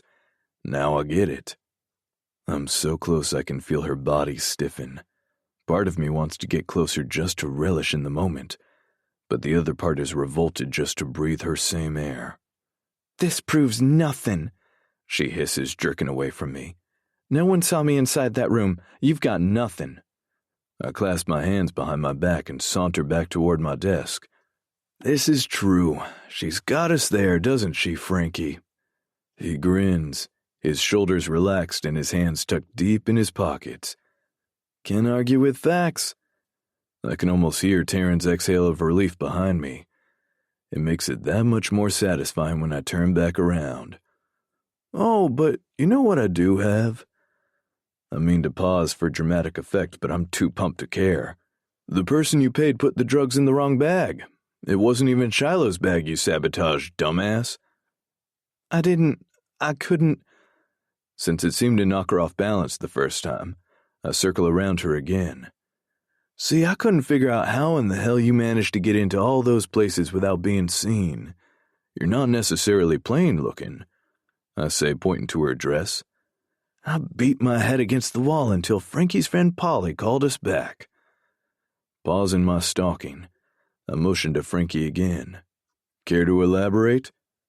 Polly said he remembers some new dude busting up the meeting late that night, Frankie explains. He told me what he looked like, then it hit me. I told the boss. I look back at Taryn and raise an eyebrow. Any of this ringing a bell? No, she smiles. It's the kind of smile that shows all her teeth, the kind of smile that causes the right side of her mouth to twitch, and twitch, and twitch. Walking over to her, I place a hand to the side of her lion twitching face and run my thumb across her cheekbone. Well, let me refresh your memory. I guess she expects me to slap her because she flinches. Instead, I walk past her and resume my circle. About 3 weeks ago, a new boy started hanging around the center. Quiet kid, chip on his shoulder, but that's pretty common in the beginning. But this one never warmed up like the others. Kept to himself and did his own thing. Maybe that's why I never noticed when he stopped coming around. I don't have to listen to this shit, Taryn huffs, turning to head toward the door. She makes it 2 steps before I grab her elbow and swing her around to face me. Oh, stick around, sweetheart. It's about to get good. Releasing her, I walk slowly back to my desk. Frankie heard this kid mention where he lived, so we paid him a visit. Want to know what he said? Anything you repeat from a street thug is hearsay, she hisses. You should know that firsthand. You're exactly right. That's why I invited him here to say it to your lying fucking face. I couldn't have scripted it any better. Right on cue, a skinny kid over 6 feet tall walks in the room. He looks serious. Not smart serious. I'm talking don't meet this kid in a dark alley because he'll fuck your shit up serious. I hope Taryn is pissing in her designer panties right now. Ah, Dax, come on in. I motion him inside and he lumbers his way over to us, not giving her a second glance. I slap him on the back. It seems our mutual friend Taryn is having a slight memory problem. Why don't you jog it for her? Dax finally looks at Taryn, and all the money in the world couldn't buy the expression on her face, because it's fucking priceless. My mom works for Taryn's uncle at the health department, he begins, his voice surprisingly steady for a boy about to confess to some serious shit. She knew you ran the center here and said I should come check it out. She talked to Mr. McDaniel about it, and he told Taryn to hook me up with some mentoring or something. I told her that was cool. I heard you all had a ring and did some MMA shit up in here. Get to the good part, dude, Frankie whispers. Dax nods. Yeah, so instead of bringing me here because I don't have a car or nothing, Taryn said she could get my mom a raise and then threw a shit ton of cash at me as long as I did some stuff for her. What stuff? I prompt him. He shrugs. Fuck with some chick, scare her a little, but shit got real when she made me score her a lot of weed and dump it in that chick's bag.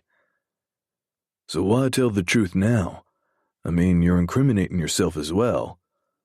Because my mom didn't get the raise for one. Look, man, I might do a lot of bad shit, but I'm not gonna bust roll on an innocent girl. Taryn told me this chick killed her best friend, but she didn't tell me it was an accident. He spins to face Taryn, his stare deadly. I'm no executioner, bitch. You're on your own. Taryn's eyes blaze with fire. You fucking traitor. Call me whatever you want, Dax says, glaring back at her. I'm not going down for this by myself just because you got dumped. Fake tears well in Taryn's eyes. It's still my word against his. Whose word do you think people are going to believe? A McDaniel or an uneducated punk? They're going to believe ours. Everyone turns as Will steps through the doorway, closely followed by 2 uniformed police officers. Both Taryn and I are about to jump out of our skins, but for 2 different reasons.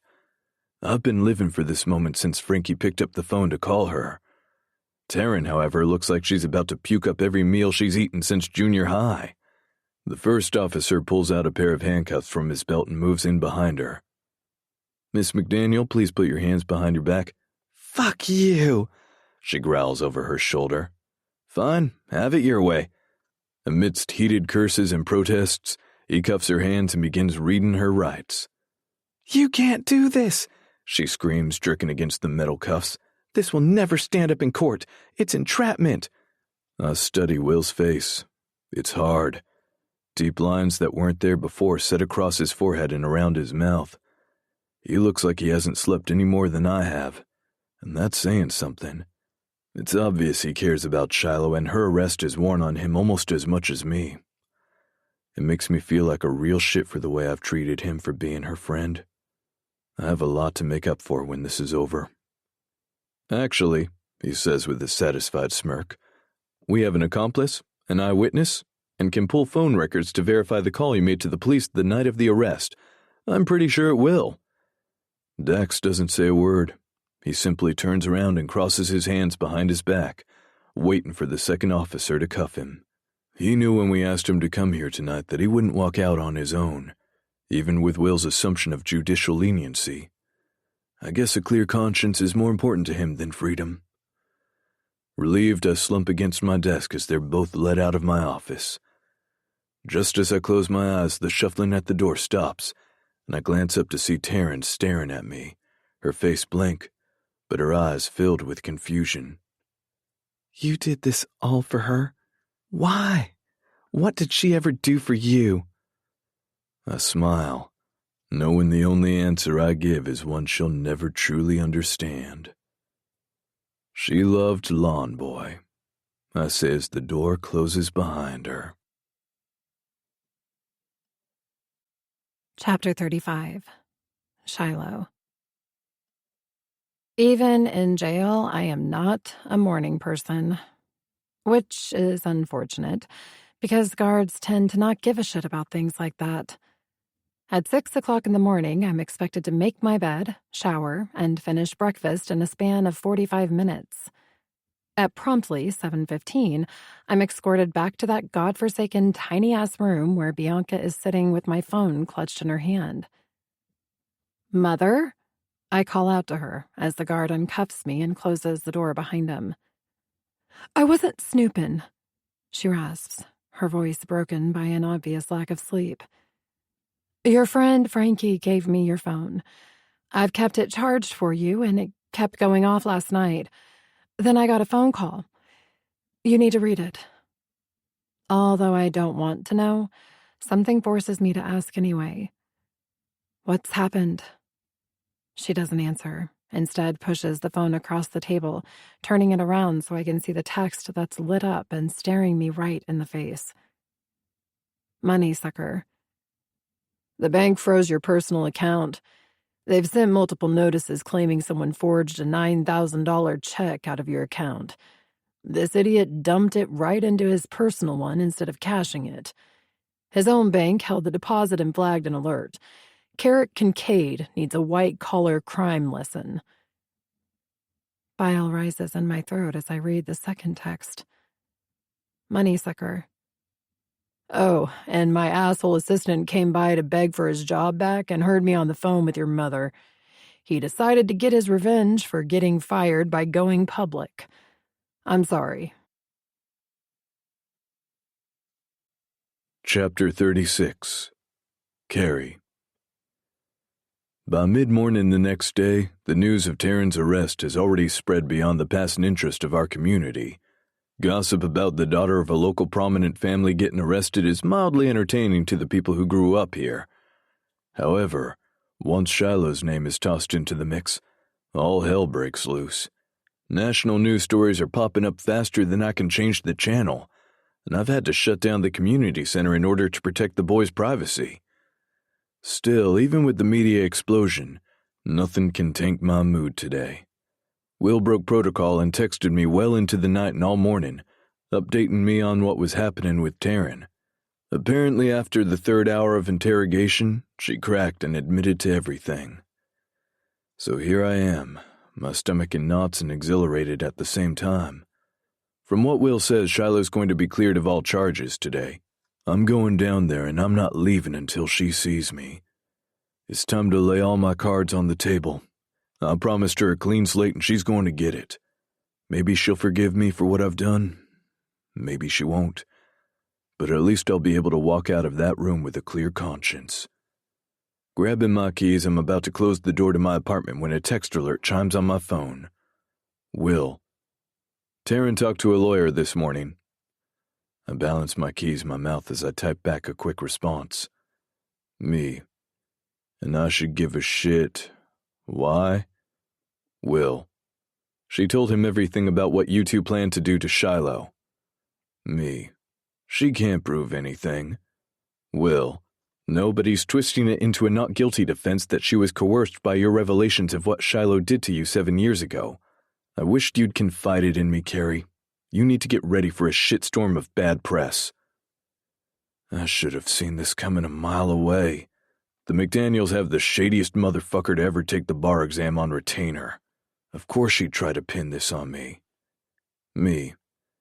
Again, she has no proof, and I've already served my time. Shiloh did nothing. Case closed. Will.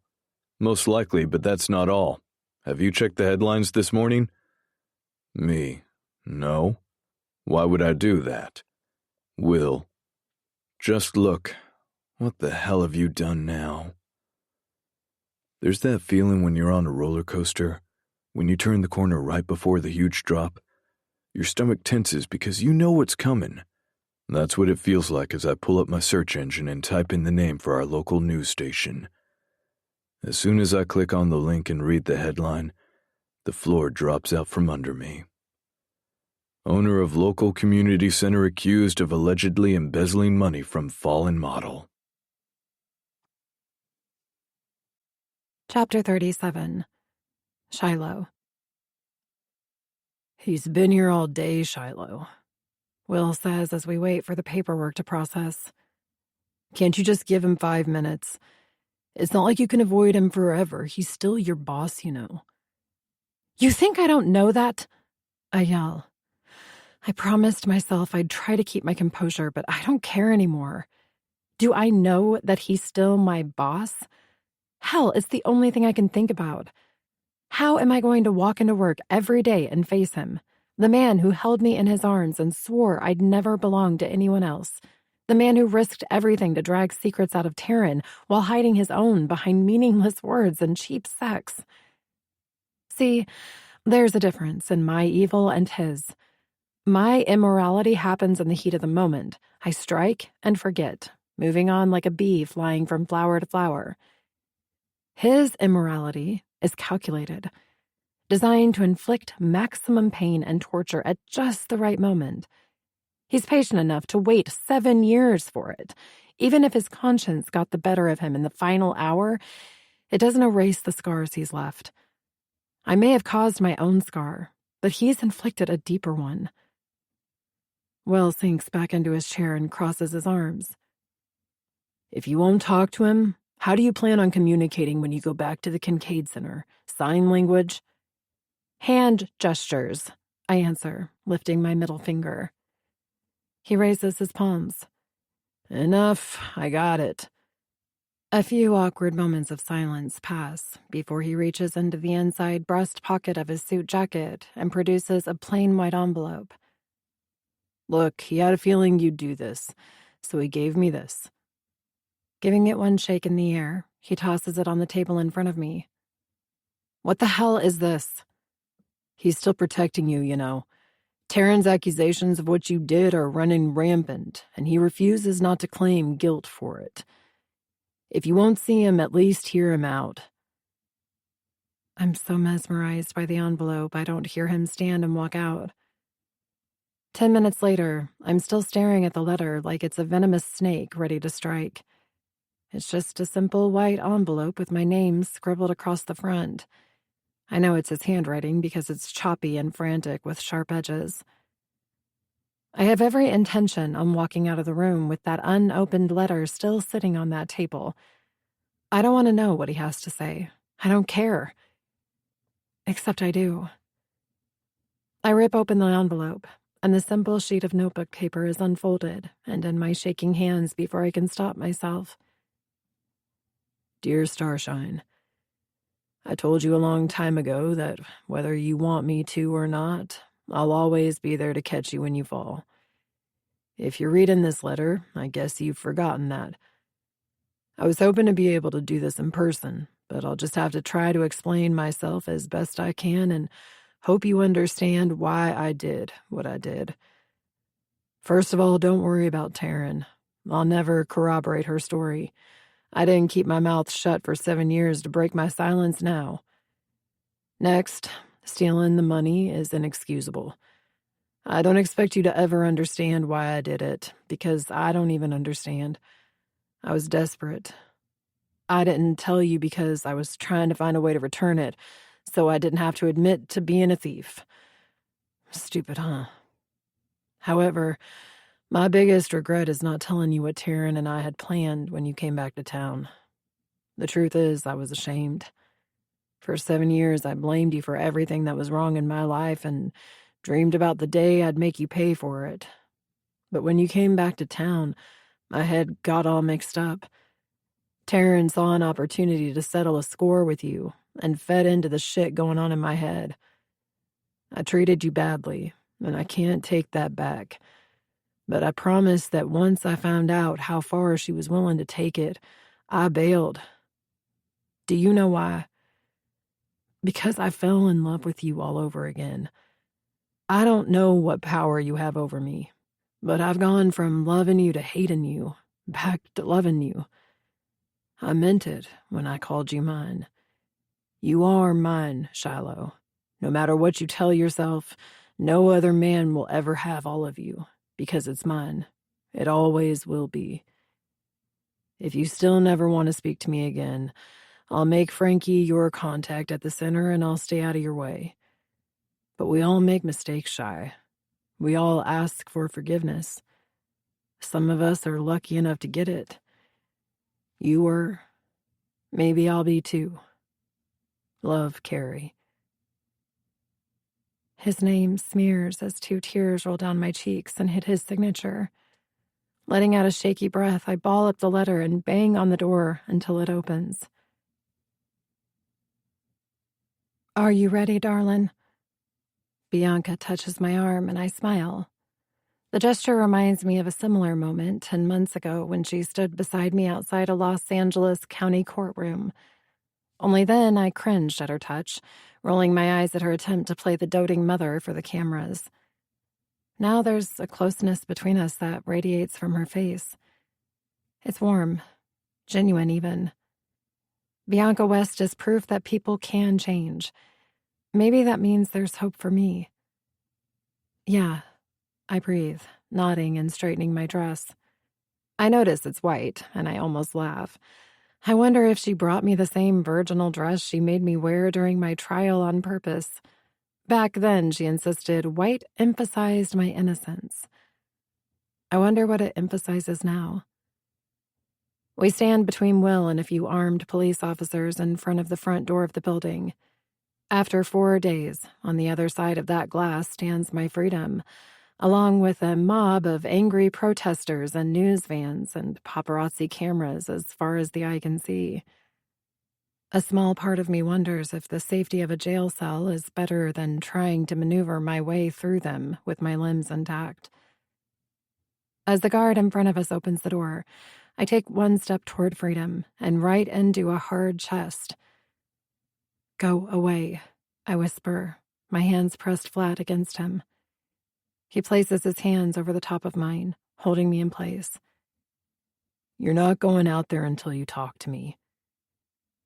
An officer steps forward, his hand on his gun. Sir, I'm going to have to ask you to let the lady go. Carrie's eyes never leave mine. Not on your life. Carrie, Will warns. Stay out of this, Will. This is between Shiloh and me. Take a look around you, man, Will says, gesturing to the multitude of armed police officers. If you don't listen, this is going to be between you and the Myrtle Beach Police Department. Carrie's quiet for a moment, then presses harder against my hands. I gave you 2 years, Shiloh. Can you give me 2 minutes? As much as I want to scream at him, his words stab me. I can't fight them. He's right. Fine, you have 2 minutes. Can we go somewhere private? I'm Shiloh West, I smirk. Nothing I do is private. He rolls his eyes. Come on, Shy. 1 minute, 30 seconds. He curses under his breath. Will says he gave you my letter. Did you read it? I did.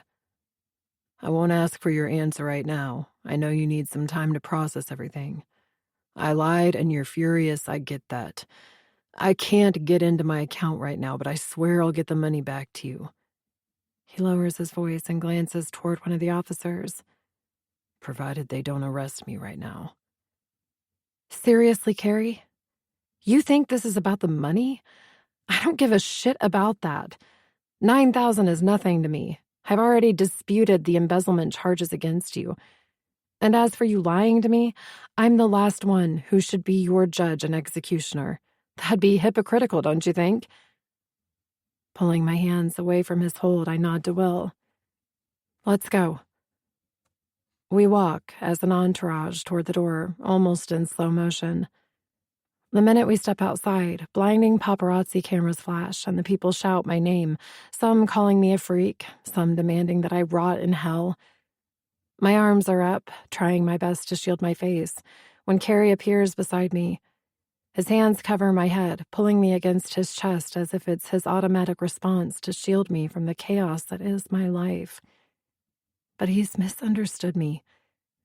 I'm not trying to shield my face because I don't want anyone to see me, or because I'm trying to hide. Those days are over. I push him away and step back. taking in the stunned expression on his face as the mob quiets. I'm not ashamed, Carrie. I never said you were. This is who I am now, and I'll never be anything else. I can accept it. They can accept it, or I can choose not to live. I haven't lived in 25 years. I choose life because I'm worth it. I know that now. We stare at each other, Carrie's lips parting as his Adam's apple bobs in his throat. I meant what I said to him. I haven't lived in 25 years, but the old Shiloh is dead and gone. The one walking out of this building lives for the happiness of other people, not for her own. That's the key to living. I only wish it hadn't taken me so long to find it. Someone carves a path and hands try to guide me toward Malcolm's waiting limo. After the exchange between Carrie and me, the paparazzi have become even more bloodthirsty, calling out both our names. Carrie Kincaid, what do you have to say about the allegations against you concerning your alleged embezzlement from Shiloh West? Carrie, is it true you conspired with Taryn McDaniel to send Shiloh West to a California state prison? The heart I thought I no longer had twists in my chest. He looks so agitated, like a fish out of water, ready to shove their cameras up their asses. There's an art to handling paparazzi, a finesse that is learned from years in the spotlight. Carrie's not going to learn it in 30 seconds. Before anyone can stop me, I run back to him and grab his hand. I refuse to contemplate the consequences of what I'm doing as I pull him with me toward the waiting limo. His hand squeezes mine initially, his fiercely tight hold reminding me of that night in the locker room. But then his grip loosens and he releases my hand, coming to a complete stop before we reach the curb. I turn around to ask him what the hell he's doing when I catch his eye. It's not angry or remorseful. It's proud, and I immediately understand. Carrick Kincaid grew up in a modest house in a less than desirable neighborhood in Myrtle Beach. His parents barely scraped by, running a cheap, rundown motel that survived on the random vacationers and destructive spring break kids. He was bused into the Coastal Shores School District as part of a redistricting initiative to diversify the income levels of schools in Horry County. He worked 2 jobs in school to help his family pay for his sister's medical bills, one of them being landscaper for my family. He didn't have money, but he had his pride. Carrie Kincaid is every bit as proud as Carrick Kincaid ever was. That's why he won't get in my limo. It's why he won't allow me to hide him away like some dirty little secret. Carrie will stand up and answer for his sins like a proud man should. We share one more lingering glance before he turns around and makes his way through the crowd with his head held high. I can't do anything but watch, and when the last dot of him disappears, I allow Will and Bianca to lead me away as I lift my chin and do the exact same thing. Chapter 38. Shiloh. Even though he was the one to walk away from me this time, deep down I had a feeling it wasn't the last I'd see of him. My suspicions are confirmed 2 nights later. After leaving the police station, Malcolm drove every back road in town, trying to dodge relentless paparazzi for over an hour. Thankfully, we made it back home before they set up in front of the house. Not long after, Will called to tell me that since they'd camped out in front of the community center too, Carrie had made the decision to shut it down for the rest of the week. Apparently, I was free to spend the time reacclimating myself as a civilian. A crack of thunder hits, and I silently count to 5 before a bolt of lightning brightens the night sky. Crawling off my bed, I move to the window, stopping just before I draw the curtains. It's pitch black outside, but I can still see the rain as it pounds against my bedroom window. Most people hate thunderstorms. I've always loved them. There's a chaotic peacefulness about them that grounds me. My phone rings again for the 11th time today, and for the 11th time, I silence it. I'd turn the damn thing off, but I'm expecting a call from Lena and don't want to miss it. Tossing it on my nightstand, I flop back onto my bed and press the heels of my hands against my closed eyelids. Carrie's been blowing my phone up with calls and texts for the past 48 hours, and even though I've ignored every one of them, he's been relentless. I haven't listened to any of them. Not because I don't care. Quite the opposite, actually. I care too much. I know once I fall down that rabbit hole, there will be no coming back out. I'll forgive him, and we'll repeat the same cycle over again. We're a powerful poison running through each other's veins. Maybe separate we'll survive, but together we'll end up destroying each other. Not intentionally, of course, but it'll happen. One piece at a time, until there's nothing left. As another loud crack of thunder hits, I roll over and glance at my alarm clock. 12:37. With thoughts of him all jumbled in my head, I know sleep isn't coming for me anytime soon, so I head toward my adjoined bathroom for my third shower of the day. However, halfway across the room, a familiar warmth spreads over me. Like so many other times before, I feel him. Turning around, I walk in a daze toward my window like a moth drawn to the flame. Lightning flashes in the background, and I see him clearly. He's standing in my backyard, staring up at my third-floor window with his hands shoved in the pockets of his black jeans. He's drenched, his white t-shirt stuck to his body, and his dark hair hanging over his nose like a mask. Our eyes connect, and something breaks inside of me. Time reverses, and I can't breathe. 7 years ago, he stood in this same spot, in the same color shirt and pants, drenched from the same kind of thunderstorm with rain dripping down his face. What are you gonna do? Stand out here in the rain and guard me like some stray dog? Yes. Why are you so obsessed with me, Carrick? I'm not obsessed, but making sure you rest peacefully tonight will allow me to do it tomorrow. You can't save me. Then I'll just protect you. He wasn't calling to demand another chance. He was calling to check on me.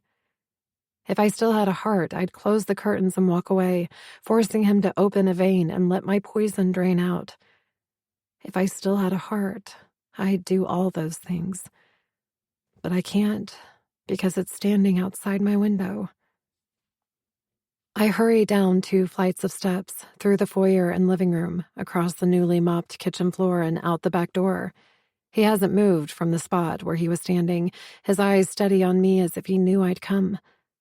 I run as my bare feet hit the wet grass, stopping a couple feet in front of him. The rain becomes heavier, pelting against my face like one big sheet and drenching my pale yellow nightgown.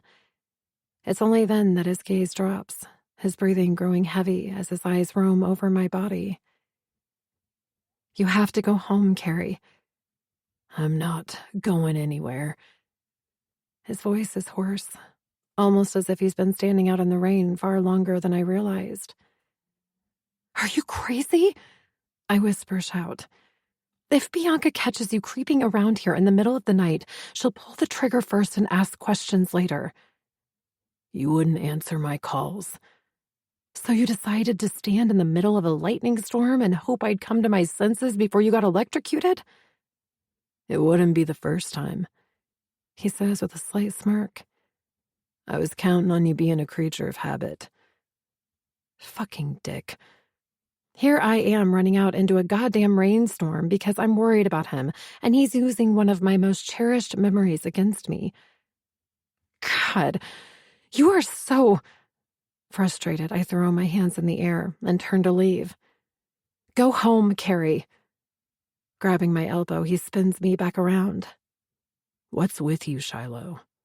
When you took my hand outside the station, I thought maybe things could go back to the way they were. But then you freeze me out for 2 days. Is this still about the money? I've already apologized, and I told you I'll return every penny of that. Christ, here we go again about the goddamn money. I interrupt, rolling my eyes. Will you get over that already? How the hell can I get over it when you're going to keep punishing me for... I scream, because after all this time, he still doesn't get it. For fuck's sake! I knew about the money all along, all right? It's like a blanket suddenly drapes over his face, turning his expression to stone. What the hell did you just say? Jesus, Carrie, how stupid do you think I am? Do you think I didn't know what I was doing that night? I know what I put back in my purse and what I didn't. No, he says, shaking his head. No, that can't be true. Come on, think about it. How convenient is it that my checkbook just happened to fall out of my purse right as I got out of your car? Giving him a look meant to cut through our constant bullshit. I lower my voice. Carrie, I gave you the push you needed. You set me up? He takes a step backward. I shake my head. No, I forced you to take something on your terms that you refused to take on mine. I asked you so many times why you'd willingly take Taryn's money but refused to take mine. You could never give me an answer. You still can't. But the media... You allowed me to be publicly humiliated. It was never supposed to get that far. Your alliance with Taryn got me arrested before I could fire my publicist for his stunt at the Rugged Maniac race. I figured if you ever wanted to tell me, then we'd talk about it. But honestly, Carrie, I never gave two shits if you did or didn't. As far as I was concerned, that money was yours. You knew I took it. But you still set up the donation to the center and paid my parents' debt. Why? Even through the pouring rain, I can hear the thump, thump of my heart. I wonder if he can hear it too. Because I knew you'd probably get a conscience and not use it. So I had to have a backup plan. Plus, that wasn't for you. I answer with a sad smile. That was for me. Carrie fists his hands by his side, his anger escalating. You put me through hell. It's a dry heat. You'll get used to it. I should hate you. He seethes, stepping forward again. I should hate you so goddamn much. I meet him step for step. Well, at least there's a concept I'm familiar with. Fuck you for making me go against everything I stand for. Just fuck you, Shiloh. Yeah? I counter with a snarl. Well, take a number, baby. It's a long line. We glare at each other. In the pale glow of the security light, his eyes are dark and unreadable. His mouth drops open as his tongue darts out to lick a raindrop off his lip ring. That simple act, so insignificant, sends a bolt of desire racing down my spine, puckering my nipples against my wet nightgown. My body's response doesn't escape Carrie's heated stare, and the instant he shifts, my vision blurs. We come together like a force of nature, like two magnets unable to control the torque drawing them together. My hands tingle in his dripping hair as he reaches under my soaked nightgown and lifts me up by my ass. My legs automatically wrap around his waist as he kisses me, his tongue demanding entrance, as if it were an extension of his cock. We devour each other with ferocious intensity, the primal heat between us like nothing I've ever experienced. Reaching behind me, I grab his hand and guide it between my legs as his fingers slide easily between my slick folds. This is you. Every time, this is what you do to me, and it scares me to death. He sucks air through his teeth, the blue in his eyes completely gone. We're going to rip each other apart. I'm already in pieces. I groan, rocking against him. Finish me. Saying nothing, he turns us both and stalks toward the pool house. I let out a loud grunt as my back collides against the door. Digging his knee into the wood between my legs, he grinds his hips against mine. I'm suspended, barely breathing as he gropes the ivy-lined molding along the top of the doorframe. Finally, finding what he's looking for, he jams a silver key into the lock, and with one turn, the door swings open, and I go with it. Carrie stumbles with me inside the darkened room, letting me slide down his body as he kicks the door closed. Taking my head in his hands, he backs me up until I'm flush against the door. What do you want, Starshine? His eyes are predatory, and I shiver. You? How do you want it? I don't hesitate. Brutal. A deliberate smile breaks across his face. What a coincidence. Maybe I should have chosen another word, because the minute Carrie's lips slam against mine, his hand pushes my legs apart and pumps 2 fingers inside me with an intent to take and claim. I can't see. I can't think. All I can do is feel and climb higher, riding a wave of intensity that has me teetering right on the edge of a cliff. I'm panting. I'm screaming his name against his lips. And just as I'm about to tumble into the depths, he stops. Devastated, I grasp his shoulders. What the hell? Ignoring me, Carrie rips open his pants and shoves them down his thighs. He's standing before me, strong, powerful, and in need. His cock is swollen and hard against his stomach. He's right. We are going to rip each other apart. Grabbing both of my arms, Carrie pins them over my head with one hand and jerks my nightgown up around my waist with the other. Never taking his eyes off me, he hitches my leg around his hip until I'm immobile. All I can do is wait for him to say something. Only he doesn't. Bending his knees, he gives one hard thrust, and I scream. He's too big to take all at once, and I am not ready for him. My body revolts, clamping down and denying him any further access. Let me in, Shiloh. He groans. Pulling out slightly, he pushes the rest of the way in, forcing my body to accept him. I'm in shock, unable to speak or even breathe as he delivers a series of thrusts that leave me panting. Just as he promised, every stroke is brutal. Every drive is as fucked up as we are. Carrie, I finally managed to say. Do you know why I didn't let you come before, Starshine? He growls as he changes his angle, pumping so that the metal ball of his piercing rubs against my sensitive walls. Because if we can't say the words, we are gonna fucking feel them. His words are my undoing. I scream his name until I'm hoarse, bursts of light blinding me as my body splinters and breaks. At the same time I'm gasping for air, his body jerks, and he buries his face in the hollow of my neck, growling as he empties himself inside me. We're both quiet as the air in the room thickens with the smell of sex and regret. Carrie finally slides his chin down from my neck and lowers me to my feet.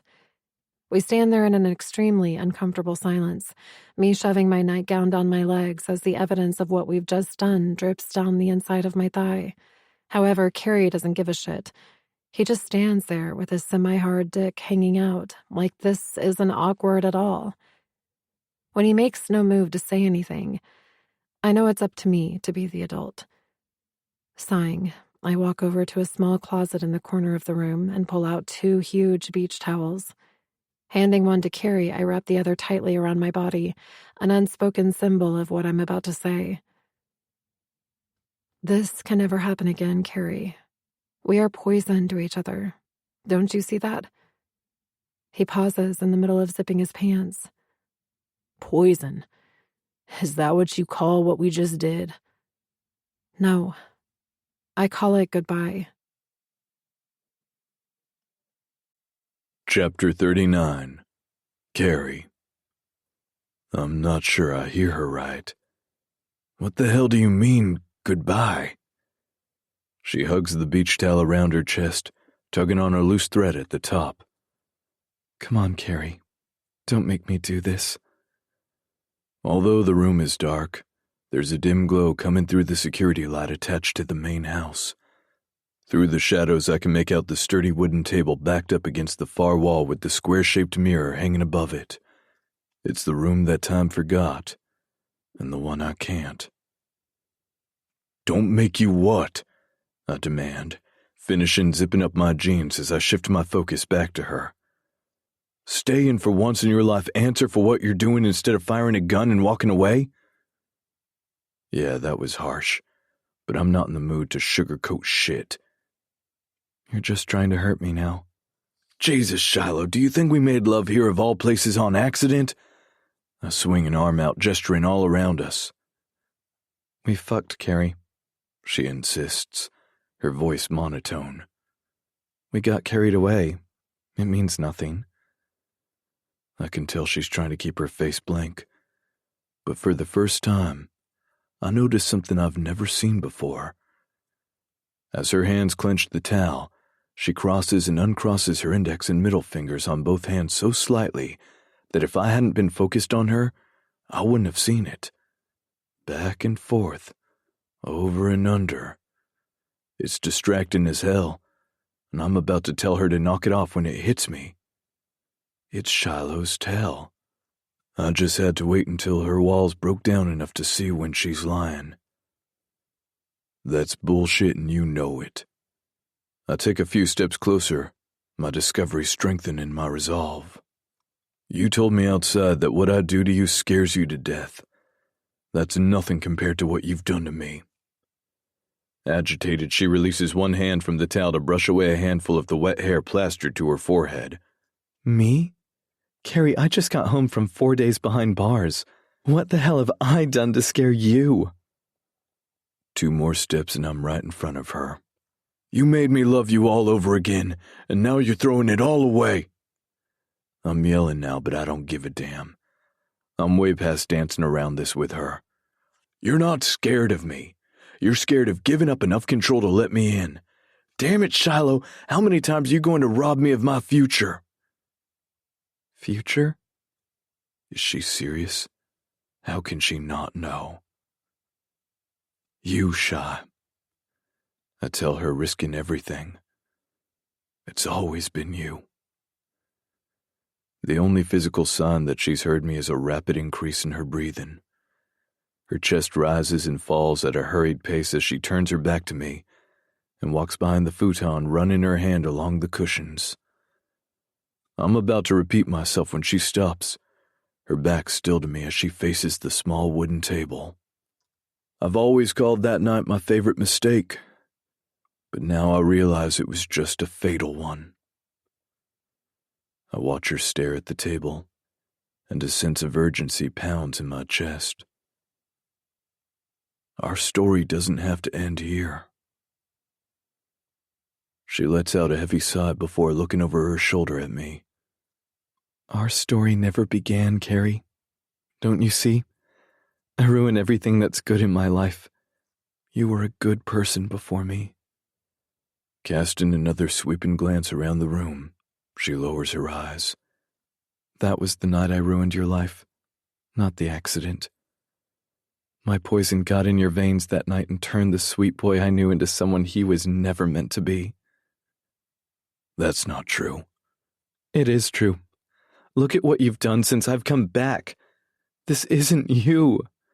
The old Carrick would have never let Taryn have this much control over him. The hate I left you with has eaten at you for 7 years, and now guess what? You've become me. Congratulations. I need to throw something, but there's nothing within reach but a goddamn futon pillow. Grabbing it any way I hurl it against the wall. Damn it, Shiloh. I won't let you walk away from me again. Shiloh stares at the stupid tasseled pillow lying next to the wall, then slowly walks over to me. As crazy as this night's been, I have no idea if she's going to punch me or knee me in the nuts, so I brace myself for both. A sad smile tugs one corner of her mouth as she places a hand on my shoulder and lifts up onto her toes. The minute her soft lips graze my cheek, I know what she's going to do. I won't ruin you anymore, Carrie. She whispers next to my ear. You deserve better, and you'll find it once you find you again. Settling back onto her feet, she turns to leave, then abruptly stops. Without another word, she walks toward the table. I don't think either of us breathes as she stares into it. Picking up the sterling silver angel figurine on top of it, she smashes the base of it against the mirror. The whole thing splinters as shards of glass fly everywhere. I watch her walk out. My past, my present, my future. And when I can't stand it anymore, I stare at the shattered mirror. It's destroyed. Unfixable. I know the feeling. I want to break shit. I want to break everything in the room and grind it into dust, just like she's done to my heart, but there's nothing left. From across the room, my cracked reflection stares back at me. An image split into a dozen pieces of a scarred man. Mirrors. They don't lie. 7 years ago. April. Prom. She stares at me like she's surprised I'm still standing out here, but we both know better. Shiloh and I have perfected this dance. I chase her, she pretends we're just friends. I act like I accept what she's saying. Round and round and round we go. Everyone says I'm crazy for thinking I have a shot with her. Maybe they're right, but it's not going to stop me. I love Shiloh West, and whether she'll admit it to herself or not, she loves me too. The light clicks off in her room, but I'm not going anywhere. I promised her I'd stay here until morning to make sure she was safe, and I'm a man of my word. I don't care if she knows I'm here or not. I know, and that's all that matters. 10 minutes later, I'm being pelted by a sheet of stinging rain when the back door swings open, and Shiloh comes flying out of it dressed in a skimpy tank top and tight boy shorts. Immediately, the rain attacks her, soaking her thin clothes until they suction against her skin and cause my body to violently react. Why the hell are you still here? Go home, Carrick. How many times do I have to say it? I can't. They're the only words I can get out with her nipples poking through her transparent shirt. In a twist I don't expect, she shoves her hands against my chest, her chin quivering as her eyes fill with tears. Why won't you leave me alone? Why do you keep doing these things when I'm so horrible to you? I told you, because I love... No, don't say it. Tell me bad things. Call me names. Call me shallow like everyone else does behind my back. You're not shallow. You're my starshine. I'm your what? You're sunlight in a rainstorm, Shiloh. But you're also unique. Did you know that no two stars are alike? That's what makes you so special. Whether you become famous one day or not, it doesn't matter to me. You're your own star, Shy. You're my starshine. She just stares at me, her mouth hanging open like I'm some freak of nature. I curl my fists by my side, pissed at myself. Girls don't like guys who say stupid shit like that. They want arrogant football jocks like that dickhead Ross who tossed them over their shoulders and fucked them against a wall. Not the skinny geek who writes them love letters and kisses their hand. Dumbass. Shit. I run a hand over my forehead. Never mind, I didn't mean... The rest of my words are knocked out of my chest as Shiloh hurls herself into my arms. I don't even get the chance to ask what the hell she's doing before her lips are on me, pressing hard against mine until I can't do anything but kiss her back. My world is spinning. I have Shiloh West in my arms. Her legs are wrapped around my waist and we're kissing. I've dreamed of this moment. Jesus, a few kisses and I'm so hard I'm afraid I might come in my pants. Apparently my response to her is evident because she reaches between us and strokes me over my tuxedo slacks. I groan, shifting my hips into her hand, needing more. Then I still. Pulling her hand away, I lower her to her feet and stare at her. What is this? Some kind of joke? Shiloh shakes her head, her face a little pale. I'm leaving in 2 months, Carrick, and I'm not coming back. I have no idea what I'm doing, but I'm tired of playing by the rules. Taking my hand in hers, she opens my palm and places it against her breast. Haven't you ever wondered what it'd be like to touch me? Every fucking night. Taking my hand, She leads me toward the pool house. I've seen it lots of times while cutting the grass, even looking in the windows a few times, but never daring to go inside. Shiloh lifts onto her toes and reaches around the ivy on the top molding of the doorframe, producing a key. The only things I can hear are my own heavy breathing and the click of the lock as she opens the door and leads me inside. Grabbing a remote control off a shelf, she hits a button and synthesized music suddenly fills the room. To drown out the noise, she announces. I'm kind of loud. I'm sorry, what? One night, she says, facing me as water drips off her chin. No strings, no rules. We both get this out of our systems and never speak of it again. Agreed? You mean... Grabbing the bottom of her tank top, she pulls it over her head and drops it to the floor. How bad do you want me, Carrick? Her breasts glisten in the darkness, full and round with puckered nipples begging for my mouth. I'm both anxious and nervous. My body is in overdrive, but I can't disappoint her. Shiloh isn't a virgin. She knows what she likes and expects it to be done right.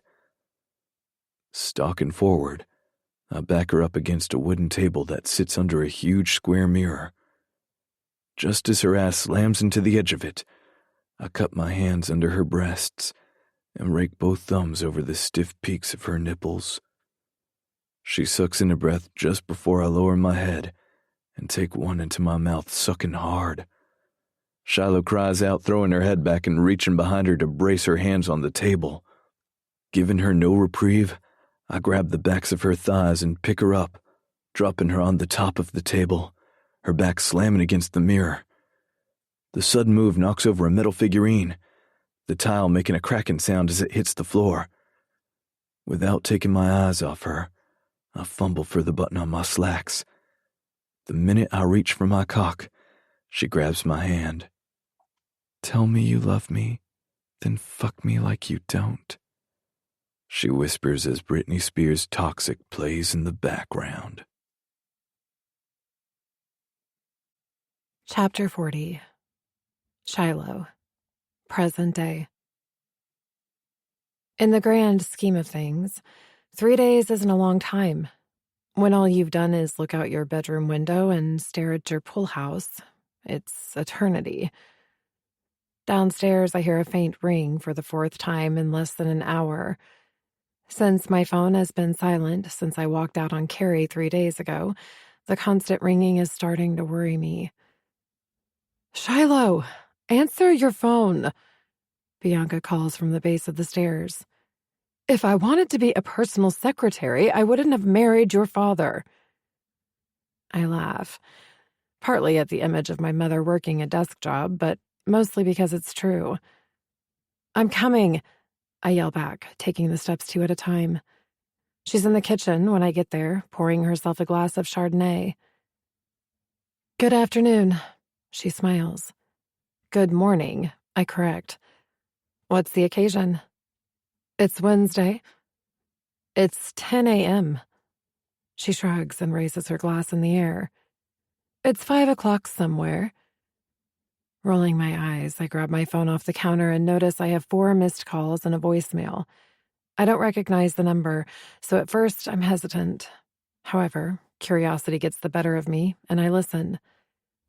After the first few words, my heart starts beating so loud I'm afraid it's going to drown out the rest of the message. Hi, Shiloh. It's Dan Goldberg with the Optimum Agency. I need to talk to you. It's important. Give me a call at this number as soon as you get this message. My hands shake as I hit redial. I'm prepared to leave a message, but start pacing as a deep voice picks up. Dan Goldberg. I have to clear my throat twice before speaking. Dan, hi. It's Shiloh West. He lets out a sigh. Shiloh, finally. Listen, there's no good way to say this, so I'm not going to beat around the bush. Okay. Business is business, and you know as well as anyone that the higher-ups are going to do what's best for their image. 10 months ago, that wasn't you, but things change. One day you're the devil incarnate, the next you're everyone's angel again. I know that better than anyone. Right. Anyway, the suits upstairs got wind of that story about how you donated money to some at-risk teens to save their center and saved some old couple from losing their shirts. You can't buy that kind of PR. They want you back, kid. I stop pacing and sink into one of the bar stools next to the kitchen island. I had to have heard him wrong. You're joking. I never joke about money, Shiloh. But I have a sentence, Dan. I have over 2.5 years left here. I can't just leave without defying the terms of my probation. Not an issue. I've already had your lawyer speak with the judge in charge of your case. He's granting you a 2-week furlough so you can fly to California and meet with agency executives. If everything goes well, he's agreed to defer your sentence back to Los Angeles. You'll have to continue your public service and not leave the country until it's over, but we'll work around that. My head is spinning. And if I wasn't forbidden to drink, I'd grab Bianca's wine bottle and chug the shit out of it right now. He's offering me my life back. A chance to step back onto the catwalk where I know I'm wanted. I don't know what to say. There is one other thing. Of course, there's always a catch. The agency has found a plastic surgeon who's confident your original doctor's assessment is wrong. They want your verbal agreement that you'll meet with them when you arrive in Los Angeles. I grip the edge of the island. What for? The offer is contingent on you having corrective surgery to reduce the scarring on your face. I don't understand. Come on, Shiloh. This business is about perfection. I'm offering you the chance to be perfect again. I try not to look for hidden meanings, but it's useless. All of the progress I've made with Carrie's mirror, tough love, goes out the window with one phrase. I'm offering you the chance to be perfect again. My grip tightens as the circle of black rims my vision. Can I think about it and get back to you? He lets out a low groan. I need an answer by tomorrow, Shiloh, or the deal is void. Understood. After disconnecting the call, I wander into the living room to find Bianca sprawled out onto the white leather couch. She's draining the last few sips of her wine while flipping through the latest issue of Town and Country. The moment she sees me, the magazine drops from her hand and she sits up. Everything all right? Shaking my head, I drop down beside her and bury my head against her shoulder. She eventually strokes my hair, timidly at first, then with firm, comforting strokes. We sit like that for a long time before I let out a shuddering breath and relay the entire conversation to her. She's quiet, absorbing everything before resting her cheek against the top of my head. You can have everything again, darling. I shake my head against her dress, my tears darkening the expensive material. Not everything. I'll have to leave. Although I never say his name, she knows. Do you love him? I don't hesitate. Yes. Then you need to tell him goodbye, or you'll never forgive yourself. Chase your dream, my love, but give closure to the other before you do. Carrie is outside his apartment under the hood of his car when Malcolm drops me off with a promise he'll be right around the corner. The engine's running, and he's got his iPod cranked as loud as it will go. It doesn't sound like the head-banging music he usually listens to. The beat is slow, haunting even. I stumble as I step up behind him and recognize the song. Praying by Kesha. A song about change and finality. My eyes burn. I hope he finds his peace too. Did you make a wrong turn somewhere? I stop, unable to reach out for him, but unable to turn away. I'm stuck.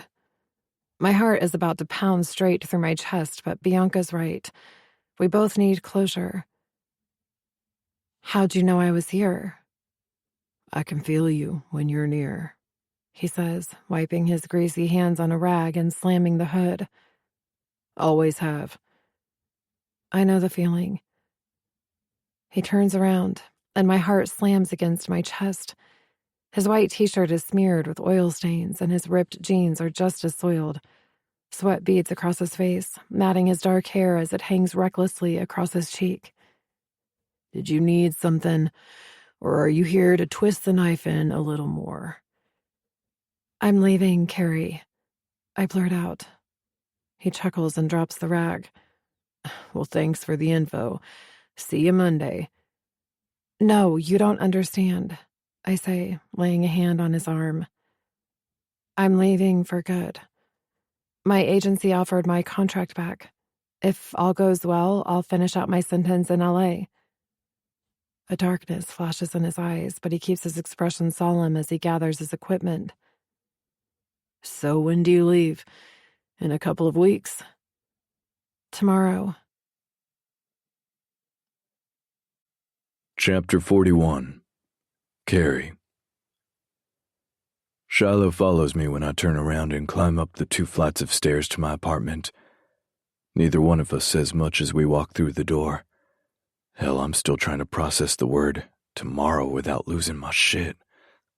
But mainly I'm trying to process losing her to the world again.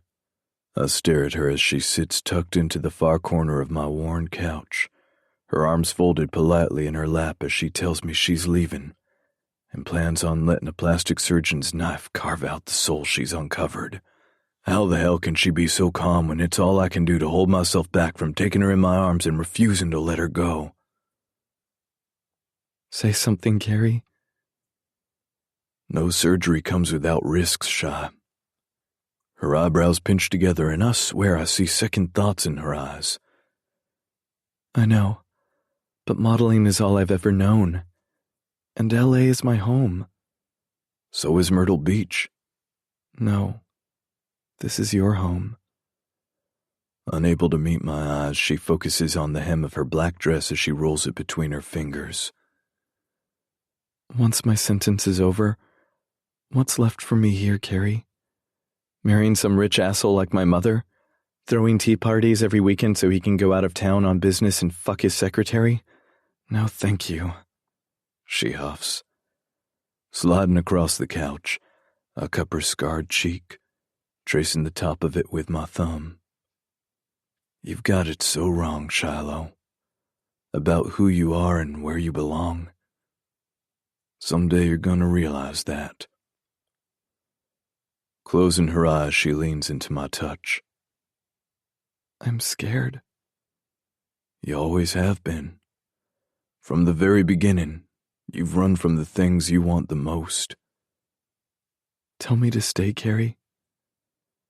God, she has no idea how badly I want to say those words to her, but I'd be kidding myself to think she's come here for anything other than a clear conscience. Shiloh doesn't want me to tell her to stay. She wants me to give her the push she needs to leave. I can't. Pulling my hand away, I brush my knuckles across her chin. You'd end up resenting me for it, and that'd be worse than losing you. Growing up, my mom loved to quote cheesy lines that made us roll our eyes. As Shiloh sits in front of me, holding on to my wrist with tears rolling down her face, I finally understand one of her favorites. If you love something, let it go. If it comes back to you, it's yours. If it doesn't, it never was, and it's not meant to be. You have to go, I say, gently prying her hands off my arm. Licking a tear off her lip, she squeezes my hand. Come with me. I promise you'll learn to love Hollywood. She's grasping at straws, but I can't be her safety net. You know I can't do that. My life is here and the boys need me. Why is this so hard? She sobs, covering her face. I walked away from you. This shouldn't be this hard. I lower her hands and make her look at me. Her eyes are red and swollen, and tears have streaked dark lines of mascara down her cheeks. She's never looked more beautiful. This is who you were born to be, Shiloh. The difference is that now you own the world. It doesn't own you. Will you forget about me? How can I? You're unforgettable. Running my thumbs underneath her eyes, I catch 2 more fallen tears. No regrets, Starshine. I'm not sure who moves first, but all I know is our lips are pressed together, and I'm kissing her. There's no frenzied rush to possess her. This time I'm taking my time, memorizing the way her lips move and the unforgettable taste of rain and sunshine. Scooping her up, I hold her tightly against my chest and carry her to my bedroom. She closes her eyes and tangles her fingers in my hair, kissing me back just as slowly. I guess she's creating her own memories too. Chapter 42. Shiloh. Stop the car! I scream. Malcolm glances in the rearview mirror, his eyes no longer full of the compassion they held as he dragged my suitcases down 2 flights of stairs this morning. Miss West, we're already late for the airport because you've made me take every exit and side street in town so you could soak it all in, as you call it. I can't stop a limousine in the middle of the street. I don't have time for this shit. Stop the car or I'm jumping out of it. Malcolm determines I'm either serious or psychotic because he makes a hard right and slams the car into the curb. I don't even wait for the wheels to stop rolling before I throw open my door and tumble out onto the cracked sidewalk. Damn it, I mutter, pushing off the concrete and sprinting back down the road where I'd seen her. As I get close, I slow my pace, fighting to catch my breath. She's squatting near the left rear of her car, staring at the blown tire like it's an unsolvable word problem. If Susie has 12 apples and Bobby has 4 apples, how many pies can Susie make if she steals 7 bananas and frames Bobby's girlfriend for fruit smuggling? Answer, none, because Susie's ass is rotting in jail. She doesn't notice I'm behind her, so I lean over her shoulder and survey the damage. Now that's a damn shame. I don't suppose you have AAA. Letting out a startled scream, Taryn's feet fly out from under her as she lands flat on her ass. Fuck you, Shiloh. I see Daddy put up the money for your bail, I say, kicking the tire. When's the trial? Go to hell. No thanks. Already been there. Bad food and the humidity frizzes my hair. Taryn snarls. Literally, snarls like a dog and climbs to her feet. Don't you have anything better to do than ruin people's lives? I narrow my eyes. How easy would it be to kick her feet out from under her and send her sprawling onto her ass again? Maybe I could get Malcolm to accidentally run over her a few dozen times. It's not like she doesn't deserve it. However, I've turned over a new leaf, so I suppress my homicidal urges and shrug one shoulder. Nope, this is pretty much it. We were perfectly happy before you came back to town and opened your legs. She stands and smirks right in my face. How many times did you offer your pussy to him before he finally caved? Is that your thing, Shiloh? You can't get your own man, so you have to fuck everyone else's? All the insults. All the times she flaunted Carrie in front of me. All the time I spent locked in a dark closet. All the time I spent lying on a paper-thin cot in a jail cell for a crime I didn't commit. All that rage travels down my arm and settles into my clenched hand. Pulling back my arm, I land a punch to the side of her face so hard that her head snaps back and she tumbles her ass hard against the asphalt. Just like I wanted to do in the first damn place. I said I turned over a new leaf. I didn't say it was from a different tree. You stupid bitch! She screams, sitting up and wiping the blood from her mouth. I can have you arrested for assault. I shake my hand, trying to get some feeling back into it. Look around, I say, gesturing around us. Nobody's here. And even if they were, do you think anyone would stick up for you? She starts to answer when Malcolm appears beside me. He takes one look at Taryn sprawled out like designer roadkill and shakes his head. Miss West, you are going to miss your flight. I give him a curt nod and start to follow behind him when a green street sign catches my eye. I don't know how I didn't notice it when we pulled up. I read the words again, and the corners of my mouth lift up as I see two familiar outlines in the distance. What the hell are you smiling about? Taryn hisses. You broke down on Alvarez Street. So, did you sleep with someone else's boyfriend here too? I look up at the sign again, my smile widening. No, I've just met a few people around here, that's all. Turning my back to her, I walk toward Malcolm as he waits beside my open car door. At the last minute, I glance over my shoulder and wink at her. Tell Mo and Kong I said hi. Chapter 43. Shiloh, Los Angeles, California. The last time I stepped off an airplane into a crowded terminal, it was with a federal escort who maneuvered me around a savage mob of paparazzi. Now I'm still with an escort, but I walk unnoticed through the hurried throngs of people in LAX, rushing to catch their departing flights. See, that's the thing about Los Angeles. People here don't get starstruck. Celebrity sightings are as much of a normal occurrence as morning coffee or traffic jams on the 405. No one cares Shiloh West is weaving her way amongst them. To them, I'm just one in a crowd of a million. Funny, I remember someone always telling me I was one in a million. By the time I make my way to baggage claim and haul my suitcases off the luggage carousel, I'm beyond exhausted and ready to collapse. The escort is long gone, so I pull my phone from my purse. I'm just about to call Dan Goldberg when a high-pitched squeal shatters my eardrums. Dollface!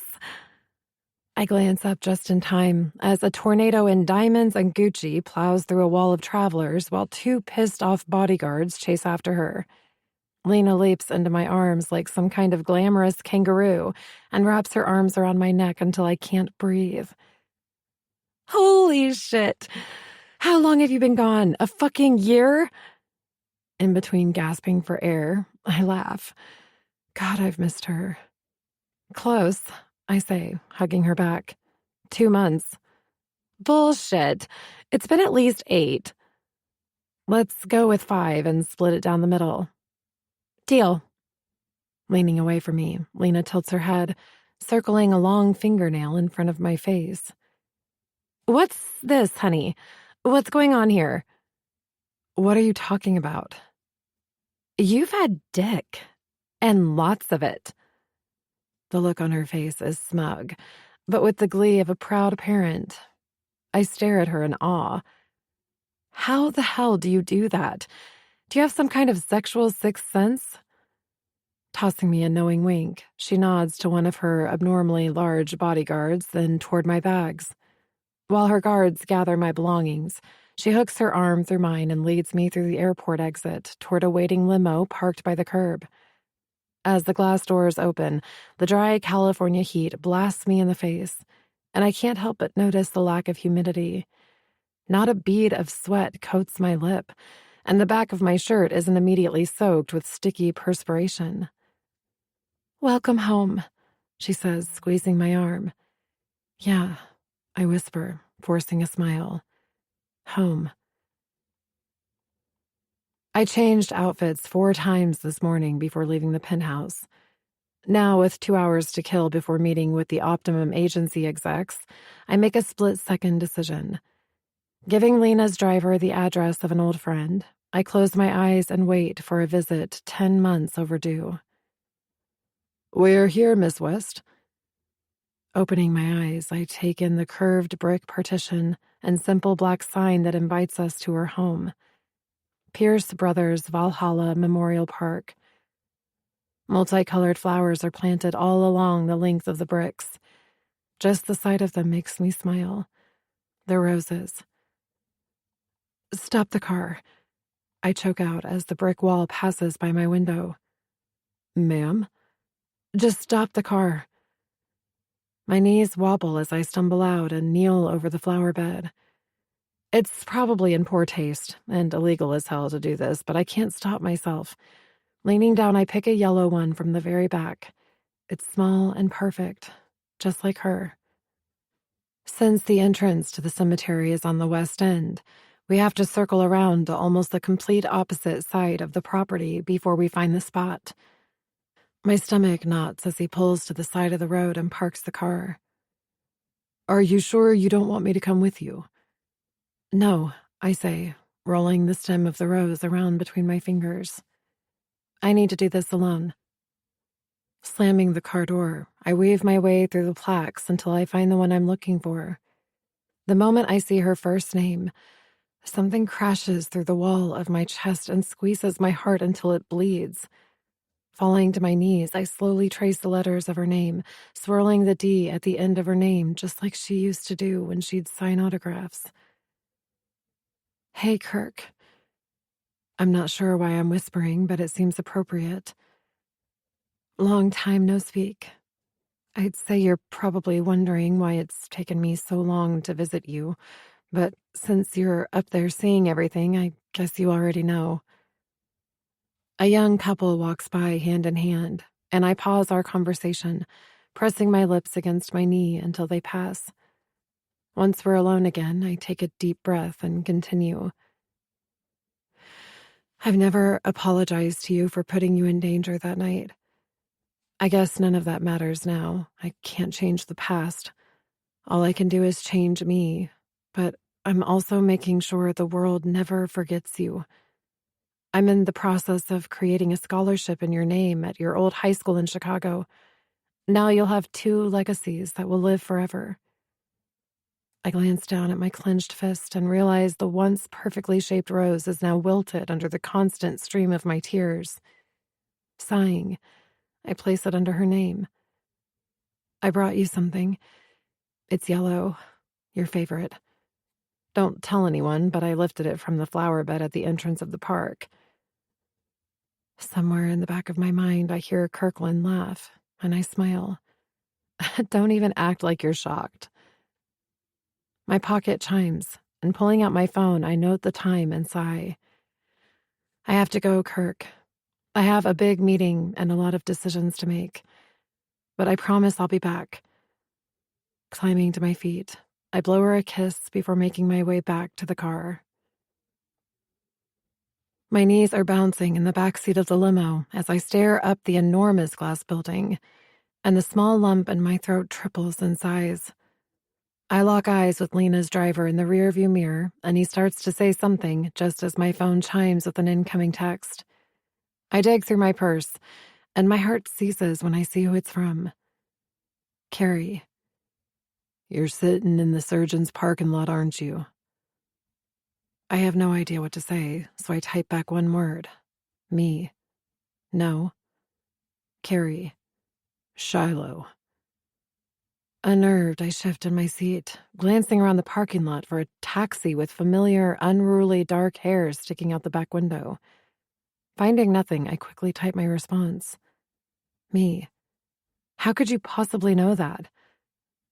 I wait, but he doesn't answer. I'm about to drop my phone back in my purse when the text alert chimes again. This time, it's not a text. All he sent is a link. My first instinct is to ignore it, but I can't. My thumb is pressing on the URL before I can stop myself. I'm immediately taken to a YouTube channel, and the video for Alessia Cara's Scars to Your Beautiful pops up. The phone tightens in my hand as women of all shapes, colors, and imperfections flash in between Cara's soulful lyrics.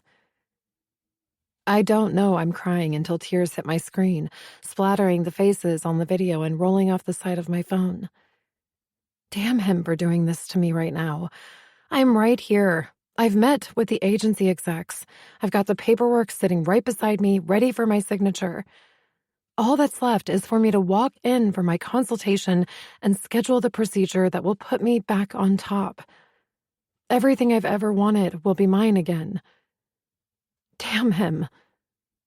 Throwing my phone on the floorboard of the limo, I step outside and slam the door to the past as the haunting melody of the song still plays behind the tinted window. Chapter 44. Carrie. Myrtle Beach, South Carolina. Half an hour after closing the center for the night, Frankie throws a right hook that thankfully I'm able to block at the last minute. Still haven't learned how to swing, have you, Junior? I smirk, knowing the nickname still gets under his skin. Still haven't learned not to talk shit, huh, Carrick? He shoots back, not even bothering to protect his face. My focus is shit and I'm pissed. I should have seen that hook coming a mile away. He never should have gotten that close to hitting me. Hell, Frankie should have been flat on his ass 10 minutes ago. Planting my feet, I mutter a curse and rip the tape off my hands. It's not just today. I haven't been able to focus for 2 weeks. Everything reminds me of her and it's slowly driving me out of my mind. I'm done, I announce, climbing through the ropes and dropping onto the floor.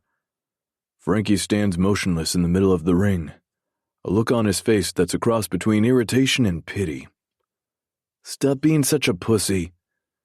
Watch it, Junior, I warn, gritting my teeth. I'm not in the mood for jokes. Oh, I'm not joking. I've always looked up to you, man. But I don't know this asshole in front of me. He rips off the tape on his own hands, never breaking his hard stare. Whoever he is, he's not Carrie Kincaid. He's not my boss. What the hell was I supposed to do, Frankie? Jesus, even after I promised myself I'd stop trying, I still texted her that stupid-ass song. Tossing the discarded tape into the trash, I stare down at my pale hands, watching as the blood flow returns to my skin. She still threw me away. Are you that stupid? She wanted you to make her stay. I wanted to make her stay. I wanted to chain her to my bed and keep her locked away forever. But you can't chain what you never had. She's like a hummingbird darting in and out of my life. Hummingbirds are beautiful to look at, but you know what happens when you cage one? It fucking dies.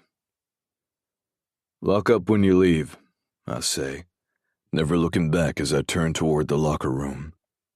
Another place that's become my personal hell. It doesn't matter what she wanted, or what I wanted for that matter. It's too late for both of us. The water is not hot enough. My skin is on fire and the water falling from above my head is scalding my flesh, but it's still not hot enough.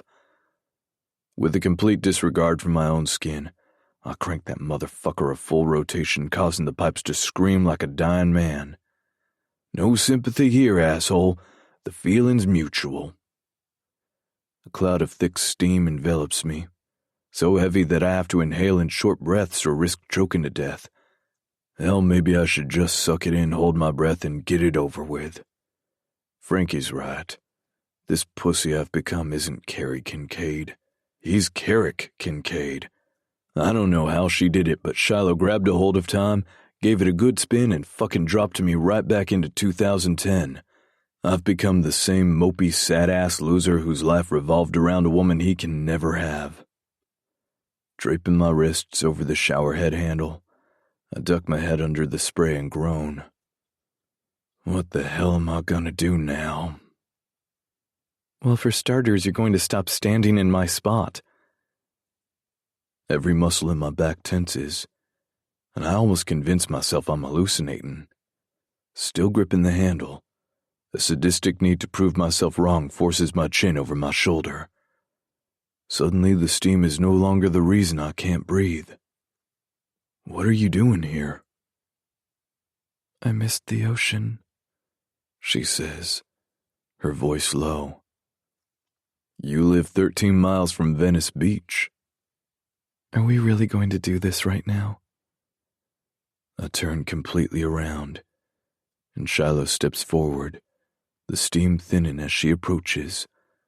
allowing me to set my eyes on her for the first time in 2 weeks. Gone are the simple white shorts and tank top she'd grown accustomed to while she worked for me. Her face is made, her hair is curled, and a tight purple dress hugs her body in all the right places. Her moves are cat-like, confident and steady, but not without purpose. I'm speechless, staring at the assertive lift of her chin and the seductive curve of her lips with a desire that's drowning me by the second. It's not until she's right in front of me that I see it. My hand moves on its own, slicing through the stream of water and tracing the puckered C-shape still lining her left cheek.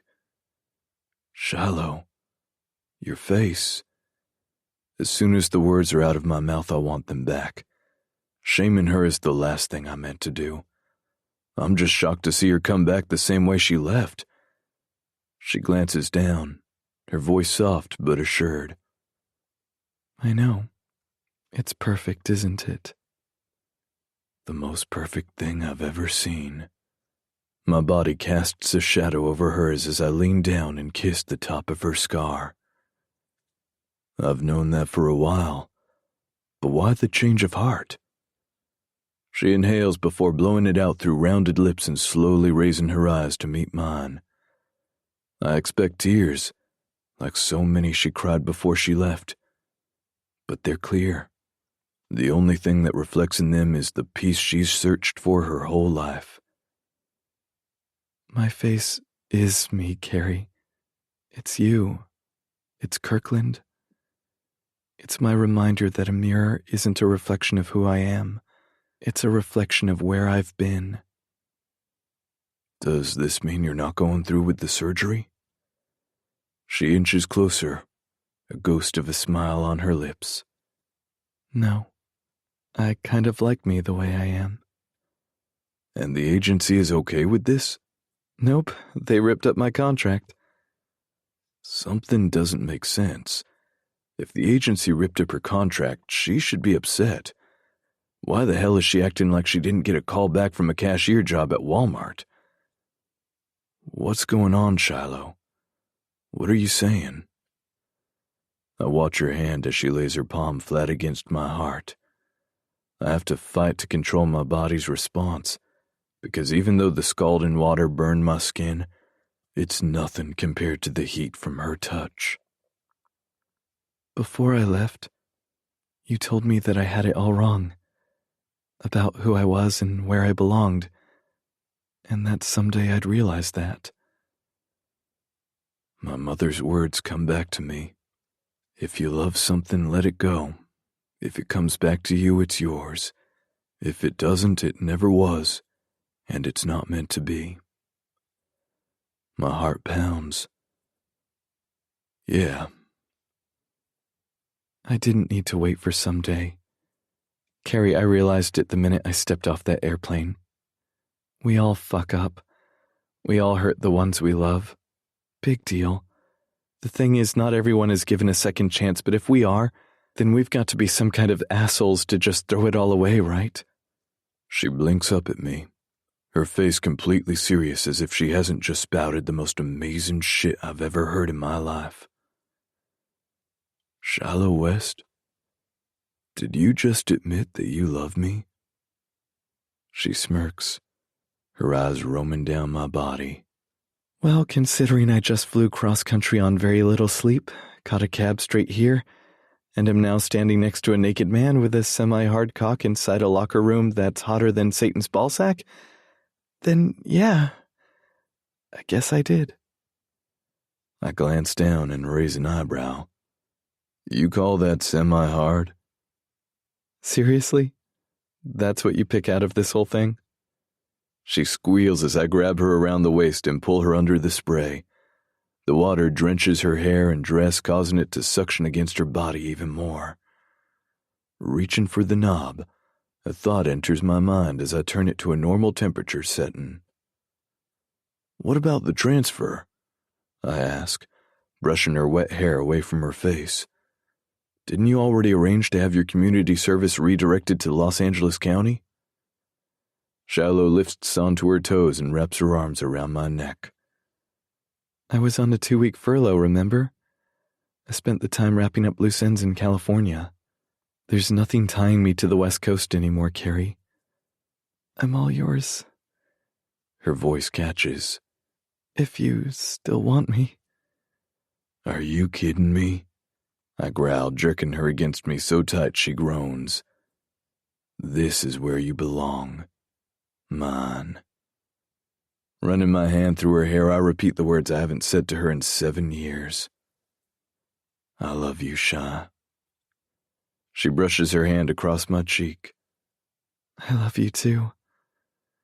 After she says the words I've waited 10 years to hear, I can't wait any longer. 2 weeks without the taste of her lips has driven me insane. Pulling her to me, I crash my mouth against hers. Our tongues tangling kisses that get harder and more forceful. I want her so fucking bad, but I won't push her. Not this time. Groaning, I trail my lips down her throat and kiss the indention at the base of her neck. I can feel the vibration of her chuckle against my mouth as she slides her hands down my ribcage. You realize where we are, don't you? Look around, she says, dipping her hand inward toward my hip. Come on, say it. Once I stop licking her neck and taking our surroundings, I immediately know what she means. I can feel a devious smile spread across my face as I say the words. If you're gonna be in here, Starshine, you're gonna be naked. Gathering the bottom of her dress in her hands, she pulls it up and over her head, tossing it across the room. I thought you'd never ask. Epilogue. Shiloh. 3 years later. Mother, stop, it's fine. Bianca purses her lips, but wisely keeps her mouth shut as I jerk every diamond-encrusted bobby pin she just shoved into my veil and toss them on the desk. I was just trying to secure it, darling. No, you were trying to make my head look like a disco ball. I want everything simple. The ceremony is simple, the reception is simple, my dress is simple. And yes, Mother, my veil is simple. Can't it be your something new? I lift my dress and twirl my foot, showing off the ridiculously expensive pair of Christian Louboutins Lena insisted I wear. She sighs. Okay, how about something borrowed? Lifting my dress higher, I snap my antique garter Carrie's mom gave to me last night at the rehearsal dinner. Something old? Running my fingers along the silver chain on my neck, I lift the pendant in the palm of my hand. A diamond-encrusted cursive K. It was Kirkland's. I got it in the mail a few weeks ago from her mother. All the note said was that she'd want me to have it. Bianca just nods, her eyes glistening as she pats the base of her nose with the tissue and forces a smile. Well, I suppose that's all then. Not everything. I still needed something blue. Oh no. Shiloh, the ceremony's about to start. I don't know where we're going to find something. Laying a hand on hers, I stop her mid-pace. What's the one thing you always told me about a woman's accessories? As long as a woman wears expensive shoes, carries a designer purse, and manicures her nails to perfection, she can conquer the world. Lifting my hand, I wiggle my fingers, showing off my light blue manicure, complete with a tiny cursive BW stenciled in the corner of the third nail of my right hand. You may think I never listened to you, but I did. Something blue and wise. She dabs her eyes with a tissue. I can't believe my little girl is getting married. Mother, I'm 28. I'm hardly little. Darling, you could be 50, and you'll still be my little girl. Her words bring up a question I've avoided. Did Alistair get the invitation? The warmth in her face cools upon hearing my father's name. I assume so. I sent it to the last address I had for him. I nod, leaving the rest unspoken. I didn't really expect my father to show up for my wedding, But that doesn't mean I didn't hope he'd come to his senses. It doesn't matter either way. I don't need him to walk me down the aisle, and I sure as hell don't need him sitting in the front row for me to marry the man of my dreams. The doorknob clicks, and Lena sticks her head inside, still wearing the permagrin she's sported since her plane landed 3 days ago. Hey, dollface. Consider this your 5-minute warning. Oh my God, you look so beautiful. Shit, I think I'm going to cry. No, I yell, pointing a blue-tipped finger at her. If you cry, then I'll cry. Then all this is ruined. Turning my finger around, I circle it around the outside of my face. Lena fans her expensive eyelashes and looks up at the ceiling in an almost comical attempt to control her emotions. Okay, I've got it. I'm fine. She shoots me her best camera-ready smile, her chin wobbling as her eyes well up again. Nope, she says, shaking her head and backing away. Nope, I don't. See you at the altar. Bianca cocks her head and stares at the closed door. She's an interesting woman. I laugh, glancing one last time into the mirror we rigged onto Carrie's desk. Do I look okay? We both gaze at my reflection until Bianca picks up a tube of concealer from the desk and holds it out to me. You may want to touch up your makeup. Your scars are showing. The tube is so small. Most people wouldn't think of a tube so small as being such a huge mountain to overcome. A crutch. An addiction just as powerful as any drug out there. Most people haven't lived 1,000 lives, stared them in the face and walked away. Closing my hand over hers, I wrap her fingers around the concealer and gently push it away. I know, I say softly. They're my badge of honor. A few minutes later, I'm standing outside the door of Carrie's office, shifting from foot to foot, a layer of sweat building between my palm and my bouquet of yellow roses. My gown feels like it weighs a ton, although it's as simple as it gets. Thin spaghetti straps attached to patterned lace that gradually fades down from mid-chest to a straight sheer skirt. Completely un-Shiloh, just the way I wanted. Carrie and I both wanted to have our wedding at the Kincaid Center. It just didn't seem right to have it anywhere else. It's this place that brought us back together and holds so many memories for us. It's the place we've run together 3 years as a team and left to go home to our apartment together as lovers. Last chance to back out, Snowflake, Frankie says, straightening his tie as I link my arm around his. I got me some wheels now. We can dip out of here right now and never look back. I squeeze his arm as the music begins to play.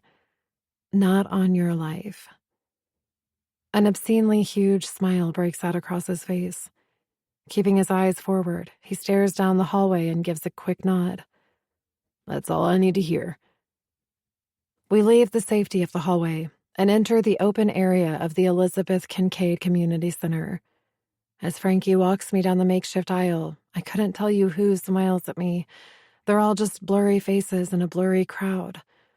All I see is him. Carrie is standing at the end of the aisle on a small white wooden platform in between the minister and Will. His normally wild onyx hair is parted on the side and slicked back, with just enough escaping to still look dangerous. Upon my insistence, he left his lip ring in, although we argued last night about how appropriate it was for our wedding. I don't care. It's him, and I love all of him. Here's the thing. I've dated models who have graced billboards and the most sought-after magazine cover in the world. I've had People magazine's Sexiest Men Alive blow up my phone begging for a second date. However, no man has ever taken my breath away like Carrie Kincaid, even when I refuse to see it. Once we reach the end, Frankie kisses my cheek and whispers something in my ear. I giggle as he takes my hand and helps me onto the platform and to the man I'm about to marry. Carrie entwines our fingers, quirking his lips as he runs the pad of his thumb over my blue nail polish. What did he say to you? He told me not to let you carry me over the threshold tonight. Why the hell not? I rock onto my toes, then back onto my heels, biting my lip to keep from laughing. He said to always walk on my own 2 feet. Otherwise, I'll always end up on my knees. His eyes cut to the front row where Frankie sits with a shit-eating grin. Oh, he did, huh? We're in our own little world until the minister clears his throat. I'm sorry, but may we begin? There's a rumble of laughter throughout the crowd, and I nod, handing my bouquet to Lena as I take Carrie's hands. We stare into each other's eyes and repeat the words the minister recites for us. Lena whined when I told her we weren't writing our own vows, but Carrie and I had no desire to declare our love for each other in front of a bunch of people in personal words that aren't meant for them to hear. Those are words we'll say to each other tonight, and know they're promises we'll keep, because we earned every damn one of them. With rings in place, vows spoken, and prayers said, the minister's face lights up. I now pronounce you husband and wife. You may now kiss... Carrie doesn't wait for him to finish his declaration before scooping me up into his arms and devastating me with a kiss that probably has Bianca fanning herself in horror. I'm breathless by the time he slides his mouth from my lips to my ear and whispers in a wicked tone. I'm carrying you out of here, so you should probably get those knees ready, Starshine.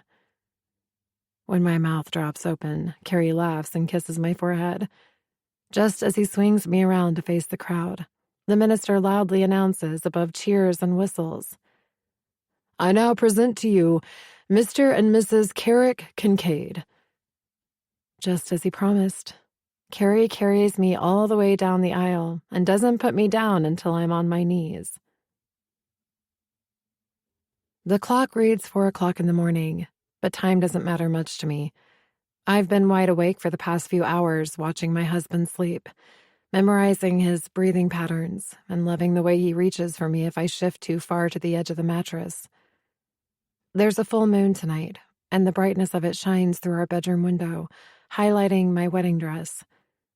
When we first came home, Carrie tore it off and tossed it onto the floor. Not that I minded, the dress was the last thing on my mind. It's crazy how women spend so much time, money, and effort picking out one dress that they'll wear for an hour, then hang in a storage bag for the rest of their lives. It seems crazy when you think about it. It's not like they'll ever wear it again. What a waste. The thought rolls over and over in my head until I eventually pull the covers back and pick up the dress, running my hands over the silk until I find myself carrying it into the bathroom. I click on the light, and before I know what I'm doing, I step into it. As I stare at my reflection in the mirror, flashes of a grayish-purple dress, complete with a floor-length tulle skirt and a bodice covered in Australian crystals, stares back at me. Tilting my head, I run my fingers across the simple lace neckline, and my beautiful, modest wedding gown comes back into focus, showing me how truly far I've come.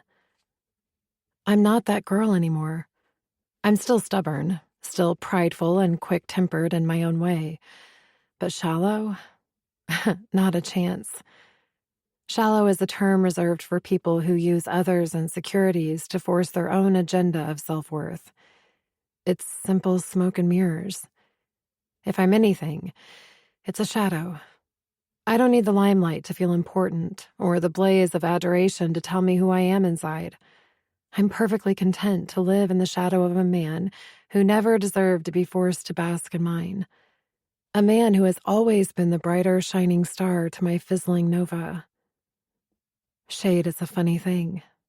People are content to throw it until they know what it feels like to stand in the middle of it. But as long as I'm bathed in Carrie Kincaid's shade, no one else's opinion matters to me. I'll stand in his darkness for eternity. It's where I belong. It's where I've always belonged. I'm Shiloh West Kincaid, a woman who understands that being loved for being beautiful isn't real. That kind of adoration settles on the surface and fades away when the beauty does.